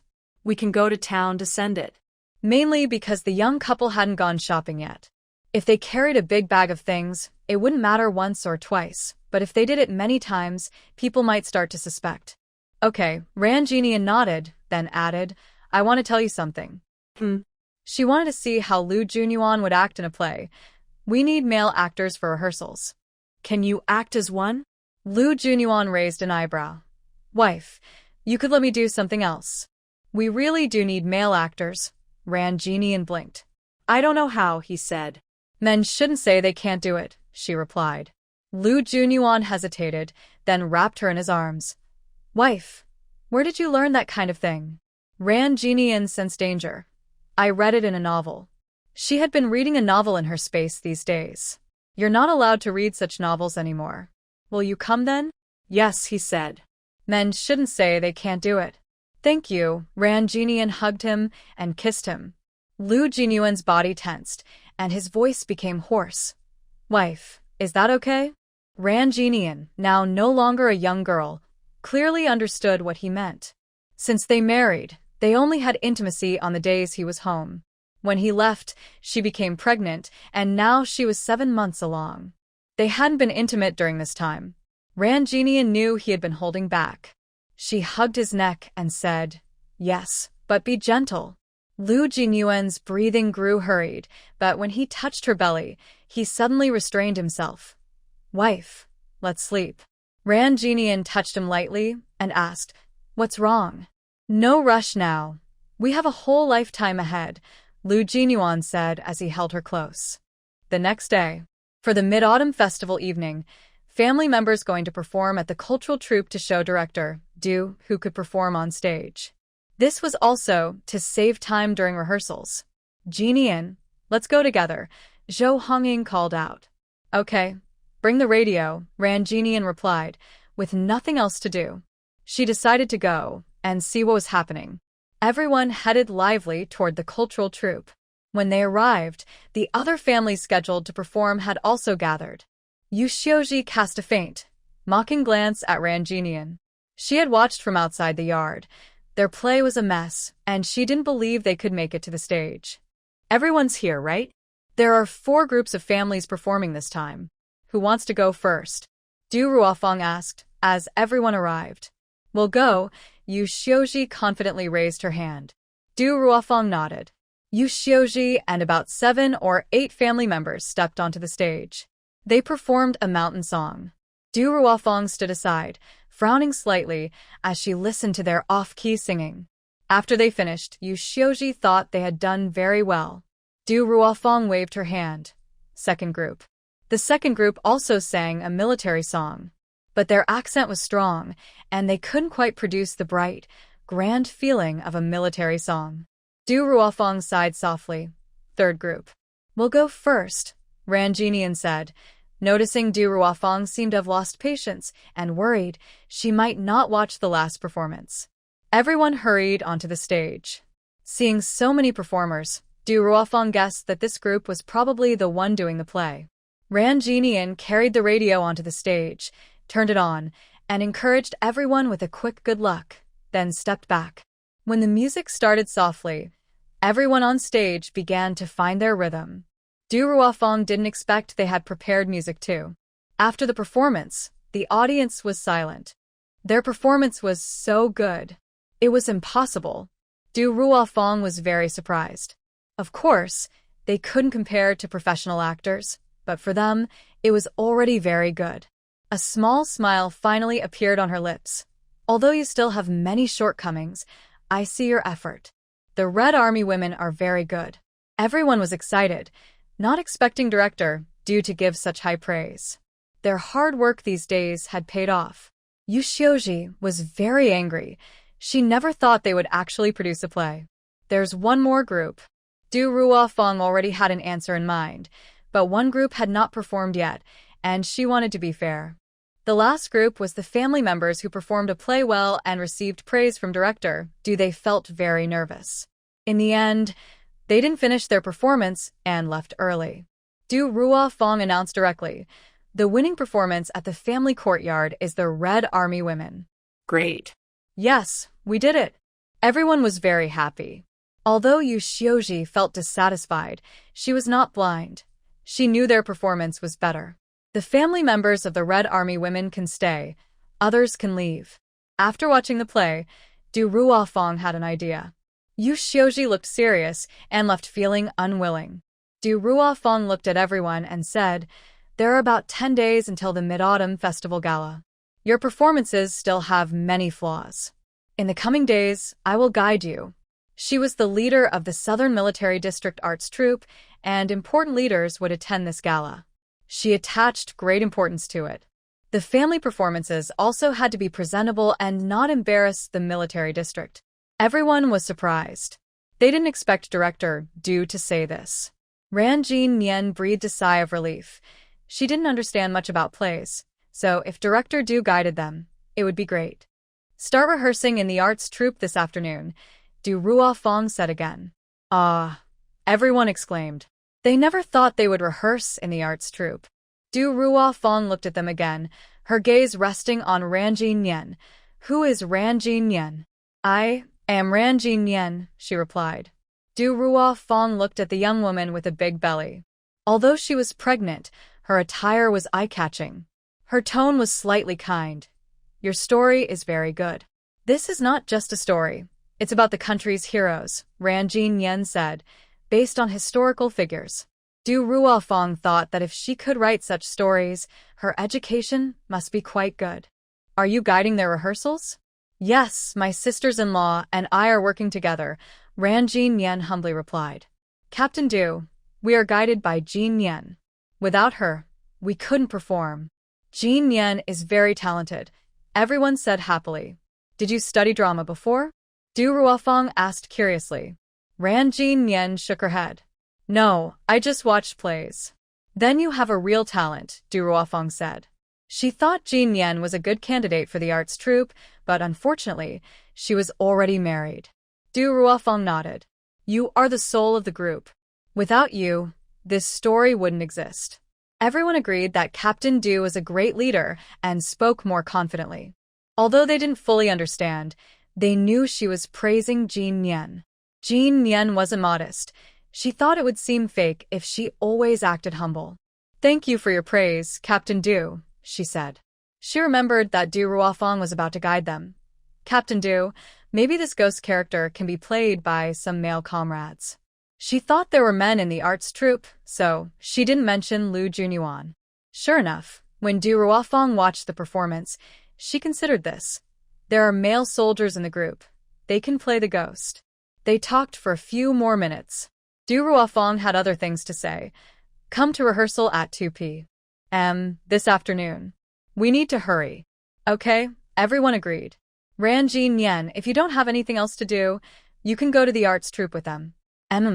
Jin Nian replied. She would decide when she arrived. When she left the tape recorder and took the radio. On the way back, everyone was very excited. "I feel like I'm dreaming. I thought we wouldn't make it," one said. "Who would have thought Captain Du would personally guide us?" "I thought I was hearing things," another said. "As long as we try hard, we can do it." Jin Nian listened to their excitement and kept smiling. They wrote a story. turned it into a play, and performed it on stage for everyone. It was a very beautiful thing. At the family compound, everyone knew their play was going to be performed. "You're amazing. You can all act in a play now," someone said. "What's this play about?" "I never knew," another asked. "I heard Captain Du even praised you." "That's impressive," someone added. On the way, family members gathered around. Qin Shulan hurried over, looking surprised. "Your program was selected," she said. Zhou Honging looked at some people secretly watching from afar and loudly said, "It's been chosen. Captain Du told us to start rehearsing today. She will personally guide us."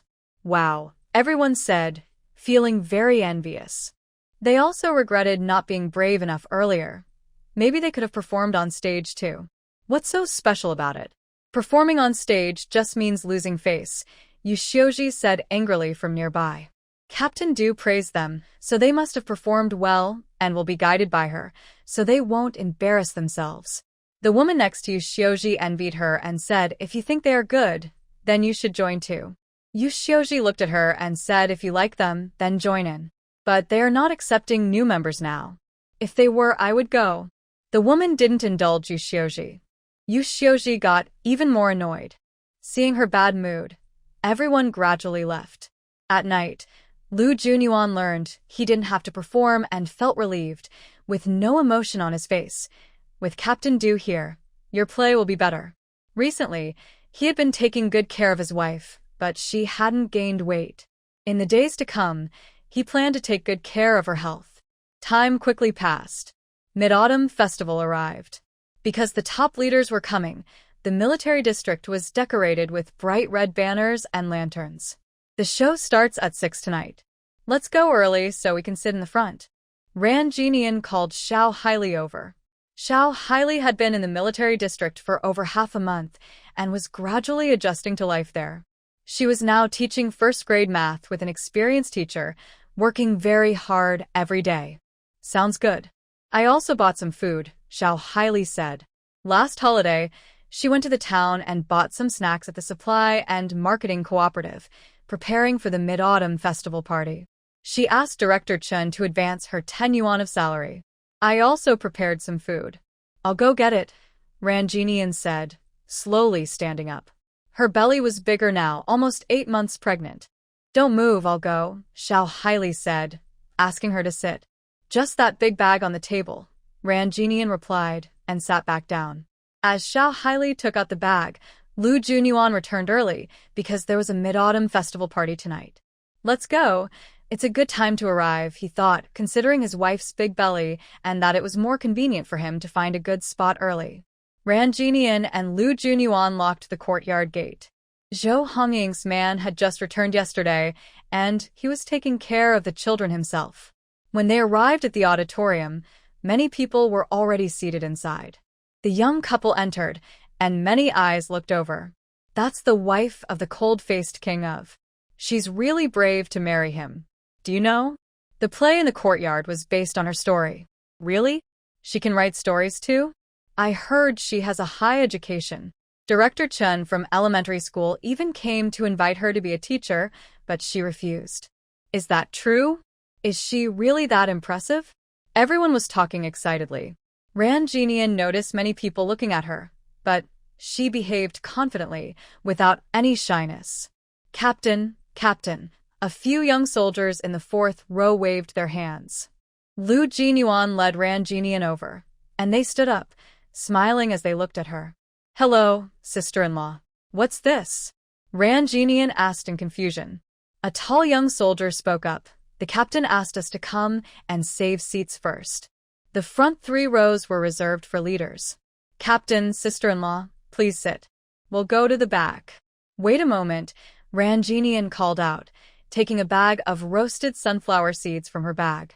"Since sister-in-law has nothing special, you can have these seeds to eat." They looked at Lu Jinyuan, and seeing him nod, they happily took the seeds. "Thank you, sister-in-law." They occupied 3 middle seats, right where Ranjinian, Lu Jinyuan, and Xiao Haili sat. At 6 o'clock, all the lights in the grand hall turned on. On the stage, a man in his 50s appeared, dressed in formal military uniform with shiny medals on his shoulders. His eyes were bright, and his voice was clear. "Hello, everyone. I am Lin Xiao, the commander of the Southern Military District. Now, please welcome Second Lieutenant Ning from the headquarters, member of the Military Committee Wang, Chief of Staff Duan from the Military Committee, Deputy Chief from the headquarters, and Director Fong from the headquarters. Let's warmly welcome them to the Southern Military District." Lin Xiao raised his hand, and the audience burst into applause. It was Ran Jinyan's first time seeing high-ranking officials, and two of them had appeared on TV before. She never thought she would see them in person. The leaders stepped onto the stage, dressed in military uniforms. Although they were no longer young, they radiated a fierce, commanding presence, like warriors who had come through battles. After each leader gave a speech, it was already 8 p.m. and the Mid-Autumn Festival Gala began. The first act was a large chorus by the cultural troupe singing "Unity is Strength." Their voices were loud and powerful, full of passion, and they really energized the audience. It was Ran Jinyan's first time watching a performance at a military district, and she watched with great interest. The cultural troupe truly represented the district's strength. Seeing her so engaged, Lu Jinyuan peeled sunflower seeds for her, quickly cracking open a large handful. "Honey," Lu Jinyuan handed her the seeds. Ran Jinyan saw that he had already peeled all the seeds and said, "Thank you, dear." Xiao highly quietly moved to the side. Since arriving at the military district, she found the couple's affection a bit too sweet. The second act was a dance, led by Yan Qingxue, who wore a white dress, looking like a fairy descending from the sky. Husband, Yan Qingxue is probably the star performer, right? Although Ran Jinyan does not understand dance, she can tell that Yan Qingxue performs very well. Lu Jinyuan looked up and glanced at her but felt nothing special. "Jinyan, do you know her?" Xiao highly asked after hearing Ran Jinyan's words. "Sort of. Not really close," Ran Jinyan smiled. In the front row, several senior leaders from the headquarters watched the performance, all very satisfied. "Your military district's art troupe is truly impressive." Lin Xiao smiled and said, "They are welcoming you with their passion." After the second program ended, Ran Jinyan still wanted to watch more. No wonder ancient emperors liked watching singing and dancing. She liked it too. "Which number is the drama?" Xiao highly asked. Ran Jinyan shook her head. "I don't know. Since Director Du took over the drama, she's been very free and only visited the art troupe once for a rehearsal." As soon as she finished speaking, the scene in front of her changed, and the background turned bright red. "Now, please enjoy the performance of the Southern Military District Family Compound's Red Detachment of Women." A voice announced.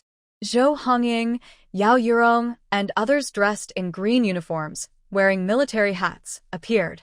They held knives, hoes, sticks, and other tools. "Girls, charge! Drive away the enemies!" they shouted fiercely as they rushed out. Music started to build tension. The leaders in the front row sat up straight. Lieutenant Ning asked, "Is this a play?" "Yes, it's a play," Major Du, who was very familiar with it because his wife was involved in this, replied. Commissioner Wang found it very interesting. "Commander Lin, your military district's family compound really has talented people. They can perform dramas. The residents are not professional actors. They did their best," Lin Xiao smiled. "You're being polite.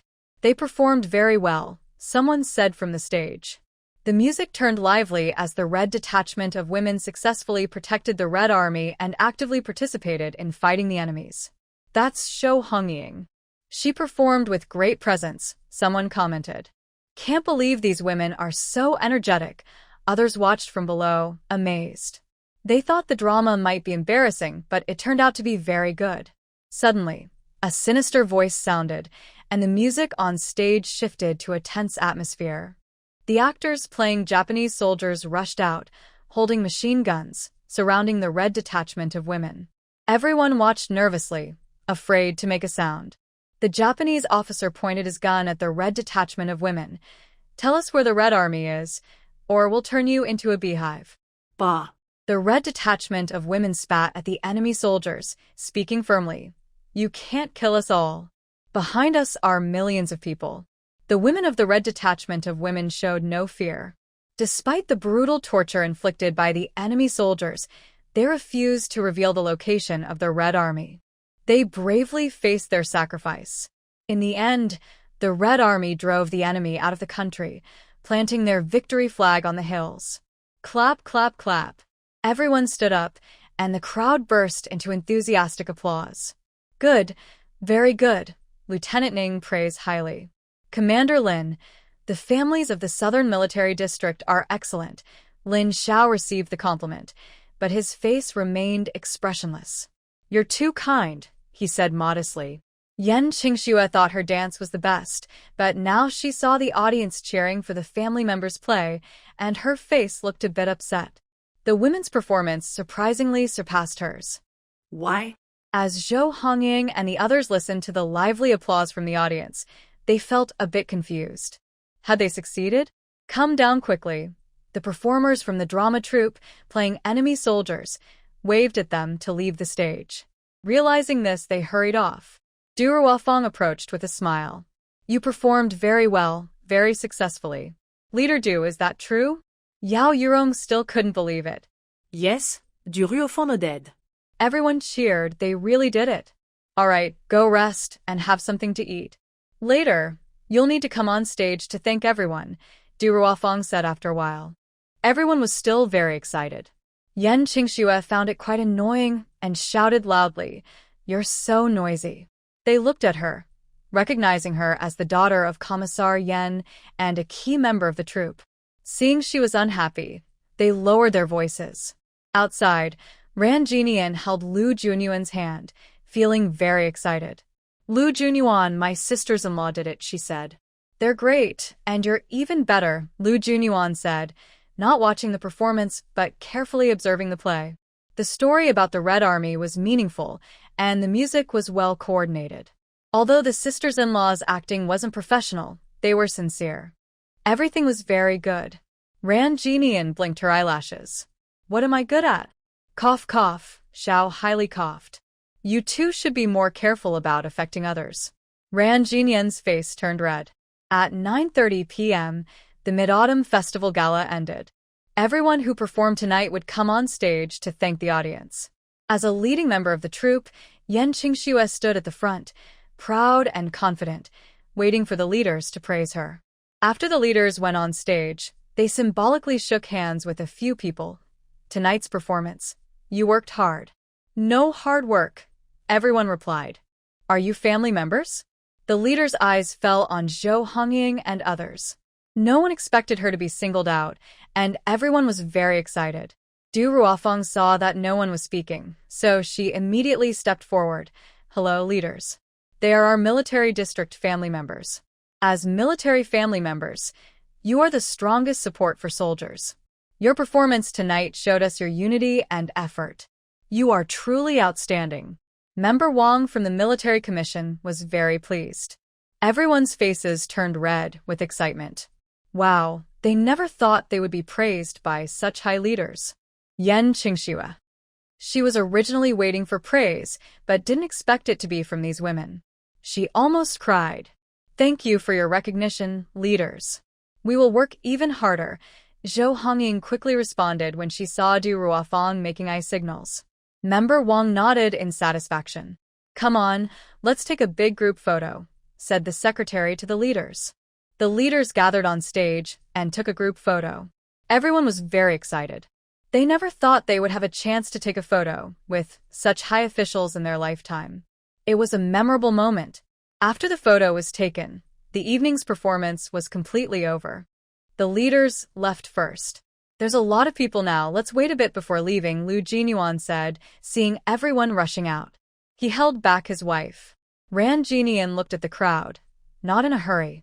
After half an hour, the hall gradually emptied, and Lu Jinyuan finally took Ran Jinian outside.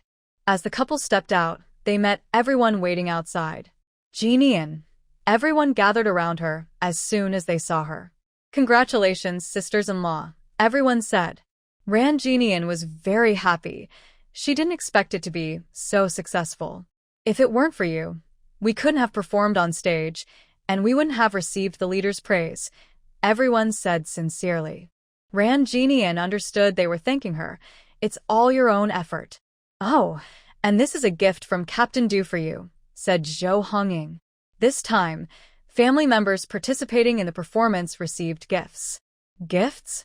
Although you didn't perform on stage, you wrote the story, so you're part of this too, Zhou Hongying explained.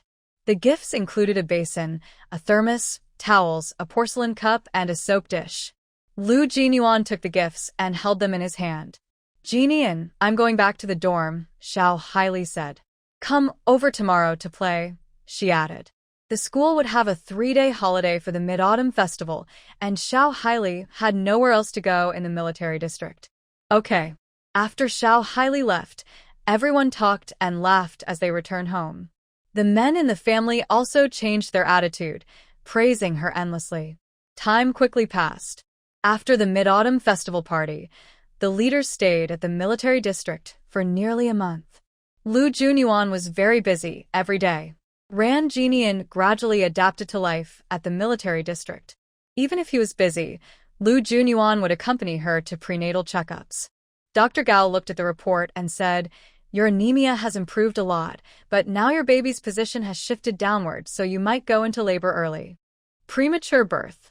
The young couple was surprised. It's not premature. Your wife is already over 9 months pregnant. It's past the point of early delivery. Isn't the due date during National Day? The baby's position has shifted quite a bit, so it could happen this month. Dr. Gao's words were accurate. A week later, Ran Jinian finished dinner and prepared to go for a walk. Exercise helps with delivery. Suddenly, her stomach hurt. Lu Junyuan, my stomach hurts so much. Could it be labor? Lu Junyuan became nervous. It hurt so badly, Ran Jinian cried out loudly. Lu Junyuan quickly held his wife and rushed to the hospital. Doctor, my wife is about to give birth. Hurry, someone bring the expectant mother to the delivery room, a doctor called out. Soon, several nurses came out. Seeing Lu Junyuan refusing to let go, they said, Family member, please release her hand. We need to take her to the delivery room. Lu Junyuan was full of concern for his wife, seeing her sweat from the pain. Wife, we won't have any more children. No more, he said. The nurses had never heard a man say such words before. They thought Ran Jinian was truly lucky to marry such a good man. It's okay now. Wait outside for me. I'll be out soon. Ran Jinian was pushed inside. Lu Junyuan sat outside, feeling anxious. He listened to his wife's cries inside and wished he could take her pain. He felt like a fool. He shouldn't have let her have the baby. It didn't matter if they had children or not. As long as his wife was not in pain, that was enough. He waited outside for several hours. When he saw no movement from inside, he became very anxious. The tall man knelt by the window, trembling. Usually, he didn't believe in gods or spirits, but at this moment, he wanted to pray for everything. He just hoped his wife and baby were safe. Suddenly, a loud cry of a baby sounded from inside. Family member. The nurse carried the baby out wrapped in medical gauze.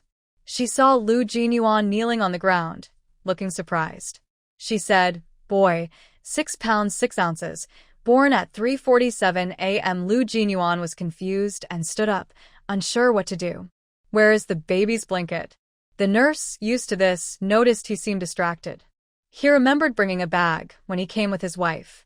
Is that your bag? She asked, pointing at a large bag on the ground. Lu Jinyuan looked up and saw the bag. He quickly went over and picked it up. Dr. Gao had said the baby might come early, so his wife had prepared everything.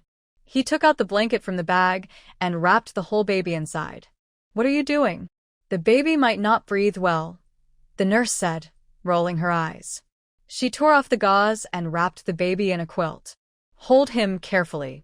Lu Jinyuan looked at the tiny baby, unsure how to move his limbs without hurting him. Can I not hold him? He asked. The nurse sighed. You're his dad. Who else should hold him? Hurry up, your wife is still inside. Hearing that, Lu Jinyuan immediately held the little one close. He stood stiffly, his hands trembling like cast iron. The baby protested with crying, uncomfortable in his father's arms. Lu Jinyuan almost dropped him. He took a few stiff steps, but the crying got worse. In just a few minutes, he was sweating all over. Finally, he didn't know what else to do, so he placed the baby on a chair. The baby felt less stiff and stopped crying. Seeing the baby quiet, Lu Jinyuan waited at the door, wondering why his wife hadn't come out yet. Half an hour later, Ran Jinian was pushed out, looking weak and pale.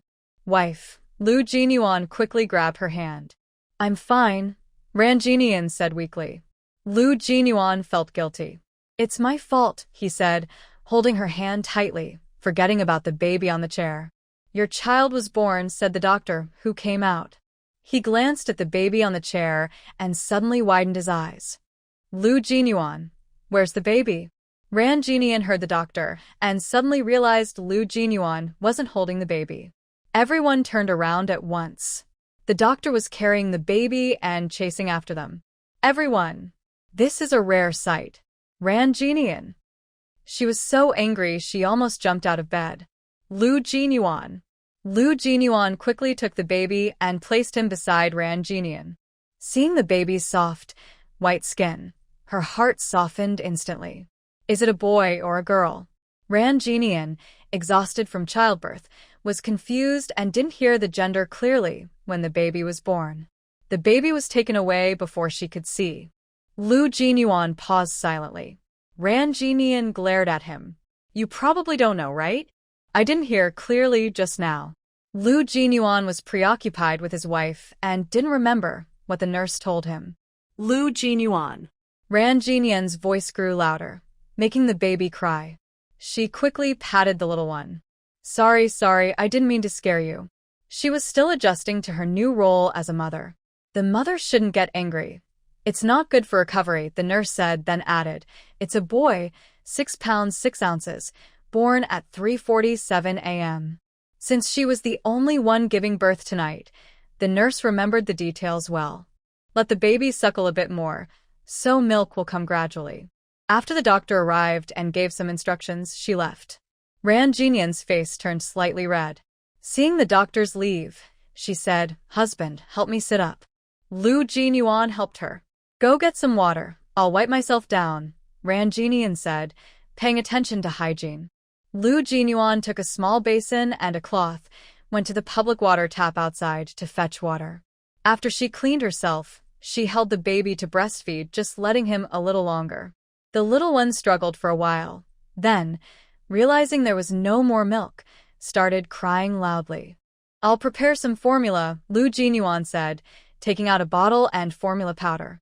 The formula was stored in the space. Only the jar had been replaced by Ran Jinian. After drinking the formula, the baby was satisfied and fell asleep. Ran Jinian was exhausted and quickly dozed off. Lu Jinyuan stayed awake, watching his wife closely. As for their son, he only gave a little grunt before glancing at him. The next day, Zhou Hongying, Yao Yurong, and others came to the hospital to visit Ran Jinian, each holding a dozen eggs. Eggs were valuable in this era, especially for new mothers. "Jinian, I didn't expect you to give birth last night. Why didn't you call me?" Zhou Hongying came out after hearing the noise, but Lu Jinyuan was already carrying Ran Jinian away. She thought she had misheard. Ran Jinian lay on the bed, wearing a hat. "It happened suddenly. Jinyuan just wanted to get me to the hospital as quickly as possible." "Was it a boy or a girl?" Yao Yurong looked at the still sleeping little one. "Boy," Ran Jinian spoke softly. "If this kid had been born 2 days later, his birthday would have been on National Day," Huang Pingping said with a smile. "Is there milk?" Zhou Hongying asked. Lu Jinyuan looked a bit uncomfortable and walked out quickly. "Captain Lu, you're shy now," everyone teased. "Not yet." Ran Jinian shook her head. "You just had the baby and haven't eaten much. I cooked some sour fermented eggs for you. Eat them while they're hot." Zhou Hongying hurriedly took out a thermal box. "Thank you, Sister Zhou," Ran Jinian said. When Dr. Gao mentioned she might give birth early, Lu Jinyuan had prepared everything. In the space, various soups and cooked foods were ready. The space had a preservation function, so they could be eaten directly. Of course, such things shouldn't be spoken about openly. Sister Zhou, you cooked so many eggs for me. Ranjinian looked at the full basket of eggs, feeling very touched. Zhou Hongying scoops him out for her. You just had a baby and need to nurse. You should eat more to recover well. There's still more eggs. You can eat as much as you want. Ranjinian silently appreciated everyone's kindness. Have you chosen a nickname for the baby yet?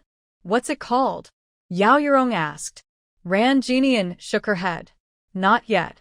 No rush. The baby's name should be chosen carefully. Everyone sat with Ranjinian for a while, giving her some advice before leaving the hospital.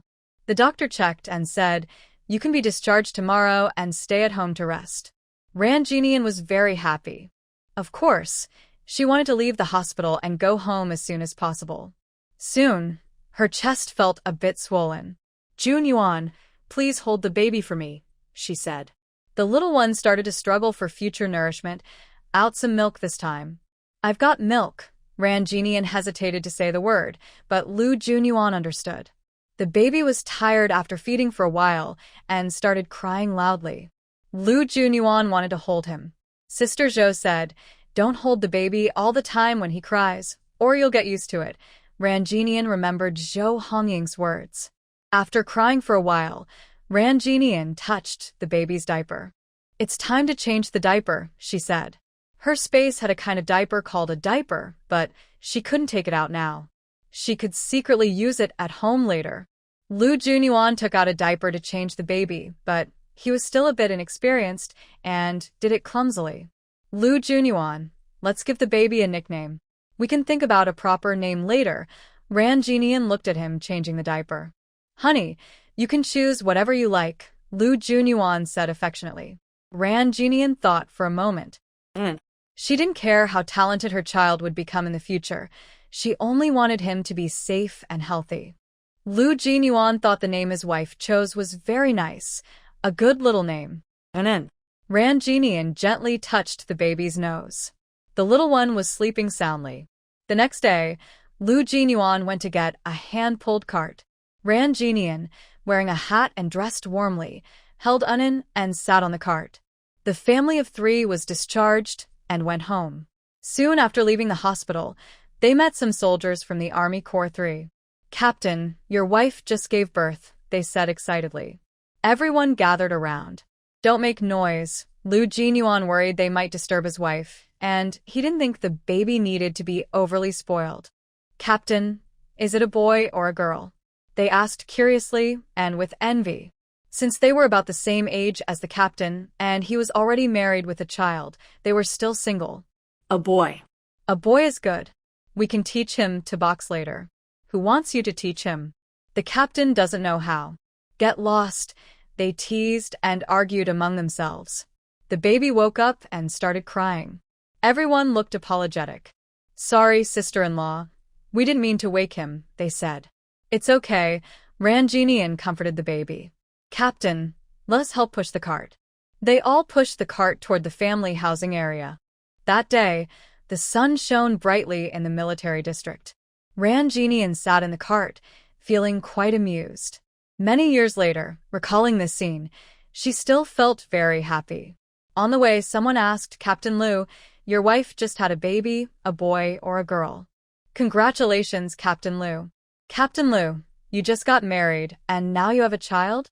Captain Lu. Everyone gathered around to say a few words, full of blessings. With everyone's help, they quickly pushed the cart to the housing area.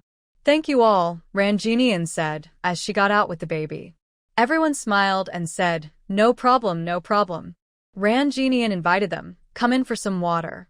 Though young and inexperienced, they understood enough. No, we still need to go to town.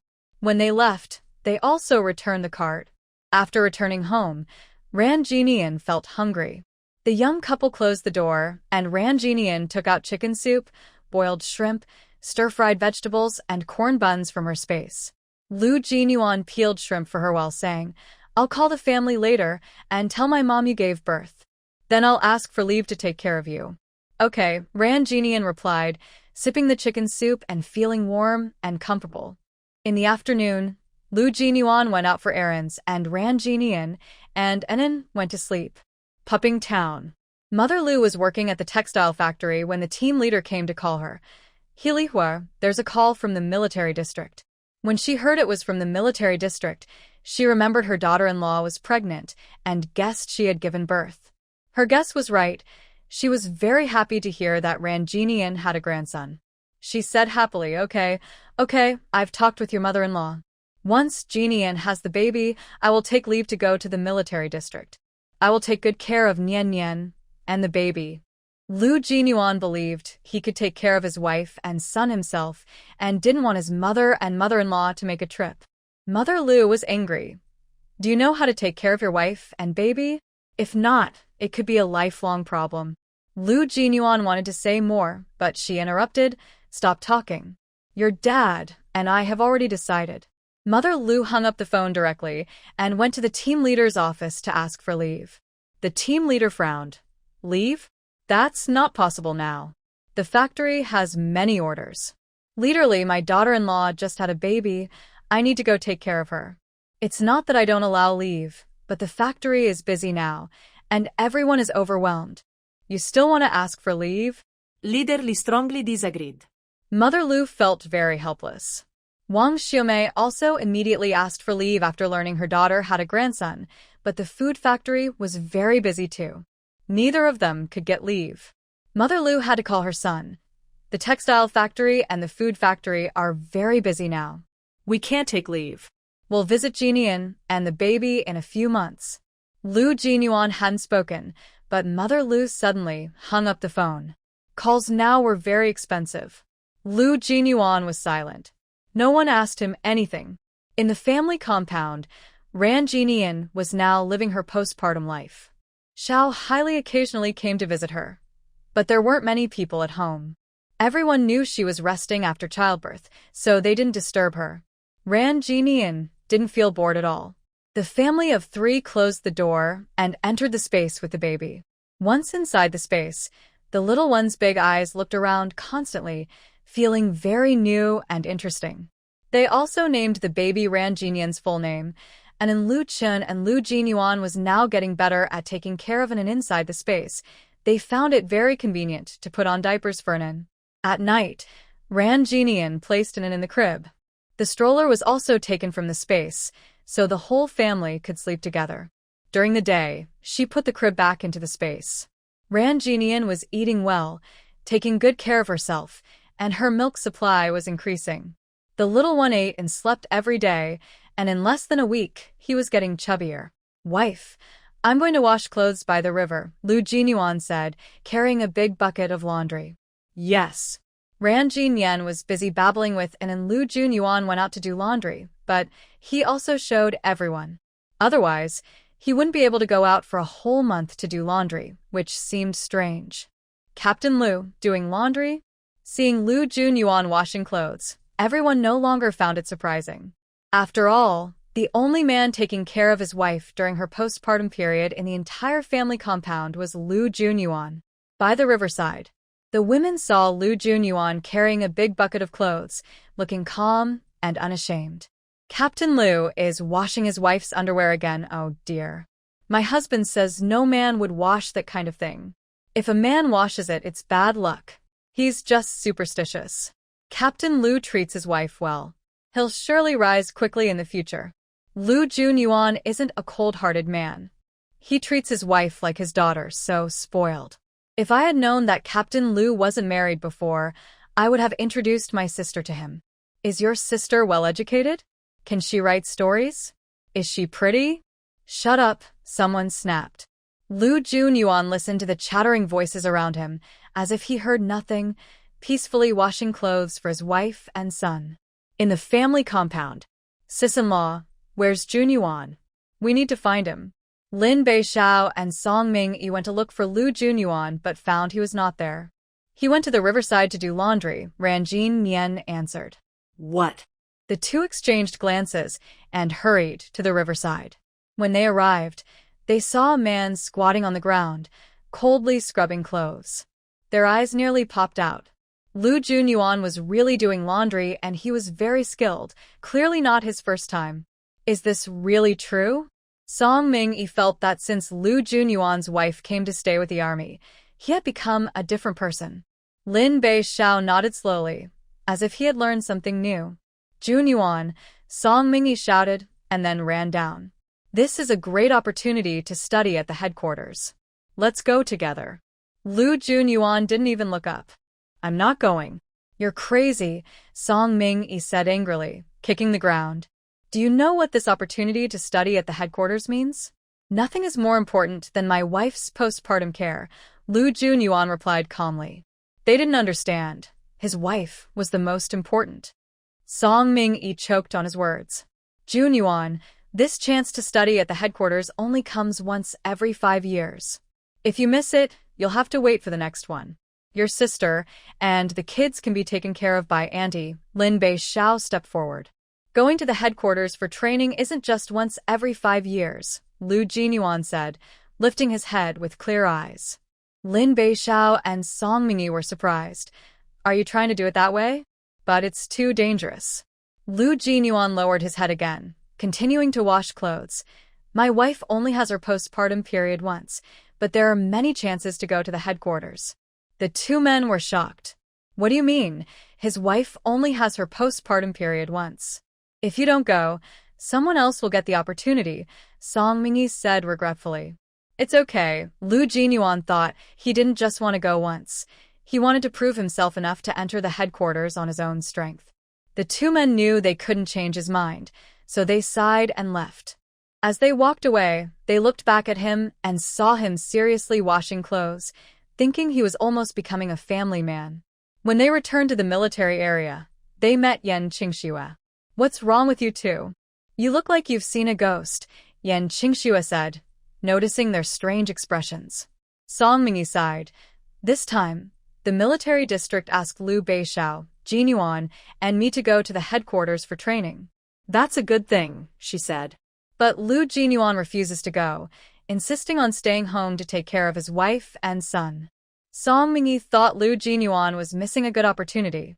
Yan Qingxue was silent. Such a good chance, and Lu Jinyuan wouldn't go. She thought he really didn't want anything for himself, just for that woman. She felt a little sour inside. Qingxue, you haven't seen that Lu Jinyuan is still washing clothes for his wife, Song Ming-yi added. Huh? Yan Qingxue opened her mouth wide. She couldn't imagine what kind of man, cold and ruthless, would wash clothes for a woman. Turns out his tenderness belonged to someone else. Lin Bei-xiao spoke up. Lu Jinyuan's wife just had a baby and is in postpartum recovery. If he doesn't wash her clothes, who will? That's what a real man should do. Anyway, I won't wash them, Song Ming-yi instinctively said. As soon as he said it, he realized something was off. Lin Bei-xiao was cunning. He said good things but was secretly setting a trap. Sure enough, Yan Qingxue's eyes changed when she looked at Lin Bei-xiao. Clothes for your wife should be washed. Song Ming-yi quickly changed his tune, but it was too late. At the family quarters, Lu Jinyuan's actions made the women look down on their own men, constantly comparing them to Lu Jinyuan. The men.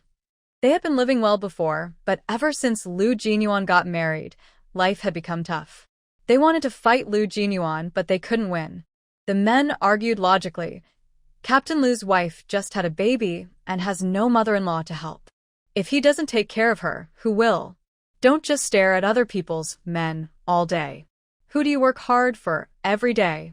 You stay at home taking care of the baby, cooking a little, but you don't farm or dig the land. What else do you want? Men's words left the women speechless at first, but they soon felt something was wrong. Commander Lu still has to work. He has to do everything. You come back and do nothing. Even watching the kids makes them cry. Commander Lu can wash his wife's underwear, but you haven't even washed a pair of socks for me. Everyone. Life became hard to bear.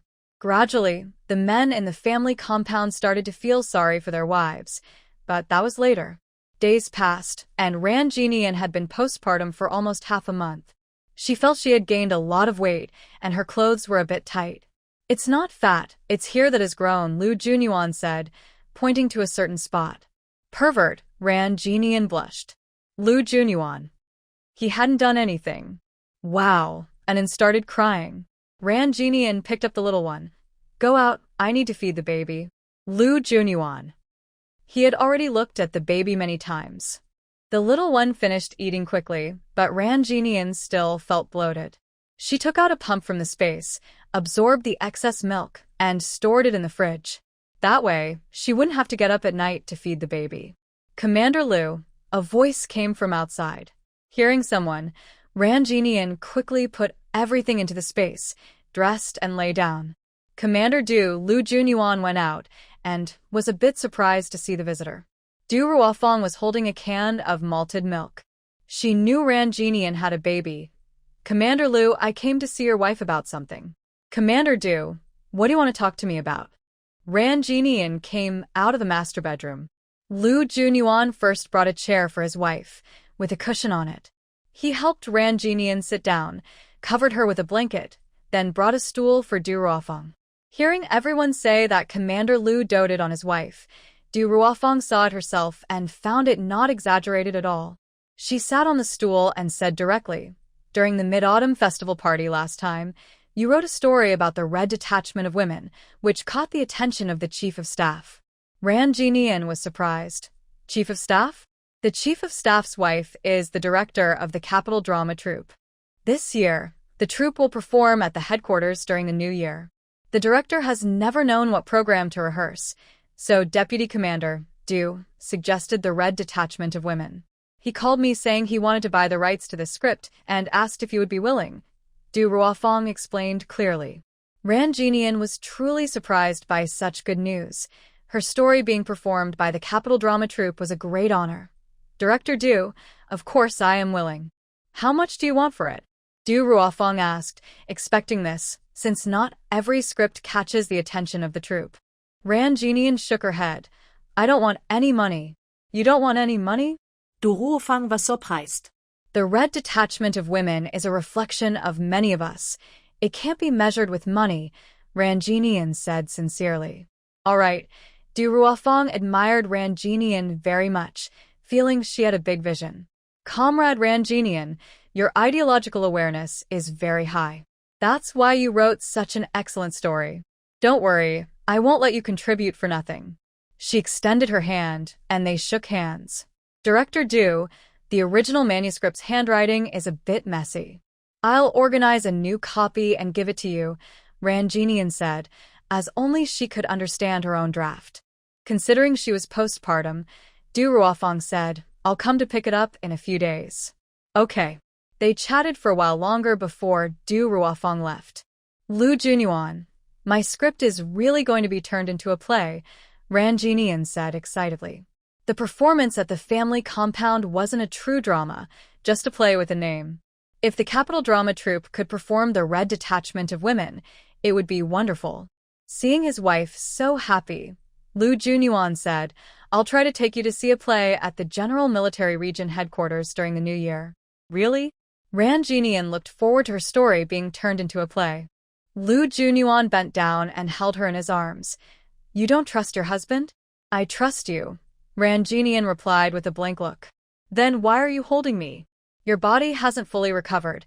You should walk less, Lu Junyuan said with a gentle smile. That evening, the family of 3 had hot pot in the space. Ran Jinian ate a rich broth made from bones. Lu Junyuan ate spicy red broth, and Enan drank milk. The little one slept every day now. After eating, he had a movement. Lu Junyuan held him and went to the bathroom to clean him. Ran Jinian heard the bathroom sounds. The little one was so small, yet his stool smelled very bad, even though he only drank milk daily. Lu Junyuan came out holding the little one, changed his clothes, and put him back in the crib. The baby quickly fell asleep. Eat more. Ran Jinian served him plenty of lamb and beef. Since she had the baby, Lu Junyuan never let her do any work. He took care of her and the baby for half a month, and he visibly lost weight. She felt very worried for him. Lu Junyuan took a big bite of meat. He didn't find it bitter at all, only feeling that each day was especially wonderful. His wife and son were both with him. After dinner, Ran Jinian started copying the original manuscript of the Red Detachment of Women. While copying, She also revised the parts that needed improvement. After half an hour, Lu Junyuan told her to stop. Wife, it's too late. Rest early. Ran Jinian was obedient and put away her notebook. I haven't washed my hair or taken a bath for half a month. I want to think about it. She couldn't hold back anymore. No, you can only wash your hair and bathe after giving birth. Lu Junyuan disagreed. Ran Jinian took out a book. It says here that you can wash your hair and take a bath during a proper postpartum period. And the room is so warm, it won't be cold. Lu Junyuan, I really don't feel well. He took the book to check the content and saw that it indeed explained how to care for oneself postpartum. Okay, but not for too long, he agreed, worried she might catch a cold and get sick later. When Ran Jinian washed her hair, she lay on the sofa, and Lu Junyuan washed her hair for her. After washing, he quickly dried it. He discovered the dryer himself, studied it for a while, and understood how it worked. When she took a bath, she soaked herself in the tub. As soon as Lu Junyuan came in, Ran Jinian sank down into the water. What are you coming in for? She asked. The beautiful scene underwater was fully visible to Lu Junyuan, who watched silently. Wife, I'll wash your back. No need. I can do it myself, she said, blushing from his gaze. Wife, you can only bathe once every half-month. Don't you want me to wash your back? Lu Junyuan looked like a big gray wolf. Ran Jinian felt very moved, thinking he couldn't do anything else. All right, then help me wash my back, she said, not knowing that wolves have many ways to get what they want. In the end, Ran Jinian was carried out of the bathroom by him. Her face was red, and she thought about his actions just now. You're too much. Wife, I didn't do anything, the man said with soft, red lips, looking innocent. Ran Jinian was so angry she pushed him off the bed. You're not allowed to sleep on the bed tonight. Lu Junyuan's eyes darkened. What if his wife got really angry? Wife, just bite me. Who wants to bite your hard body? Ran Jinian disliked it. His body was very tough. Wife. Ran Jinian ignored him. Lu Junyuan could only pull the quilt over and make a makeshift bed on the floor. Ran Jinian listened but paid no attention to the noise until the child woke up and started crying. Lu Junyuan held the baby in one arm and took out milk from the fridge with the other. Watching his skillful movements, Ran Jinian realized that in just half a month, he had become a true father. After calming the baby, Lu Junyuan saw his wife secretly watching him. He slightly curved his lips and then lay down on the ground mat. Ran Jinian saw him lie down and waited a while before turning over. She leaned on the bed to look at him, but suddenly met his dark eyes. Ran Jinian. She was about to turn away when she unexpectedly felt his large hand reach out. She let out a soft cry as she fell into his arms. Lu Junyuan, she pinched him. Wife, I was wrong, the man grunted. What did I do wrong? It's not proper to do that. We should wait until the wife has finished her confinement. Lu Junyuan's voice sounded mischievous. Ran Jinian. For the first time, she wanted to hit someone. As a result, Lu Junyuan experienced what it was like when his wife was angry. He had been sleeping on the floor for a whole week. Ran Jinian shared the story of the Red Army women with Du Ruofeng, who immediately sent the script to Commander Du Days Past, and the vegetables in the yard had grown quite a bit. Ran Jinian's confinement was almost over. The little one was carefree every day, eating and sleeping, growing plump and round. Oh, this little one is really cute, Zhou Hongying said, holding the baby with love. San Dan drooled. Brother. Zhou Hongying bent down to show him. When the little brother grows up, you can play with him. San Dan reached out to Pokenon, but Zhou Hongying quickly stood up. Get away, don't hurt the little brother. Sister-in-law, let me hold him, Ran Jinian said, reaching out to take her son. The little one looked at her with big, round eyes, full of curiosity. The nickname Enon sounds nice, and the full name is even better, Zhou Hongying said with admiration. She thought, those who had studied knew better. Ran Jinian, I also looked it up in the dictionary. Give me the dictionary, I don't recognize those characters. Even if I do, I wouldn't choose such a beautiful name. A name is just a label. As long as the child looks healthy, That's enough, Ran Jinian said confidently. Zhou Hongying didn't continue the discussion and asked, "What did you eat today?" "That's why it looks so good." "Maybe it's because I ate a lot of eggs," Ran Jinian replied, feeling a bit guilty. In the space, there were all kinds of supplies, and Lu Junyuan made different dishes for her every day. These days, eggs are the best source of nutrition. Zhou Hongying angrily patted her thigh. "When I was postpartum with 3 eggs, my mother-in-law wouldn't even let me eat enough. I only ate 2 eggs during my confinement, and that was only because my husband came back. So, eggs are still the best. If an grows well, you will too," Ran Jinian replied. She touched her round face and asked, "Sister-in-law, am I much fatter?" "You're a little fatter than before, but you were already thin, so you're not fat now." Zhou Hongying was good at comforting people. After chatting for a while, she took the 3 eggs and left. Lu Junyuan returned from shopping in town, carrying a basket full of things. It looked impressive, but didn't actually contain much. "Wife, I sent everything." This trip to town wasn't just for shopping. Mainly, he was sending things to his family. He could send parcels from the military district, but this time, the items weren't flashy, just many in number, which made them noticeable. Lu Junyuan changed into clean clothes and washed his hands. "I'll hold it in." And it was almost a month old, and now he weighed about 8 jin, roughly 4 kilograms. He held Anan in one arm and said to Ran Jinian, "Wife, November 7th is Commander Lin's birthday." Commander Lin refers to Lin Shao, the commander of the Southern Military District. He's the top leader there, and naturally, they would celebrate his birthday properly. Ran Jinian calculated the time and realized she had already finished her postpartum period. "Since it's Commander Lin's birthday, we should give a gift." "It shouldn't be too obvious," Lu Junyuan reminded her. Ran Jinian thought for a moment and asked, "What is Commander Lin like?" "Commander Lin is quite strict and very disciplined. He doesn't like extravagance," Lu Junyuan explained.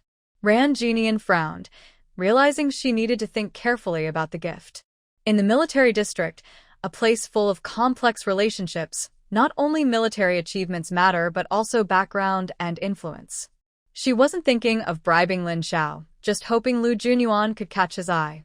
Seeing Ran Jinian hesitating, Lu Junyuan said, "Commander Lin doesn't like receiving gifts, so we won't give him one."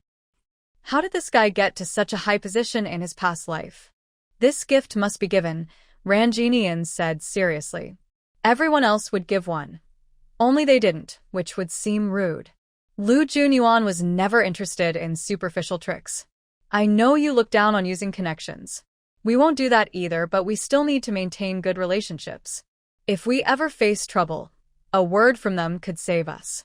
Ran Jinian looked serious. Lu Junyuan paused for a moment. He had reached his current position through genuine military achievements.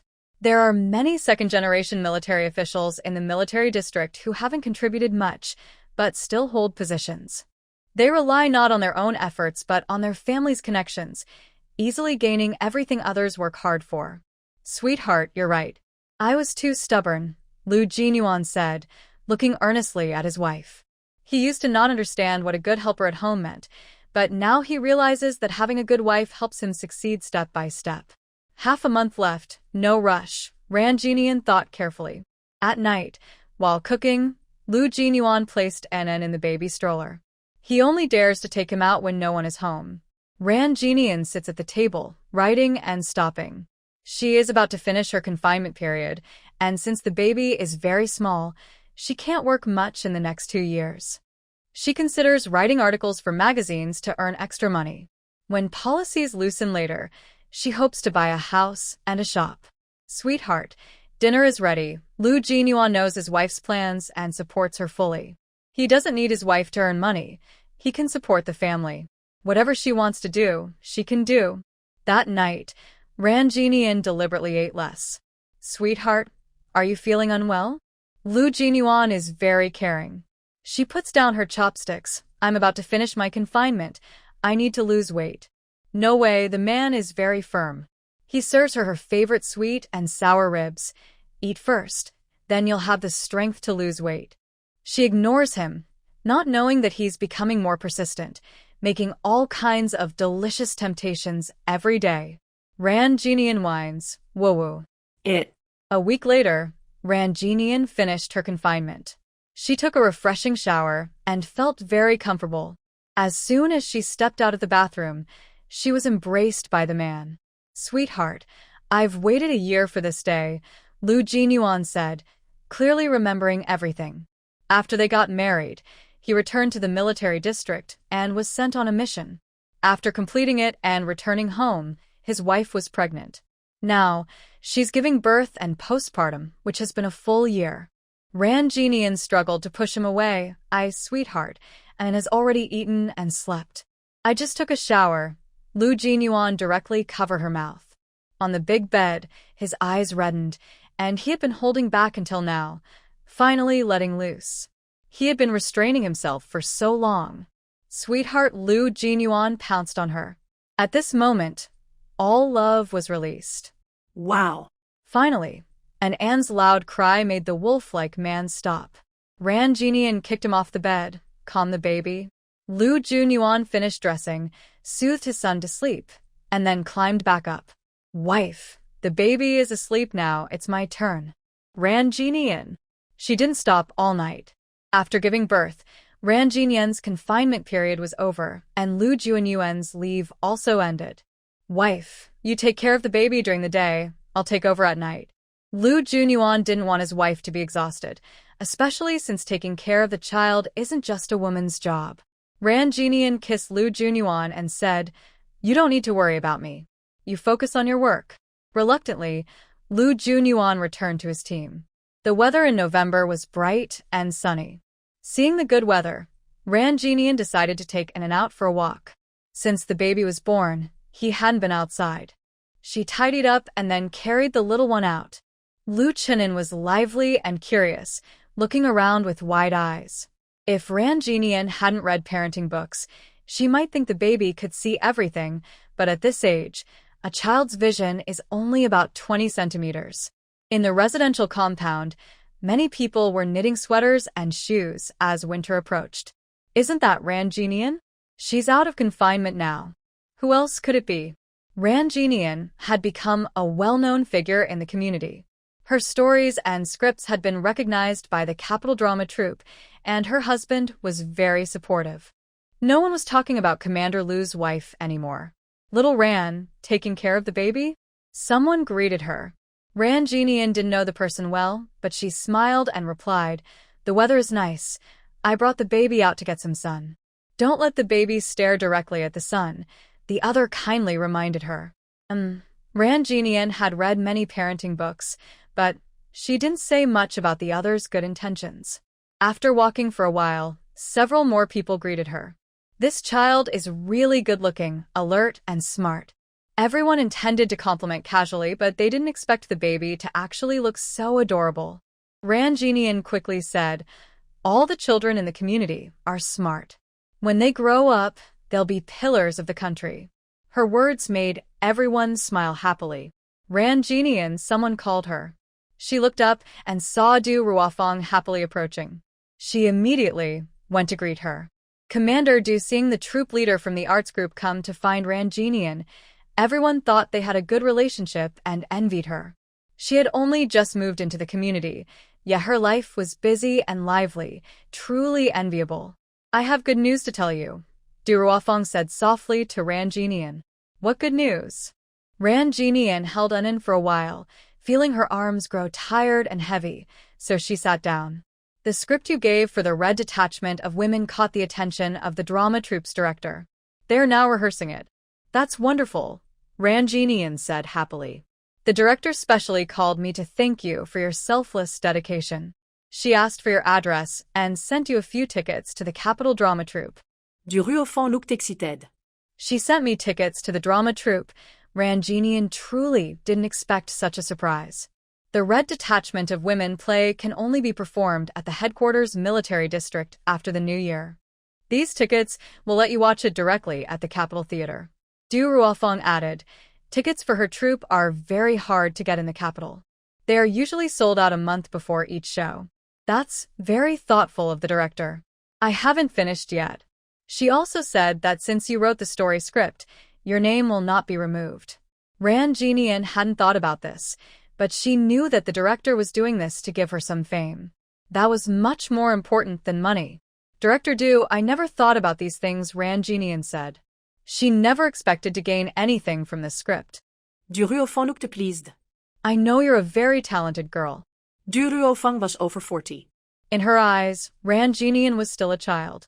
She teased in and again, I have other things to do, I'll go now. After Du Ruofang left, everyone gathered around, curious. Xiao Ran, what did Director Du want with you? Ran Jinian was not someone to talk much. Nothing special, just saw me and started chatting. Everyone else. They didn't believe it. At the military district office. Commissar Yen, what do you want from me? Lu Jinyuan walked into the office with long strides. Commissar Yen looked at him and said, in the first half of the year, Ran Jinian was selected as an outstanding military family member in the military district. The military district holds a semi-annual evaluation for outstanding military family members. He really didn't expect that Ran Jinian, only recently arrived at the military district, would be chosen as outstanding so quickly. Lu Jinyuan puffed up his chest. My wife deserves it. Cough cough. Commissar Yen glared at him. Go back and tell her to prepare. The award ceremony will be next week.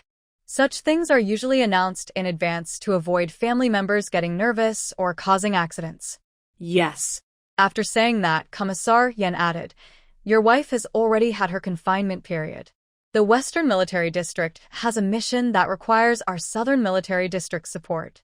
Reporting to Commissar Yen, I have submitted a report application, which is valid until March next year, and no missions will be undertaken in the meantime. Commissar Yen's mouth twitched. This guy was really unambitious, missing many good opportunities. Go ahead. Commander Yen looked away, uninterested. Lu Jinyuan stood at attention and quickly walked out. Commander Yen watched his back, thinking about how hard-working he used to be.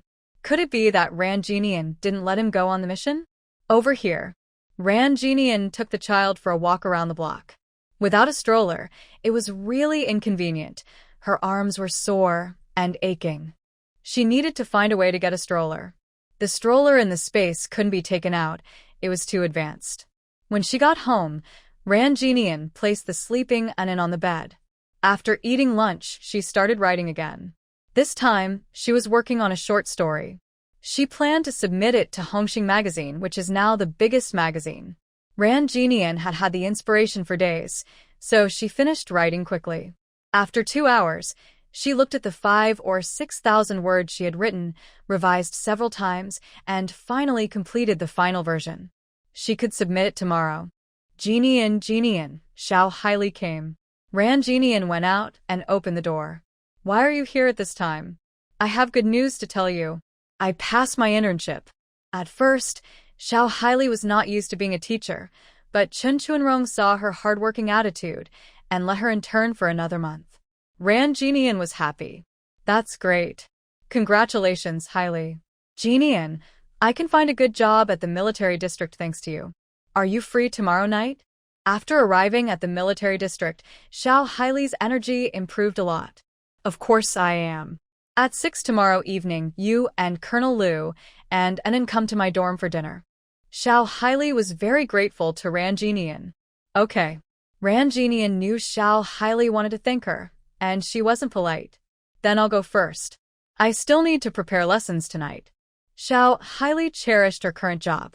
Stay for dinner first. No, I have to go. Xiao Haili hurriedly left again. Ran Jinian looked at the time. She was about to steam rice for dinner. Wow.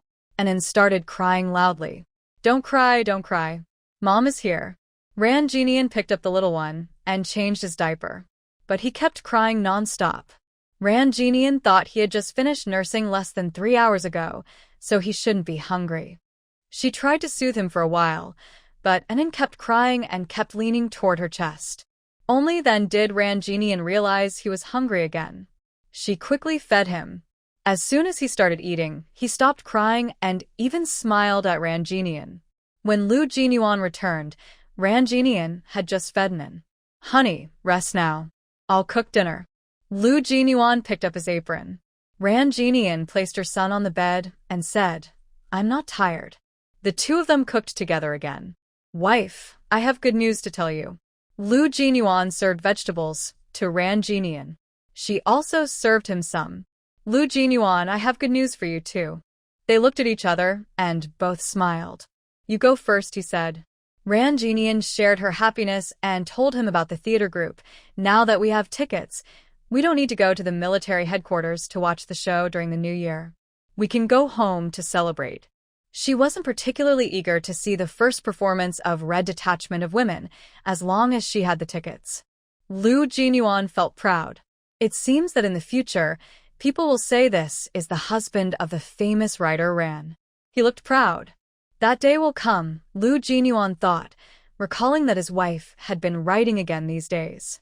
He believed her talent would bring her success sooner or later. Ran Jinian didn't continue the conversation and asked, "You still haven't said what your good news is." "You are about to become an outstanding military family member," Lu Jinyuan said directly. "Hummy?" Ran Jinian was surprised. She didn't expect to be awarded the title of Outstanding Military Family Member. "What is this Outstanding Military Family Member Award?" she asked. Lu Jinyuan explained, "The military district evaluates outstanding family members every 6 months. This award is a symbol of honor, showing the country's respect and recognition for military families." Ran Jinian suddenly understood. So, being an outstanding military family member has many benefits. Yes, family members with this title can get more help and support from the government if they face big difficulties, Lu Jinyuan explained in detail. Actually, there was one thing he didn't say. Being recognized as an outstanding military family member also brings honor to her husband. But he only wanted to rely on his military achievements to give his wife the best life, not to depend on her. Ran Jinian was very excited. "So, do I need to go receive the award?" "Yes, the award ceremony is this Friday. You will be notified in advance," Lu Jinyuan said. He thought his wife was amazing. She became an outstanding family member in less than half a year at the military district, while some family members had been waiting for years without receiving this honor. Ran Jinian thought about her award ceremony on Friday. She took out her clothes tonight. "Do you think this outfit is good or this one?" she asked, holding several dresses and comparing them.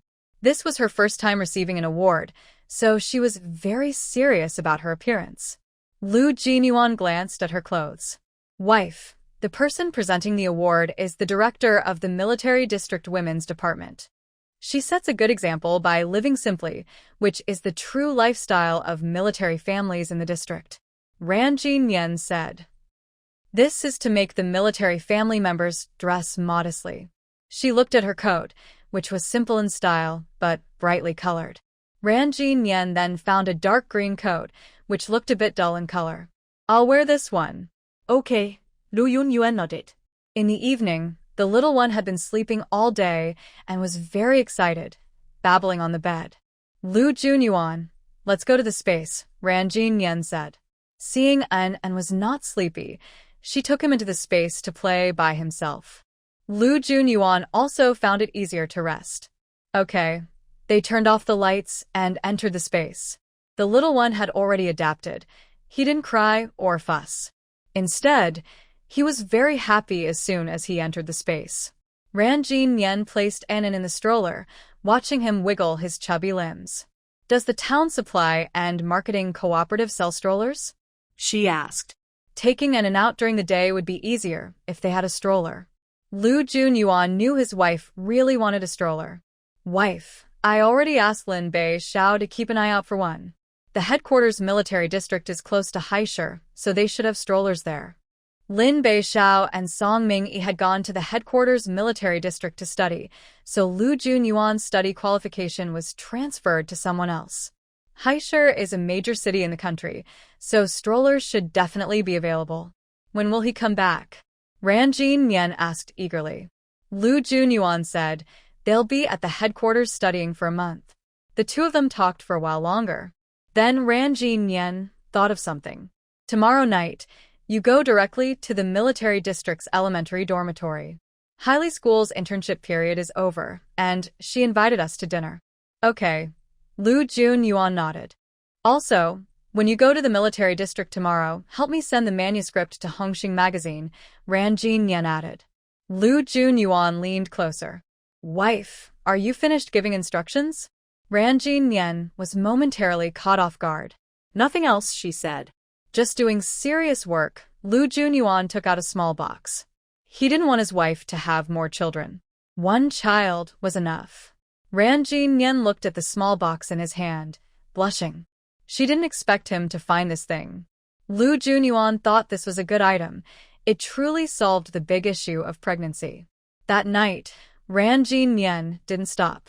The next day, when Ran Jinyan woke up, the little one had been awake for a while, blowing bubbles and breathing heavily beside her.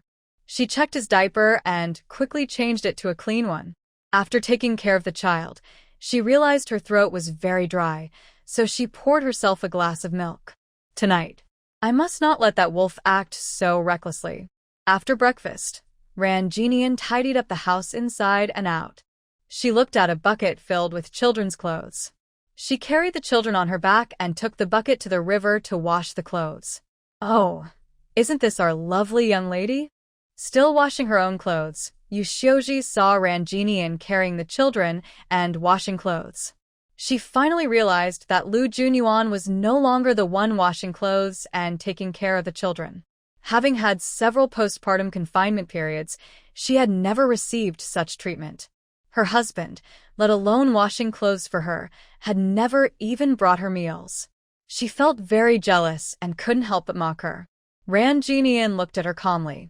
Her words were quite serious this time. What, sister-in-law, you want to help me wash? That's not very good. Who wants to wash for you? Yu Xiuji's mouth twitched.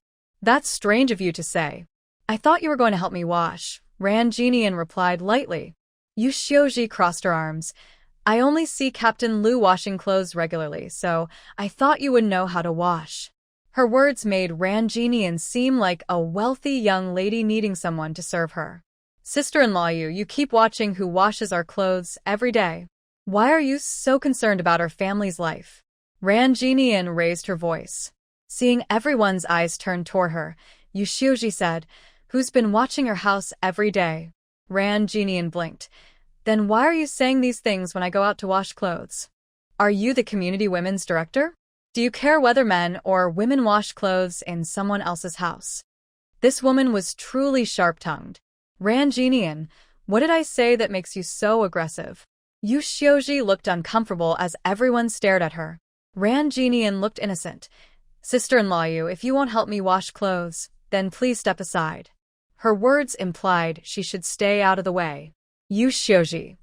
She couldn't argue with Ran Jinyan and could only watch her walk away. Ran Jinyan carried the clothes to the river. The weather in November was already cold. She only took a few simple clothes to make a point. At this time, many military families were also washing clothes by the river. When they saw Ran Jinyan, they greeted her warmly. Sister Wang, Sister Zhou, Sister Yu. She responded to each greeting. Then one sister approached. Little Ran, my chickens have hatched chicks. Do you want some? In the courtyard, every household raised chickens and ducks. Ran Jinyan hadn't thought about this before, but now that her child was born, she could raise a few chickens and ducks in the yard. Feng sister, she said, I want 4 chicks. Calculate how much it costs. Of course, Ran Jinyan agreed. The yard can raise chickens and ducks. Feng Chun Lian thought for a moment. An old hen costs 3 yuan, and a chick costs about 3 mao. The chicks are still too small to raise, so it might not work. Ran Jinyan cheerfully said, I'll wash the clothes and come to pick them up later. Bring the child with you, and I will deliver them to you later. Feng Chun Lian intentionally wanted to get along well with Ran Jinyan. Ran Jinyan smiled happily. Thank you, sister-in-law Feng. After Feng Chun Lian left, Ran Jinyan pretended to wash clothes. She was just acting, stayed by the river for a while, and then left with a bucket. When she returned home, she threw the clothes into the washing machine in the space and went to pick vegetables in the yard. The vegetables in the yard had already grown a batch. Ran Jinyan thought about raising chicks and planned to enclose the area with bamboo fences, just like everyone else, to prevent the chicks from trampling the garden. Wow. The little one cried loudly because his mother ignored him. Ran Jinyan had to put down her work, pick up the little one and point to the vegetable garden, saying, "And then look, this is our vegetable garden. Soon, there will be chicks again. When you grow up, you can pick eggs. Maybe later, I will raise a few ducks." He's so young, he can't understand anything. Neighbor Zhou Honging saw Ran Jinyan holding the child and muttering, and couldn't help but laugh. Recently, Ran Jinyan read parenting books every day, but not everything in the books was true. She only chose what she thought was right. The child is developing now. Talking to him more can help his brain grow, Zhou Honging said with a confused look. Open his brain? What's wrong with Anan's head? Ran Jinyan was speechless. No, sister-in-law, it's about developing the child's brain to promote his growth, she explained, but didn't know how to clarify. Zhou Honging didn't have these ideas. She had 3 children and thought, the little one is still young, just eat, sleep, and eat. No need to worry about him. Ran Jinyan just smiled and didn't reply. Sister-in-law, I will change An's diaper. This kid drinks milk every day, so he urinates a lot. Zhou Honging didn't think much of it. Ran Jinyan took An back to the house, changed his diaper, and fed him milk. The little one looked at her with wide eyes at first, then gradually became dazed, and soon fell asleep. Xiao Ran, Feng Chun Lian's voice sounded. Ran Jinyan placed An on the bed, dressed, and went out. She saw Feng Chun Lian carrying a basket with 4 chicks inside. The little chicks had just been placed down a couple of days ago, and their bodies are still a soft yellow color. They just ate some crushed rice. You can give them some water later. Feng Chunlian quickly grabbed all 4 chicks. Ran Jinyan was a bit flustered at first. As soon as she put the chicks in the yard, they started wandering everywhere. Sister-in-law, this is a piece too, count it. Ran Jinyan counted 1 piece too, for Feng Chunlian. Feng Chunlian counted and smiled happily. That's right. I'll go now. Take care, sister-in-law. Ran Jinyan closed the yard door, turned around, and saw the 4 chicks happily running around. She took a basin, filled it with some green vegetable leaves, and placed the chicks inside. As soon as they went in, they started pecking at the leaves. After eating the leaves, they tried to climb out of the basin. They struggled for a while but couldn't get out, then started to feel sleepy and finally huddled together to sleep. Ran Jinyan carried the basin into the house. After lunch, she also took a nap. In the room, an adult, a child, and the 4 chicks were all sleeping soundly.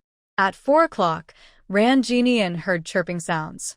She got up and saw the chicks pecking at the leaves in the basin. She took some corn kernels from her space and threw them into the basin. The chicks immediately scrambled to grab the food. Ran Jinyan ignored them, fed An, changed his diaper, and packed some things into her backpack. She carried her backpack and held An in as she went out. The little one had just woken up, looking like a sleepy kitten. Let's go visit Aunt Hailey, Ran Jinyan said softly, teasing him. It was still early, so she planned to take him to the playground for a while. Little Ran, taking care of the kid, a sister-in-law with a strong accent said. Sister-in-law, hanging the quilts? Ran Jinyan replied. Today's weather is nice. I'm just airing out the quilts at home, the sister-in-law said, patting the quilts, causing cotton fluff to fly out. Ran Jinyan quickly moved farther away with An. Kids are very delicate now. Inhaling cotton fluff isn't good. She arrived at the small playground, which is suitable for military children to play in. After walking for a while, her wrists started to ache again. She sat under a tree with An. Stand at attention, rest, look forward. A clear, commanding voice rang out. The deep voice of a man came from the large playground. Ran Jinyan's eyes lit up, and she immediately picked up An and moved closer. She stood outside the fence, watching the tall, strong figure of the man. And look, it's Dad. Ran Jinyan knew An couldn't see very far right now, but she instinctively pointed ahead. Lu Junyuan didn't know his wife and child had arrived. He was busy training soldiers.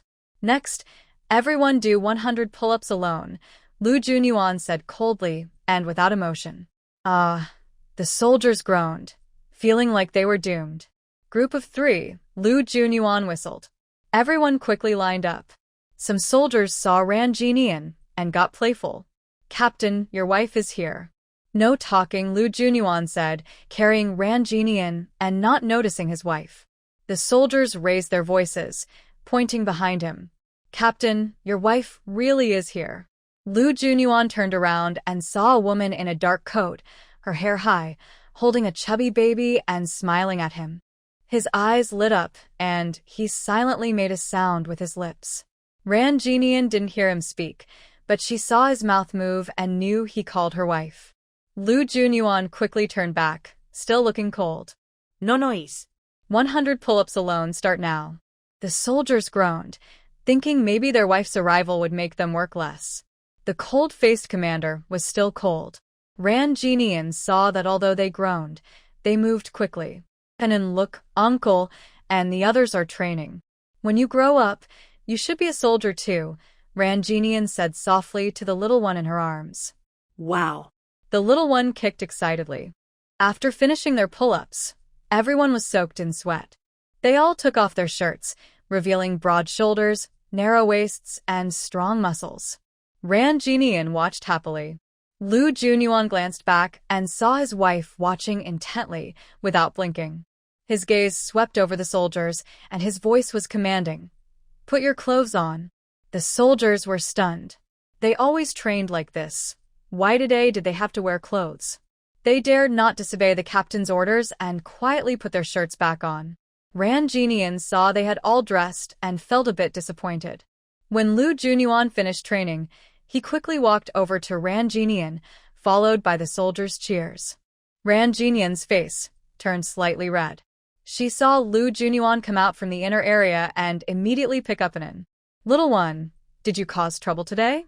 Anin was very well behaved, Ran Jinian said, feeling relaxed. Dr. Gao said you should have a postpartum checkup after giving birth. I'm off the day after tomorrow. I'll go with you, Lu Junyuan said, caring about his wife's health.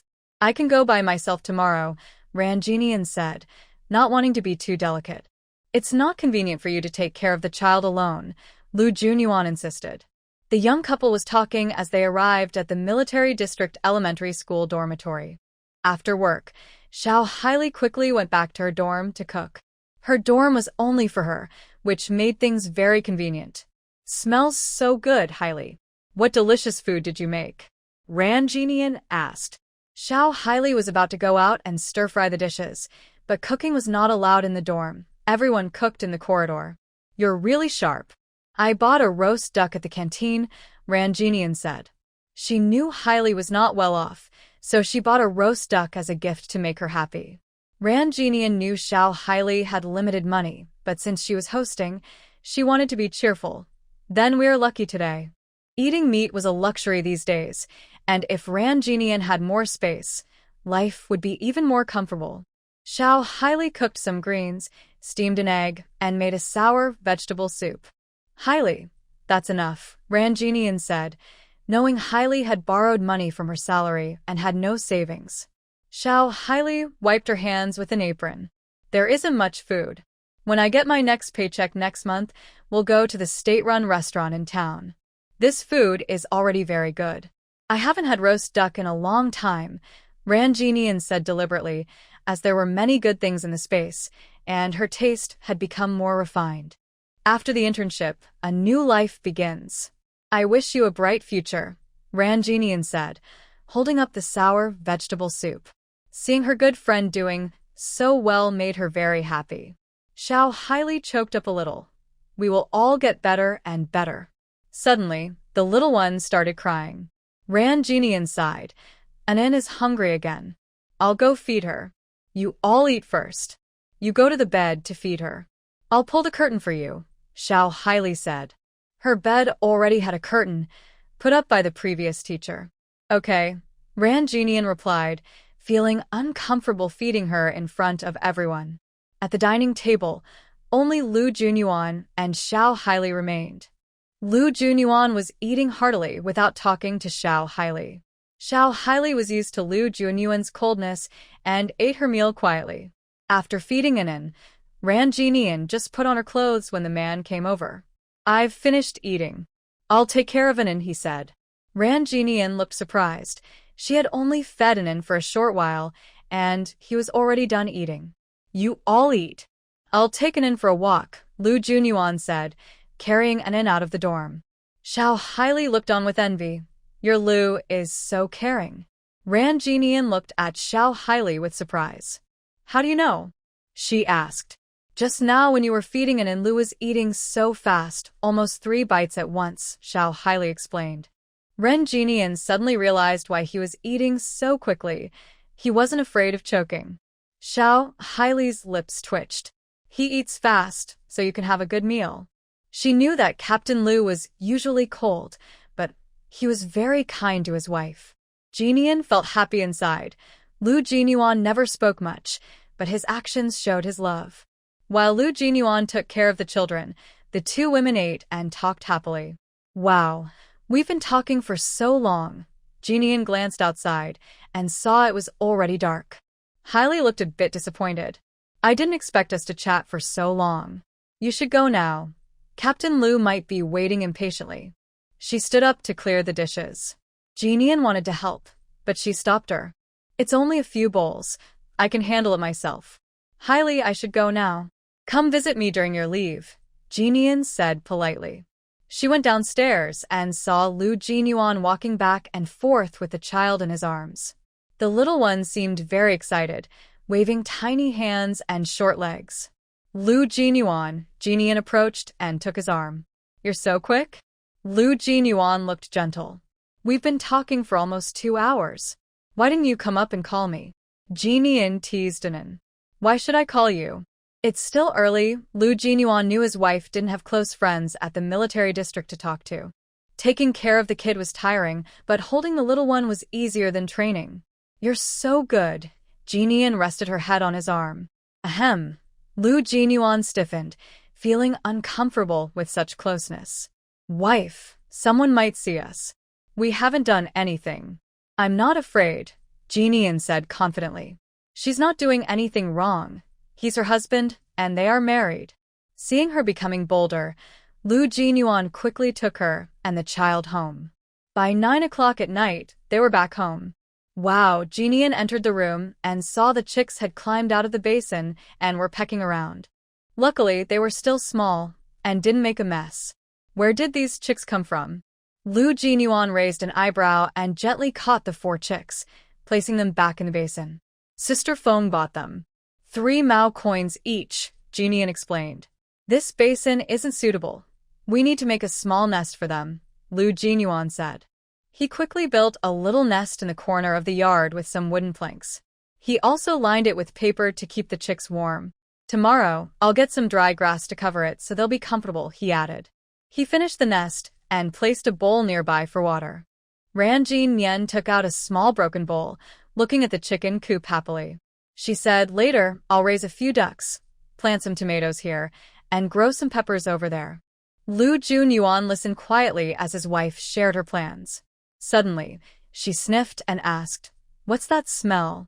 Ran Jinian quickly moved closer to Anan and, without looking, said, The kid has pooped. Go pour some water. She wondered if every girl becomes skilled at this after becoming a mother. Now, she could even tell just by smell. Lu Junyuan poured hot water and gently washed his son's bottom.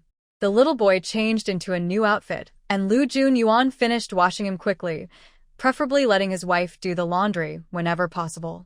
Ran Jinian had taken a nap earlier, so she wasn't very tired now. Recently, she enjoyed reading parenting books and learned a lot from them. At this moment, the man came out of the bathroom, only wearing boxers. Seeing his wife reading seriously, Lu Junyuan bent down and covered the little boy with a blanket. Ran Jinian didn't notice his small actions. Lu Junyuan waved his hand in front of her, but she still didn't see. He cleared his throat deliberately. Ran Jinian instinctively looked up and saw Lu Junyuan shirtless, with strong, defined abs. He glanced at her and then continued reading. You just took a shower and aren't wearing clothes. You'll catch a cold. She gave him a look. Lu Yunyuan's face darkened. His wife was drooling over them at the playground today, but here, he saw no reaction. Sweetheart, Lu Junyuan stepped forward and took her book. Ran Yen looked up cautiously. Don't think about it tonight, she said, snatching her book back and turning her back to him. He was used to her body.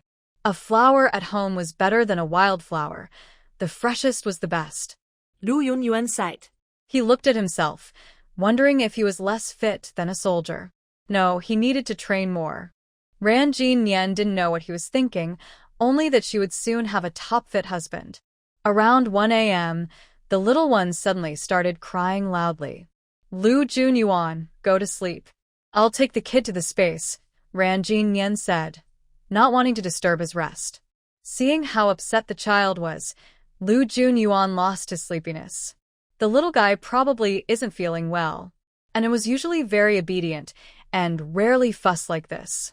I read in a book that when February is noisy, it's because of gas in the intestines, Ran Yen said, feeling his stomach. It was indeed bloated. She mimicked the instructions from the book and gently massaged the little boy's belly. Bang, bang, bang. The little one farted several loud ones in a row. Ran Yen said. Lu Jinyuan replied. The little guy clearly looked much more comfortable now, not crying as loudly as before. This breathing exercise is good. You can give it a massage every day. Ran Yen thought the effect was really good. After feeling better, the little one quickly fell asleep again. Ran Yen and Lu Jinyuan stared at each other, both wide awake. Ran Yen simply started making dumplings. Let's make a few more flavors. Lu Jinyuan was responsible for rolling the dough, and Ran Yen for wrapping the dumplings. The young couple quickly made many dumplings. Lu Jinyuan boiled a big plate of dumplings, and they ate until they were all gone. After finishing, Ran Yen suddenly remembered she was on a diet. Why did she eat so much? Oh well. 1 week later. Red Star Magazine office.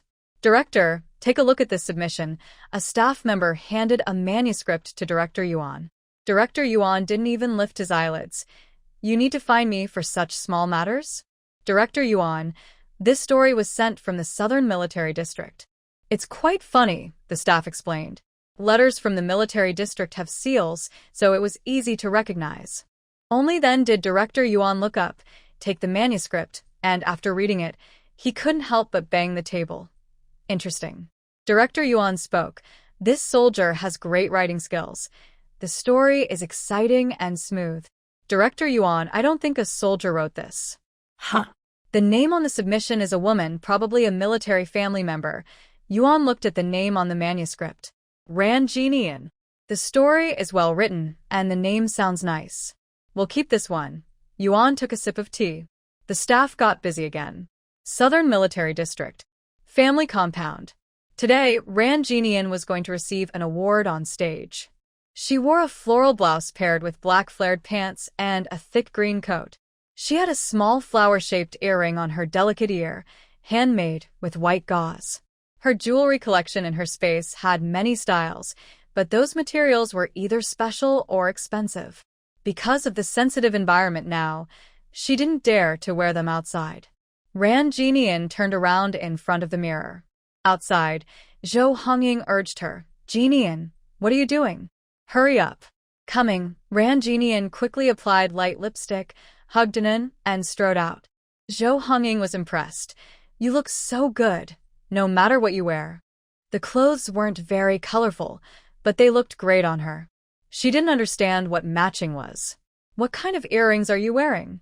This was the first time Zhou Hongying saw such earrings. Ran Yen smiled and said, They're flower earrings I made myself. Yen, you're really talented. These little flowers are so pretty, Zhou Hongying exclaimed. Sister-in-law, I'm busy with household chores all day. When I have free time, I probably would make things too, Ran Yen replied honestly. Zhou Hongying had 3 children, so she was always busy. Anin was still young and spent most of her time sleeping, so it was a relaxing time to care for her. Zhou Hongying liked Ran Yen very much, finding her speech very pleasant. Since Ran Yen moved into the family compound, she and Qin Shulan had less contact. Do you know what our meeting is about today? Zhou Hongying suddenly changed the subject. Ran Jinian already knew but couldn't say because Lu Junyuan had told her. What is it? She asked. The military district awards an outstanding family member every 6 months. You have a good chance of winning this time, Zhou Hongying said confidently. Why do you think I will win? Ran Jinian asked. Your script this time received praise from the senior leaders. Then the drama troupe liked it too. If you don't win, who will? Zhou Hongying was very sure. She then added, when you were postpartum, Director Li visited the family compound. Ran Jinian was on her postpartum rest and didn't know about this. Director Li is the director of women's affairs at the military district. She probably listened to our opinions and asked for feedback. Zhou Hongying looked around and continued, she even mentioned you. Director Li mentioned me? Ran Jinian was surprised. Yes, she asked about your character, personality, and work ethic, Zhou Hongying said. Then she cursed, I heard that you Xiuji said you're lazy, letting your husband do all the chores and laundry every day. She said some really harsh things. She just can't stand you and is jealous of you and your husband, Zhou Hongying added. Worried that Ran Jinian might overthink, she said, don't be angry.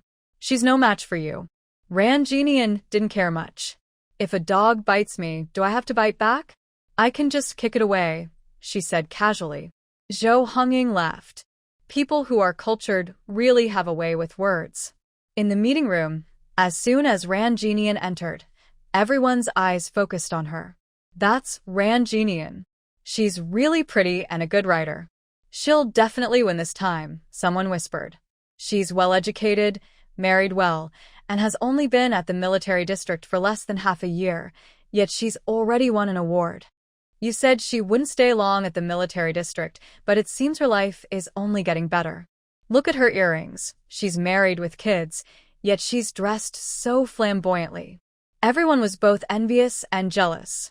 Ran Jinian hugged An and found a seat. The little one was very lively now, wide-eyed, looking around. Soon, a woman in military uniform entered.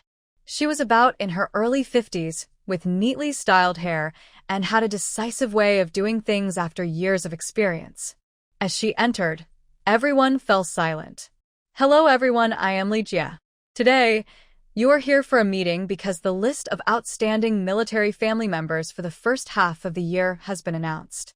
Li Jie held a document in her hand.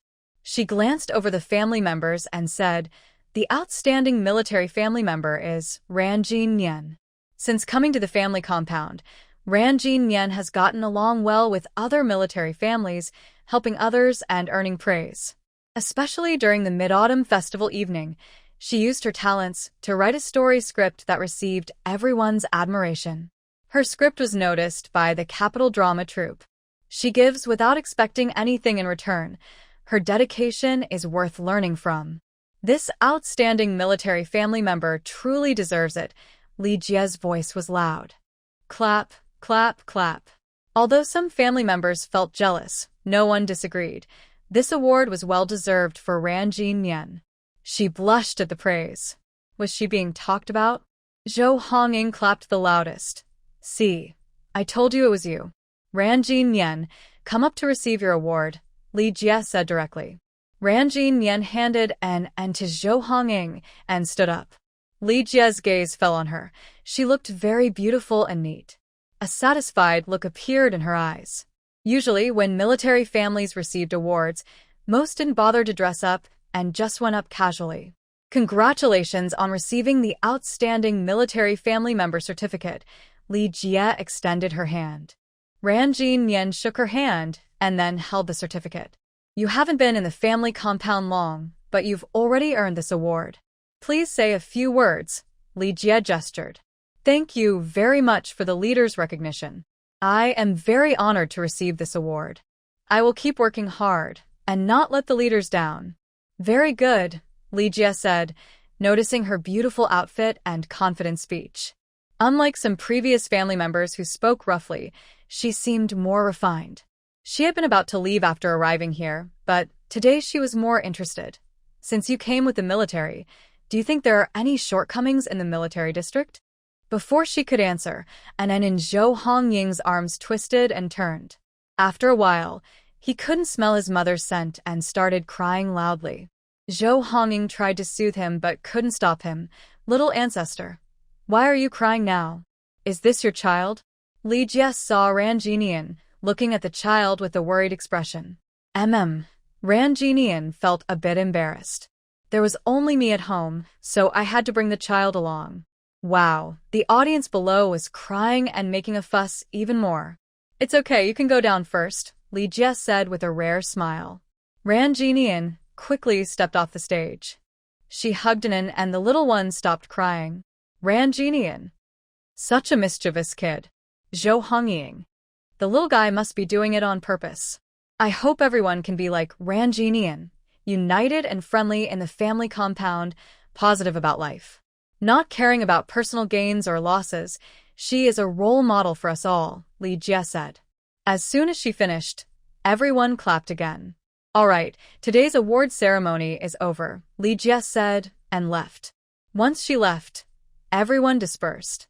Jinian, let me check if this certificate is okay, Zhou Hongying said. Sure, Ran Jinian handed it to her. Zhou Hongying opened it, and many family members gathered around. This is the Outstanding Military Family Certificate. It looks really nice. Don't touch it randomly. If you damage it, you'll have to pay. Everyone chattered excitedly. Enough. Zhou Hongying put the certificate away. Jinian, keep it safe. Ran Jinian put the certificate in her bag. Seeing and drooling, she quickly took out a small cloth to wipe his mouth. Such a chubby, fair-skinned kid, raised really well, someone said. And called out. The little guy looks like his mom and his mouth like his dad. When he grows up, he'll be a handsome young man, someone added. And responded again. He looks strong and sturdy. Definitely military material, someone said. And responded enthusiastically. Everyone was amazed. Does the little guy understand everything? He's so young. How could he understand what we're saying? Look at his eyes darting around. So clever and alert, others said. They found him more and more adorable, thinking he was just too lovable. It's really frustrating how some people compare themselves to others. Most women here, look at how quickly her family life has improved since she joined the military. She's appreciated by her leaders and has won the Outstanding Military Family Award. Her baby is chubby and healthy. Nothing can compare to that. After leaving the meeting room, they saw female soldiers from the art troupe walking towards them. When they saw Ran Jinian, they whispered, "That's Ran Jinian. Her outfit today is really beautiful. Look at her earrings. I've never seen this style before, and I don't know where she bought them." After Yan Qingxue and everyone came out, she immediately saw Ran Jinian.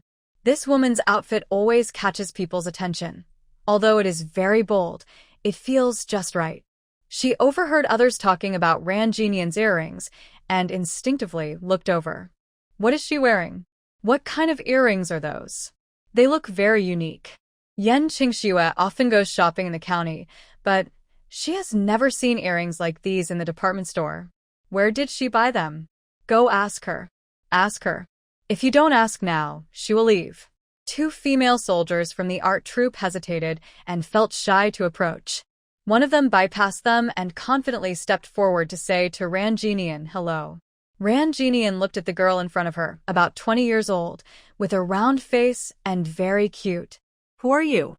Seeing that she was from the art troupe, Ran Jinian recognized her as an artist. My name is Bai Qian. Bai Qian's voice was clear and sweet. She gathered her courage and pointed at the floral earrings Ran Jinian was wearing. Your earrings are very pretty. Where did you buy them? Ran Jinian didn't expect her to ask about that. She smiled and said, I made them myself. Oh, you made them yourself? Bai Qian was surprised. Her eyes curved into crescent shapes. What did you use to make them? It's not hard. I just wrapped white gauze into a flower shape. Bai Qian looked eager. Can you teach me? Of course. Ran Jinian nodded. Anyone who knew how to do crafts could tell how to make these flower earrings at a glance. Bai Qian was very happy. I have a day off tomorrow. Can I come to see you? Sure. Come to the staff housing area to find me, Ran Jinian said, giving her the apartment number. Everyone looked at Bai Qian with envy. Yan Qingxue snorted. It's just a pair of flower earrings. What's so special about that? After Bai Qian left, Zhou Hongying approached her. Her name is Bai Qian. Sister-in-law, do you know her? I know her. She doesn't know me. Her position in the art troupe is second only to Yan Qingxue. Zhou Hongying had lived in the staff housing for many years. So many people knew her. When everyone arrived at the staff housing, one sister-in-law pointed at the notice board. Look. At the entrance of the staff housing, there was a notice board that was updated every 3 months. It displayed real-time news from the military district, activity notices, and promotional content. In the first half of 1972, the outstanding military family member of the Southern Military District, Ran Jinian, read a sister-in-law. Jinian, your name is on the notice board, Zhou Hongying said happily, even more excited than Ran Jinian. Ran Jinian stepped forward to look. The content praised her and regarded her as a role model for everyone. Does everyone who wins an Outstanding Military Family Member Award get their name on the notice board? Ran Jinian did not understand at first. An older sister-in-law spoke. Now everyone knows about this, you're the best. Huh. You just arrived at the military district less than half a year ago, and you've already won the Outstanding Military Family Award. You're the first in the family housing area. Her words sounded a bit jealous. Ran Jinian smiled softly, like a pear blossom blooming on a branch. Everyone in the family housing area is an outstanding military family. Everyone listened happily, feeling as sweet as honey. That evening, Lu Junyuan came home from work. Ran Jinian had already prepared dinner, which she brought out from the space. When Enan saw his dad, he immediately started babbling happily. "Enan, do you miss Dad?" Lu Junyuan washed his hands and eagerly picked up his son. Enan said in baby talk, not quite clear. "Do you miss Dad?" "Dad misses you too," Lu Junyuan said seriously, chatting with his son. The father and son talked for a while, though their words didn't quite match. Ran Jinian smiled and said, "All right, time to eat." Lu Junyuan gently laid Enan on the bed. "A few days after Commander Lin's birthday, I will be on leave. I'll take a day off and we'll go to Haeong County." "Why go to Haeong County?" Ran Jinian asked. "My old commanding officer called me today. He's passing through Haeong County and wants to see you and the kids." When Lu Junyuan first joined the army, he served under Commander Xia. Commander Xia took good care of him, and he learned a lot from him. He reached where he is today thanks to that mentor. "Sounds good. Should we prepare something?" Ran Jinian asked, hearing about the old commander for the first time. "Old commander just wants to see you and the kids," Lu Junyuan said simply, not thinking much of it. Ran Jinian disagreed. "As juniors, we should show respect to elders. We should prepare something, or it would be rude." Lu Junyuan listened carefully to his wife. "Wife, you've thought everything through. You just don't pay attention to these details," Ran Jinian smiled. They discussed for a while longer. Then Ran Jinian remembered Enan's household registration. Enan has been over a month old. It's time to update his household registration. It's simple. Tomorrow, I'll take our marriage certificate, household register, and the birth certificate of the baby to handle it, Lu Junyuan said. After joining the army, his household registration was moved to the military district. Ran Jinian's household registration was still in her hometown, Pupping Town, and she needed to transfer it here. Millimeter, Ran Jinian nodded. After dinner, the family of 3 entered the space again, where the temperature was very comfortable. Ran Jinian and Lu Junyuan bathed Enan together. They even put in a few little rubber ducks in the bath. Enan loved taking baths and always got very excited. Ran Jinian let him play a little longer, then used a towel to wipe his body and started to gently clean him. "Sweet baby." The little one smelled strongly of milk, and Ran Jinian couldn't help but take a couple of sniffs. Enan made soft sounds, clearly enjoying playing with his mother. After a while, the little guy's eyelids began to droop. Soon he fell asleep. Lu Junyuan finished his shower and saw the mother and son sleeping on the bed. He approached and gently kissed his wife's sleeping face, then kissed Enan too. "Good night, my babies." The next morning, Ranjin Yen cooked a bowl of brown sugar rice wine sesame balls. After eating, she tidied up the house. Around 9 o'clock, Bai Qian arrived wearing casual clothes, with 2 braids and butterfly hair clips. She looked like someone who loved beauty. She carried a bag and said, "Sister Ran, I'm Bai Qian. Today, I hope you can teach me how to make flower earrings." Ranjin Yen saw she was holding an apple and said, "You brought a gift when you came? That's very polite. You teach me how to make flower earrings, and I'll treat you to an apple," Bai Qian said cheerfully. Ranjin Yen hugged An and said, "Call me Xiao Ran or Jin Yen." "Okay, then call me Qian Qian," Bai Qian replied with a bright smile. Looking at An and blowing bubbles, she couldn't help but touch his chubby face. "So cute." "Ah," An called out. An also likes Auntie. Ranjin Yen saw her son dancing around happily. Bai Qian held his tiny hand and said, "I used to think the cold-faced king of Captain Lu wouldn't marry." She knew Ranjin Yen was Lu Junyuan's wife. "Why did you think that?" Ranjin Yen said with a mix of laughter and tears. "You don't know, Captain Lu is very cold and strict in the military district, very indifferent to girls. But many girls like him, yet he's very cold to everyone. I thought a man like that would never get married in his life." Ranjin Yen's eyes brightened. It was the first time she heard someone say that. Zhou Hongying and others hadn't told her these things. Bai Qian quickly added, "Although many girls like him, I don't like such a cold man." Ranjin Yen asked, "What kind of man do you like?" "I like passionate and clingy ones," Bai Qian blurted out, then blushed slightly. "Don't tell anyone, okay?" Ranjin Yen thought she was very cute and said, "I won't." Bai Qian was very curious. When Captain Lu got married, the whole military district found out, and many girls cried. Yan Qingxue also cried. Jin Yan knew that Yan Qingxue liked Lu Jinyuan, but Lu Jinyuan didn't like Yan Qingxue. Nothing happened between them, so she naturally wouldn't feel jealous. "I've been thinking, how did Captain Lu, such a cold man, get married? Did he force you to marry him?" Jin Yan asked. "How can I say this? Maybe a little at the time," she replied. "No, I didn't," Jin Yan quickly said. Bai Qian blinked and asked, "Did Captain Lu pursue you?" Jin Yan was unsure how to answer.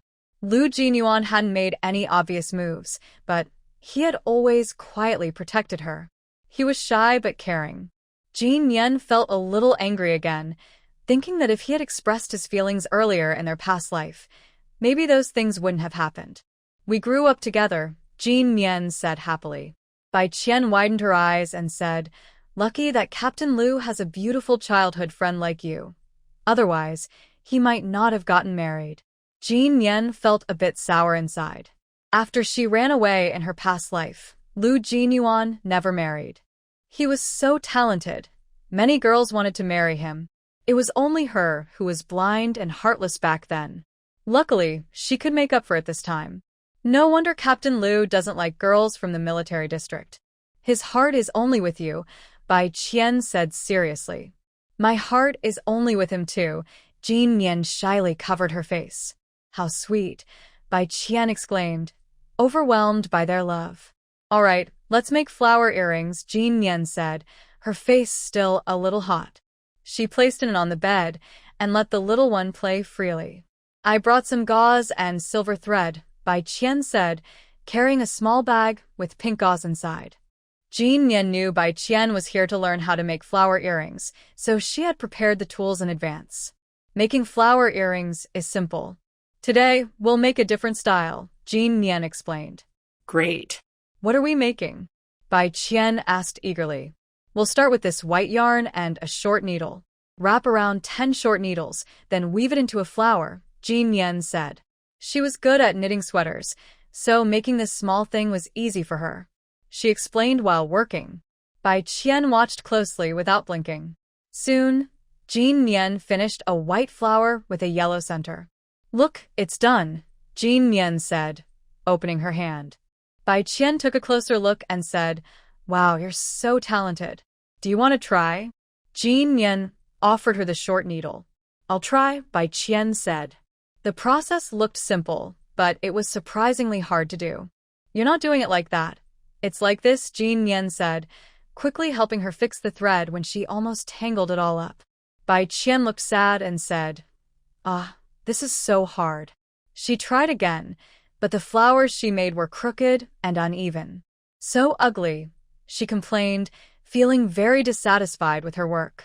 Ran Jinian praised her. It's already very good for your first try. Bai Qian gained confidence and said, I'll try again. I can definitely do better. On her second attempt, her flowers looked much better. Finally, she made a beautiful flower. Jinian, look, Bai Qian said happily. You're so talented. She couldn't help but laugh, haha. Bai Qian then said, Jinian, I think you'd be a great teacher. Why? Jinian asked. Because you're so good at praising people, Bai Qian replied. As they talked, they made their first pair of flower earrings. They're so pretty. Oh my gosh, Bai Qian said, unable to take her eyes off them. Bai Qian was very fond of the earrings. She looked at them for a long time, then reluctantly handed them to Jinian. I didn't do anything. The yarn is yours, and these earrings are yours, she said. Jinian could tell she liked them very much. If you say that, then I can only keep one earring, and the other one is yours, she replied. Bai Qian was a bit surprised. That's not right. These flower earrings are made by you, and there's only this one pair in the world. We made them together. You brought some yarn, and we were making 2 hair clips, Jinian said thoughtfully. Hair clips? Bai Qian asked. I'll go get the materials, Jinian said, deliberately walking to the secondary bedroom, but she was actually grabbing some clips from the storage space. She came out holding 2 clips. We'll use this white yarn and this pink yarn to make a bow. Jinian combined the white and pink yarn and braided a big bow, then glued it onto the hair clip. Wow! Bai Qian exclaimed, looking at the bow hair clip. She didn't expect a pink bow clip to look so elegant. When the wind blew gently, the bow floated beautifully. Here, try it on, Jinian said, holding the hair clip. She saw Bai Qian was braiding 2 pigtails. Let me redo your hair, she offered. Okay, Bai Qian nodded. Jinian took a comb and styled her hair into 2 braids, then clipped the bow hair clip at the back of her head. All done? Bai Qian gently touched her hair. Take a look, Jinian said, holding a mirror so she could see her profile. In the mirror, her pigtails looked full and neat, and the pink bow clip made her whole look bright and lively. Wow, Bai Qian said many times today, feeling she looked so beautiful. You are putting on your earrings, Ran Jinian said as she handed her the flower-shaped earrings. Bai Qian was wearing light-colored clothes today, which matched well and didn't look strange. She looked at herself in the mirror, feeling very unfamiliar yet very happy. This outfit looks just like those big stars in Port City. It's so beautiful. You also look very nice with fair, tender skin. This style suits you best, Ran Jinian said, noticing her constantly looking at herself in the mirror. She went to wash 2 apples, cut them into pieces, and handed them over. Eat some apples. Bai Qian saw her cutting the apples and thought Ran Jinian looked like a young lady from a wealthy family. Jinian, your taste is so good. Where are you from? Bai Qian truly admired Ran Jinian's sense of style. After she asked, she suddenly remembered something. Wait, I forgot. You and Captain Lu are childhood friends. You're from Yunnan province. Don't misunderstand. It's because our art troupe had several fans of Captain Lu before. They carefully found out about his background and talked about him every night. Bai Qian stuck out her tongue. What did they talk about? Why he's so cold. What kind of girl he likes. In the end, they found out Captain Lu is married, and everyone became very curious about you. Bai Qian enjoyed spending time with Ran Jinian, so she shared everything. After they saw you, they realized what Captain Lu doesn't like in girls is just because most girls don't match him. Ran Jinian chuckled. That's exaggerated.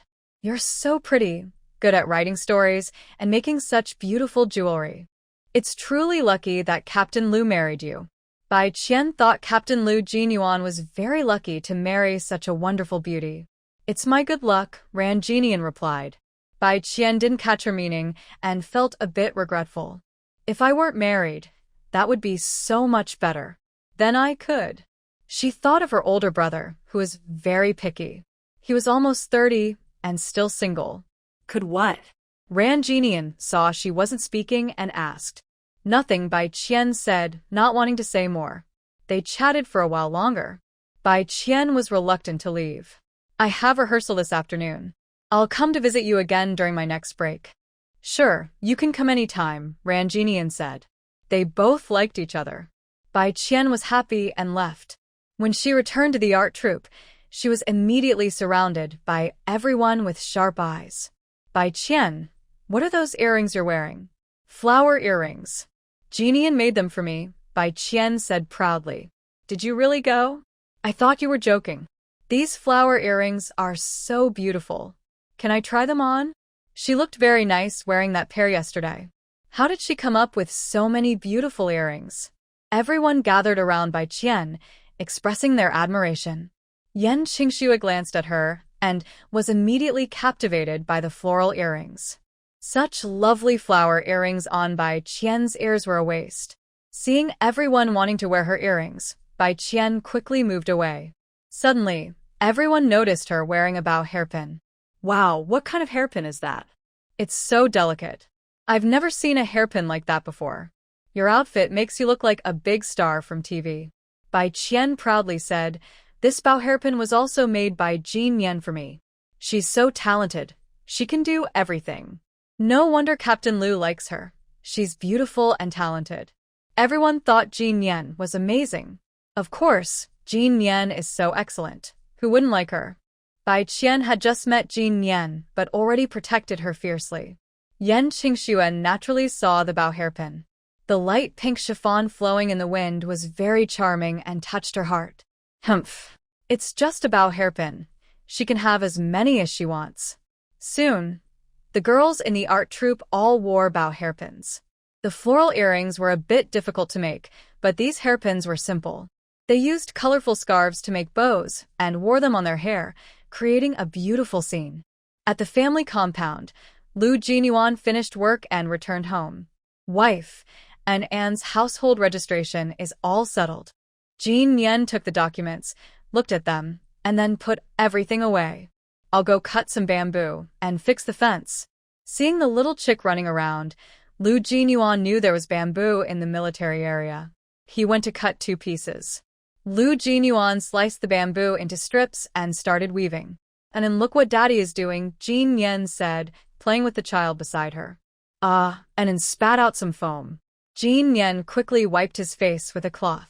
After working for a while, Lu Jinyuan finished the fence, even making a small gate for the chicks to come and go easily. Tomorrow is Commander Lin's birthday, Lu Jinyuan said, taking the water Jin Yan poured. Commander Lin's birthday, do I need to go? No. Only officers above the regiment level are invited to the dining hall for the celebration. Jin Yan added some water to his drink. I've already decided what gift to give.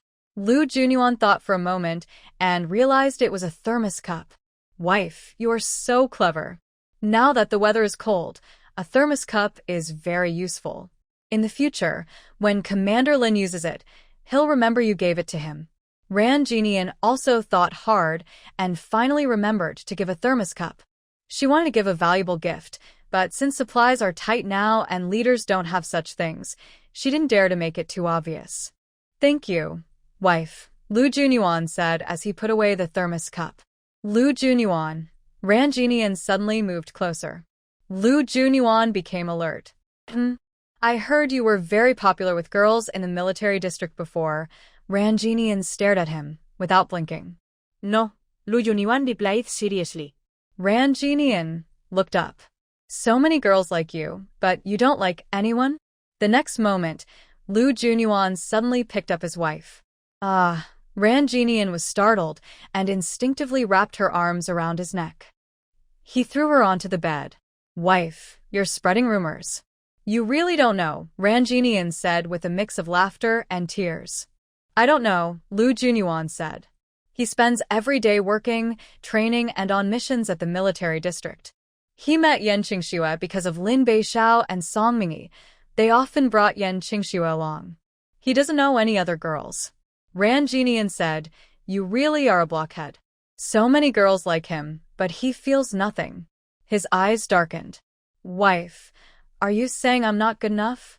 No, I didn't mean that. Ran Jinian sensed something was wrong, but it was too late. Lu Junyuan, we haven't had dinner yet. Eat after we do. The young couple fussed for a while until Anan woke up crying. Ran Jinian was exhausted and kicked Lu Junyuan softly. You go, she said gently. Lu Junyuan, full of energy, dressed quickly, picked up his son, and then placed him in Ran Jinian's arms. Wife, the baby is hungry. There's milk in the fridge, Ran Jinian said, her eyes barely open. Lu Junyuan pampered her. I can't get into the space. Ran Jinian didn't open her eyes and took out 2 bags of milk from the space. After heating it, Lu Junyuan poured it into a small bottle. As soon as the baby drank the milk, he stopped crying and started drinking eagerly. Lu Junyuan fed the baby and cleaned him up, then went to the kitchen to cook 2 bowls of egg noodles. He brought the noodles to the bed. Wife, get up and eat some noodles. Ran Jinian turned over. I don't want to eat. I'm too sleepy. Lu Junyuan could only finish both bowls of noodles himself. The next morning, when Lu Junyuan left, he brought another bowl of noodles for his wife. As soon as Ran Jinian woke up, her stomach was growling with hunger. Thank you, husband, she said. The man was very thoughtful. Wife, I have a meeting today and I'll be home late tonight. You don't need to wait for me to eat, Lu Junyuan reminded her. Ran Jinian reminded him, remember to bring the thermos. I brought it, Lu Junyuan replied, and then left. After breakfast, Ran Jinian just finished feeding Anan, who had woken up. She changed Anan's diaper and put on a new one. Anan usually wears diapers at night and cloth diapers during the day. Just after she fed him, the little guy had a movement. You naughty boy, Ran Jinian said as she changed his diaper again. After finishing, she took Anan to the military district communication office to call her family. Today was Saturday, and her mother was free. She decided to call the family from a phone booth in town. Ran Jinian took out her family ID card and showed it to the operator. Hello, comrade. I want to call my family, she said. Where do you want to call? The operator checked her ID. Ran Jinian gave the detailed address, a phone booth in Pushing Town, Tonglan County, Northern Yu Province. The operator looked up the phone number for the Pushing Town phone booth, then dialed several numbers before the call connected. It rang for a while, and the person on the other end was a clerk at the Pushing Town phone booth. Hello? Hi, I'm looking for Wang Xiaomei at Building 3, Room 2-17, in the Steel Factory's West District, Ran Jinian said, giving her address again. Calling like this was quite complicated. The operator took notes and said, Please wait a moment, I'll notify someone.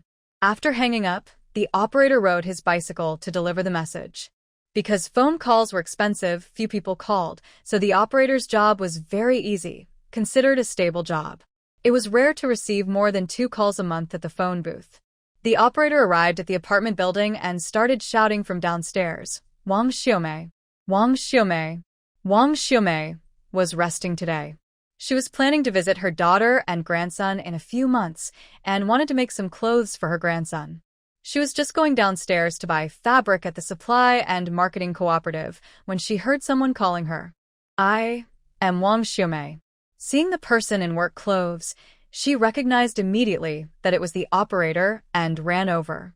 The operator said, There's a call from the Southern Military District. Please answer it. Hearing it was from the Southern Military District, Wang Xiaomei immediately knew her daughter was calling. Okay, I'll come right now, she said quickly. The operator notified someone and rode off on his bicycle. Wang Xiaomei was worried about her daughter and hurriedly rushed over, walking very fast. In just a few minutes, she arrived at the building. Wait a moment first. The telephone operator had already arrived, calmly drinking water from a cup. Wang Xiaomei spoke, I'll call. That's fine too. The operator was momentarily surprised, as most people hesitated to make calls due to high phone bills, and few would call proactively. The operator then checked the Southern Military District's phone number for a while, dialing through several numbers before connecting. This is Wang Xiaomei. I want to speak to Ran Jinian. Wang Xiaomei knew phone calls cost money, so she spoke briefly to save on expenses. Ran Jinian, the operator at the Southern Military District called out. Ran Jinian didn't expect her mother to travel from home to the phone booth, which took over 10 minutes. She planned to call back later, but unexpectedly, the call came first. Ran Jinian quickly stepped forward and answered, "Mom." "Daughter, did you call because something's wrong?" Wang Xiaomei's eyes reddened upon hearing her daughter's voice. Her daughter had been away for nearly half a year, and they had never been apart for so long before. "Mom, I'm fine," Ran Jinian said, her eyes slightly teary. Wang Xiaomei, worried about her daughter, was furious upon hearing her words. "You irresponsible girl.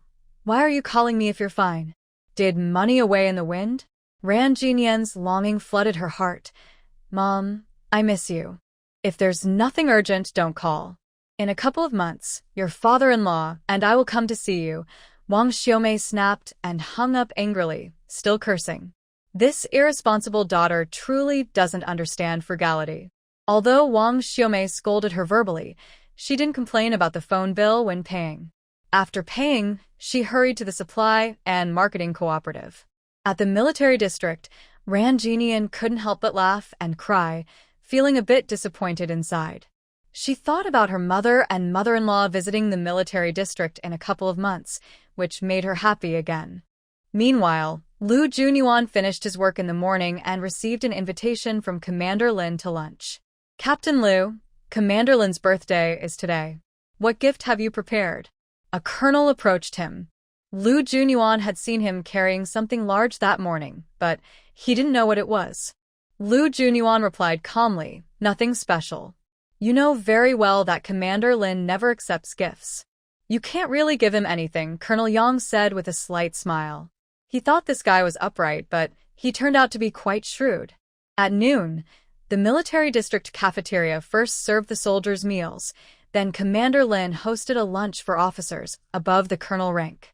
Lu Junyuan sat in the middle, with his feet together and back straight, giving off a calm and steady presence.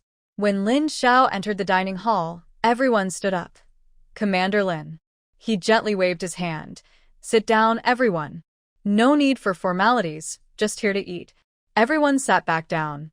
Lin Xiao sat in the front row, surrounded by senior leaders from the Southern Military District. "Commander Lin, today is your birthday. I want to say that your frugal spirit not only sets an example for yourself, but also inspires everyone," said Commissar Yan, standing up. Lin Xiao smiled and replied, "Commissar Yan, you're too kind." Commissar Yan looked serious. "Not at all. We all see your dedication." Chief of Staff Su also spoke. "In these difficult times for our country, Commander Lin's perseverance is something everyone should learn from."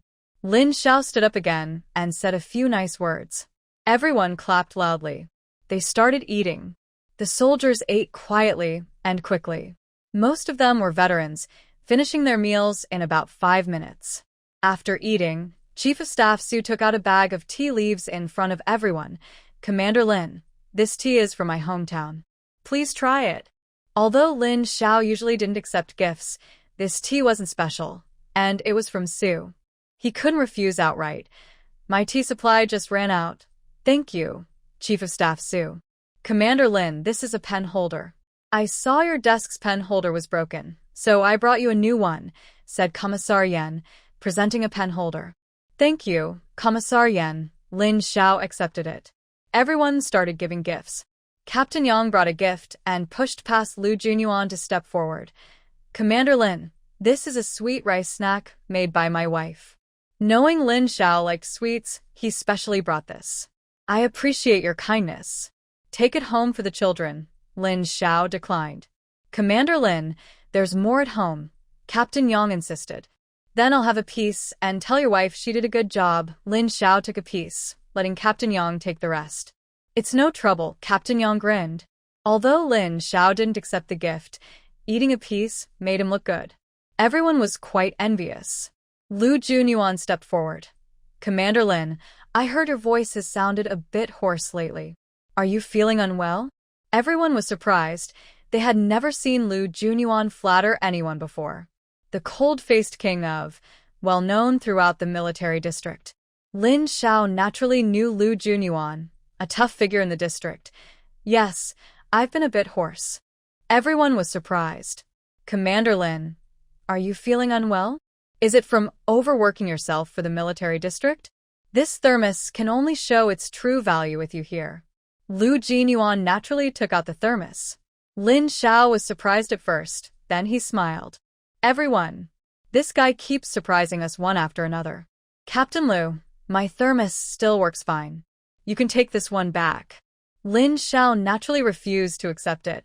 Lu Jinyuan was not worried. Commander Lin, you work so hard for the country, handling countless affairs every day. You care deeply about the nation and the people, but you don't take care of yourself. At work, you are a great leader. In life, you are a caring elder. This small thermos isn't enough to show my respect for you. Everyone. Wow. When did Lu Jinyuan become so good at talking? Isn't he usually quiet? He really is silent most of the time, but when he speaks, he surprises everyone. Of course, Lu Jinyuan married a good wife. With her help, he's no longer the naive young man he used to be. Moreover, his wife's space is full of books, and she loves reading. He's also picked up this habit. There's wisdom in books, and beauty in words. That's completely true. Commissar Yen, Major Su, Major Lu, and others all listened in shock. Is this really Lu Jinyuan? Major Lu leaned close to Commissar Yen. This guy has changed after getting married. Commissar Yen had always considered Lu Jinyuan as a future son-in-law. He was unhappy when Lu married, thinking he gave up his daughter for a little childhood sweetheart, which he felt was wrong. But now, seeing his change, he felt both bittersweet and happy. Ran Jinyan. She's quite capable. Commander Lin was stunned. I didn't expect this thermos to carry so much meaning. If I don't accept it, I'd be disrespecting your kindness. His secretary immediately stepped forward to take the thermos. Everyone. Today, this guy stole the spotlight. Ah. Besides the senior leaders, Commander Lin also accepted his gift. Captain Yang. Why is he so excited? The thermos he gave can be watched anytime. Everyone else didn't want to fall behind and started giving gifts too. Commander Lin broke his usual rule today and didn't accept any gifts. After dinner, when Commander Lin and the others left, everyone gathered around Lu Jinyuan. Good kid, your words today were so impressive. You never used to speak like that. They all knew Lu Jinyuan's personality well. You're so clever, thinking of giving a thermos so Commander Lin can see it every day. You always do big things quietly. Lu Jinyuan smiled. Marrying a good wife brings prosperity to the family and the husband. Everyone said, wow, Lu Jinyuan's wife is amazing. She writes scripts and looks beautiful. Their wives can't compare. How is this guy so lucky? Of course, many others haven't married yet and feel jealous. Getting a wife is really something. Commander Lu, do you have any sisters or cousins? Someone quickly asked. No. Any female relatives like cousins or sisters-in-law? Lu Jinyuan proudly replied, my wife is a treasure. There is only one in the world. Everyone couldn't stand it anymore and became angry. Hit him. They all rushed at Lu Jinyuan. Of course, Lu Jinyuan wasn't afraid. One by one, he fought back. Soon 7 or 8 of them were knocked down. Ah, heaven is unfair. Lu Jinyuan can marry such a beautiful wife. Why can't I? Stop dreaming. Do you think you're Lu Jinyuan? Everyone lay on the ground, crying out loud. Lu Jinyuan looked down at them and said, you're both weak and useless. Everyone sighed. Do they even want to live? Family compound Ranjinian was holding Unan and talking to him.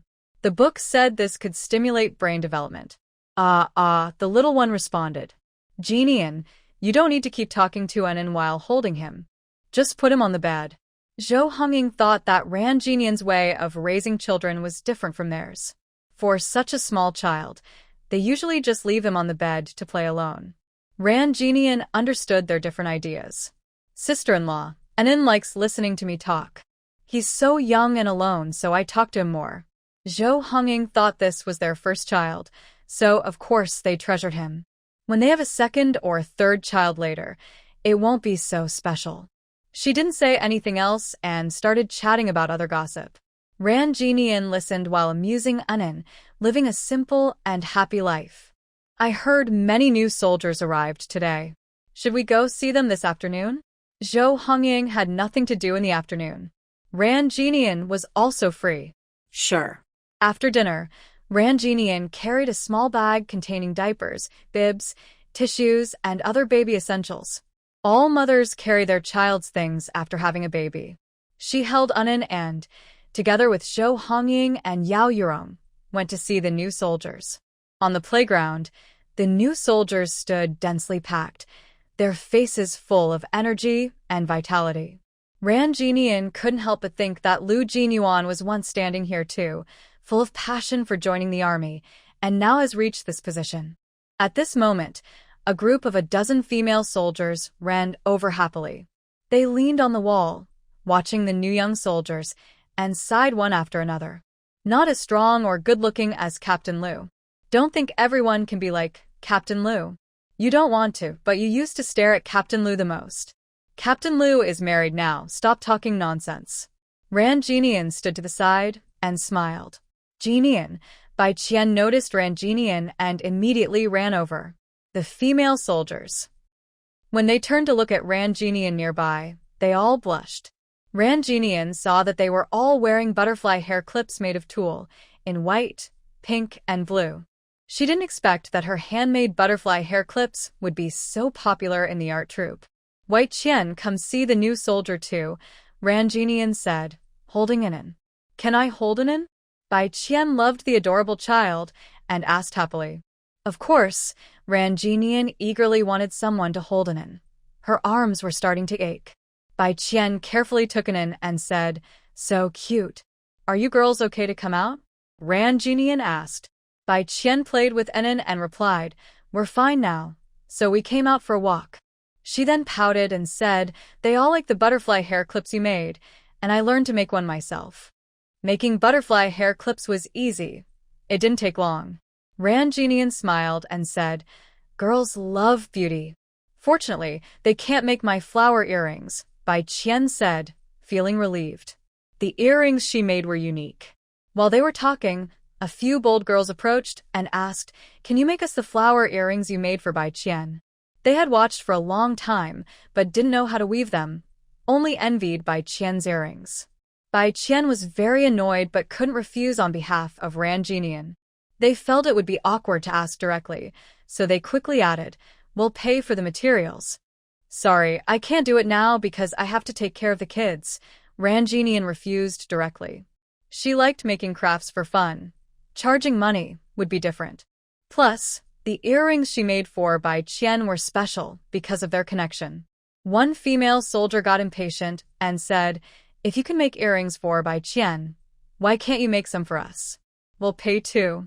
Exactly, Bai Qian couldn't stand it and said, Zhang Fong Fong, if she doesn't want to do it, she won't. You all made butterfly hair clips, but still want flower earrings. How thick-skinned can you be? White Qian, we said you'll pay, not just get them for free. What's wrong with her making some? Zhang Fong Fong felt a bit upset. She had a date coming up, but she didn't have nice jewelry. These flower earrings are cheap and pretty, so she just wanted them. White Qian was about to speak again when Ran Jinian stepped forward, her eyes cold. Whether I make them or not is my personal right. If you like to learn, then do it yourself. Anyway, no matter how you do it, it will still look simple. A few female soldiers were speechless after hearing her. White Qian's eyes lit up. Wow, Ran Jinian is so impressive. Zhou Hongying and Yao Yuyong saw Ran Jinian lose her temper for the first time. They were both stunned. You. Zhang Fong Fong blushed with anger. I already said I'll pay, so what more do you want? I said I don't have time. Your brain is just a household item. Why are you pretending to be a decoration? Ran Jinian said with a half smile.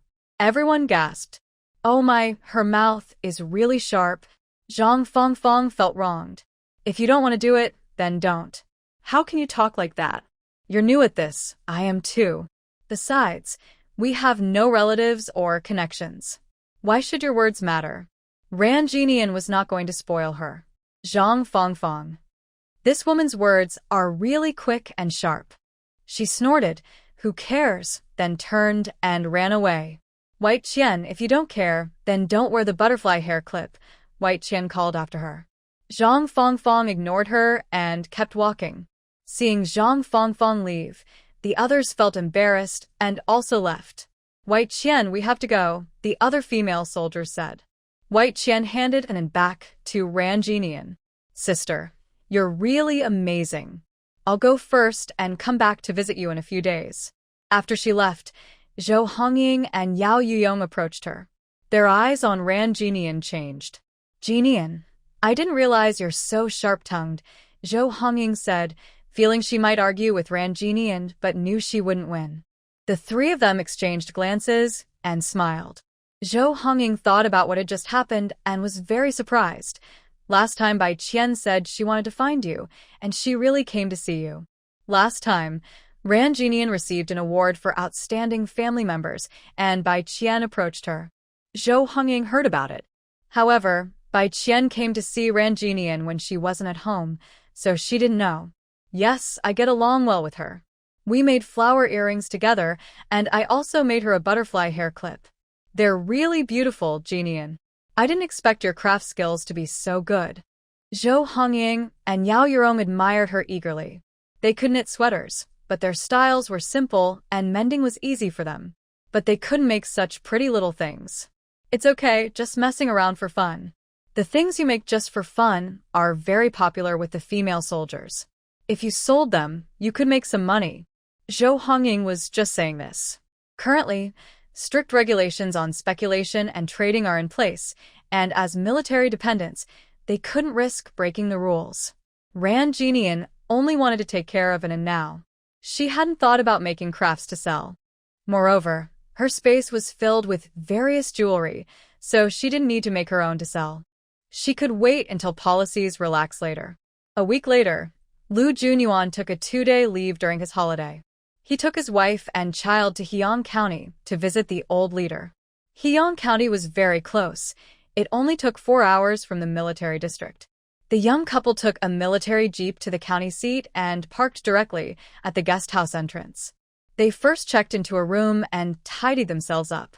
Ran Jinian fed in again, changed his clothes, and put on a bib. She took out gifts from her space: tea, fruit cans, pastries, and gloves. "Lu Junyuan, are you ready?" "Let's go," Lu Junyuan said, holding it in. The two of them left and headed to the backyard. The guest house's backyard was reserved for visiting leaders, so someone was guarding the entrance. Who are you? The security personnel stopped them. Lu Junyuan showed his ID. "I am Lu Junyuan from the 3rd Regiment of the Southern Military District Army Team. I came with my wife and child to visit Commander Xia Zhengsong." "Wait a moment. I need to report inside." The guard checked his credentials. The family waited outside for a while, and then the guard came out. "Go ahead, Commander Xia is in room 3. Lu Junyuan took his wife and child inside. This was Ran Jinian's first time visiting the backyard of the guest house. It was a few simple houses, very tidy. "Junyuan, over here." Someone waiting at the door saw Lu Junyuan and immediately waved. Lu Junyuan's eyes brightened, but he didn't rush forward. Instead, he took his wife along as they approached together. "Brotherly," Lu Junyuan said happily. Li Yong was the guard for Elder Xia, and he had always been by Elder Xia's side, so he knew Lu Junyuan well. "Go in quickly. Elder Xia is waiting for you," Li Yong said, patting his shoulder. Lu Junyuan didn't bother to chat with Li Yong and let his wife and child inside. In the living room, 2 young guards stood there. Elder Xia sat on the sofa, wearing reading glasses and holding a newspaper, reading it. His hair was full of silver strands, and his face was lined with wrinkles. He wore simple clothes, and although his body had experienced many hardships and was worn by time, he still radiated a strong, resilient aura. "Elder Xia, Commander Lu has arrived." One guard stepped forward. Hearing the voice, Elder Xia put down his newspaper and looked up. When his cloudy eyes saw Lu Junyuan, his sunken eye sockets brightened a little. "Junyuan, come, bring your wife and child over to sit." Lu Junyuan stepped forward. Elder, this is my wife, Ranjinian, and my child, Lu Chinen. Elder Xia carefully looked at Ranjinian. She was beautiful and elegant. Having seen many people, he could tell she had a clear, pure gaze and a refined, noble aura. Hello, Elder, Ranjinian said confidently. Elder Xia was very pleased. Jinyuan, your taste is good. Thank you, Elder, for your praise. My wife is very outstanding, Lu Jinyuan said proudly. Ranjinian blushed slightly and shot him a quick glare, as if to say he was not being modest at all. Let me see the little one. Elder Xia reached out to hold the child. The child is strong, Lu Jinyuan thought, worried that Elder Xia, being older, might find it tiring to hold the baby. Elder Xia glared at him.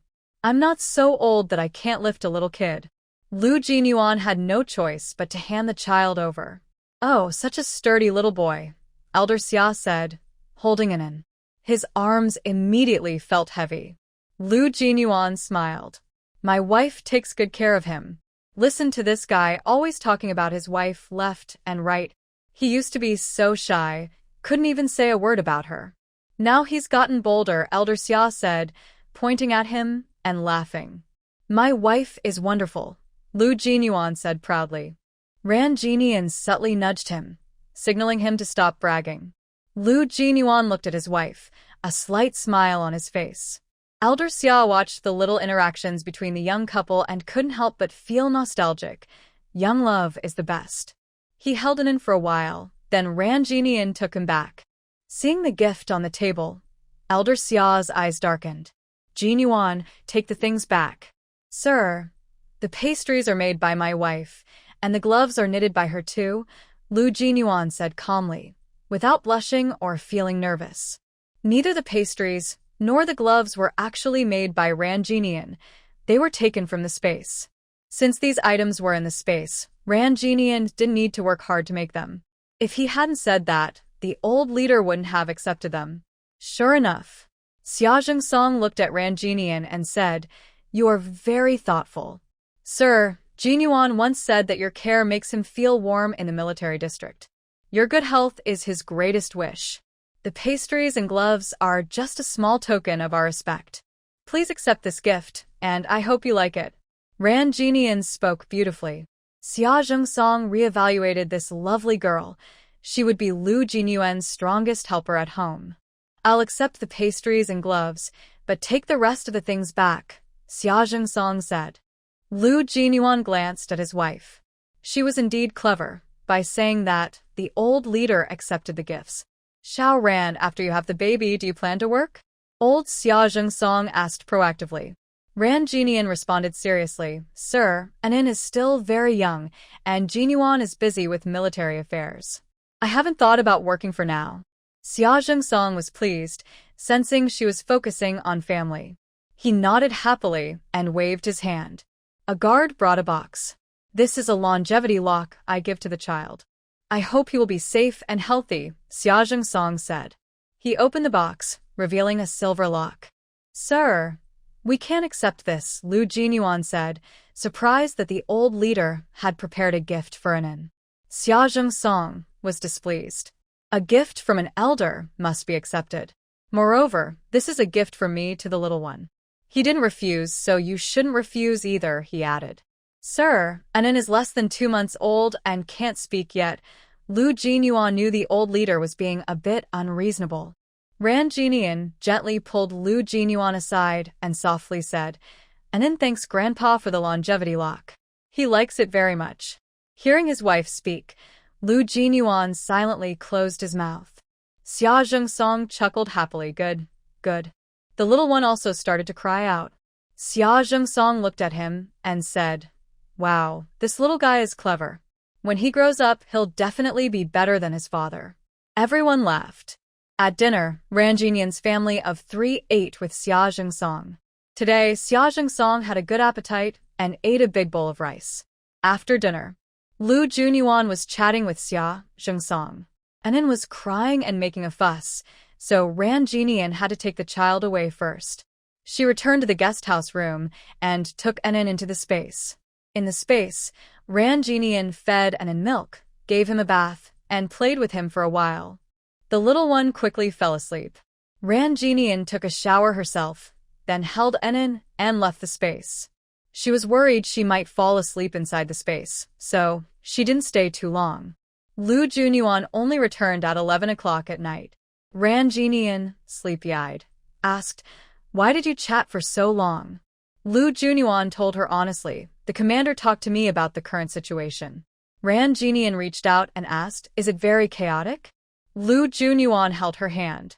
In the next moment, the whole family entered the space. The guest house room was small, and Ran Jinian didn't like the smell inside. Since she had her space, she wouldn't let herself be uncomfortable. She placed the little one in the stroller. He was sleeping soundly and didn't move at all. Lu Junyuan took a shower and came back, holding his wife. "Now, with the turmoil inside and outside the country, I have to be careful with my words. If someone catches a mistake, it will be hard to recover." He remembered what the old leader had said. Many important people had been exiled. Lu Junyuan was uncertain about many things. He didn't want to hide everything from his wife, but he also didn't want her to know too much. Most importantly, the country and border situation were tense, and war might break out. As a soldier, he would have to go to the battlefield if war started. But since it hadn't happened yet, he didn't want to worry his wife.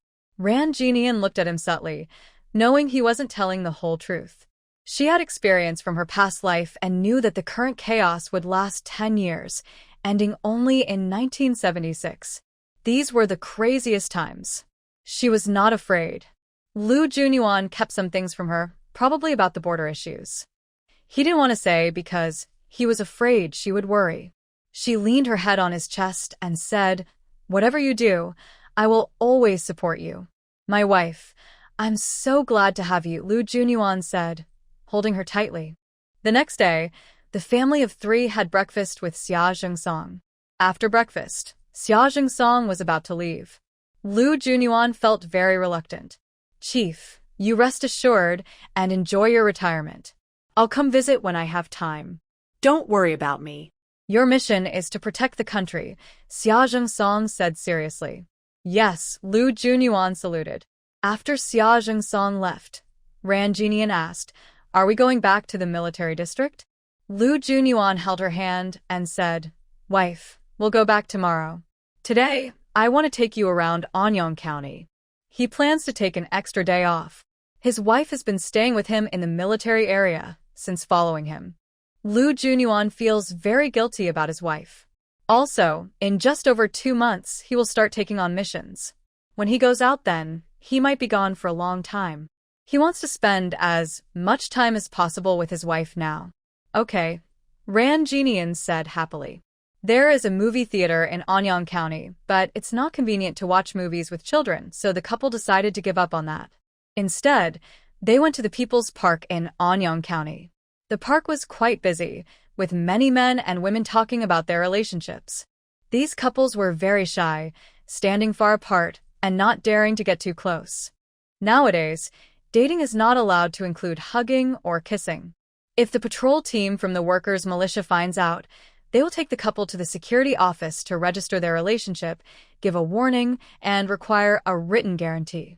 If a couple does something inappropriate, they could be detained and reported. Ran Jinian and Lu Junyuan are married and have a child, so the family of 3 was walking closely together, which made other couples envious. At noon, the family went to a state-run restaurant. This was Ran Jinian's first time eating there, and she was quite curious. A big sign in the restaurant listed the day's menu. "Wife, what do you want to eat?" Lu Junyuan asked. Ran Jinian looked around, took out money and food coupons from her bag. Actually, she took them from her space, and said, "A serving of braised pork, a plate of stir-fried vegetables, a bowl of salted pork and vermicelli soup, and 2 bottles of soda." Lu Junyuan paid at the counter, and then returned the remaining money to Ran Jinian. Total is 2 yuan 6 jiao, and 2 food coupons. Ran Jinian didn't take it. "You keep this money for emergencies. I live and eat in the military area, so I don't need this money." "Wife, keep it." Lu Junyuan was determined not to keep a penny. "Keep a little in case of emergencies," Ran Jinian insisted. forcing 5 yuan into his hand. At that moment, an old woman with a stooped figure entered the restaurant. Her cloudy eyes swept around and landed on the young couple. She staggered over and asked, "There's no seat in the restaurant. Can I sit here?" Ran Genian looked around. It was a busy time, and all the seats were full.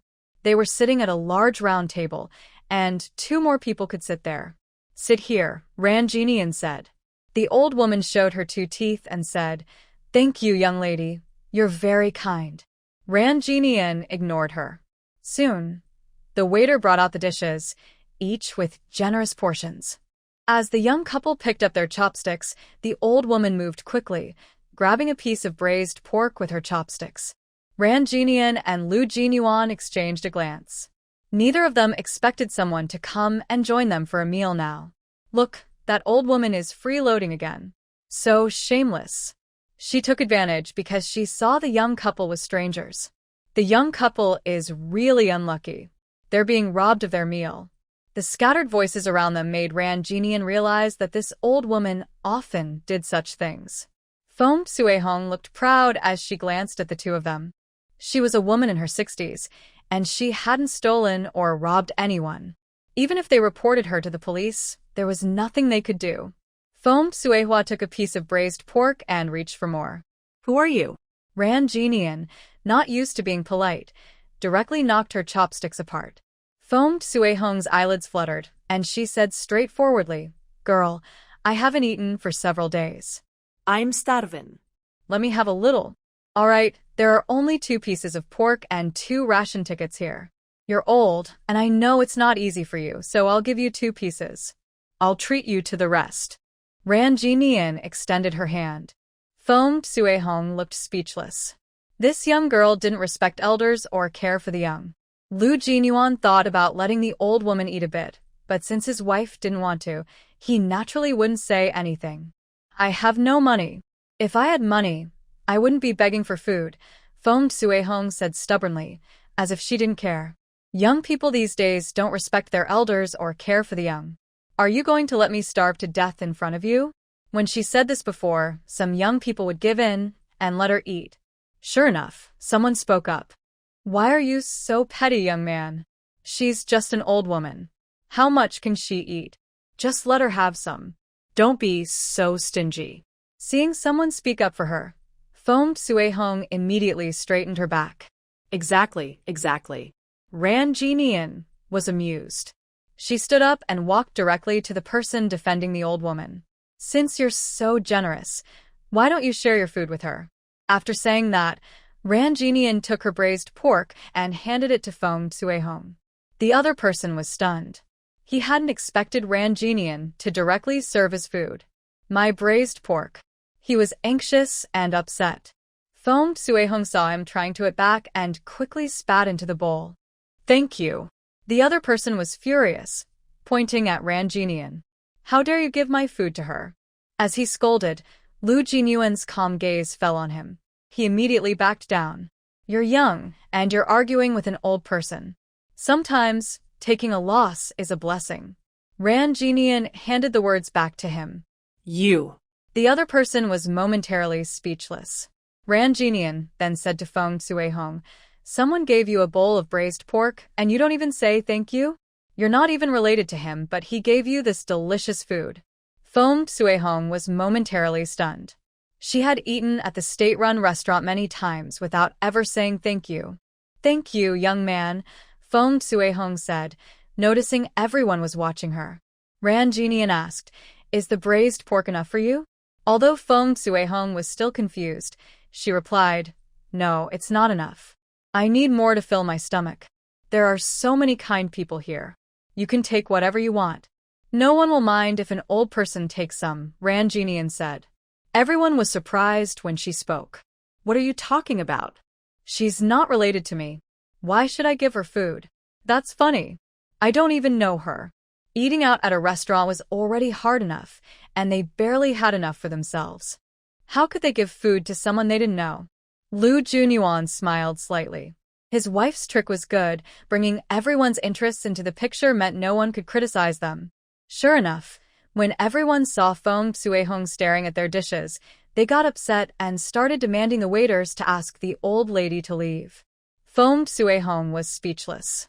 She didn't expect that in just a few minutes, everyone would want to chase her away. That girl was really impressive. The waiters, who had been turning a blind eye before, now saw everyone's reactions and had no choice but to come over and ask her to leave. Fong Suehong had been freeloading at the state-run restaurant for a long time, and this was her first setback. She quickly ate the braised pork. Thinking she might not get any more freebies in the future, she glared angrily at Ranjinian and left, feeling annoyed. Everyone sighed in relief. "Husband, time to eat," Ranjinian said. She wasn't stingy. If the old lady had directly said she had no food, she would have bought her some. But since she started moralizing, Ranjinian wouldn't let herself be bullied. She wasn't her elder, so why should she give her food for free? Just because she was old and had a thick skin, she thought she could do whatever she wanted. "After the meal, sweetheart, I'm going to the bathroom." "Wait here for me," Lu Junyuan said. Since he needed to go to the public restroom, which was a few minutes away, he didn't want his wife to follow him back and forth. Ranjinian saw a supply store ahead and said, "I'll go to the supply store. You finish up and come find me later." "Okay." As Lu Junyuan left, Ranjinian held an in and headed toward the supply store. A middle-aged couple passed by and, noticing Ranjinian's pretty face, exchanged glances. Ranjinian carried an un and walked past them. Two people looked back at her figure and muttered, "This woman is so pretty. She could sell for a good price. Even the child could be sold." They both showed sneaky smiles and hurried after Ranjinian. "Miss, young lady." Ranjinian heard someone calling her miss, but she paid no attention. Seeing she ignored her, the middle-aged woman quickly ran forward and stopped her. "Miss, I've been calling you for a while. Why don't you answer?" Ranjinian looked at the woman in front of her. She was dressed plainly, looked very ordinary, the kind you'd forget in a crowd. "You have the wrong person," she said, not recognizing her. When the middle-aged woman saw she was about to leave, she quickly said, "Miss, my husband is hurt. Can you watch over him for a moment? I need to find someone." Ranjinian asked, "Where is your husband?" "Over there. Please watch him for me while I go call someone." The woman pointed to the alley ahead. Ranjinian became more alert. She was alone, holding a child. If the other person tried something bad, she wouldn't be able to stop them. She calmly said, "You should find someone else. I want to take my child home for dinner." She said this on purpose, making the woman think she was from Heong County. "Miss, please help me. If I don't call someone soon, my husband might be in danger," the woman begged earnestly. Ranjinian turned and stopped a passerby. "Sir, can you help us?" The middle-aged woman looked surprised. Why is this woman so hard to fool? Usually, young girls are very eager to help, and I've never failed before. "Young lady, what do you want me to do?" The man was very friendly and said how pretty Ranjinian was. The middle-aged woman waved her hand. Forget it. Ranjinian thought the woman was strange. She didn't want help even when offered. "Aren't you looking for someone to help?" "I'm just a woman with a child, and it's not convenient. This man here is a good choice." Ranjinian felt something was wrong. The woman forced a smile. "I'm just worried about wasting his time." Ranjinian immediately raised her voice. "You don't want help, but you insist on dragging me, a woman with a child. Are you a scammer?" When people heard the word scam, they looked over. The woman's face changed suddenly. She didn't expect Ranjinian to be so clever. "What are you talking about, girl? I've been talking to you for a while. I need to find someone quickly," she said, acting calm and experienced. After saying this, she ran off. Ranjinian sensed there was a problem. This middle-aged woman was definitely suspicious. The man who was called over looked confused. What's going on?" "Big brother, it's nothing." Ranjinian thought the middle-aged woman was a liar, but without proof, she couldn't accuse her. The man scratched his head, saw everything was fine, and left. The middle-aged woman made a big circle and then ran back into the alley. The man was lying on the ground humming a tune, and when he heard the noise, he immediately closed his eyes. "Wake up, no one is coming." The woman pushed him. The man opened his eyes, looking very annoyed. What's going on? Where is everyone? That woman is very clever. She refuses to come. Zhang Fengxia was also very angry. The man pointed his finger at her. You're useless. You can't even trick a woman.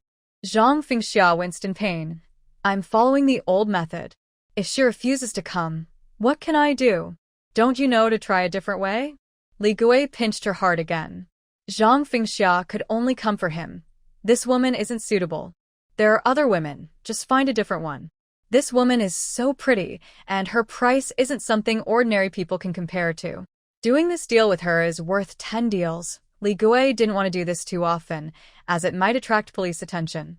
Zhang Fengxia, afraid Li Gui would hit her again, said, There are more than just her who are pretty. If we can't find a good one recently, do you think I won't beat you to death? Li Gui saw through her thoughts. At the supply and marketing cooperative, Ran Jinian no longer felt like shopping.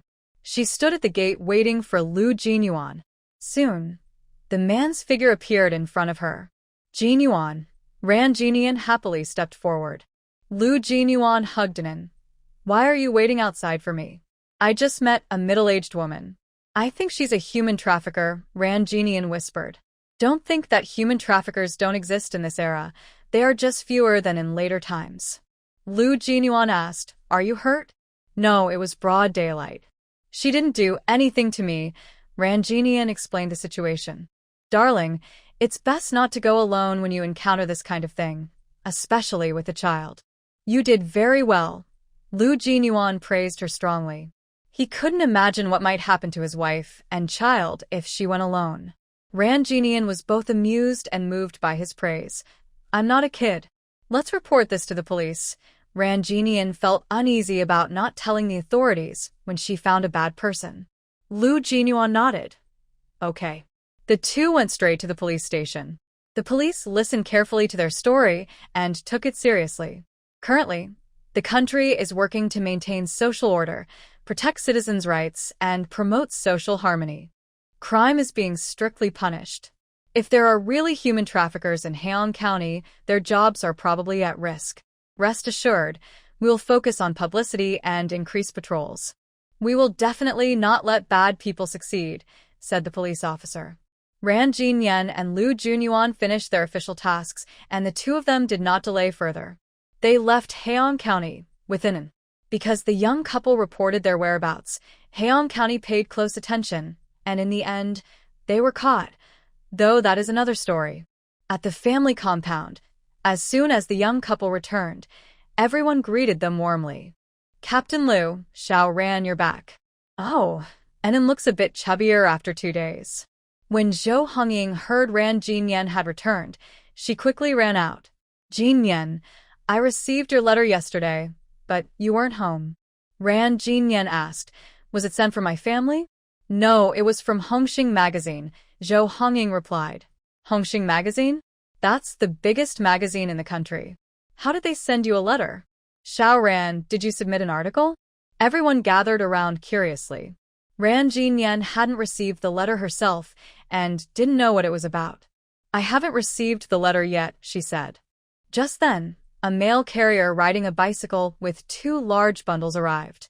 When he saw Ran Jinyan, his eyes lit up. Ran Jinyan, you're back. I have your letter. It's from Hongxing Magazine. He jumped off his bike, rummaged through his military green shoulder bag, and took out an envelope. Ran Jinyan took it and felt inside.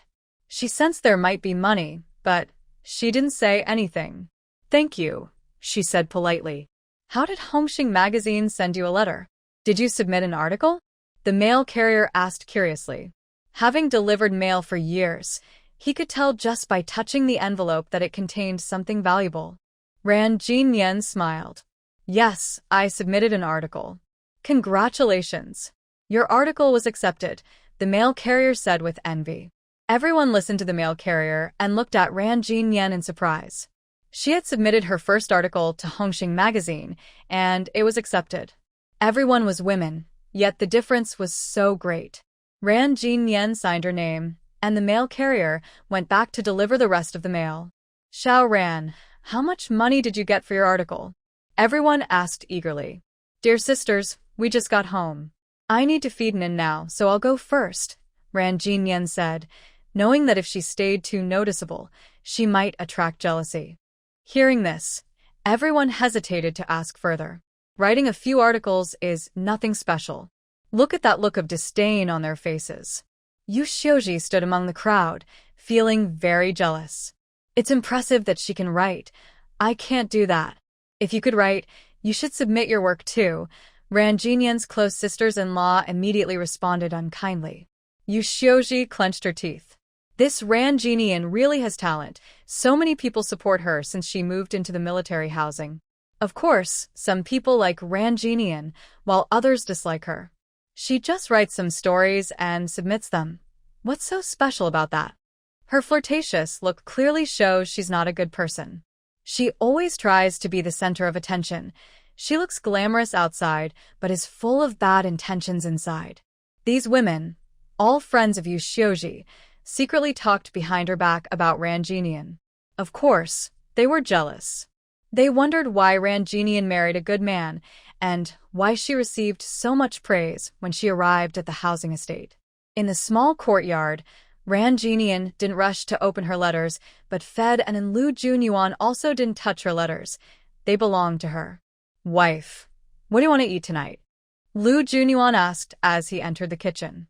I want pickled fish, Ran Jinyan whispered. After closing the courtyard door, the couple took Annan into their space. Lu Junyuan went straight to the kitchen. After finishing with Nin, Ran Jinyan finally opened the letter from Hongxing magazine, and a stack of money fell out. There were 4 large notes, totaling 40 yuan. Comrade Ran Jinyan, come here. Your manuscript has been received by Hongxing. The story is smooth, lively, and interesting. You wrote 7,782 words. We'll count it as 8,000 words, 5 yuan per 1,000 words. After reading the letter, Ran Jinyan ran to the kitchen to share with Lu Junyuan. Junyuan, my story was accepted. Hongxing magazine paid me 40 yuan. Lu Junyuan was slicing fish. His wife loved fish slices. Seeing her happy smile, his eyes brightened. My wife is more impressive than anyone. Lu Junyuan, Ran Jinyan thought about how he praised her in front of Elder Summer, then poked his waist. Don't say that outside anymore. Lu Junyuan said seriously, my wife, I adore you. Ran Jinyan laughed out loud. I plan to use this money to buy each of my parents a coat. What do you think? With 2 months until the new year, she wouldn't be able to go back home this year. But her mother and mother-in-law would come, and they would celebrate the new year at the housing estate. Lu Junyuan always agreed with his wife. Sure. Ran Jinyan blinked. I didn't buy you one, so don't be upset. Why should I be angry? The money at home is yours. My wife can buy whatever she wants. Lu Junyuan is not angry at all. He is a man who has everything he needs, clothes, food, and a home. Besides, most of the money he earns is spent on his wife. Men should work hard and earn more. Wife, I cut some oranges. Please eat them to fill your stomach, Lu Junyuan said, handing her the sliced oranges. He then started preparing to cook fish. Ran Jinyan was eating the oranges and fed a piece to her husband. They were both loving and happy in the kitchen. Their small family life was very beautiful. The next day, Bai Qian and Xiao Haili came over. Jinyan, I heard you submitted an article to Hongxing magazine. Wow, you're so amazing, Bai Qian said with admiration. Many people in our art troupe have sent articles to Hongxing magazine, but none have been accepted. I was just lucky, Ran Jinyan said humbly. When she had free time, she liked to read, and the more she read, the more she knew. Bai Qian was playing with Anan. She loved babies very much. Of course, Mom is amazing, right, little Anan? She asked. Yeah, the little one replied happily. Xiao Haili was shy and quiet around strangers. She sat nearby, listening to their conversation, and occasionally wiping saliva from Anne's mouth. Bai Qian didn't ask about Ran Jinyan's earnings. That was private. Let's eat here for lunch, Ran Jinyan suggested, inviting the two to stay. Bai Qian was delighted. Great. I'm tired of eating at the cafeteria every day. Then I'll cook, Xiao Haili said, standing up to go to the kitchen. Ran Jinian stopped her. You shouldn't always cook when you come over. You watch and I'll prepare the meal. Jinian, I'll help you, Bai Qian said, rolling up her sleeves to wash and prepare vegetables. Xiao highly stayed to take care of the baby. She had raised several nieces and nephews at her parents' house.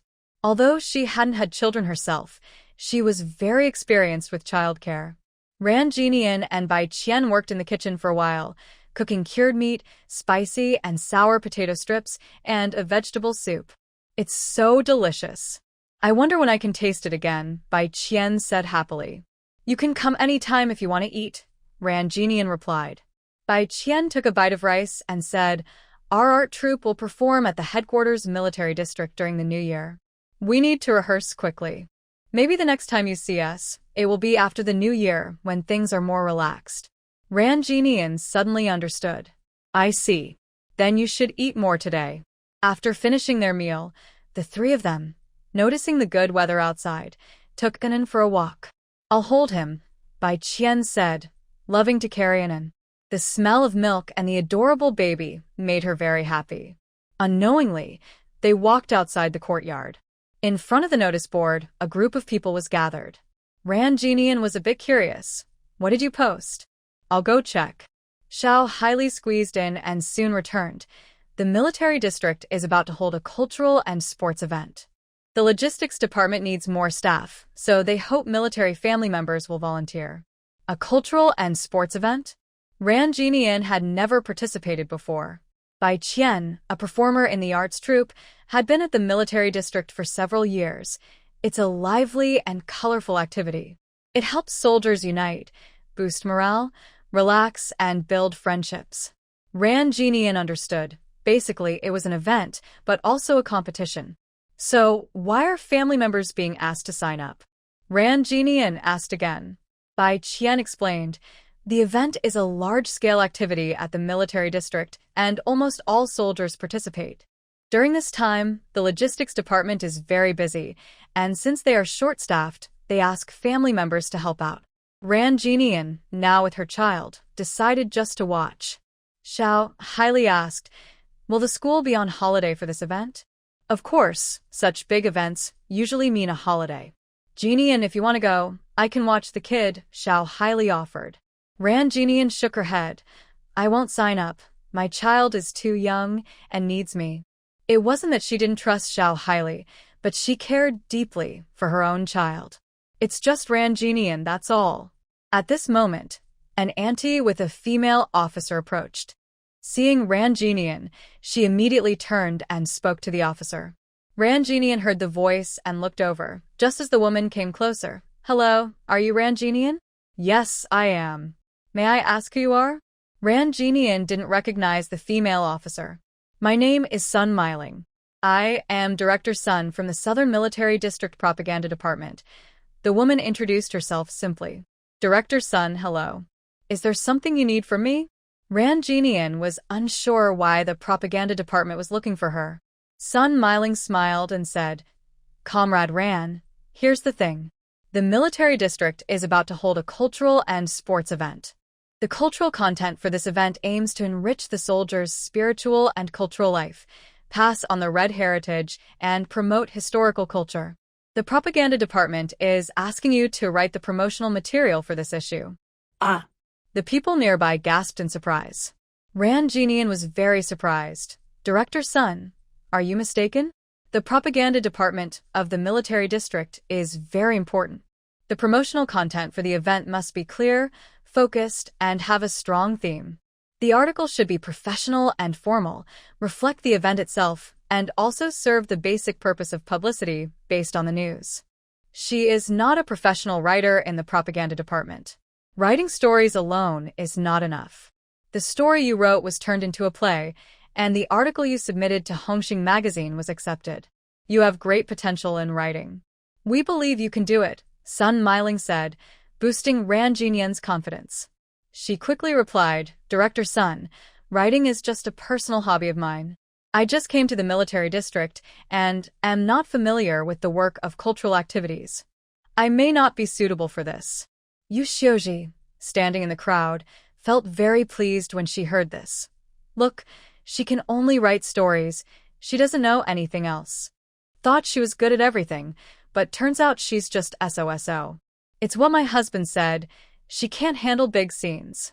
She likes to show off all the time, everywhere she goes. A few people secretly mocked her. Ran Jinian looked at them with a cold glint in her eyes. Comrade Ran, you are too modest. I hope you'll agree to my request. If you find it inconvenient, just tell me, and we'll try to help. Sun Miling didn't give up, and was very sincere.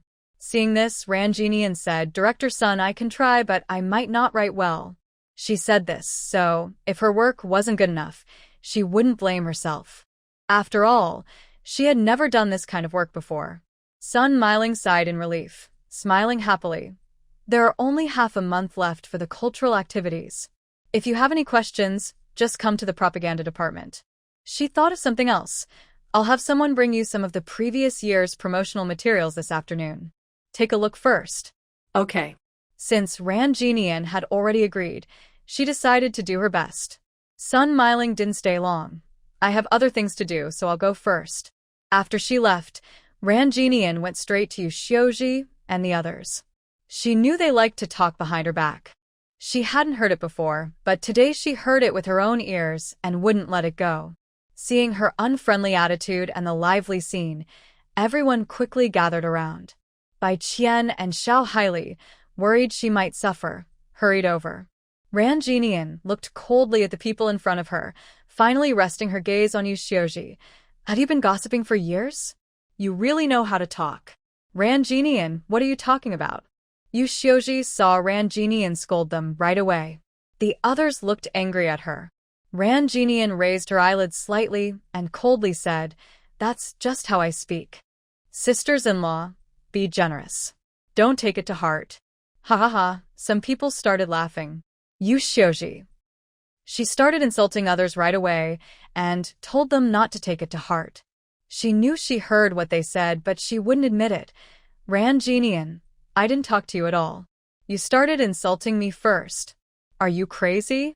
Really? You dare to talk nonsense behind my back. Can't admit it? Are you afraid of me? Ran Jinian chuckled softly, with a look of disdain. You're hilarious. What did we say about you? Do you have proof? Just spouting nonsense here.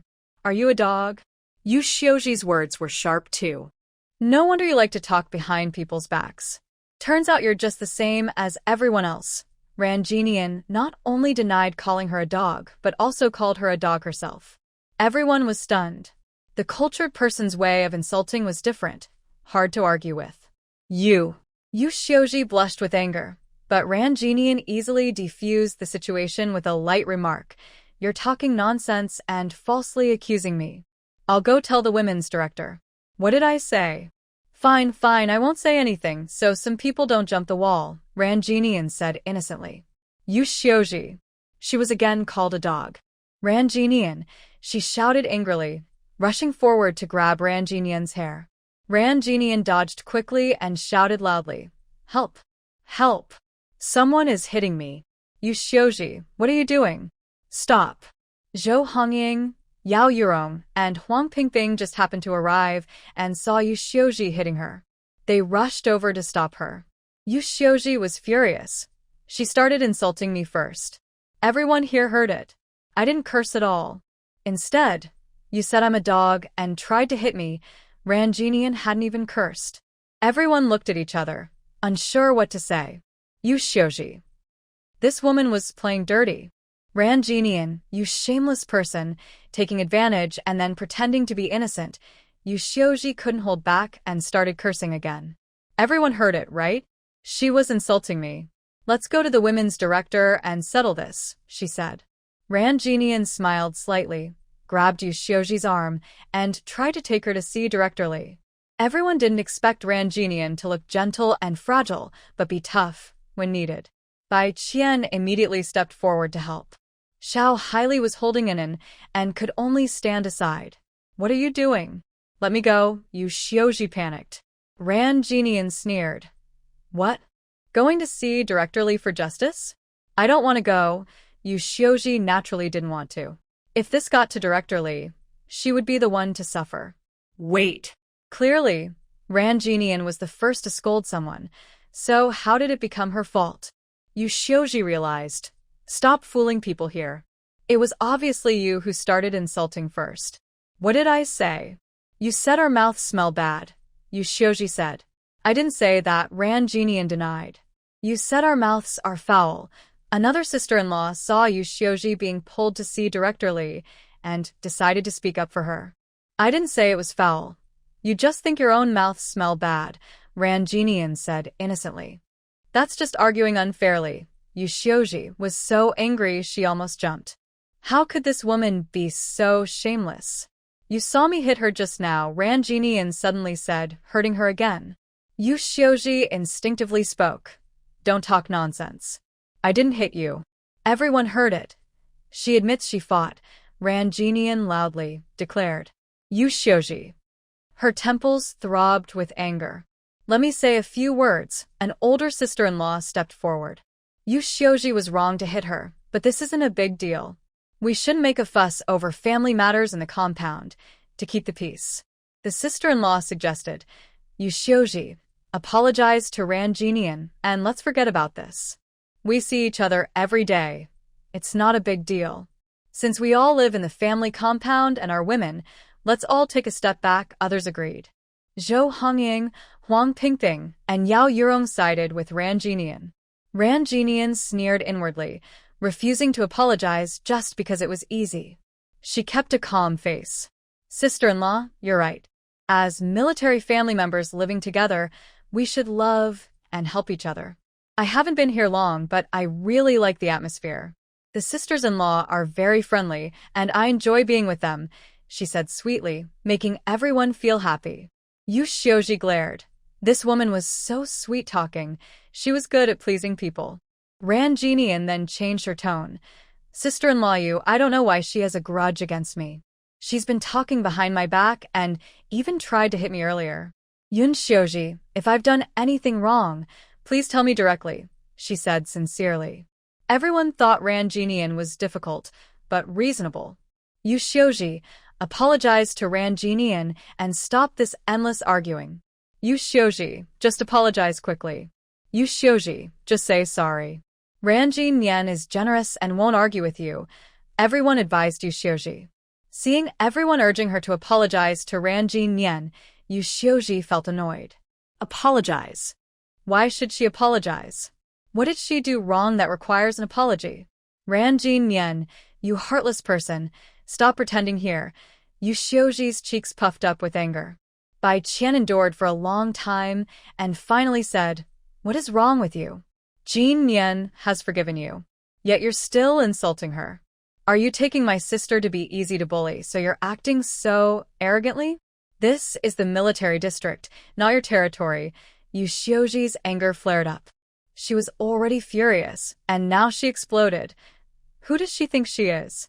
Why should I apologize to this disgraceful person? The words Ran Jinian just said were meant to deliberately provoke her. Sisters-in-law, everyone heard it. It's not that I don't want to take a step back, but she refuses to give in. Ran Jinian pretended to be patient and humble, and when she saw Yu Shioji disagree, she added, Let's go. We'll see directorly. Everyone was speechless and thought Yu Shioji was being too much. The wife of the military district, directorly, was cracking sunflower seeds when suddenly a group of family members rushed in. She quickly threw away the shells and asked, What are you doing? Directorly, I am Ran Jinian. This sister-in-law you not only scolded me, but also tried to hit me. Please help me, Ran Jinian said straightforwardly. Director Li knew Ran Jinian. Her name was suggested by her as an outstanding military family member. But she had never met Ran Jinian before. Looking at the young woman in front of her, with fair skin and a pretty face, she couldn't tell she was pregnant. Yu Shioji immediately said, I didn't do it. She started insulting me first. As the woman in charge of women's affairs, Director Li handled these matters easily. She first asked everyone for their accounts. At this moment, although no one openly supported Ran Jinian, their hearts were already on her side. People like Zhou Hongying also supported Ran Jinian, so Yu Shioji was at a disadvantage. Yu Shioji widened her eyes, feeling confused. Why was everyone supporting Ran Jinyan when she clearly didn't do anything wrong? After understanding the situation, Director Lee first summarized both sides. As military family members, you are the strong support for soldiers. It's very bad to have internal conflicts. She then looked at Yu Xiuji and said, Yu Xiuji, you are causing trouble for no reason. Insulting and trying to hit someone seriously affects the harmony of the family area. You must apologize to Ran Jinyan and write a self-criticism report, which must be submitted tomorrow. Director Lee, E. Yu Xiuji felt very unfair. She was about to speak when Director Lee interrupted her. What? You still refuse? Yu Xiuji was speechless. Everyone heard you insulting her and saw you trying to hit her. What else do you want to say? Director Lee had no time to fuss over these petty matters. Just apologize quickly. Yu Xiuji's face turned bright red with anger, and finally she reluctantly spoke. Sorry. Sisin-Law Yu. Not every apology can be exchanged for forgiveness, Ran Jinyan said coldly. Yu Xiuji wanted to slap her face. She had already apologized. What more did she want? Cough, cough. Director Lee cleared his throat. A hint of slyness flashed in Ran Jinyan's eyes.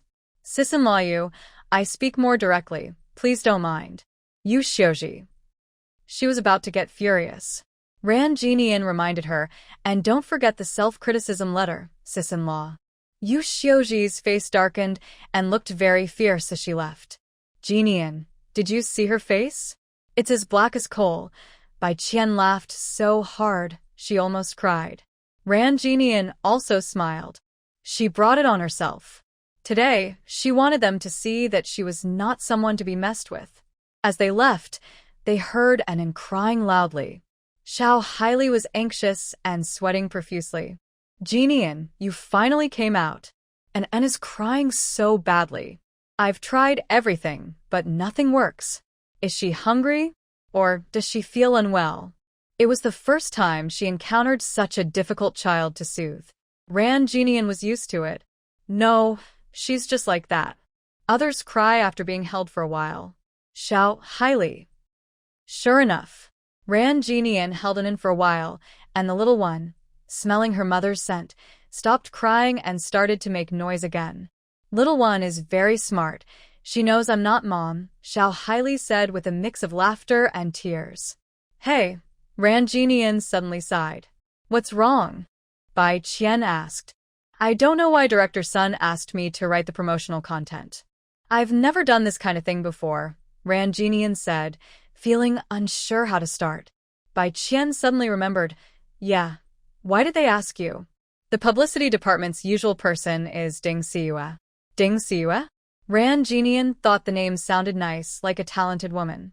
Bai Qian found it strange. With Ding Siyue in the publicity department, how come they want you to write it? I don't know, Ran Jinyan replied. I said I'd try to write it, but whether it passes or not is another matter. She didn't think too much about it. Wow, Anan shouted again. Little one is hungry. Let's go home first, Ran Jinyan said. The three of them returned to the residential compound. In the publicity department, a woman about 25 or 26 years old, not particularly beautiful but with flowing long hair and a graceful figure, was talking.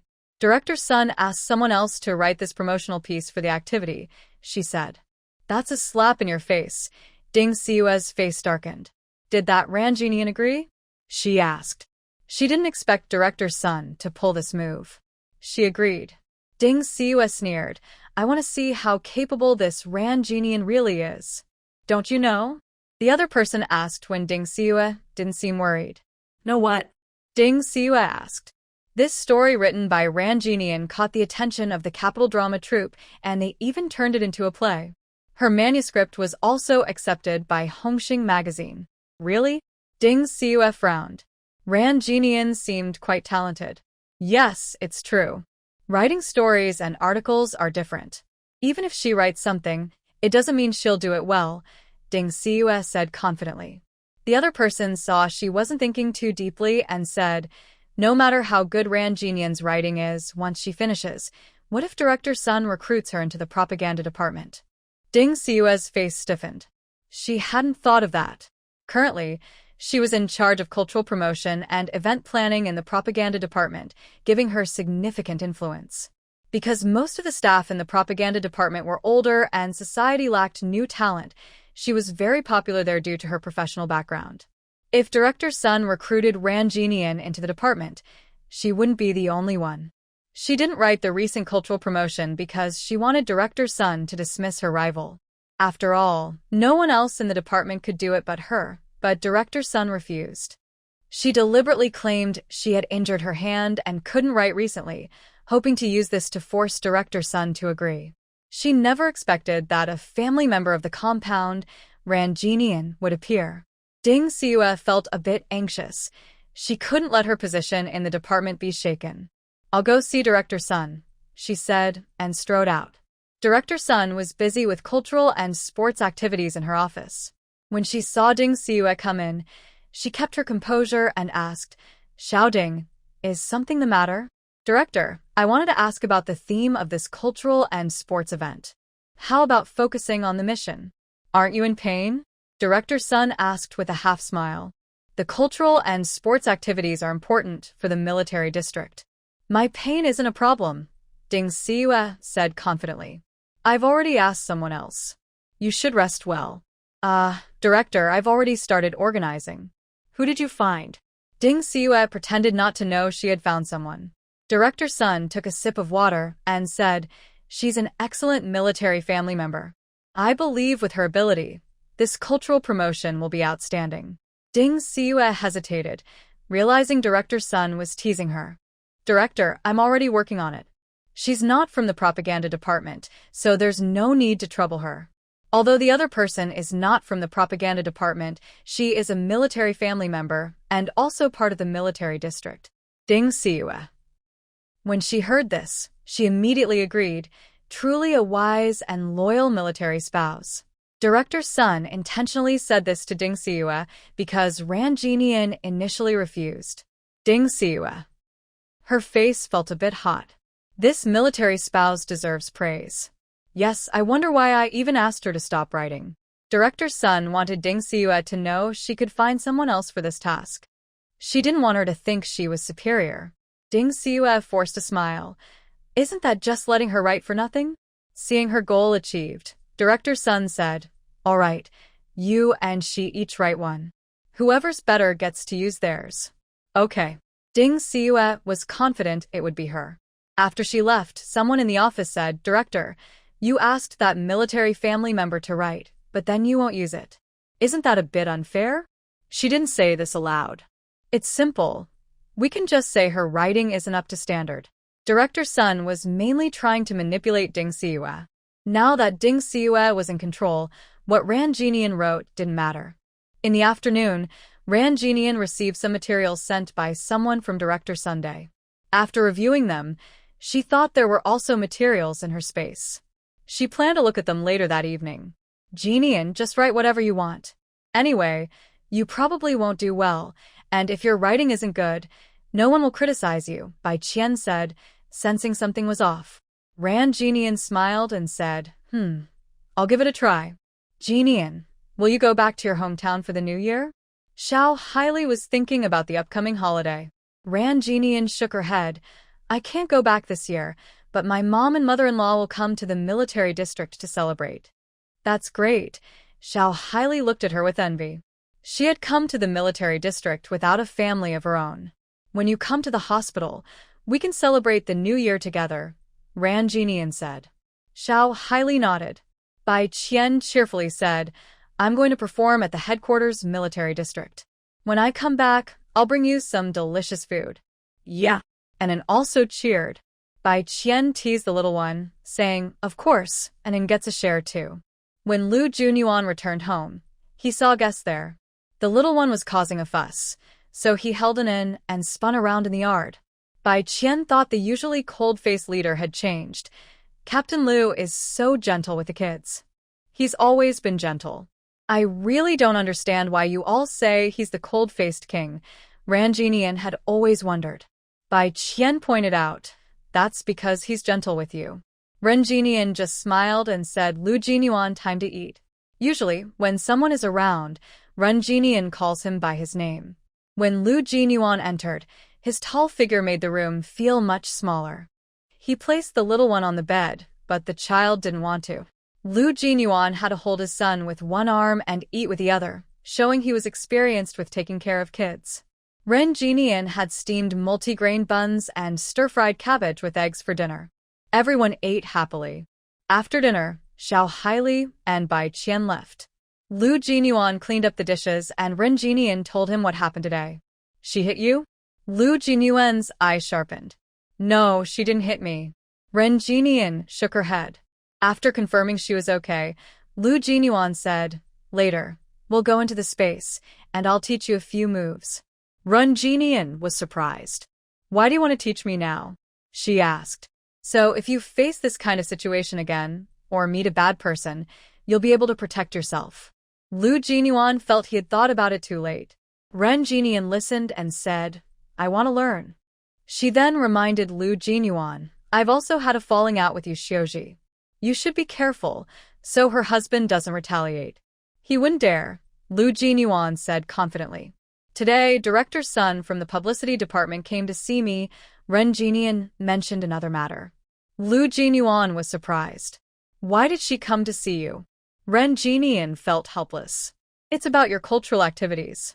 She asked me to write promotional content. Why would someone from the publicity department ask you to write? Lu Jinyuan didn't understand. I don't know, I just agreed to try. Lu Jinyuan thought for a moment. I'll ask tomorrow. Lu Jinyuan, as a man, knew this action would be painful. Ren Jinian's face slightly reddened. What if it's a woman? Then it's here, Lu Jinyuan pointed to his chest, the most vulnerable spot for women. Have you hit someone before? Ren Jinian suddenly asked. No, Lu Jinyuan replied with a serious expression. Then, how do you know this is the most vulnerable spot for women? Ren Jinian stared at him, without blinking. After missions, my comrades and I talked about this kind of thing, he explained. Oh, Ren Jinian elongated the sound. Lu Jinyuan looked serious. Honey, be serious. Yes, Ren Jinian straightened up. If someone grabs your wrist, you need to quickly rotate your wrist to break free. Let's try it. Lu Jinyuan grabbed Ren Jinian's wrist. Ren Jinian couldn't break free. Are you pretending to be a man or a woman? If you're a woman, your strength is greater. Lu Jinyuan hesitated. Start over. Lu Jinyuan released his grip. The young couple trained in the space for half a day until Ren Jinian was exhausted. I'm done, she said, collapsing on the sofa, not wanting to move. Today is over. We'll continue tomorrow. Ren Jinian felt terrible. Honey, you're sweaty and uncomfortable lying down. I'll run some water and give you a bath. I don't want to move right now, she replied. I'll do it, Lu Jinyuan said. That night, she finally understood what it meant when he said he would come. The next morning, Ren Jinian got up and after a while, she fed the chicks with some rice. The chicks had grown a bit and now ran around the yard every day. They were still small and didn't step on the vegetable seedlings. She fed the chickens, then pulled weeds and watered the garden. The weather was getting colder. Early winter had arrived. Jinian, busy? A voice came from outside the yard. Ren Jinian looked up and quickly went to open the door.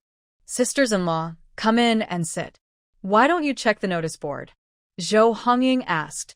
Ren Jinian remembered that Yu Xiaoji had to submit a self-criticism today. There's no rush, I'll go later, she said calmly. Everyone entered after hearing her. I'm covered in mud right now, so sit on your own stools. Ren Jinian continued, pulling weeds. Huang Pingping said, it's fine, just stand. Last night, Yu Xiaoji and her husband argued all evening. Yao Yurong's yard was next to Yu Xiaoji's. The family compound wasn't soundproof, so they could hear everything clearly. Zhou Hongying was holding Sandan. This woman should be scolded. She always looks for trouble. I didn't sleep well last night. Yao Yurong yawned. Ren Jinian tidied up the vegetable garden and saw that the sisters-in-law were all waiting. She washed her hands, put a small hat on an end, and took him to the notice board. Yu Xiaoji had just posted her self-criticism letter when she saw Ren Jinian approaching. Her face looked very unhappy. Ran Jinian acted as if she didn't see it. Sister-in-law your self-criticism letter has some mistakes. Here and here it shouldn't be written like that. Ran Jinian, you're being too much. Yu Xiaozhi gritted her teeth. Ran Jinian smiled brightly. Sister-in-law I'm just telling you that your letter isn't written correctly. So you won't make mistakes next time. Yu Xiaozhi was so angry she almost scolded her. You only write self-criticism letters next time. She was cursing her. I don't speak behind people's backs or hit anyone, so I don't need to write a self-criticism letter. People who write such letters are the kind who talk behind others' backs and hit people, Ran Jinian said as if reciting a tongue twister. Yu Xiaozhi, you're the one who's petty. Your whole family is petty. She felt that if she stayed longer, she would definitely lose her temper and hit someone. I've already written the self-criticism letter, Yu Xiaozhi said stiffly and walked away. Yao Yurong spat. There's no sincerity in what she wrote. Anyway, she wrote it, so it's fine. It's her shame, Zhou Hongying said. Exactly. Everyone was chatting when a sister-in-law came over carrying a basket. You're all here? Perfect. Next Saturday, my husband's birthday. Come to our house for a meal, she said. Yao Yurong asked, how old is your husband? He's 50. Then we should prepare 2 tables, the sister-in-law replied. Then she turned to Ran Jinian and said, Sister, you and Captain Lu should come for the meal too. Ran Jinian saw her call her. Okay, sister-in-law. She said a few words and then left. Which sister-in-law is she? Ran Jinian asked after she left. Her name is Lu Hohat. Her husband is the deputy battalion commander of the artillery camp. By the way, your husband once saved him, Zhou Hongying, who was well-connected in the family compound, explained. Ran Jinian understood. So, what do you give for Lu's sister-in-law's husband's birthday? Everyone looked at each other. Zhou Hongying pulled Ran Jinian aside and whispered, in this situation, we don't give gifts. Just bring some vegetables from our own gardens when we go to eat. In the family compound, many things are known to everyone. While they were eating, someone reported something behind their backs. But if everyone just brings vegetables from their own gardens, no one says anything. This was Ran Jinian's first time eating at the family compound, so she asked. I understand. Thank you, sister-in-law. Ran Jinian nodded. At the military district, Lu Junyuan took some time to go to the propaganda department. Commander Lu, Sun Miling was a bit surprised to see him. This cold-faced person came to her place. Director Sun, I came to ask why my wife was chosen to write the promotional content for the cultural activities this time, Lu Jinyuan said straightforwardly. Sun Miling was momentarily stunned. Your wife? Isn't it unreasonable for you to ask her to write the promotional material? Lu Jinyuan's words were sharp. Sun Miling glared. Ran Jinian is your wife. It's not surprising she didn't know. Now, when people mention Ran Jinian, they no longer say she is Lu Jinyuan's wife. So she only knew Ran Jinian as a military spouse. Ran Jinian is my wife. Lu Jinyuan secretly observed Sun Miling's expression. Sun Miling. She initially wanted to find someone who could write well, to show off Ding Xiyue's arrogance, and then find a reason to dismiss her. Ran Jinian is this troublemaker's wife. This won't be easy. Captain Lu, the colleagues in the publicity department hurt their hands and can't write, so I asked Comrade Ran. Sun Miling used this excuse. Later, she said Ding Xiyue was working despite her injury, so the other side couldn't say anything. Lu Jinyuan heard this. I see. Director Sun, sorry to bother you. Sun Miling smiled. It's okay. Director Sun, I'll take my leave now. All right, Captain Lu, take care. After Lu Jinyuan left, Sun Miling thought for a moment and called someone. Go tell Ding Xiyue that Lu Jinyuan came to the publicity department. If talent wasn't so scarce now, no one in the publicity department could do Ding Xiyue's work. She really wanted to fire Ding Xiyue for causing such trouble. Yes, Director Sunday. The person went to another office. Ding Xiyue was sitting cross-legged, reading a magazine, not at all worried about the publicity matter. See you, Captain Lu just came by. Captain Lu? Which Captain Lu? Ding Xiyue was momentarily confused. Lu Jinyuan. He came to ask why his wife was asked to write the promotional content. Ding Xiue paused. That woman is Lu Jinyuan's wife. Li Jie's gaze fell on her hands. Be careful. Her implication was that if Lu Jinyuan found out her hands weren't injured and the promotional content wasn't written by Ran Jinian, things would get complicated. Ding Xiue bit her lip. I understand. Puping Town. Wang Xiaomei, Lu's mother, was resting today, which was rare. The two went together to the supply and marketing cooperative to buy meat. Xiaomei, how much did you buy? I got a big piece of fatty meat. How about you? Me too. They were very happy and then went to buy some cloth and thread. When they returned to the apartment building, neighbors saw them carrying lots of things. You two found some money, buying so many things every day lately. Are the items on sale? Why do you keep buying? You must have a lot of money to spend. Wang Xiaomei rolled her eyes and said, We're going to the military area to visit Nian Nian and the kids. These are what we brought. We don't go often, so we need to prepare a bit. Mother Lu still thought they didn't have enough, especially meat. She wanted to get more cured meat and sausages, but now buying meat is limited. I won't say more, Wang Xiaomei said, busy with other tasks. The two of them went home. This meat is still not enough. I want to go to the black market to see if I can get more, Mother Lu whispered. Wang Xiaomei felt sad for her daughter suffering in the military area. Since her next visit was uncertain, she wanted to bring more things. She thought for a moment and said, You're getting old, and your legs are not so good. I'll send the second son. Ran Shuesong was surprised. Mom, what are you saying? You want me to go to the black market? If I get caught, I'll end up in jail, and my job will be gone. You're so stupid. Many people can go. Why can't you? Wang Xiaomei said disdainfully. Under her scolding, Ran Shuesong had no choice but to disguise himself and go to the black market, nervously spending a lot of money to buy some meat. Wang Xiaomei and Mother Lu were very happy. All right, make the meat into cured meat. Go buy some more, and when you come back, make sausages, Wang Xiaomei said. Ran Shuesong sighed. If he had known earlier, he wouldn't have let his sister marry Lu Jinyuan. He thought it would be better to find a worker in town to marry, so he wouldn't have to follow the army so far. In the end, Mother Lu and Wang Xiaomei spent 2 months' worth of their wages, making a lot of cured meat and sausages. Mom, the cured meat is ready. Come and try some, Ran Siyuan said eagerly. Wang Xiaomei scolded him loudly. Eat. Eat. All you do is eat. What can your sister eat in the military area?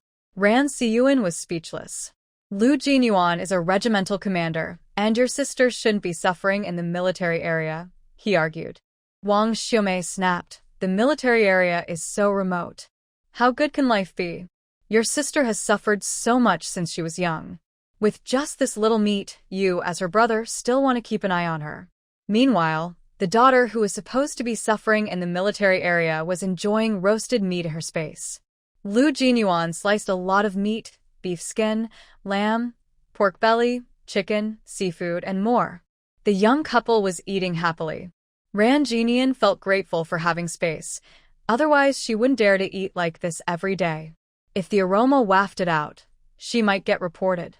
After dinner, Ran Jinian found a wool sweater. It's getting colder now.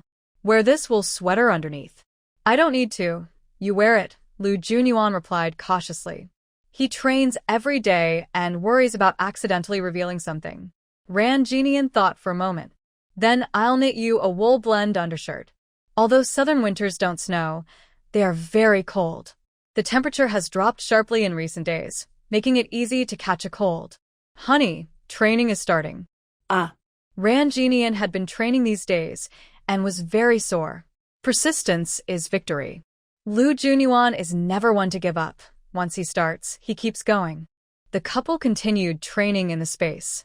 After an hour, Ran Jinian was so tired she collapsed on the ground.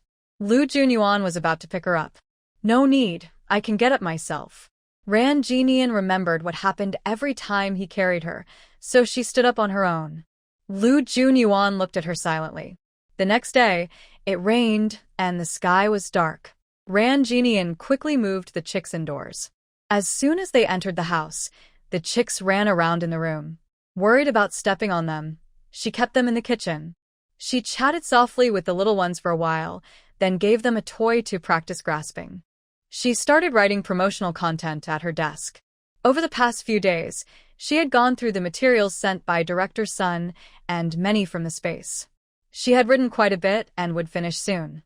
The mother and child each did their own things, and the only sounds in the house were the chirping of the little ones and her writing. Gurgle, gurgle. Ran Jinyan's stomach growled, so she put down her pen. At noon, she cooked herself a bowl of beef noodles. It was still raining outside, and it didn't look like the rain would stop today. Ah. The little one hadn't gone out all morning and was now making a fuss. Ran Jinyan took him into the space. The space was big and warm, and the little one immediately stopped fussing, looking around excitedly. Ran Jinyan let him play by himself. She found some wool and cotton threads, planning to knit a sweater for Lu Junyuan. Ah. The little one finally cried out from hunger. Ran Jinyan put down her knitting needles, picked up the nan, fed him milk, then left the room. Rain continued to fall steadily. Jinyan came calls from outside. Through the window, she saw the figure of Sister Zhou. Let's go. To Lu Hohat's house, Zhou Hongying called out. Jinyan suddenly remembered she was supposed to have dinner at Lu Hohat's that evening. She checked the time and realized it was already 4 o'clock. She quickly said, "Wait a moment." Ran Jinyan hurriedly put a hat, scarf, and gloves on Inan, wrapping him up tightly.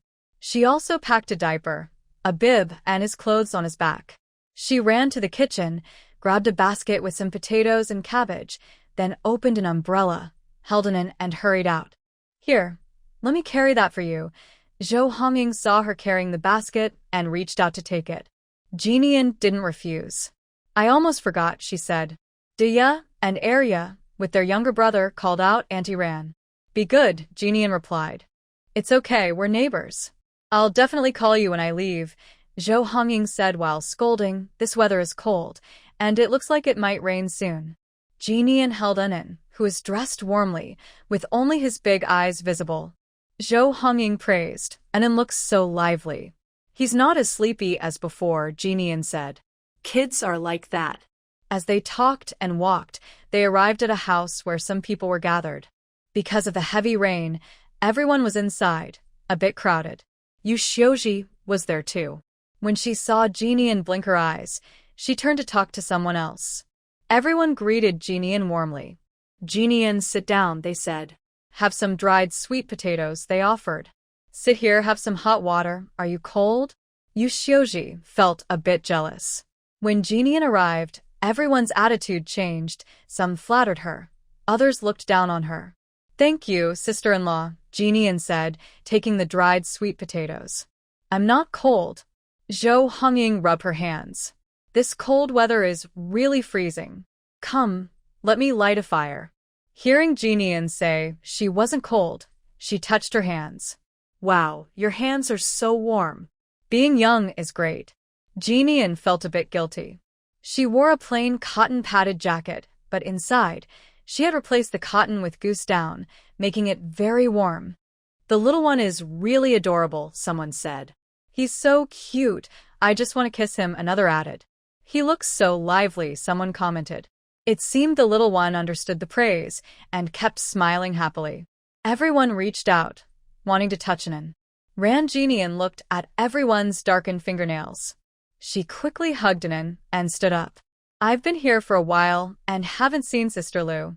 I'll go check on her." Her words were reasonable and no one noticed anything unusual.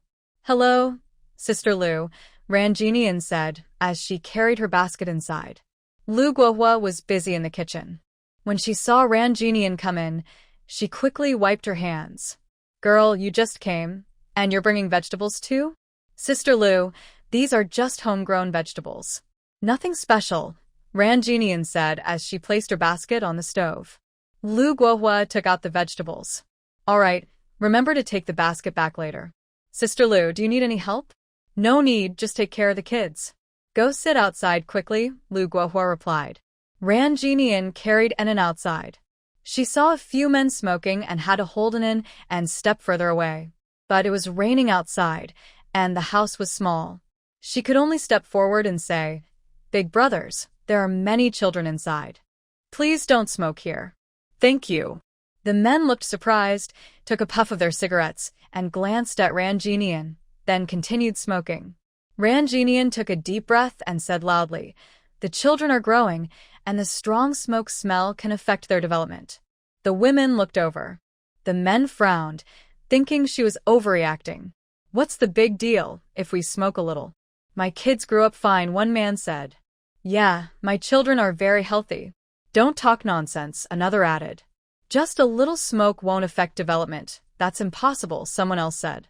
"You're just being picky," Yu Shioji chimed in. Seeing that they didn't believe her, Ranjinian explained, long-term exposure to cigarette smoke can affect children's brains. It could lead to developmental issues.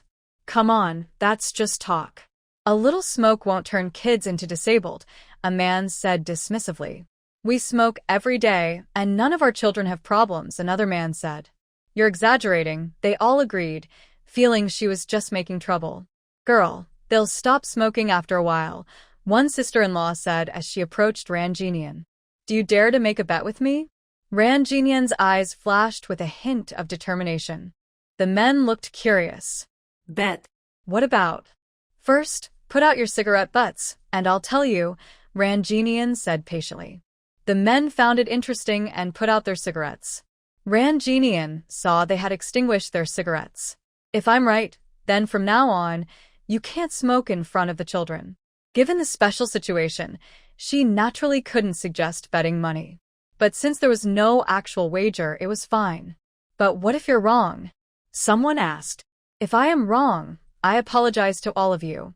The men thought they might bet on something exciting. "There's no point in betting on this. You're just afraid of losing to a woman." Ranjinian chuckled softly. Hearing this, the men's desire to win immediately grew stronger. "Fine, let's bet. How will you prove that the child has a problem because of the smoke smell?" Everyone became curious. Yu Shioji felt Ranjinian liked to show off too much. She even tried to control when they smoked. She really thought she was something special. "What are you betting on?" At this moment, a deep voice sounded. Ranjinian's eyes lit up. Junyuan. Lu Junyuan came in, lowered his umbrella, and asked, "Did I hear you talking about betting?" "Captain Lu, your wife really is quite strict. She even controls us when we smoke, and now she wants to bet." "Captain Lu, your wife said that if the children smell smoke, they might develop problems." "Captain Lu, your wife's words are quite frightening." The men spoke one after another. Lu Junyuan quickly clarified the situation.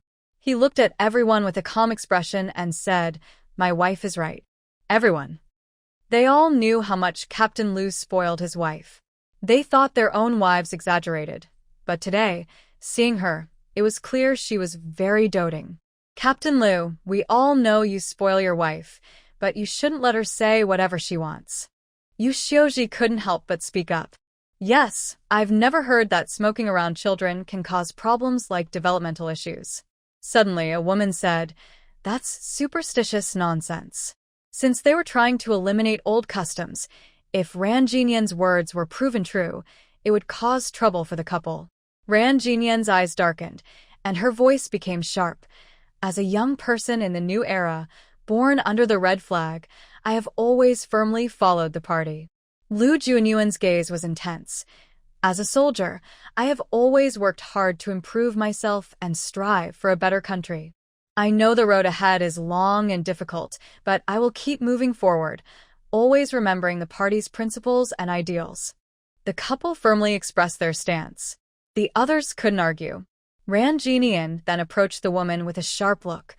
"What you just said is outdated thinking, lacking cultural knowledge, and unable to keep up with the times." The woman gasped in surprise. "I didn't mean that, I didn't." Ranjinian's words sounded serious. She was implying that the woman's thinking and culture were old-fashioned. "We just smoked a cigarette. Why make a big fuss about it? Many people across the country smoke, and it's not a problem. Just a few of us doing it shouldn't be an issue." All right, we won't smoke anymore."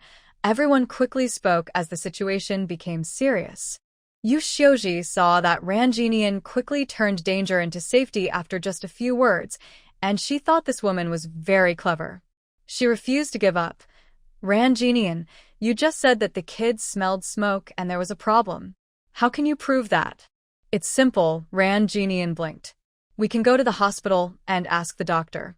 She didn't have any tools now to do experiments, so the easiest way was to ask a doctor. Yu Xiuji. She hadn't expected that, but she couldn't argue.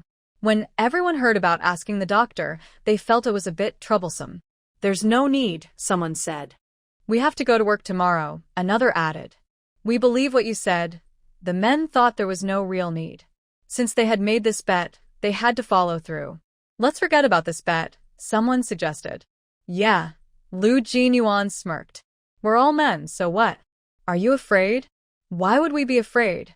Captain Lu, don't say that to provoke us, the men said, fired up. Then they remembered they had work tomorrow and had to let their wives go with Ran Jinian. All right, Ran Jinian said. Tomorrow she planned to take it in for her vaccination, so she wouldn't have made this bet otherwise. It was a win-win. Ran Jinian and some sisters-in-law arranged their plans for tomorrow. Lu Hohot came out with dishes. Stop arguing, everyone, it's time to eat. Everyone quickly started to eat. The food looked simple but was very good. Vinegar-dressed cabbage, coarse grain buns, a plate of carrots stir-fried with pork, vegetable and egg noodle soup, a dish of fermented tofu. The rice was made from brown rice, mixed with sweet potatoes. Let me hold an in, Lu Jinyuan said as he held an in while eating. Seeing Lu Jinyuan holding an in made everyone feel differently. Some had heard about it, but seeing it with their own eyes was another thing. The women were very envious. They usually took care of their kids themselves, and men rarely helped. The men thought Lu Jinyuan was doing it on purpose, not wanting them to have a good time. So, after dinner tonight, the women would argue again. Ran Jinian was used to good food in her space, so now she was a bit picky. Girl, eat more. Lu Hohot saw Ran Jinian not picking up much food and thought she was shy, so she cheerfully served her a big scoop of cabbage. Ran Jinian quickly said, Thank you, sister-in-law. I'll do it myself. Now, the oil used for cooking was limited, so the dishes weren't bad, but also not very delicious. Lu Junyuan is not picky about food. He often does tasks outside, and sometimes has no food to eat. He eats more of the tasty food, and can also eat the less tasty. Ran Jinian finished eating quickly. Sister, I'll serve you some rice. Lu Hohot saw Ran Jinian finish and said. Ran Jinian blocked her bowl. Sister-in-law, I'm full. You only ate a little and are already full. Lu Hohot was a bit surprised. Ran Jinian found an excuse. I'm feeding the baby now and am hungry, but I ate a little at home before coming, so I'm not very hungry now. Oh, I see. Lu Hohot didn't doubt her, since everyone was eating at this level now. Captain Lu, here, have some, said Wang Guoji, Lu Hohot's man, pouring a glass of strong liquor. You all drink, I don't drink alcohol, Lu Junyuan refused. Just a little, drink less, Wang Guoji urged. Lu Junyuan remained firm. Guoji, I need to take care of the baby, you all drink. The baby is with your wife. You can have a few drinks with us, another man said. Lu Junyuan frowned slightly. The baby isn't just my wife's responsibility. Captain Lu cares so much about his wife, they teased. Caring for your wife is a man's duty. Being afraid of your wife is a man's obligation, Lu Junyuan openly admitted. The men. Guoji, Lu, we're finished eating, we'll go home first, Lu Junyuan said, holding an in with one hand and holding Ran Jinian's hand with the other. Everyone thought this young couple was very loving. Lu Hohot cheerfully said, It's dark now. Be careful with the kids. I'll go too. Zhou Hongying saw the couple leave and chased after them with her 3 children.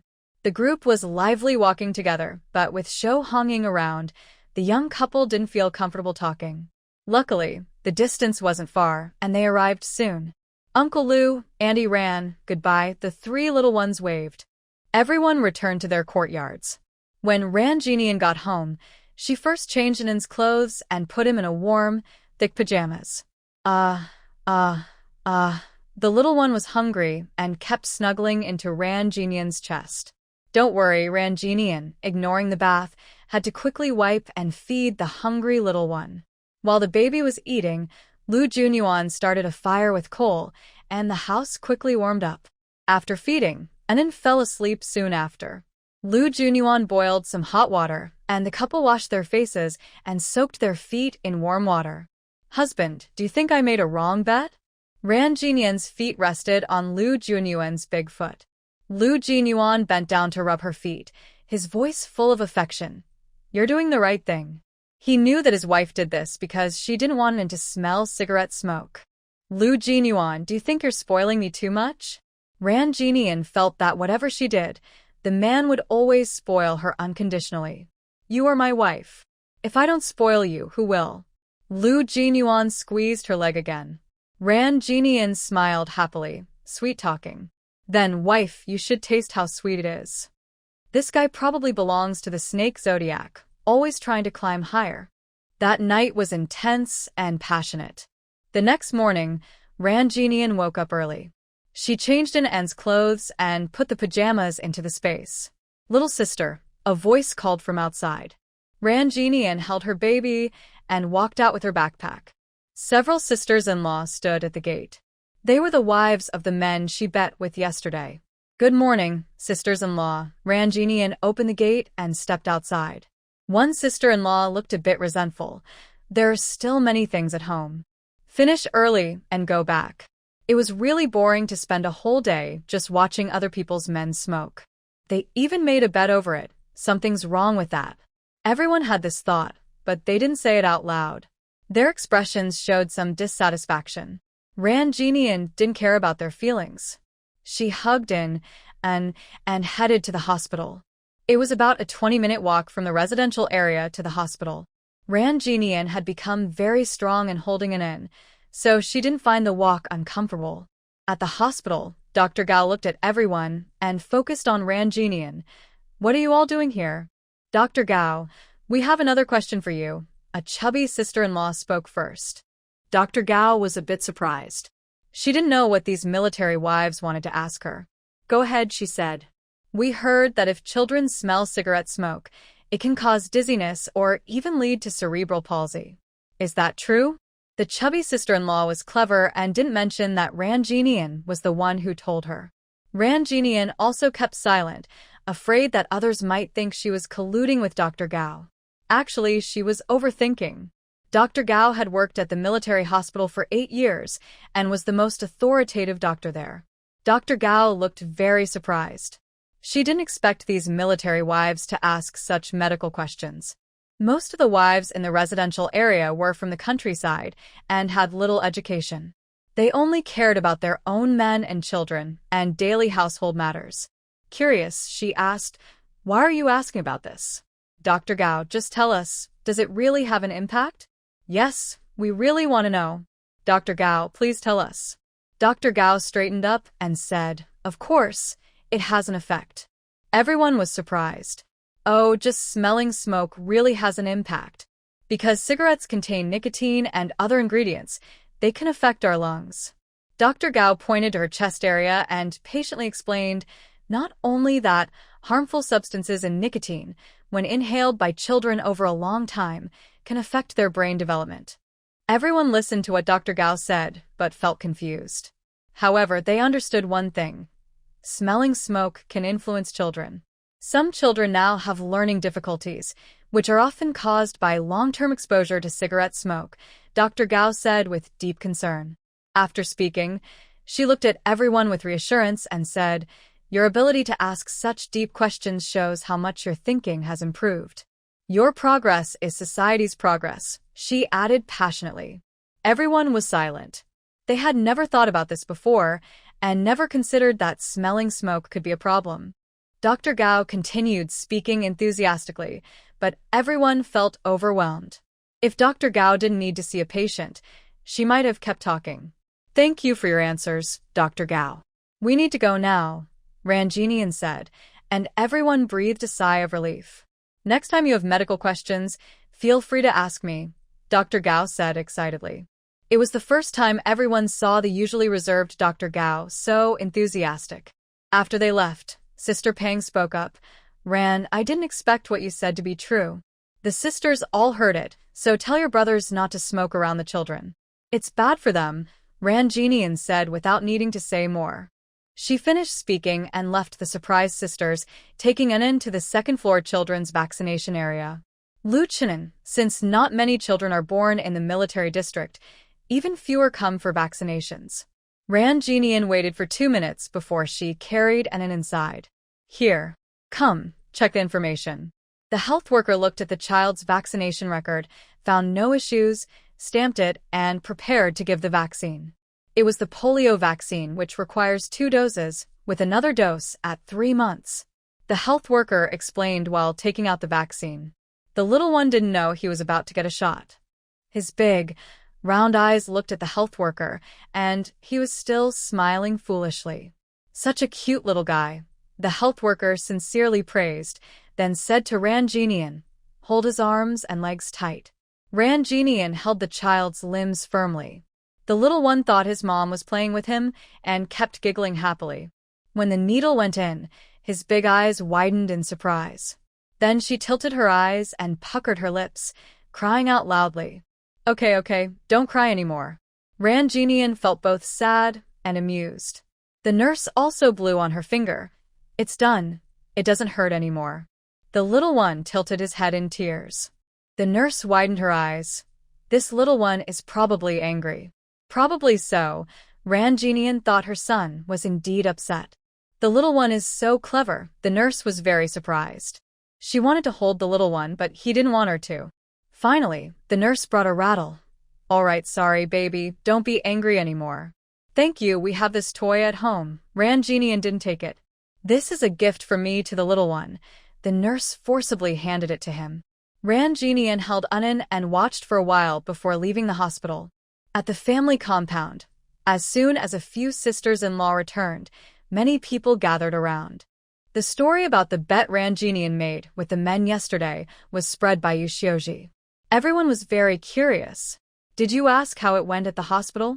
She's probably just talking nonsense. There's no way just smelling smoke affects development. That's too exaggerated, they said one after another. The sisters-in-law fell silent. Why aren't you saying anything? Did Dr. Gao scold you? I told you, it's just troublemaking, a slow day. Seeing that the sisters-in-law didn't speak, they thought Dr. Gao had scolded them. No, the chubby sister-in-law said firmly, raising her voice. Ranjinian is right. Everyone stared in shock. What? Yu Shioji, who was watching the excitement in the crowd, said. She didn't expect Ranjinian to be telling the truth. This woman really was quite capable. Dr. Gao said that if a child is exposed to cigarette smoke for a long time, they could develop cerebral palsy. Yes, Dr. Gao said it himself. Dr. Gao also said that people who smoke for a long time can get lung disease. Although a few sisters-in-law found it hard to believe, they had heard Dr. Gao say it with their own ears, so they had to believe it. This is true. Ranjinian is not just talking nonsense. How does Ranjinian know this? She's so impressive. She's well-educated, reads a lot, so she naturally knows everything. The tone of everyone changed quickly, and they thought Ranjinian was very capable. In my hometown, there's a guy who smokes all day long. His child is a bit slow in intelligence. He thinks it's his wife's fault and keeps scolding her. Now it seems that the child has been exposed to cigarette smoke for a long time and has become slow. Wow, I didn't know my hometown also had this before. Luckily, my husband doesn't like smoking, or our kids might have become dull. Just smelling cigarette smoke can affect a child's mind. Really true or not? Some people still don't believe it, but everyone finds it very scary. When Ranjinian returned with Inan, everyone looked at her with respect. Girl, you read so many books, you understand more than us. Girl, don't mind those ignorant words we said before. Girl, don't worry. I will make sure my husband doesn't smoke in front of the kids. Yes. Everyone gathered around Ranjinian, speaking more kindly. She smiled softly, her eyes calm, her brows gentle, but her tone was firm. I hope my brothers-in-law will keep their promises. Don't worry, we will watch them. This is a big matter. We can't be careless. Not just the men who bet with you yesterday, but all the men in the compound can't smoke in front of the kids. Right, men can't smoke in front of the kids. The sisters-in-law felt everyone should be treated equally. So, a new wave of reforms swept through the compound. Men are not allowed to smoke in front of the kids anymore. Anyone caught smoking gets a slap. The kids' minds are affected by the smoke, and they still smoke. The men. Why do they always get hurt? Why? Ranjinian returned to the yard. It was already 11 o'clock. She hadn't eaten much last night. She just had a quick breakfast this morning. Now her stomach was growling loudly. The little one was sleeping soundly. Ranjinian took him to the space and cooked herself a bowl of spicy hot pot. Just a few bites in, she heard someone calling her outside. She quickly took an N out of the space. Looking out the window, she saw a stranger. She opened the door and stepped outside. Who are you? I'm Li Wan from the propaganda department. Director Sun asked me to check if the cultural and sports publicity content is ready. Not yet. As Ranjinian approached, Li Wan smelled a meaty aroma. She couldn't help but swallow her saliva. It smelled so good. When Li Wan spoke, her mouth watered. When will it be ready? In the next couple of days. Ranjinian was almost done finishing. Li Wan thought for a moment. Can I come to pick it up the day after tomorrow? Sure. Ranjinian nodded. Li Wan turned to leave, secretly planning to buy some meat at the canteen later. Ranjinian closed the door and went back into the space to eat her hot pot. After finishing, she noticed the little one seemed to be sleeping too deeply. She touched his face and felt his forehead was hot, scarily hot. Her face changed. She has been reading parenting books lately. The little one has a fever, but it's not likely to be an illness or cold. It must be a reaction to the vaccination. Ranjinian found a thermometer and first checked the child's temperature. It was 38.5 degrees Celsius. She quickly removed some clothes from Unan and searched the room for a medication called a fever patch. Then, following the instructions on the patch, she placed it on Anan's forehead and underarm. She also used warm water to wipe his neck, groin, and hands. This is called physical cooling. Ranjinian is now watching at home. If the fever doesn't go down for a long time, she'll take him to the hospital. The little one is sleeping heavily, making soft whimpering sounds. Ranjinian gave him some water. Half an hour later, she checked his temperature again, and it had dropped by 0.5 degrees Celsius. She continued wiping him down. The little one woke up and started crying because he felt uncomfortable. Be good. Mom is here, Ranjinian said softly as she picked him up, holding a rattle in her hand. The child was twisting his body a lot. She held him for a while but had to put him in the stroller and push him around. The little one was rocking in the stroller and gradually fell asleep again. Ranjinian kept checking his temperature and wiping his body repeatedly, and his fever slowly decreased. She was so focused on Anan that she didn't notice the time passing. When Lu Jinyuan returned home, the house was dark and his wife and child were not there. He turned to leave again. Sister Zhou, is my wife at your place? He asked. No. Zhou Hongying was scolding her children and looked next door when she heard Lu Jinyuan's voice. Is Jinyan not at home? He asked. No. Since she came back from the hospital today, I haven't seen her go out, Zhou Hongying said, then added. Maybe I didn't notice when she left. Lu Jinyuan knew the military area was safe, but it was late, and he didn't know where his wife had gone. I'll go look for her. She should be nearby. Zhou Hongying was busy with 3 children but reassured herself that nothing was wrong in the military area. Lu Jinyuan searched around the residential area but couldn't find his wife or child. Then he suddenly remembered that his wife might be in the space. He hadn't encountered this kind of situation before, so he didn't react immediately. At home, Ranjinian had been busy all afternoon. Seeing that Anan's fever finally broke, she checked the time. Oh no! She hurriedly took Anan out of the space. It was completely dark outside. Was Lu Jinyuan home? Shouldn't he be back by now? When she turned on the light, she heard a call outside. Jinyan, you're back. Sister Zhou, she said as she went outside. Zhou Hongying was surprised to see Ranjinian. When did you come back? I didn't see you. She hadn't noticed any movement. Just now I was busy, Ranjinian said calmly. Zhou Hongying didn't think much of it. Captain Lu just came back. Seeing you weren't home, he went out to find you. As soon as she finished speaking, Lu Junyuan returned. The young couple exchanged a quiet look. Anan was very upset earlier. I took him out for a walk, Ranjinian said on purpose for Zhou Hongying to hear. Little one is growing up and likes to go out. But don't spoil him too much, Zhou Hongying believed sincerely. Lu Junyuan closed the yard gate and said to Zhou Hongying, Sister Zhou, let's go inside. Rest early, Zhou Hongying replied. Lu Junyuan entered the house and closed the door before speaking again. What happened? He knew his wife wouldn't stay in the space forever. Lu Junyuan. Ranjinian suddenly threw herself into his arms, her voice trembling slightly. Lu Junyuan sensed her panic. Wife, don't be afraid. I am here. His voice was a little cold, but it quickly calmed Ranjinian. Anan had a high fever after his vaccination today. I was in the space giving him physical cooling. Ranjinian spoke with some fear. Hearing this, Lu Junyuan immediately checked the sleeping child. His temperature was now normal. Anan is fine. Wife, you protected him. Lu Junyuan held Ranjinian close and gently comforted her. It turned out Anan had a high fever. That's why his wife was so flustered and forgot she was in the space. Ranjinian thought of Anan's face flushed and his constant fussing, feeling very relieved. Luckily, everything she did was effective. Otherwise, Anan might have needed to go to the hospital. She couldn't imagine what suffering such a small child could endure. We need to watch Anan closely tonight to see if he still has a fever. Ranjinian still felt uneasy. Rest well, I'll take care of it, Lu Junyuan said with concern for his wife. I'm fine. You need to work tomorrow, Ranjinian said. She could always catch up on sleep at home. Lu Junyuan didn't want his wife to tire herself out. When I'm on a mission, I'm used to staying up all night.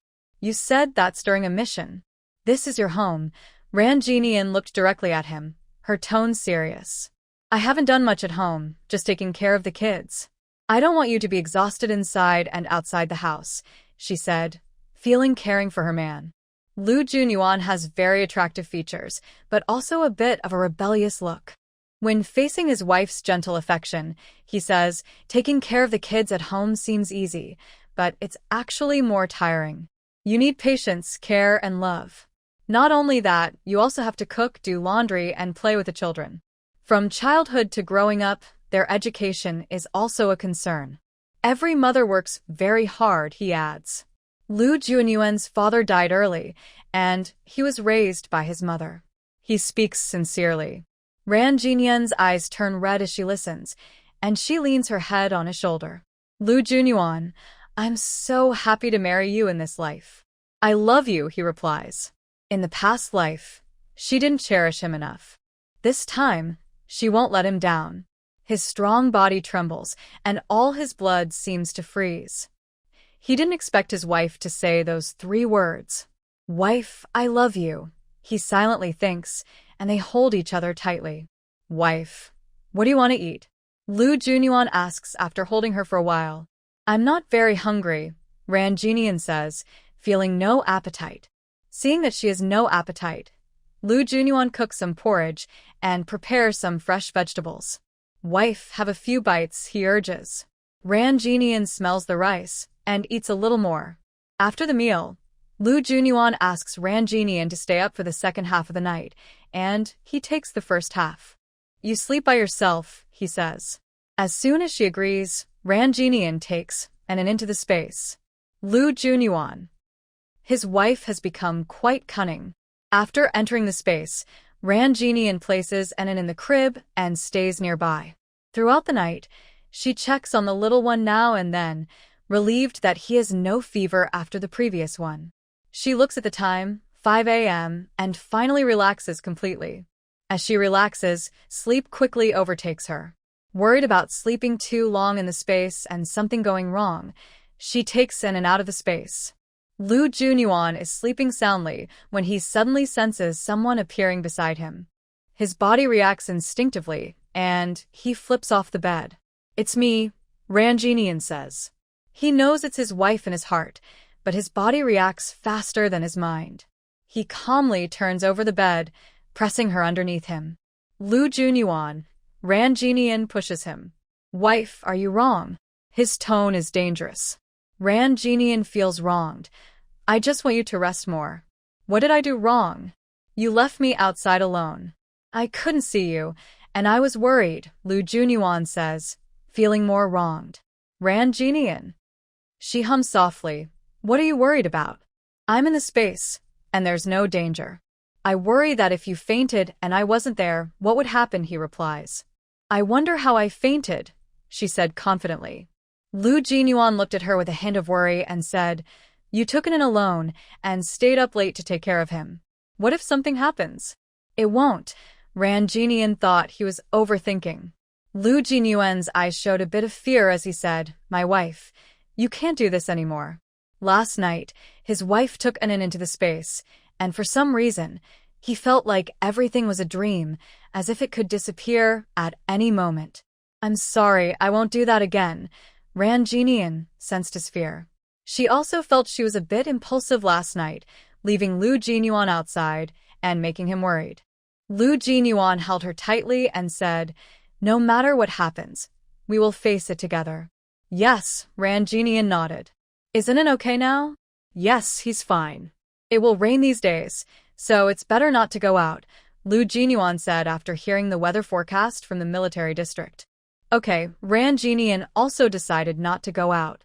It was raining, and there wasn't much to do in the family compound. Then she thought of something. But we haven't gone shopping lately, so I need to go to the town. Everyone will need to buy supplies soon, and she also wanted to look presentable. There's going to be a cultural and sports event soon. After it ends, I will go to the town to buy things. Lu Jinyuan decided not to bring his wife and child. The weather was too cold, and the little one was better off staying at home. In the morning, Lu Jinyuan cooked eggs and noodles, ate, and then went out. Ran Jinian stayed at home writing promotional content for the cultural event. She wrote smoothly and checked some materials. She was almost done for the day. Suddenly, there was a knock at the door. Ran Jinian was surprised. Who would come in such heavy rain? She went out with an umbrella and saw Xiao Hong. Ran Jinian, this is a letter from Hongxing magazine. Please sign for it, said Xiao Hong, the mail carrier, wearing a raincoat and holding out the letter from inside his coat. Ran Jinian took the letter and felt its thickness. It seemed like a book. Xiao Hong's eyes sparkled. This should be a magazine sent by Hongxing magazine. It was obvious that the book was from Hongxing magazine. Ran Jinian smiled and signed her name. It's pouring rain, and you're still delivering the mail? No choice. It's my job. Be careful on the slippery roads in this weather, she said. They exchanged a few words. Back home, Ran Jinian opened the package and indeed found a book. The cover showed a lively figure dressed in red. Inside were several sections: literature, characters, essays, topics, life, stories, living, reading, civilization, and more. Ran Jinian flipped through it and found each page to be truly wonderful and captivating. Without realizing it, she had turned to a new page of her story, her short story, Song of Youth. At the end, her name was written. At the Southern Military District family compound, Ran Jinian looked at her story published in a magazine. She felt very happy and couldn't help wanting to share her joy. But with such heavy rain, she couldn't go to elementary school with Anan to visit Xiao Haili. She could only hug Anan and kiss him. The little one called out after being kissed by his mom. Anan, Mommy is so happy and so lucky. Ran Jinian thought that every day now felt very full and meaningful. In the afternoon, she cooked seaweed and pork hock soup in her space. Lu Junyuan liked pork hock, so she made extra. She also found some children's picture books and began telling Anan stories. She knew he didn't understand everything, but telling him stories was good for him. In a beautiful forest, there lived a pig mom and her 3 children. The oldest was called Little Pig Huhu, the second Little Pig Lililu, and the youngest Little Pig Dudu. Anan looked at his mom blankly, not understanding what she was saying. Ran Jinian continued for a while, and the little one fell into a deep sleep. Ran Jinian. Silly little one, she said softly, kissed him, and laid him in bed. Then she started knitting a sweater. Lu Junyuan had a big build, so her sweater had to be loose. She also knitted a heart in the middle. She worked on it for about an hour, but her eyes tired, so she put it down to rest. Outside, the rain kept falling heavily. At the military office. This is the latest issue of Red Star magazine. A messenger handed out magazines and newspapers to each office. Finally, new magazines and newspapers are here. I was about to from reading the old ones. Can't Red Star magazine come out once a month? The last column was so interesting. I wonder if this issue is out yet. Hey, don't grab it all, someone said as everyone scrambled for the magazine. Have you read it? The story in this issue, Song of Youth. Yes, it's very good. Did you notice who wrote it? It's Ran Genian. Ran Genian? Oh, her man is Lu Junyuan. Yes, that's her. Soon, sharp-eyed people noticed this detail. News spread throughout the military district. In that era, talented people were highly respected. Everyone was very envious. Commander Lu, your wife is amazing. Her story made it into the magazine. Commander Lu, you really have good taste. Such a wonderful woman married you. Captain Lu, do you have any sisters or younger relatives? Lu Jinyuan went to the water room to fetch water, and everyone looked at him with envy. The man remained calm. Don't think about it. Hit him, someone shouted, and everyone rushed forward. Lu Jinyuan quickly moved aside. This is a military zone. No fighting allowed. Everyone hesitated, feeling frustrated. It was so annoying to hold back. In the chief commander's office, Lin Xiao was reading a magazine. After looking at this issue, he said it's pretty ordinary, but the song about youth is quite well written. Secretary Zhu asked, Sir, did you notice something? What? Lin Xiao looked up at him. The person who wrote the song about youth is a military family member from our family housing area, Zhu's secretary said with a smile. Oh, Lin Zhao's eyes lit up. He flipped through the magazine again and looked at the name. Southern Military District Family Housing, Rangenian. He frowned, feeling like he had heard that name before. This name sounds familiar. This time, at the Mid-Autumn Festival Gala, her script Red Army Women was selected by the Capital Drama Troupe, Zhu's secretary reminded him. Lin Xiao suddenly understood. I see. She's Lu Jinyuan's wife. Zhu's secretary smiled. Lin Xiao looked at the magazine and praised. She's very talented. Her script was turned into a play by the Capital Drama Troupe, and her work was published in a magazine. No other military family member in the housing area had achieved such success. Has she found a job at the military district? Lin Xiao asked.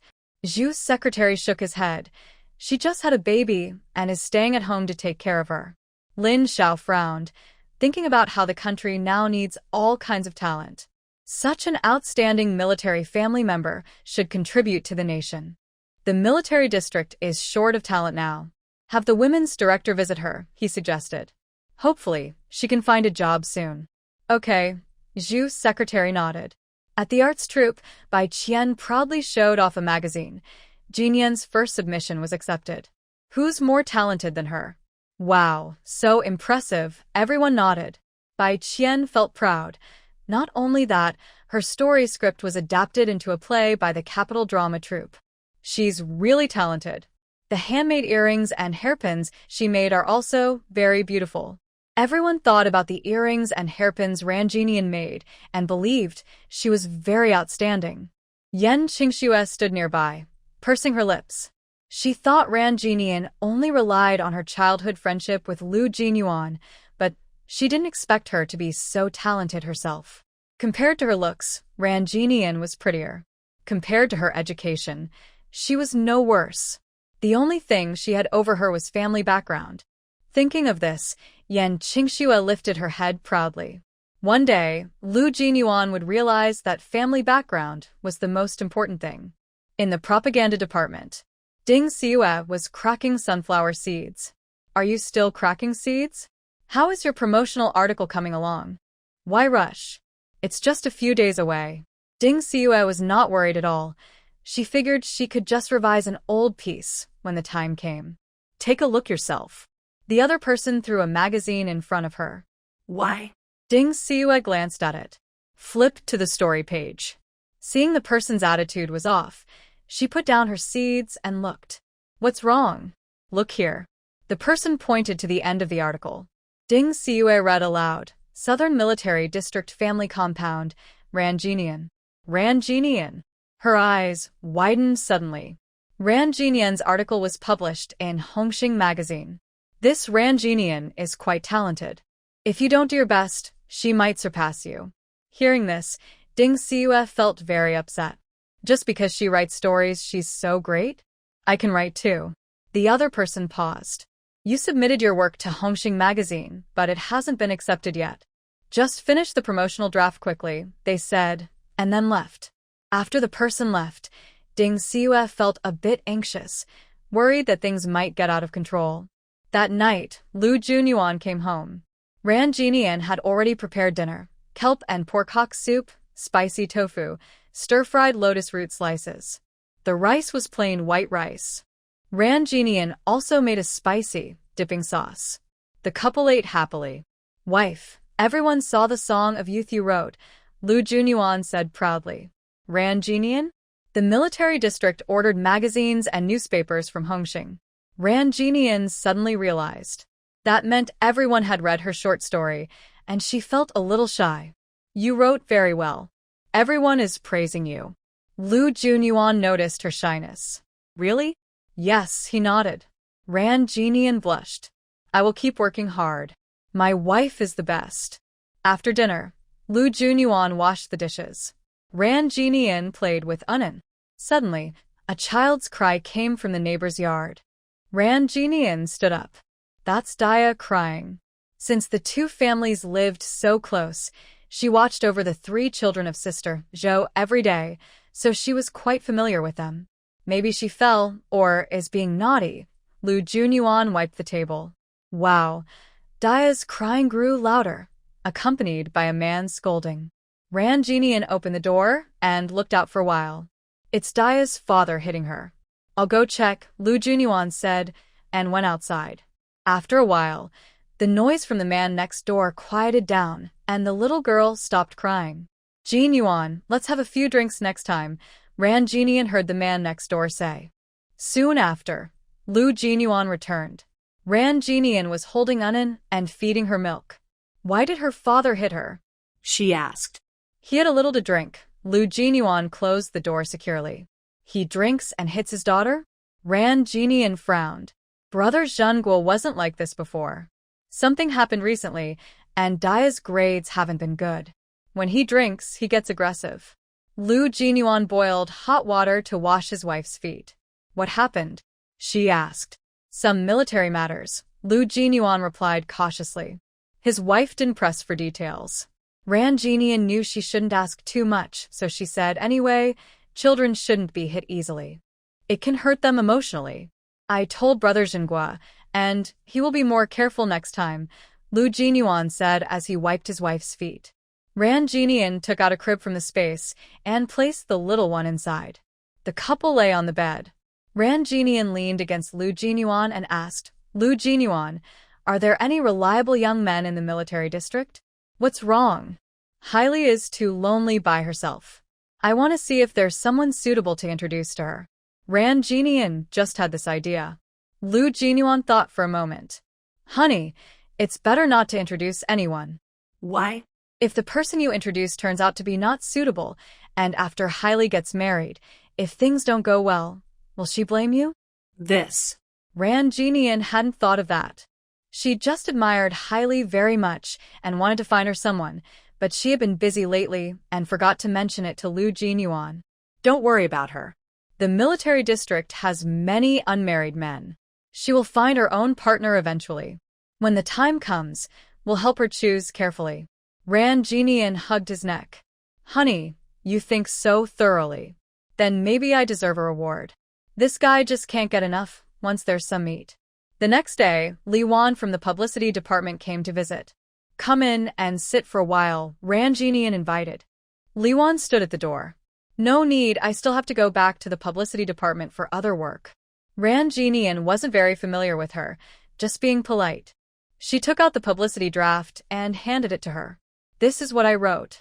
Thank you for your effort, Li Wan said very politely. It's an honor for us military families to do something for the military district. Ranjinian's words made Li Wan feel a bit touched. She took the draft and looked at it on the way. The more she read, the more surprised she became. Ran Jinian wrote very well, and her main ideas are clear. Is this her first time writing? Li Wan returned to the office and said, Director Sun, this is the promotional article written by Ran Jinian. Just leave it there, said Sun Miling without even looking up. Seeing that Sun Miling had no intention to look at it, Li Wan said, Director Sun, please take a look. Only then did Sun Miling lift her head and ask, Ran Jinian wrote. Li Wan hadn't finished speaking when someone entered and interrupted her. Director Sun, Minister Jiang is looking for you. Okay, I'll go now, Sun Miling replied. After she finished, she told Li Wan, I'll come back to check later. After finishing her work, Sun Miling returned and immediately forgot about this matter. At the family compound, Sister Zhou brought her 3 children to visit. She looked worried and said, Jinian, sister-in-law, what's wrong? Ran Jinian rarely saw Sister Zhou with such an expression. Sister Zhou pointed to her eldest daughter and said, This girl's grades are terrible, second from the bottom in the class. It's really worrying. She was not like other women who thought it was enough for their daughters to study for a couple of years. She wanted her daughter to attend elementary, middle, and high school so she could have a good future. The eldest girl stood timidly to the side, lowering her head. Which subject is she bad at? Ran Jinian asked. Her math is poor. She always makes mistakes, Zhou Hongying said straightforwardly. Jinian, can you teach her when you have free time? Of course, Ran Jinian was happy to agree. Zhou Hongying was very pleased and said, Jinian, thank you so much. Then she patted her daughter and said, Quick, thank Aunt Ran. Thank you, Aunt Ran, the girl replied. If you don't understand a problem, just ask me. Don't keep it to yourself, Ran Jinian said, patting her head. Zhou Hongying advised her daughter, since Aunt Ran teaches you how to do your homework, when you have free time, do some chores for her. Sister-in-law, no need, her daughter said. Why not? You shouldn't let her do everything for free, Zhou Hongying explained simply. Her teaching was straightforward. If you treat me well, I'll treat you even better. If you don't let me suffer losses, I won't take advantage of you either. The girl immediately picked up a broom to sweep the floor. Ran Jinian was about to stop her. Jinian, let her do it. Sweeping the floor is no big deal. Zhou Hongying stopped her.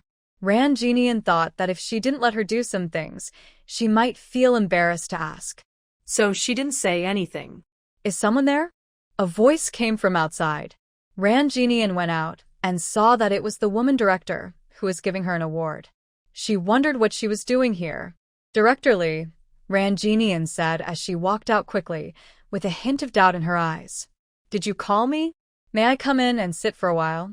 Li Jia was kind and friendly. Ran Jinian was surprised inside but appeared calm and confident. Of course, that's fine. When Zhou Hongying saw the female director arrive, she was very curious but knew it wasn't the right time to ask questions. Director Li, you two chat. I'll go home first to take care of the baby. After Zhou Hongying left, Ran Jinian poured a glass of water for Li Jia. Ran Jinian, I came to see you today because I want to talk to you about something, Li Jia said straightforwardly. Ran Jinian sat opposite her. Director Li, what is it?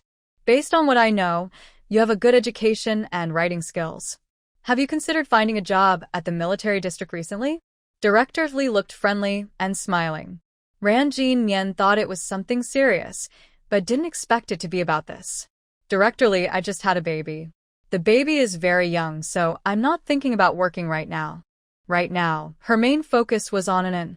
Besides, Anan was too small and needed his mother's company. Li Jia understood Ran Jinian's situation and knew she had a baby less than 3 months old. She saw that Ran Jinian really didn't want to work. Captain Lu's mother is still around. You could ask her to help take care of the baby. You're so young. You shouldn't be stuck between family and children. Secretary Zhu had asked her to talk to Ran Jinian, so she wanted to understand the situation thoroughly. Hearing this, Ran Jinian realized that Li Jia had prepared well. Director Li, my mother-in-law is currently working and can't take time off to help with the baby. The child needs a lot of parental care now, which can also strengthen the relationship between husband and wife. When the child starts nursery, I will consider finding a job, Ran Jin said simply. She didn't want to argue. Li Jie then suggested, in that case, the military district can offer you a job that allows you to take care of the baby while working. Really? Ran Jin was very surprised. She hadn't expected this. Wouldn't that be inconvenient? There are many positions in the military district, some are quite easy, Li Jie explained sincerely. Seeing her sincerity, Ran Jin couldn't refuse directly. Sorry, Director Li, I need to think about it. All right, when you decide, come find me anytime. Okay. I'll go now. Director Li, thank you for coming all this way. Take care on your way. Ran Jin saw her off at the gate. You must think carefully. The military district's offer is very sincere. Li Jie emphasized the idea of combining childcare with work. Ran Jin nodded. Okay, I will seriously consider it. After Li Jie left, Zhou Honging approached. What did Director Li want to see you about? Since things weren't settled yet, Ran Jin didn't want to spread the news. Just asking about some writing work. Oh, I see. Zhou Honging didn't suspect anything. Anin started making noise at this moment. Sister-in-law, I will go in and feed Nin. Zhou Honging waved her hand. Go ahead, I need to cook rice too. Ran Jinian carried Anin into the house. She first wiped herself with a cloth, then fed Anin. Anin was growing bigger. He used to be satisfied with one meal, but now he needed two. Ran Jinian changed sides for him. The little guy ate happily and then turned his head away, ignoring everyone. Little rascal, Ran Jinian gently pinched the little one. After a while, Ran Jinian smelled something. Without looking, she knew the little one had made a mess. She changed his diaper and looked at the pile of clothes. Today was a good day because it wasn't raining. It had been days since she last washed clothes outside. This afternoon, she planned to wash them by the river. Chirp, chirp. The chicks chirped happily. Coming. I know you're hungry, Ran Jinian said. She picked some tender vegetable leaves and crushed corn to feed them. After each feeding, she cleaned everything thoroughly, leaving no leftovers, so others wouldn't know what they ate. Once the chicks finished eating, they went back into the cage and rested together. Ran Jinian also swept the vegetable leaves in the yard. Winter was coming, but the vegetables in the yard were growing well. Maybe the seeds she took from her space helped. She pulled out 2 white radishes, planning to make radish and pork rib soup. It's cold now, and drinking hot soup makes the body feel better. Little Ran, your radishes are quite big. Someone passed outside the yard. Ran Jinian looked up. Sister Huang, Sister Tan, where are you going now? My family sent me some things, but they are a bit heavy. I asked Shulan to help me pick them up, said Huang Pingping. Sister Huang, Sister Tan, I have plenty of radishes. I'll come and dig a few to take home, Ran Jinian offered. Your radishes look good. I won't be polite, Huang Pingping said. Sure, my husband likes white radishes. All ours are gone, Ran Jinian replied. It's nothing, we're family, Huang Pingping said, becoming more confident in her speech. After Huang Pingping left, Ran Jinian picked some more greens. She planned to cook vegetable and shredded pork for lunch, along with a cold dish of wood ear mushrooms. She usually cooked meat in her space. Nowadays, few families eat meat regularly. When someone does, everyone notices. She finished cooking in her space, and just as she brought the dishes out, she heard Huang Pingping's voice outside. Ran Jinian quickly put the dishes back into her space and went outside. Little Ran, I want to dig a few radishes, Huang Pingping said, placing 2 big bags at the door, then grabbing a handful of dried mushrooms. These were picked from my family's mountain and dried. They'll make a delicious soup, she added. Everyone exchanges greetings, making interactions more pleasant. As Ran Jinian approached, Huang Pingping blurted out, You cooked meat at noon? It smells so good. Ran Jinian was surprised because she hadn't noticed the smell herself. Huang Pingping's nose is very sharp. Actually, it's not just sharp. People are generally sensitive to the smell of meat. After saying this, Huang Pingping felt a bit embarrassed, realizing that everyone can eat what they like. It's been a while since I ate meat. I cooked some cured meat, Ran Jinian said calmly, without blushing or feeling nervous. She has practiced staying calm. Next time she cooks meat and goes out, she should either change clothes or spray something to cover the smell. One time isn't a big deal, but if she smells it often, it might not be good. Huang Pingping didn't seem to smell the cured meat, but since the smell was faint now, she couldn't be sure and didn't want to continue the topic. Where are the radishes? She asked. Over there. That whole patch is radishes, Ran Jinian pointed to the spot. Huang Pingping went over and pulled out 3 radishes. Your radishes are all so big. How do you grow them? She asked. These radishes have a lot of water and grow very well, Ten Shulan said, pinching 2 white radishes. Maybe I fertilize them often, Ran Jinian offered as an excuse, but she knew it wasn't true. The radish seeds came from her space. I also fertilized mine a lot, but mine are much smaller, Huang Pingping sighed. It's really hard to compare people. You say you're better than us at everything, even growing vegetables. Tan Shulan looked at her with envy. And your chicks, all 4 of them survived. You're good at everything. Ran Jinian felt guilty, but then relaxed. Maybe it's because I bought different radish seeds. Chicks are easy to raise. She feeds her chicks grains from her space every day, so they grow well and survive. Huang Pingping asked, Are your seeds different? Of course, Ran Jinian replied. Huang Pingping asked, Which radish seeds did you buy? I want to buy the same next time. Ran Jinian realized she had made a mistake. She quickly said, I bought them at the supply store. They should be sold out now. That's a pity, Huang Pingping said regretfully. After chatting for a while, everyone went home. Ran Jinian breathed a sigh of relief, thinking she must be more careful in the future. She had lunch, washed the radishes, and made pork rib soup. In the afternoon, she carried Annan on her back and took a bucket to the river to wash clothes.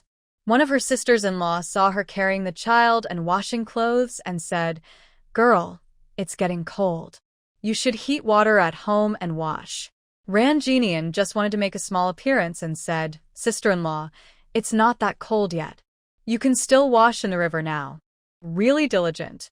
People said she is beautiful and talented, and she does her work well. Commander Liu is truly lucky to have a good wife.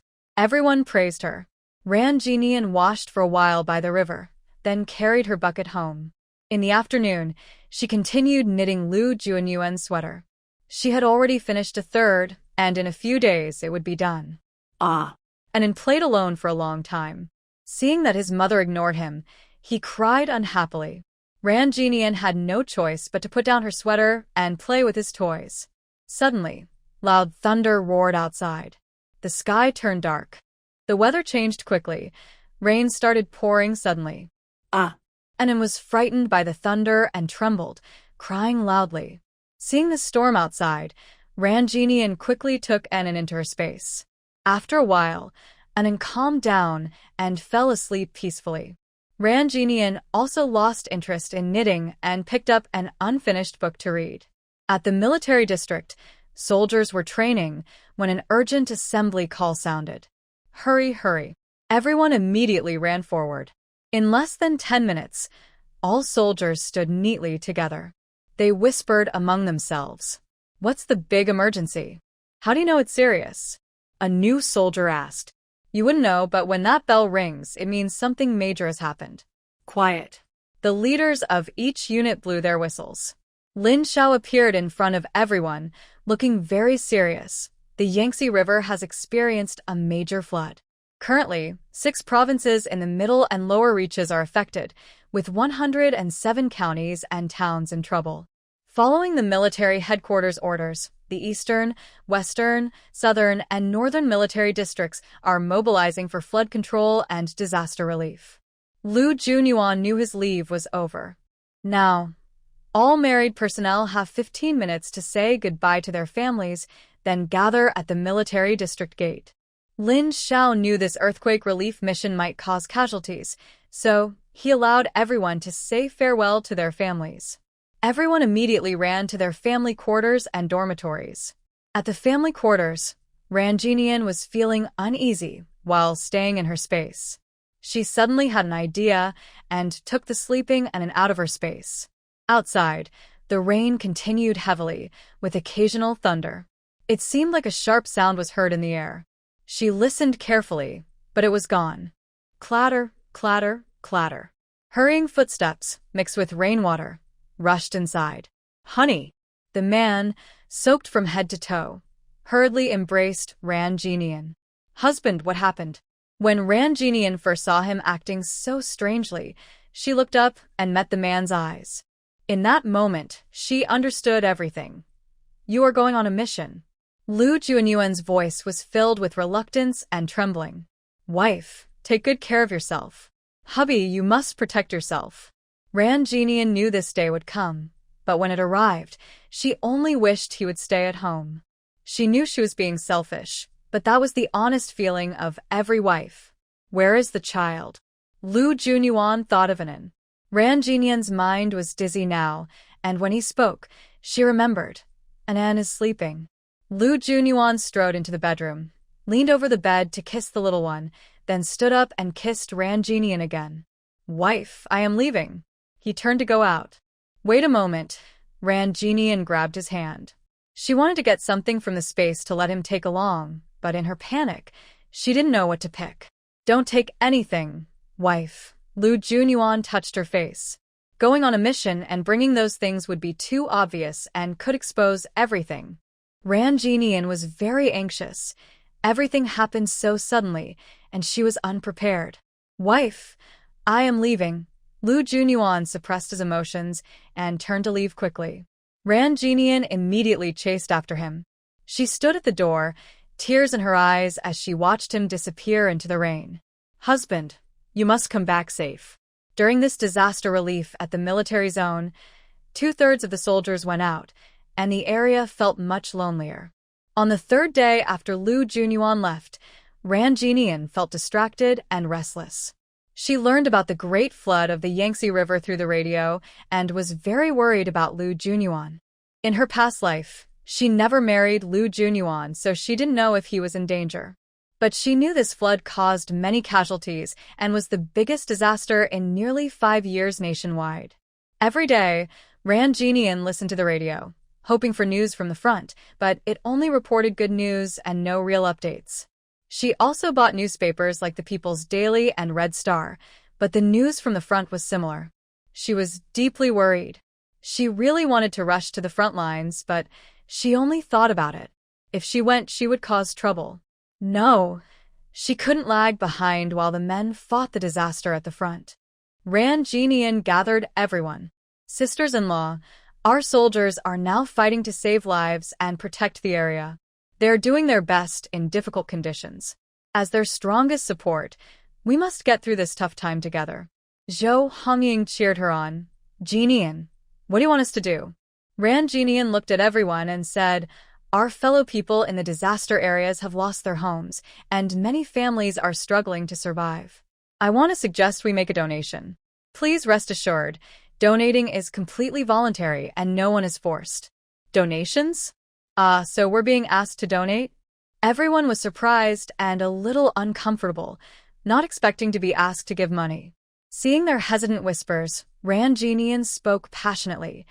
Dear sisters-in-law, our soldiers wear uniforms and are working the front lines to help with the disaster. As families of soldiers, we should unite and work together to win the fight against the earthquake's damage.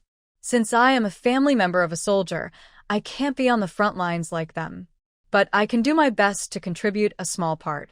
Here, I donate 5 yuan to help the people in the disaster area get through this tough time and regain hope. Ranjinian took out 5 yuan and placed it into an envelope in front of everyone. I will send this money to the military district so they can buy supplies and distribute them to the disaster zone. Zhou Hongying immediately stood up. The people in the disaster area are suffering greatly. As fellow citizens, we should all contribute what we can. I donate 5 yuan. She took a cloth bag from her pocket and counted out 5 yuan in front of everyone. Ranjinian saw that Zhou Hongying was supporting her and said, Thank you, sister-in-law Zhou. This is my contribution for the people in the disaster area. Zhou Hongying lifted her head proudly. Ranjinian took out a notebook and pen and recorded Zhou Hongying's name. Zhou Hongying, 5 yuan donation. Huang Pingping, and Yao Yurong also took out money. I want to donate. Huang Pingping donates 2 yuan. Yao Yurong donates 3 yuan. Ran Jinian wrote down their names. Some people kept speaking up and everyone's enthusiasm grew. I also donate 2 yuan. I donate 2 yuan. I donate 3 yuan. Everyone started taking out money. Everyone, don't worry. Come here, I will collect the money. Jinian, write down the names. Seeing the scene becoming chaotic, Zhou Hongying stepped forward to organize. Fang Zhaodi, 2 yuan. Li Yan, 3 yuan. Su Meili, 1 yuan. While collecting the money, Zhou Hongying spoke, and Ran Jinian kept writing down names. Soon, everyone present had donated. Sisters-in-law, please help spread the word in the family compound. If anyone else wants to donate, tell them to come to me before noon tomorrow. In the afternoon, I will submit all the money and the list of donors to the military district, Ran Jinian told everyone. Okay, everyone nodded in agreement. Soon, news about the family compound's donation spread. Donation? What donation? You all donated? How much did you give? I heard on the radio that this flood is very serious. Many people have lost their homes. I want to donate too. Where can I donate? In the afternoon, Ran Jinian planned to rest for a while, but unexpectedly, many sisters-in-law came. Zhou Hongying saw so many people and hurried over to help. Some sisters-in-law didn't know each other's names, so they called out their own. Ran Jinian worked for an hour to write down all the names. I didn't expect everyone to be so kind-hearted, Zhou Hongying said with emotion. Sister-in-law, let's count how much money we've collected, Ran Jinian said, looking at the many pages of names. She still didn't know the total amount donated. I have an abacus at home, Zhou Hongying said, running to get it. Ran Jinian looked at the abacus and said, no need, I can do mental math. She hadn't used an abacus in many years. First, she calculated the amount on one page, then added up the total. The total here is 307.52 yuan, she noted down. Sister-in-law, let's each count our money, she suggested, as the envelopes were already full and the money was packed in bags. One big bag full of cash. Okay, they sat down to count. Halfway through, more family members arrived with donations from the apartment building. Ran Jinian quickly recorded their names and donation amounts. After finishing, she tallied the total amount again. Zhou Hongying, exhausted, poured herself 2 glasses of water. I can't do it anymore. I need to rest for a bit, she said, feeling surprisingly tired despite not doing much. Sister-in-law, you rest first, Ran Jinian said, taking a sip of water. Then, Anin was hungry again, so she had to hold the baby and feed him. Anin finished drinking but had no sleepiness, and the little one refused to lie down and play. Ran Jinian had to hold him while counting money. Zhou Hongying finished her water and quickly came to help. They counted for a while. The total is 335.52 yuan, Ran Jinian confirmed. Zhou Hongying looked at the total and said, that's correct. Don't put the remaining money into this bag. Any future donations should go into a new bag, Ran Jinian instructed. She wrote a note with 335.52 and put it in the bag, then stored the bag away. Meanwhile, someone outside called out, Ran Jinian is getting all the attention again. Yu Xiuji was furious. She hadn't thought of organizing the donations herself.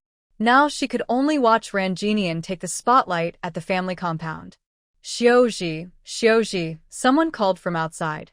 Yu Xiuji went out and asked, what's going on?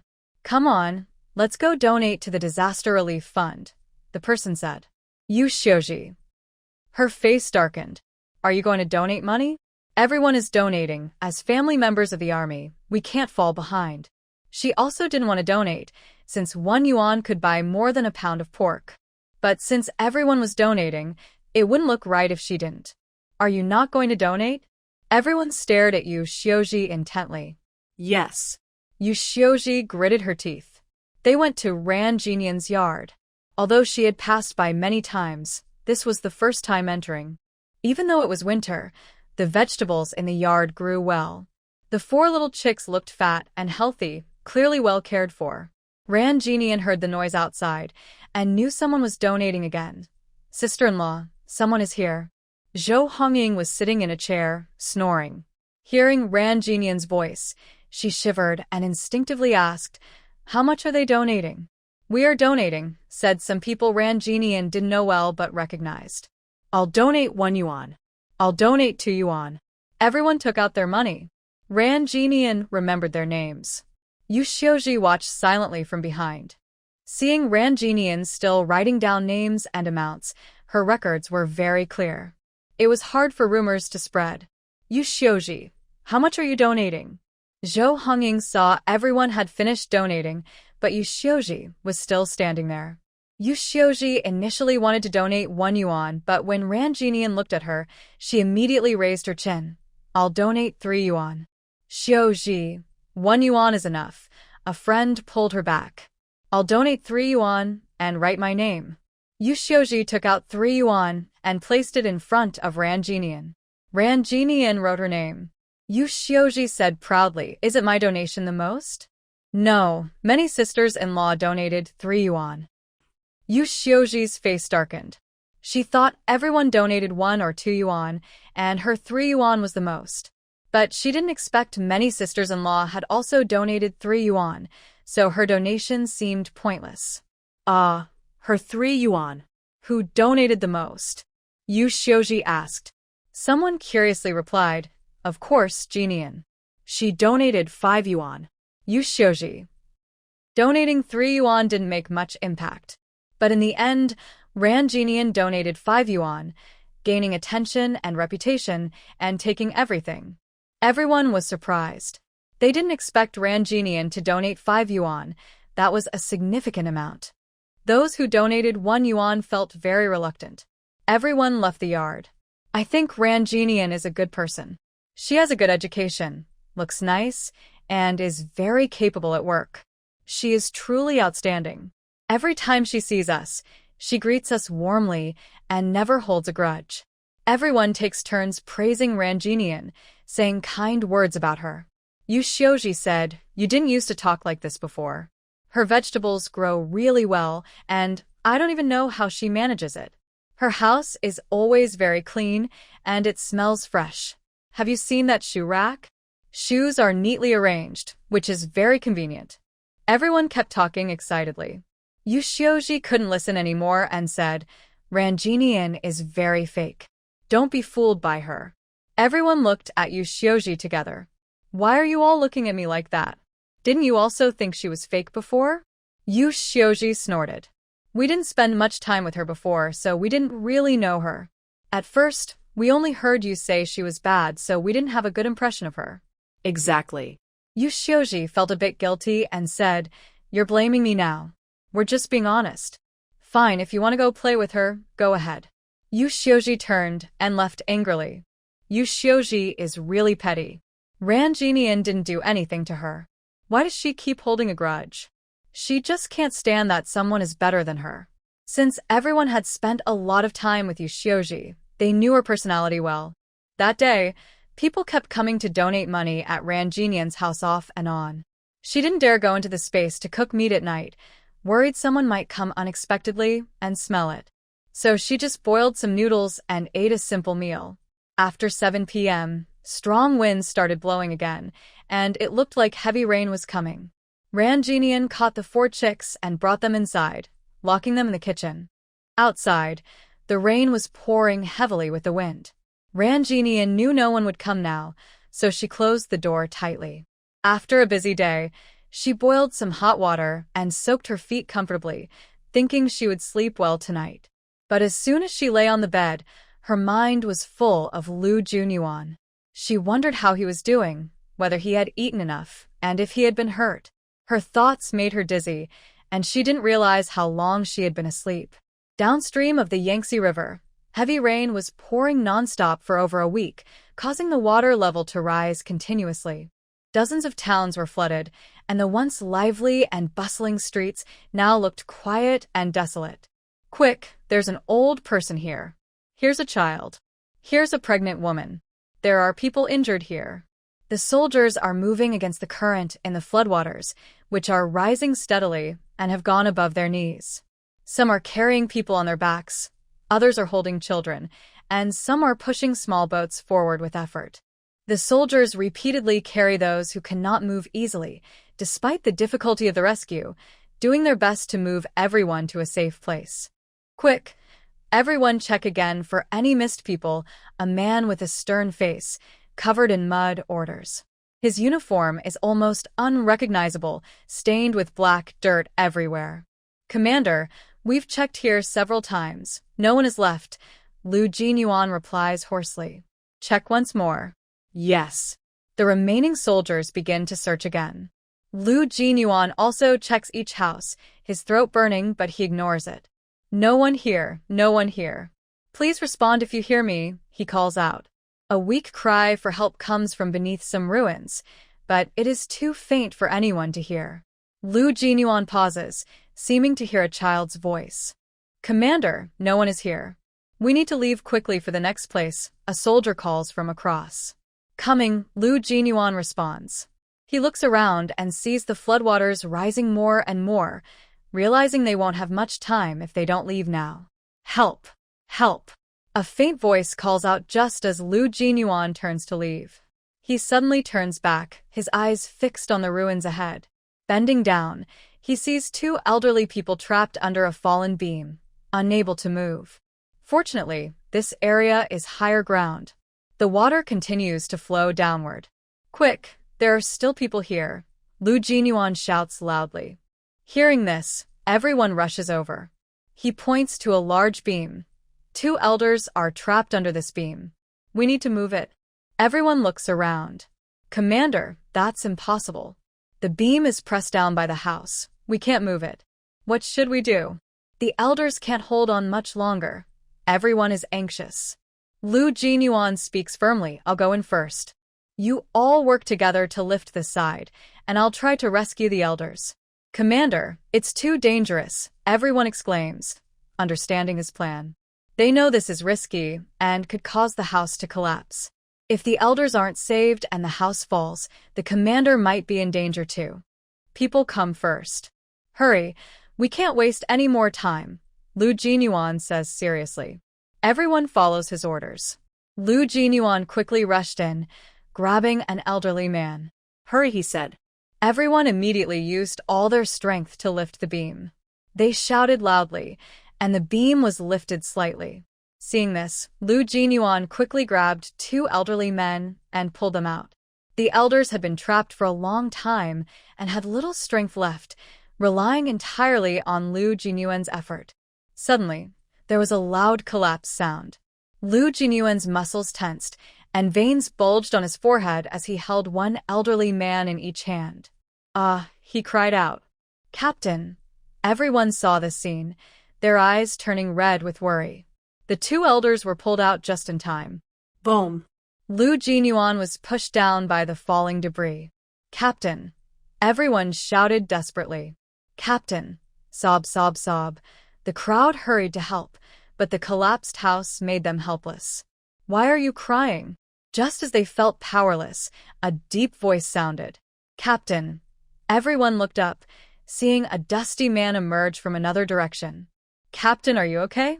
They rushed over, their eyes fixed on his arm. Lu Jinyuan endured the pain, saying, Don't waste time. Let's retreat quickly. When the house collapsed earlier, he reacted quickly and rolled to the side while pushing the elders out. But his arm was still hit. Everyone was worried about Lu Jinyuan's hand and tried to do more to help him. Family courtyard.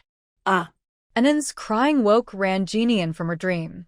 She gasped loudly, having a terrible nightmare where she saw Lu Jinyuan swept away by a flood. But everyone said dreams are usually the opposite. Lu Jinyuan must be fine. Anan called louder when her mother ignored her. Ranjinian touched her heavy diaper. Be good. Mommy will change you. She changed Anan's diaper and fed her milk until the little girl was satisfied. Ranjinian looked out the window. The sky was still dark and seemed about to rain again. She didn't feel like cooking breakfast, so she took some milk and bread from her space. After eating, her sister-in-law came to visit and donate money. Zhou Hongying came early to help. Hey, I wonder how the men are doing in the disaster area. Are they tired? Are they eating well? They will be safe and return home soon, one sister-in-law said. Another added, I hope everyone stays safe. Ran Jinian thought about her dream from last night and felt distracted. Jinian, Jinian, Zhou Hongying called her several times. Ran Jinian finally snapped out of her thoughts. What's wrong? Are you feeling unwell? Zhou Hongying asked with concern. Ran Jinian shook her head. I'm fine. You're saying you're fine, but look, you wrote the amount wrong. 2 yuan instead of 1. Zhou Hongying pointed at her notebook, glad she caught the mistake. If the accounts don't match later, she'll have to fix it herself. Ran Jinian quickly corrected herself. Maybe I didn't sleep well last night. You're worried about Captain Liu, right? Zhou Hongying saw through her thoughts. Since Ran Jinian just came to the military camp with her husband, who is newly married, it's normal for her to be worried. She experienced the same when she first moved into the family quarters. Gradually, she got used to it. Every military family goes through this. Ran Jinian bit her lip. Last night, I dreamed he was swept away by a flood. It won't happen. Dreams are usually the opposite. Captain Liu is young and capable. He won't be in trouble. Zhou Hongying comforted her. Yes. Thinking of her past life, where Liu Jinyuan held a high position, she was sure he was safe. She gathered her spirits and shifted her focus elsewhere. Sister-in-law, if it rains this afternoon, can you watch in for me? I need to deliver these donations to the military district. Of course, Zhou Hongying agreed immediately. Then she thought of something. Who should I give these donations to? Ran Jinian just remembered, she didn't know yet. She thought for a moment. I'll go find Director Li and ask who handles these donations. All right. Zhou Hongying nodded. After a few people donated in the morning, no one came after 11 o'clock. Ran Jinian counted the remaining money. There are 278.4 yuan here, plus yesterday's 335.52 yuan. Total is 613.92 yuan. She counted all the money carefully, and the amounts matched. Sister-in-law, you watchin' in. I'll go to the military district. Ran Jinian packed the money into a bag and put her notebook inside her backpack. You go ahead. Anin is with me, so don't worry. Zhou Hongying waved her hand. Ran Jinian changed into rain boots, grabbed an umbrella, and left the house. She didn't bring Anin, so she walked quickly and easily. At the military district. Director Li, someone is looking for you outside. Li Jie looked up. Who is it? Ran Jinian. Hearing her name, Li Jie thought she wanted to work on something important and quickly went out. Ran Jinian, how are you thinking about it? Li Jie approached with a smile. Ran Jinian? She suddenly remembered that Liu Jinyuan was assigned a task, and she had forgotten about it. Director Li, I didn't come here for that, she said. Li Jie looked confused. What is it? This time, due to the sudden flood disaster, the military families in the family quarters donated some money to the disaster area, hoping to help rebuild the homes of the victims. Ran Jinian opened her backpack and took out a bag of money and a notebook. Li Jie was stunned. She didn't expect the military family members to donate collectively. This was true kindness. The military family's awareness had improved. Ran Jinian, you led the donation, right? Li Jie's gaze toward Ran Jinian became more serious. Ran Jinian did not deny it. When fellow citizens are in trouble, this is all we can do. Your sense of justice is admirable. You truly are a military family member, Li Jie praised. Director Li, I don't know who to ask. So, I want to ask you who usually receives these donations. Ran Jinian didn't want to waste time. Li Jie, excited, said, Wait a moment, I'll ask. She had never encountered this kind of situation before and didn't know who to handle it. She ran into the office and asked, What? The family housing complex made a donation? Those women from the countryside are so aware now. Really? The people in the office found it hard to believe. How can you say such things about our military wives? The soldiers are fighting on the front lines, and they're selflessly contributing behind the scenes. Everything they do makes us proud, Li Jie said angrily. Everyone lowered their heads in shame. Someone spoke up, We also want to donate. Me too. Count me in. Ran Jinian was called into the office by Li Jie. She heard everyone also wanted to donate. Director Lee, this notebook records the list of donations from the family housing complex, so don't mix it with others. I understand. This is your honor. Then who should the money be handed to? The finance department. Director Lee thought this money should only go to the finance department, so she took Ranjini in there. When Liu, the head of the finance department, heard this, he immediately said, "This donation cannot be directly accepted by the finance department. We need to ask higher-ups." Since the money wasn't from the government, but from the military families in the housing complex, it needed approval before being recorded. He quickly made a call. Commander Lin. Lin Xiao was a bit surprised to receive the call from the finance department, and he was even more surprised after hearing Lu's words. He didn't expect these military families to be so aware and to collectively donate to the disaster area. That was commendable. Once this donation is recorded, arrange for supplies to be purchased immediately and send them to the disaster area in the name of the Southern Military District Family Housing Complex, Lin Xiao said happily. Before hanging up, he asked, who proposed this donation? Ranjinian. Again, this girl, Lin Xiao said with a slight smile. Her awareness and sense of justice are truly strong. Everything she does always surprises people. He said a few more words before hanging up. At the finance department, Ranjinian handed over the notebook and money to Director Liu. Minister Liu told Ranjinian the original words of Lin Xiao. The finance department has collected supplies and will donate them to the disaster area in your name. Ranjinian was very happy. Minister Liu also arranged the paperwork.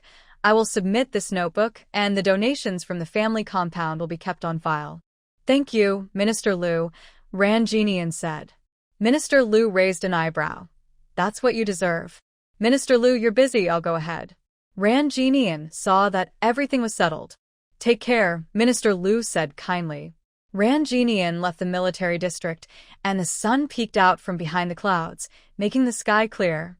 News about the donations from military families spread throughout the military district, and everyone started donating. The procurement team quickly bought supplies and sent them to the disaster area, with banners and signs. Did you see? The vehicle has a banner saying it's from the Southern Military District Family Compound's donation. I saw it. I can't read. Is that true? Of course, it's real. Do you think I'd lie about that? Then everyone in the disaster area knows it's us who donated. The family compound was buzzing with excitement. Originally, they hadn't been very willing to donate, but now seeing their money turn into supplies sent to the disaster area made them feel differently. Doing good deeds felt so rewarding. Half a month later, in the deep winter, cold wind was blowing fiercely, and the weather was getting colder. You're getting chubbier, Bai Qian teased as she pinched Anan's little chubby legs. She was busy rehearsing but tried to find time to visit Ranjinian since Lu Jinyuan was on a mission outside. Hailey, take a break. I'll handle it in a bit. Ranjinian and Xiao Hailey were planting vegetables in the yard. They planted spinach and cabbage, which are cold-resistant vegetables. The chicks had grown a little more and were kept in the yard during the day and brought into the kitchen at night. I'll be done soon, Xiao Hailey said, sweating after working for a while, and she tugged at her scarf. Ranjinian warned, be careful, catching a cold in this weather can be serious. It's okay, Xiao Hailey finished planting and returned the zhou hongying. Ranjinian poured hot water into a basin. Here, wash your hands. Xiao Hailey washed her hands. Ranjinian peeled 2 apples. Here, have an apple. The apples were taken from her space earlier, kept for about a week, and had become a bit wilted, so they didn't taste as good but looked fine. Bai Qian picked up a piece and teased Anan. And do you want to eat? If you do, call Aunt Qian. Stop teasing him, or he'll cry, and you'll have to comfort him. Xiao Hailey and Bai Qian are already close friends. Anan is not a little crybaby. Ooh, ooh, ooh, ooh. As soon as Bai Qian finished speaking, the little one started crying loudly. Why are you crying just because I said so? Bai Qian's small face scrunched up. She couldn't soothe him. Hailey, please try to calm him. I won't try, Xiao Hailey deliberately said. Oh, please, Bai Qian pleaded softly, and Xiao Hailey finally picked him up. Soon, the little one started smiling again. Bai Qian leaned over to Ranjinian, feeling annoyed as she ate her apple. Why is it that Xiao highly can soothe him so easily? Because she has experience with kids, Ran Jinian, who was washing a white radish she grew herself, replied. Suddenly, a loud announcement came from the outside speaker. Ran Jinian immediately put down her work and hurried out of the yard. Many other women also rushed out. Everyone. Under the leadership of the Central Committee and the State Council, the officials and people in the affected areas are fighting side by side with the soldiers and police. After hard and brave efforts, we have achieved a major victory in flood control and disaster relief. The broadcast announced inspiring news. That's great. Everyone cheered. Are they coming back soon? Everyone cheered loudly. Ran Jinian also smiled. The floodwaters have receded, but the effects of the disaster are still ongoing. Our soldiers are working on rebuilding homes, she explained. Hearing this, everyone understood they wouldn't return immediately. Bai Qian stepped forward. Jinian, Captain Lu will be back soon. I hope he comes back for the new year so we can celebrate together. Ran Jinian prayed silently. With just over a month until the new year, she hoped he would return in time. He definitely will, Bai Qian said firmly. Days passed and Ran Jinian received a call from home. Jinian, your mother-in-law, and I plan to leave on the 26th of the lunar month. We should arrive around the 29th, Wang Xiaomei said excitedly, eager to see her daughter soon. Ran Jinian noted the date. Okay, I'll come to pick you up. No need. It's not convenient for you to carry the baby alone. You don't have to come, Wang Xiaomei said, not wanting her daughter to trouble herself in the cold weather. Mom, you know I can handle it myself, Ran Jinian replied. You're really clueless after 3 years of pregnancy. I heard about the great flood on the radio, Wang Xiaomei huffed. With such a big disaster, her son-in-law must be helping with relief efforts. She and Ran's father were very concerned about the situation in the disaster zone every day. Mom, Ran Jinian said. The weather is cold. Take care of yourself. Wang Xiaomei hung up quickly, worried that if she stayed on the phone longer, her daughter might notice something was wrong. She wiped away her tears. If she hadn't arranged for her daughter to marry Lu Junyuan, perhaps she wouldn't have been so worried and scared. When her mother and mother-in-law arrived, Ran Jinian felt much better. She changed the bedding in the house. It was filled with goose down before. Ran Jinian didn't want to change it, but her mother and mother-in-law would definitely notice if she covered it up, and then she would have a hard time explaining. She also prepared a kimchi jar, as her mother-in-law liked to eat kimchi, which contained white radish, carrots, green beans, and young. This kimchi could also be used for cooking.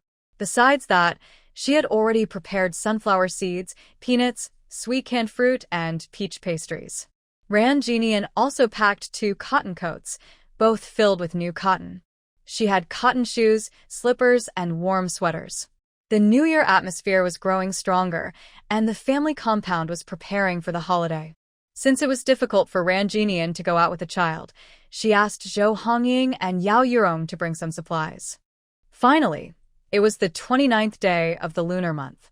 Ran Jinian kept looking out the door, full of hope and longing. Around 3 p.m., 2 figures appeared, one carrying several large bags, with a big backpack on their back, bending over as they arrived at the family compound. Ran Jinian was inside the house feeding Inan. Sister, may I ask, where does Ran Jinian live? An older sister-in-law looked at the 2 people. Who are you? We are here to visit relatives. My daughter's name is Ran Jinian. She is Lu Junyuan's mother, Wang Xiaomei replied. You're the family of Captain Lu and his wife. They live in this courtyard, she said warmly, pointing to the front yard. Seeing them carrying large bags, she offered, Come, let me help you carry some. Wang Xiaomei and Mother Lu smiled warmly. Thank you so much. Just ahead, we've arrived, the sister-in-law called from outside the courtyard gate. Ran girl. Ran Jinian had just finished feeding Inan, who was drowsily sleeping when suddenly a voice startled him, making him shiver. Wow! Inan cried loudly. Wang Xiaomei and Mother Lu heard the child's crying from inside and quickened their steps. We're here. Ran Jinian had no choice but to carry Inan and go outside. As she stepped out, She saw two familiar figures. Mom. Ran Jinyan's eyes reddened as she hurried forward. Wang Xiaomei saw her daughter and also felt her nose sting. Girl. Seeing the tears in mother and daughter's eyes, Mother Lu didn't feel jealous. After all, they were real mother and daughter. Mom. Ran Jinyan remembered she hadn't called her mother-in-law yet, so she turned and called out again. Mother Lu responded happily. The two looked at the little one in Ran Jinyan's arms. Ha. He looks so sturdy. The daughter-in-law, is doing a good job. Come in quickly. Ran Jinyan moved aside to let them enter and put down their things. You chat, I'll go first. The sister-in-law helping with the bags saw the family reunion and, with good judgment, left. Wang Xiaomei spoke up. Sister, come visit us another day. Ran Jinyan placed Enin on the bed and went to the kitchen to fetch a basin of hot water. Mom, wash your face and hands. The cloths are ready.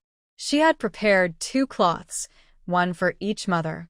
Wang Xiaomei thought they wouldn't stay long and said, Your mother-in-law, and I can share one. Mom, these are face cloths, use your own, Ran Jinyan insisted. Though Wang Xiaomei kept talking, she still took the cloth. It's nothing. I've known your mother-in-law for decades. They washed their faces and hands. Mom, there are 2 pairs of cotton shoes here. Change into these. They're more comfortable, Ran Jinyan said, taking out the prepared cotton shoes. She knew their shoe sizes. The mothers changed into the cotton shoes and couldn't help but comment, These shoes are so comfortable, the cotton is thick. They feel soft to wear. After walking a few steps, they found the shoes warm and cozy and didn't want to take them off. They changed their outer coats, tired from the journey with wind and dust on them. Mother Lu couldn't hold back any longer and went to the bed, picking up the little one with excitement. Enin, I'm Grandma. The little one was quite heavy when held. I'm Grandma too. Wang Xiaomei arrived a bit late and could only hold the little hand, watching eagerly. Enin looked at the 2 unfamiliar faces, looked left and right, and soon pouted his little mouth. Wow, he started crying loudly. Mother Lu was worried. Why isn't Enin crying? Is he hungry or needs a diaper change? She asked anxiously. Ran Jinyan said he just finished nursing. I just changed his diaper. Since the mothers and mother-in-law arrived, she couldn't use diapers recently. Why isn't Enin still crying? Could he be uncomfortable somewhere? Wang Xiaomei was also very worried. Ran Jinyan felt helpless. He recognizes people. Wang Xiaomei and Mother Lu looked disappointed, realizing this was the consequence of the child not being with them. Just bring him around more. Ran Jinyan quickly comforted them, sensing their sadness. Wow. Enin was still crying loudly. Mother Lu, unable to hear her grandson cry like that, said, Jinyan, you hold him first. Ran Jinyan took it and couldn't help but pat the little guy's bottom. This is Grandma and Grandma-in-law. Why are you crying? Why are you hitting him? He's so young. He doesn't understand anything. Wang Xiaomei gently patted Ran Jinyan. Ran Jinyan. This is what it means to be spoiled across generations. She held the little guy, and he stopped crying soon after, his chubby little face smiling again. He's smiling. He's smiling. Wang Xiaomei and Mother Lu looked on with envy, both wanting to hold Enin but afraid he would cry, so they could only watch eagerly. Ran Jinyan held Enin and looked at the 7 or 8 big bags on the ground. Mom, you came, but why did you bring so many things? Mother Lu opened one bag, brought some cured meat, sausages, and the small quilt and clothes we made for Enin. Mom, we already have these things here. You traveled so far with so much. You must be exhausted. Ran Jinyan thought about their journey from Pushing Town to the southern military district. They had traveled for days and nights, carrying all these things out of love for their children.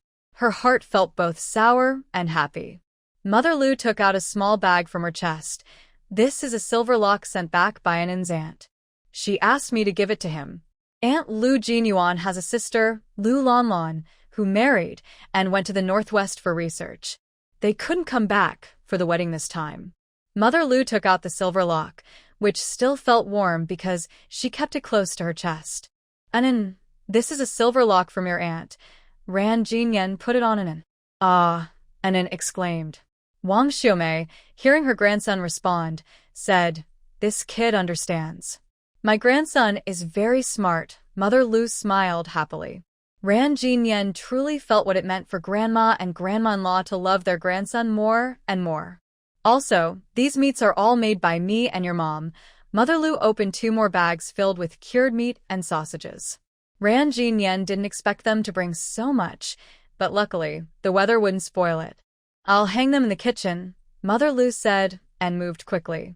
Wang Xiumei also started tidying up. Ran Jinyan placed Enan on the bed and let him play by himself. "You go take care of the child. We can handle these ourselves." They refused to let Ran Jinyan do it. Ran Jinyan rolled up her sleeves. "It's already 4 o'clock. I need to cook dinner." Although it was still early, they probably didn't eat well on the road, so she wanted to eat early. Mother Lu shooed her away. "I'll cook." "Mom, you've been on the road for days and brought so much stuff. How can your body handle it? Let me cook and you go spend time with Enan." Ran Jinyan was very assertive. Mother Lu, Wang Xiumei, was indeed very tired, and neither of them continued to argue about cooking. In the kitchen, Ran Jinyan had cooked less sweet potatoes in the rice cooker, as she was now used to cooking for herself. Moreover, since her mother and mother-in-law had come all this way, she wasn't short of food. She saw them playing with Enan by the bed, took out the radish and pork rib soup from her space, and placed it on the iron stove to simmer. Ran Jinyan cut another piece of cured meat. At this moment, Wang Xiumei came in and asked, "What's in the jar?" "I made some radish and pork rib soup," Ran Jinyan replied. Wang Xiumei heard this and said, "Girl, why are you making this?" Ran Jinyan scraped the cured meat with a knife and washed it with hot water. "Of course, to eat. We can just eat a little living day by day, you know." Wang Xiumei hadn't finished her sentence when she saw Ran Jinyan cutting more cured meat. "What are you doing?" "Cutting cured meat." "Why?" "Mom, why are you asking so many questions?" "Of course, I'm stir-frying it." Ran Jinyan's knife skills improved quickly as she sliced the cured meat into pieces. "You spoiled girl. Who is someone like you wasting so much? You've cooked pork rib soup, and now want to fry cured meat." Wang Xiumei quickly pulled Ran Jinyan back, feeling that she had been too pampered as a girl, and that after marriage, she wouldn't know how to manage life. Ran Jinyan couldn't help but laugh and cry. "Mom, you've come all this way. Shouldn't we enjoy some good food?" She had more good things in her space, but she couldn't openly take them out. "But we shouldn't eat like that. Today, don't fry the cured meat. Put it away quickly." "Mom, this is my house. Whatever I make, you all eat." Ran Jinyan knew Wang Xiumei was worried about her and wanted her to eat more, but she also felt sorry for her mother and mother-in-law. Seeing her daughter now so confident, Wang Xiumei said, "My daughter, after marriage, really is different." "Mom," Ran Jinyan pouted. Wang Xiumei looked at her deeply and said, "Seeing you doing well in the military zone, I feel at ease." "Mom, you didn't ask me how I'm really doing." "How do you know I'm fine?" Ran Jinyan was surprised. "You're part of me. I can tell how you're doing at a glance." Wang Xiumei knew her daughter very well. "Mom, I'm doing very well in the military zone. Jun Yuan treats me well, and my sisters-in-law are also very kind," Ran Jinyan said sincerely. "As long as you're happy, Mom is happy too." The mother and daughter chatted in the kitchen, while Mother Lu didn't come in to disturb them, instead playing with the little one outside. Ran Jinyan was cooking, and Wang Xiumei set the bowls and chopsticks. "Mom, dinner is ready." Ran Jinyan brought out the last dish of sweet and sour shredded potatoes. Mrs. Lu came out of the room and said, "Be quiet, Anan is sleeping." The little one was tired earlier because her grandmother and mother suddenly arrived, and she only just fell asleep now. "Mom, you should drink more soup to warm up." Ran Jinyan served each of them a large bowl of soup. Mrs. Lu took a big sip and felt warm all over. "This soup is very sweet and fresh. I grew these radishes myself," Ran Jinyan proudly showed off in front of her mother. Mrs. Lu praised, "Jinyan is really impressive." Wang Xiumei heard her daughter's words and felt a slight pang of envy. Her daughter, who had never farmed before, was now growing radishes. Mom, after you finish eating, rest early today. If it doesn't rain tomorrow, I'll take you for a walk around the military area. Ran Genian gave each of them a big piece of pork rib. Mrs. Lu noticed she kept serving them food and said, "You don't need to worry about us. Eat more yourself." Wang Xiumei didn't speak, but silently helped her daughter serve food. Genian, Mrs. Lu asked after a few bites, lifting her head. And Jin Yuan went to help with the disaster relief, right? How long has he been gone? After hearing the news on the radio, Mrs. Lu knew her son was involved in disaster relief. Mom, he's been gone for almost 2 months. The situation is now stable, and he'll be back soon. Ran Genian wasn't sure exactly when he would return. Mrs. Lu felt worried but thought about her daughter-in-law's concern and said, "He's always made me feel at ease. He'll come back safe. The radio says the disaster is under control, and our family will reunite soon." Wang Xiumei naturally hoped that Lu Jinyuan was safe and sound. He was her daughter's husband, and if he was doing poorly, her daughter would be unhappy. Moreover, Lu Jinyuan had grown up with her, so he was like a son to her. After dinner, Ran Genian washed the dishes and boiled a large pot of hot water. "Mom, soak your feet. You'll sleep more comfortably tonight." She took out the foot basin. Mrs. Lu and Wang Xiumei had been riding for several days, and now they were tired after eating. They soaked their feet and then went to the guest bedroom to sleep. Ran Genian closed the door of her room and returned to her own bedroom. She wasn't sleepy and picked up a book from her space to read, but her mind was full of Lu Jinyuan and she couldn't concentrate. "Husband, we're waiting for you to come home." The next day, Ran Genian woke up early. She cooked a pot of plain rice porridge, fried some egg pancakes, and took some coarse grain buns from her space. Mrs. Lu and Wang Xiumei slept until nearly 9 o'clock. It was the first time they woke up so late. Wang Xiumei said, "Oh, I slept so long. Last night, I fell asleep almost as soon as I lay down," Mrs. Lu said, feeling very rested. "Mom, you've been traveling so much these past few days. I cooked some porridge this morning. When you wake up, please have some." Ren Genian saw that they hadn't woken up yet, so she ate first, keeping the food warm in the pot, then brought it out. The two of them got up, washed up, and had breakfast. Seeing that the weather was nice today, Ren Genian tidied up and said, "Mom, I'll take you out for a walk." "Good idea," they both agreed happily. Mother Lu was visiting for the first time and wanted to see where her son worked and lived. Wang Xiumei wanted to know how her daughter and the family members were getting along, whether anyone had been mean to her. "I'll hold Anin." They both rushed to hold her. "Wow," Anin cried loudly. In the end, it was Ren Genian who held the little one. Grandma and the mother-in-law looked a bit upset. "Mom, this is a small courtyard. Only men with jobs live here," Ren Genian explained. Then she pointed at the apartment building in front. "That's where ordinary soldiers' families live." Genian, Zhou Hongying, who was washing clothes, came back and saw the two unfamiliar women, guessing who they might be. Ren Genian introduced sister-in-law. "This is my mom, and this is my mother-in-law." "Hello, sister-in-law," Zhou Hongying, who was only in her early 30s, responded politely. "Mom, this is Sister Zhou from the neighboring yard. She usually takes good care of me and is very kind to me," Ren Genian added. Wang Xiumei was very pleased to hear her daughter being well cared for and responded warmly, "My dear niece, thank you so much for taking care of my girl here in the family compound." "Sister-in-law, you're being too polite. Genian and I are like sisters," Zhou Hongying said, waving her hands. Just as they were chatting, a soldier hurried over to Ren Genian. "Sister-in-law, you need to go to the hospital quickly," he said. Ren Genian recognized this young soldier. He was one of Lu Jinyuan's soldiers. Lu Jinyuan. What happened to him? Ren Genian's heart skipped a beat.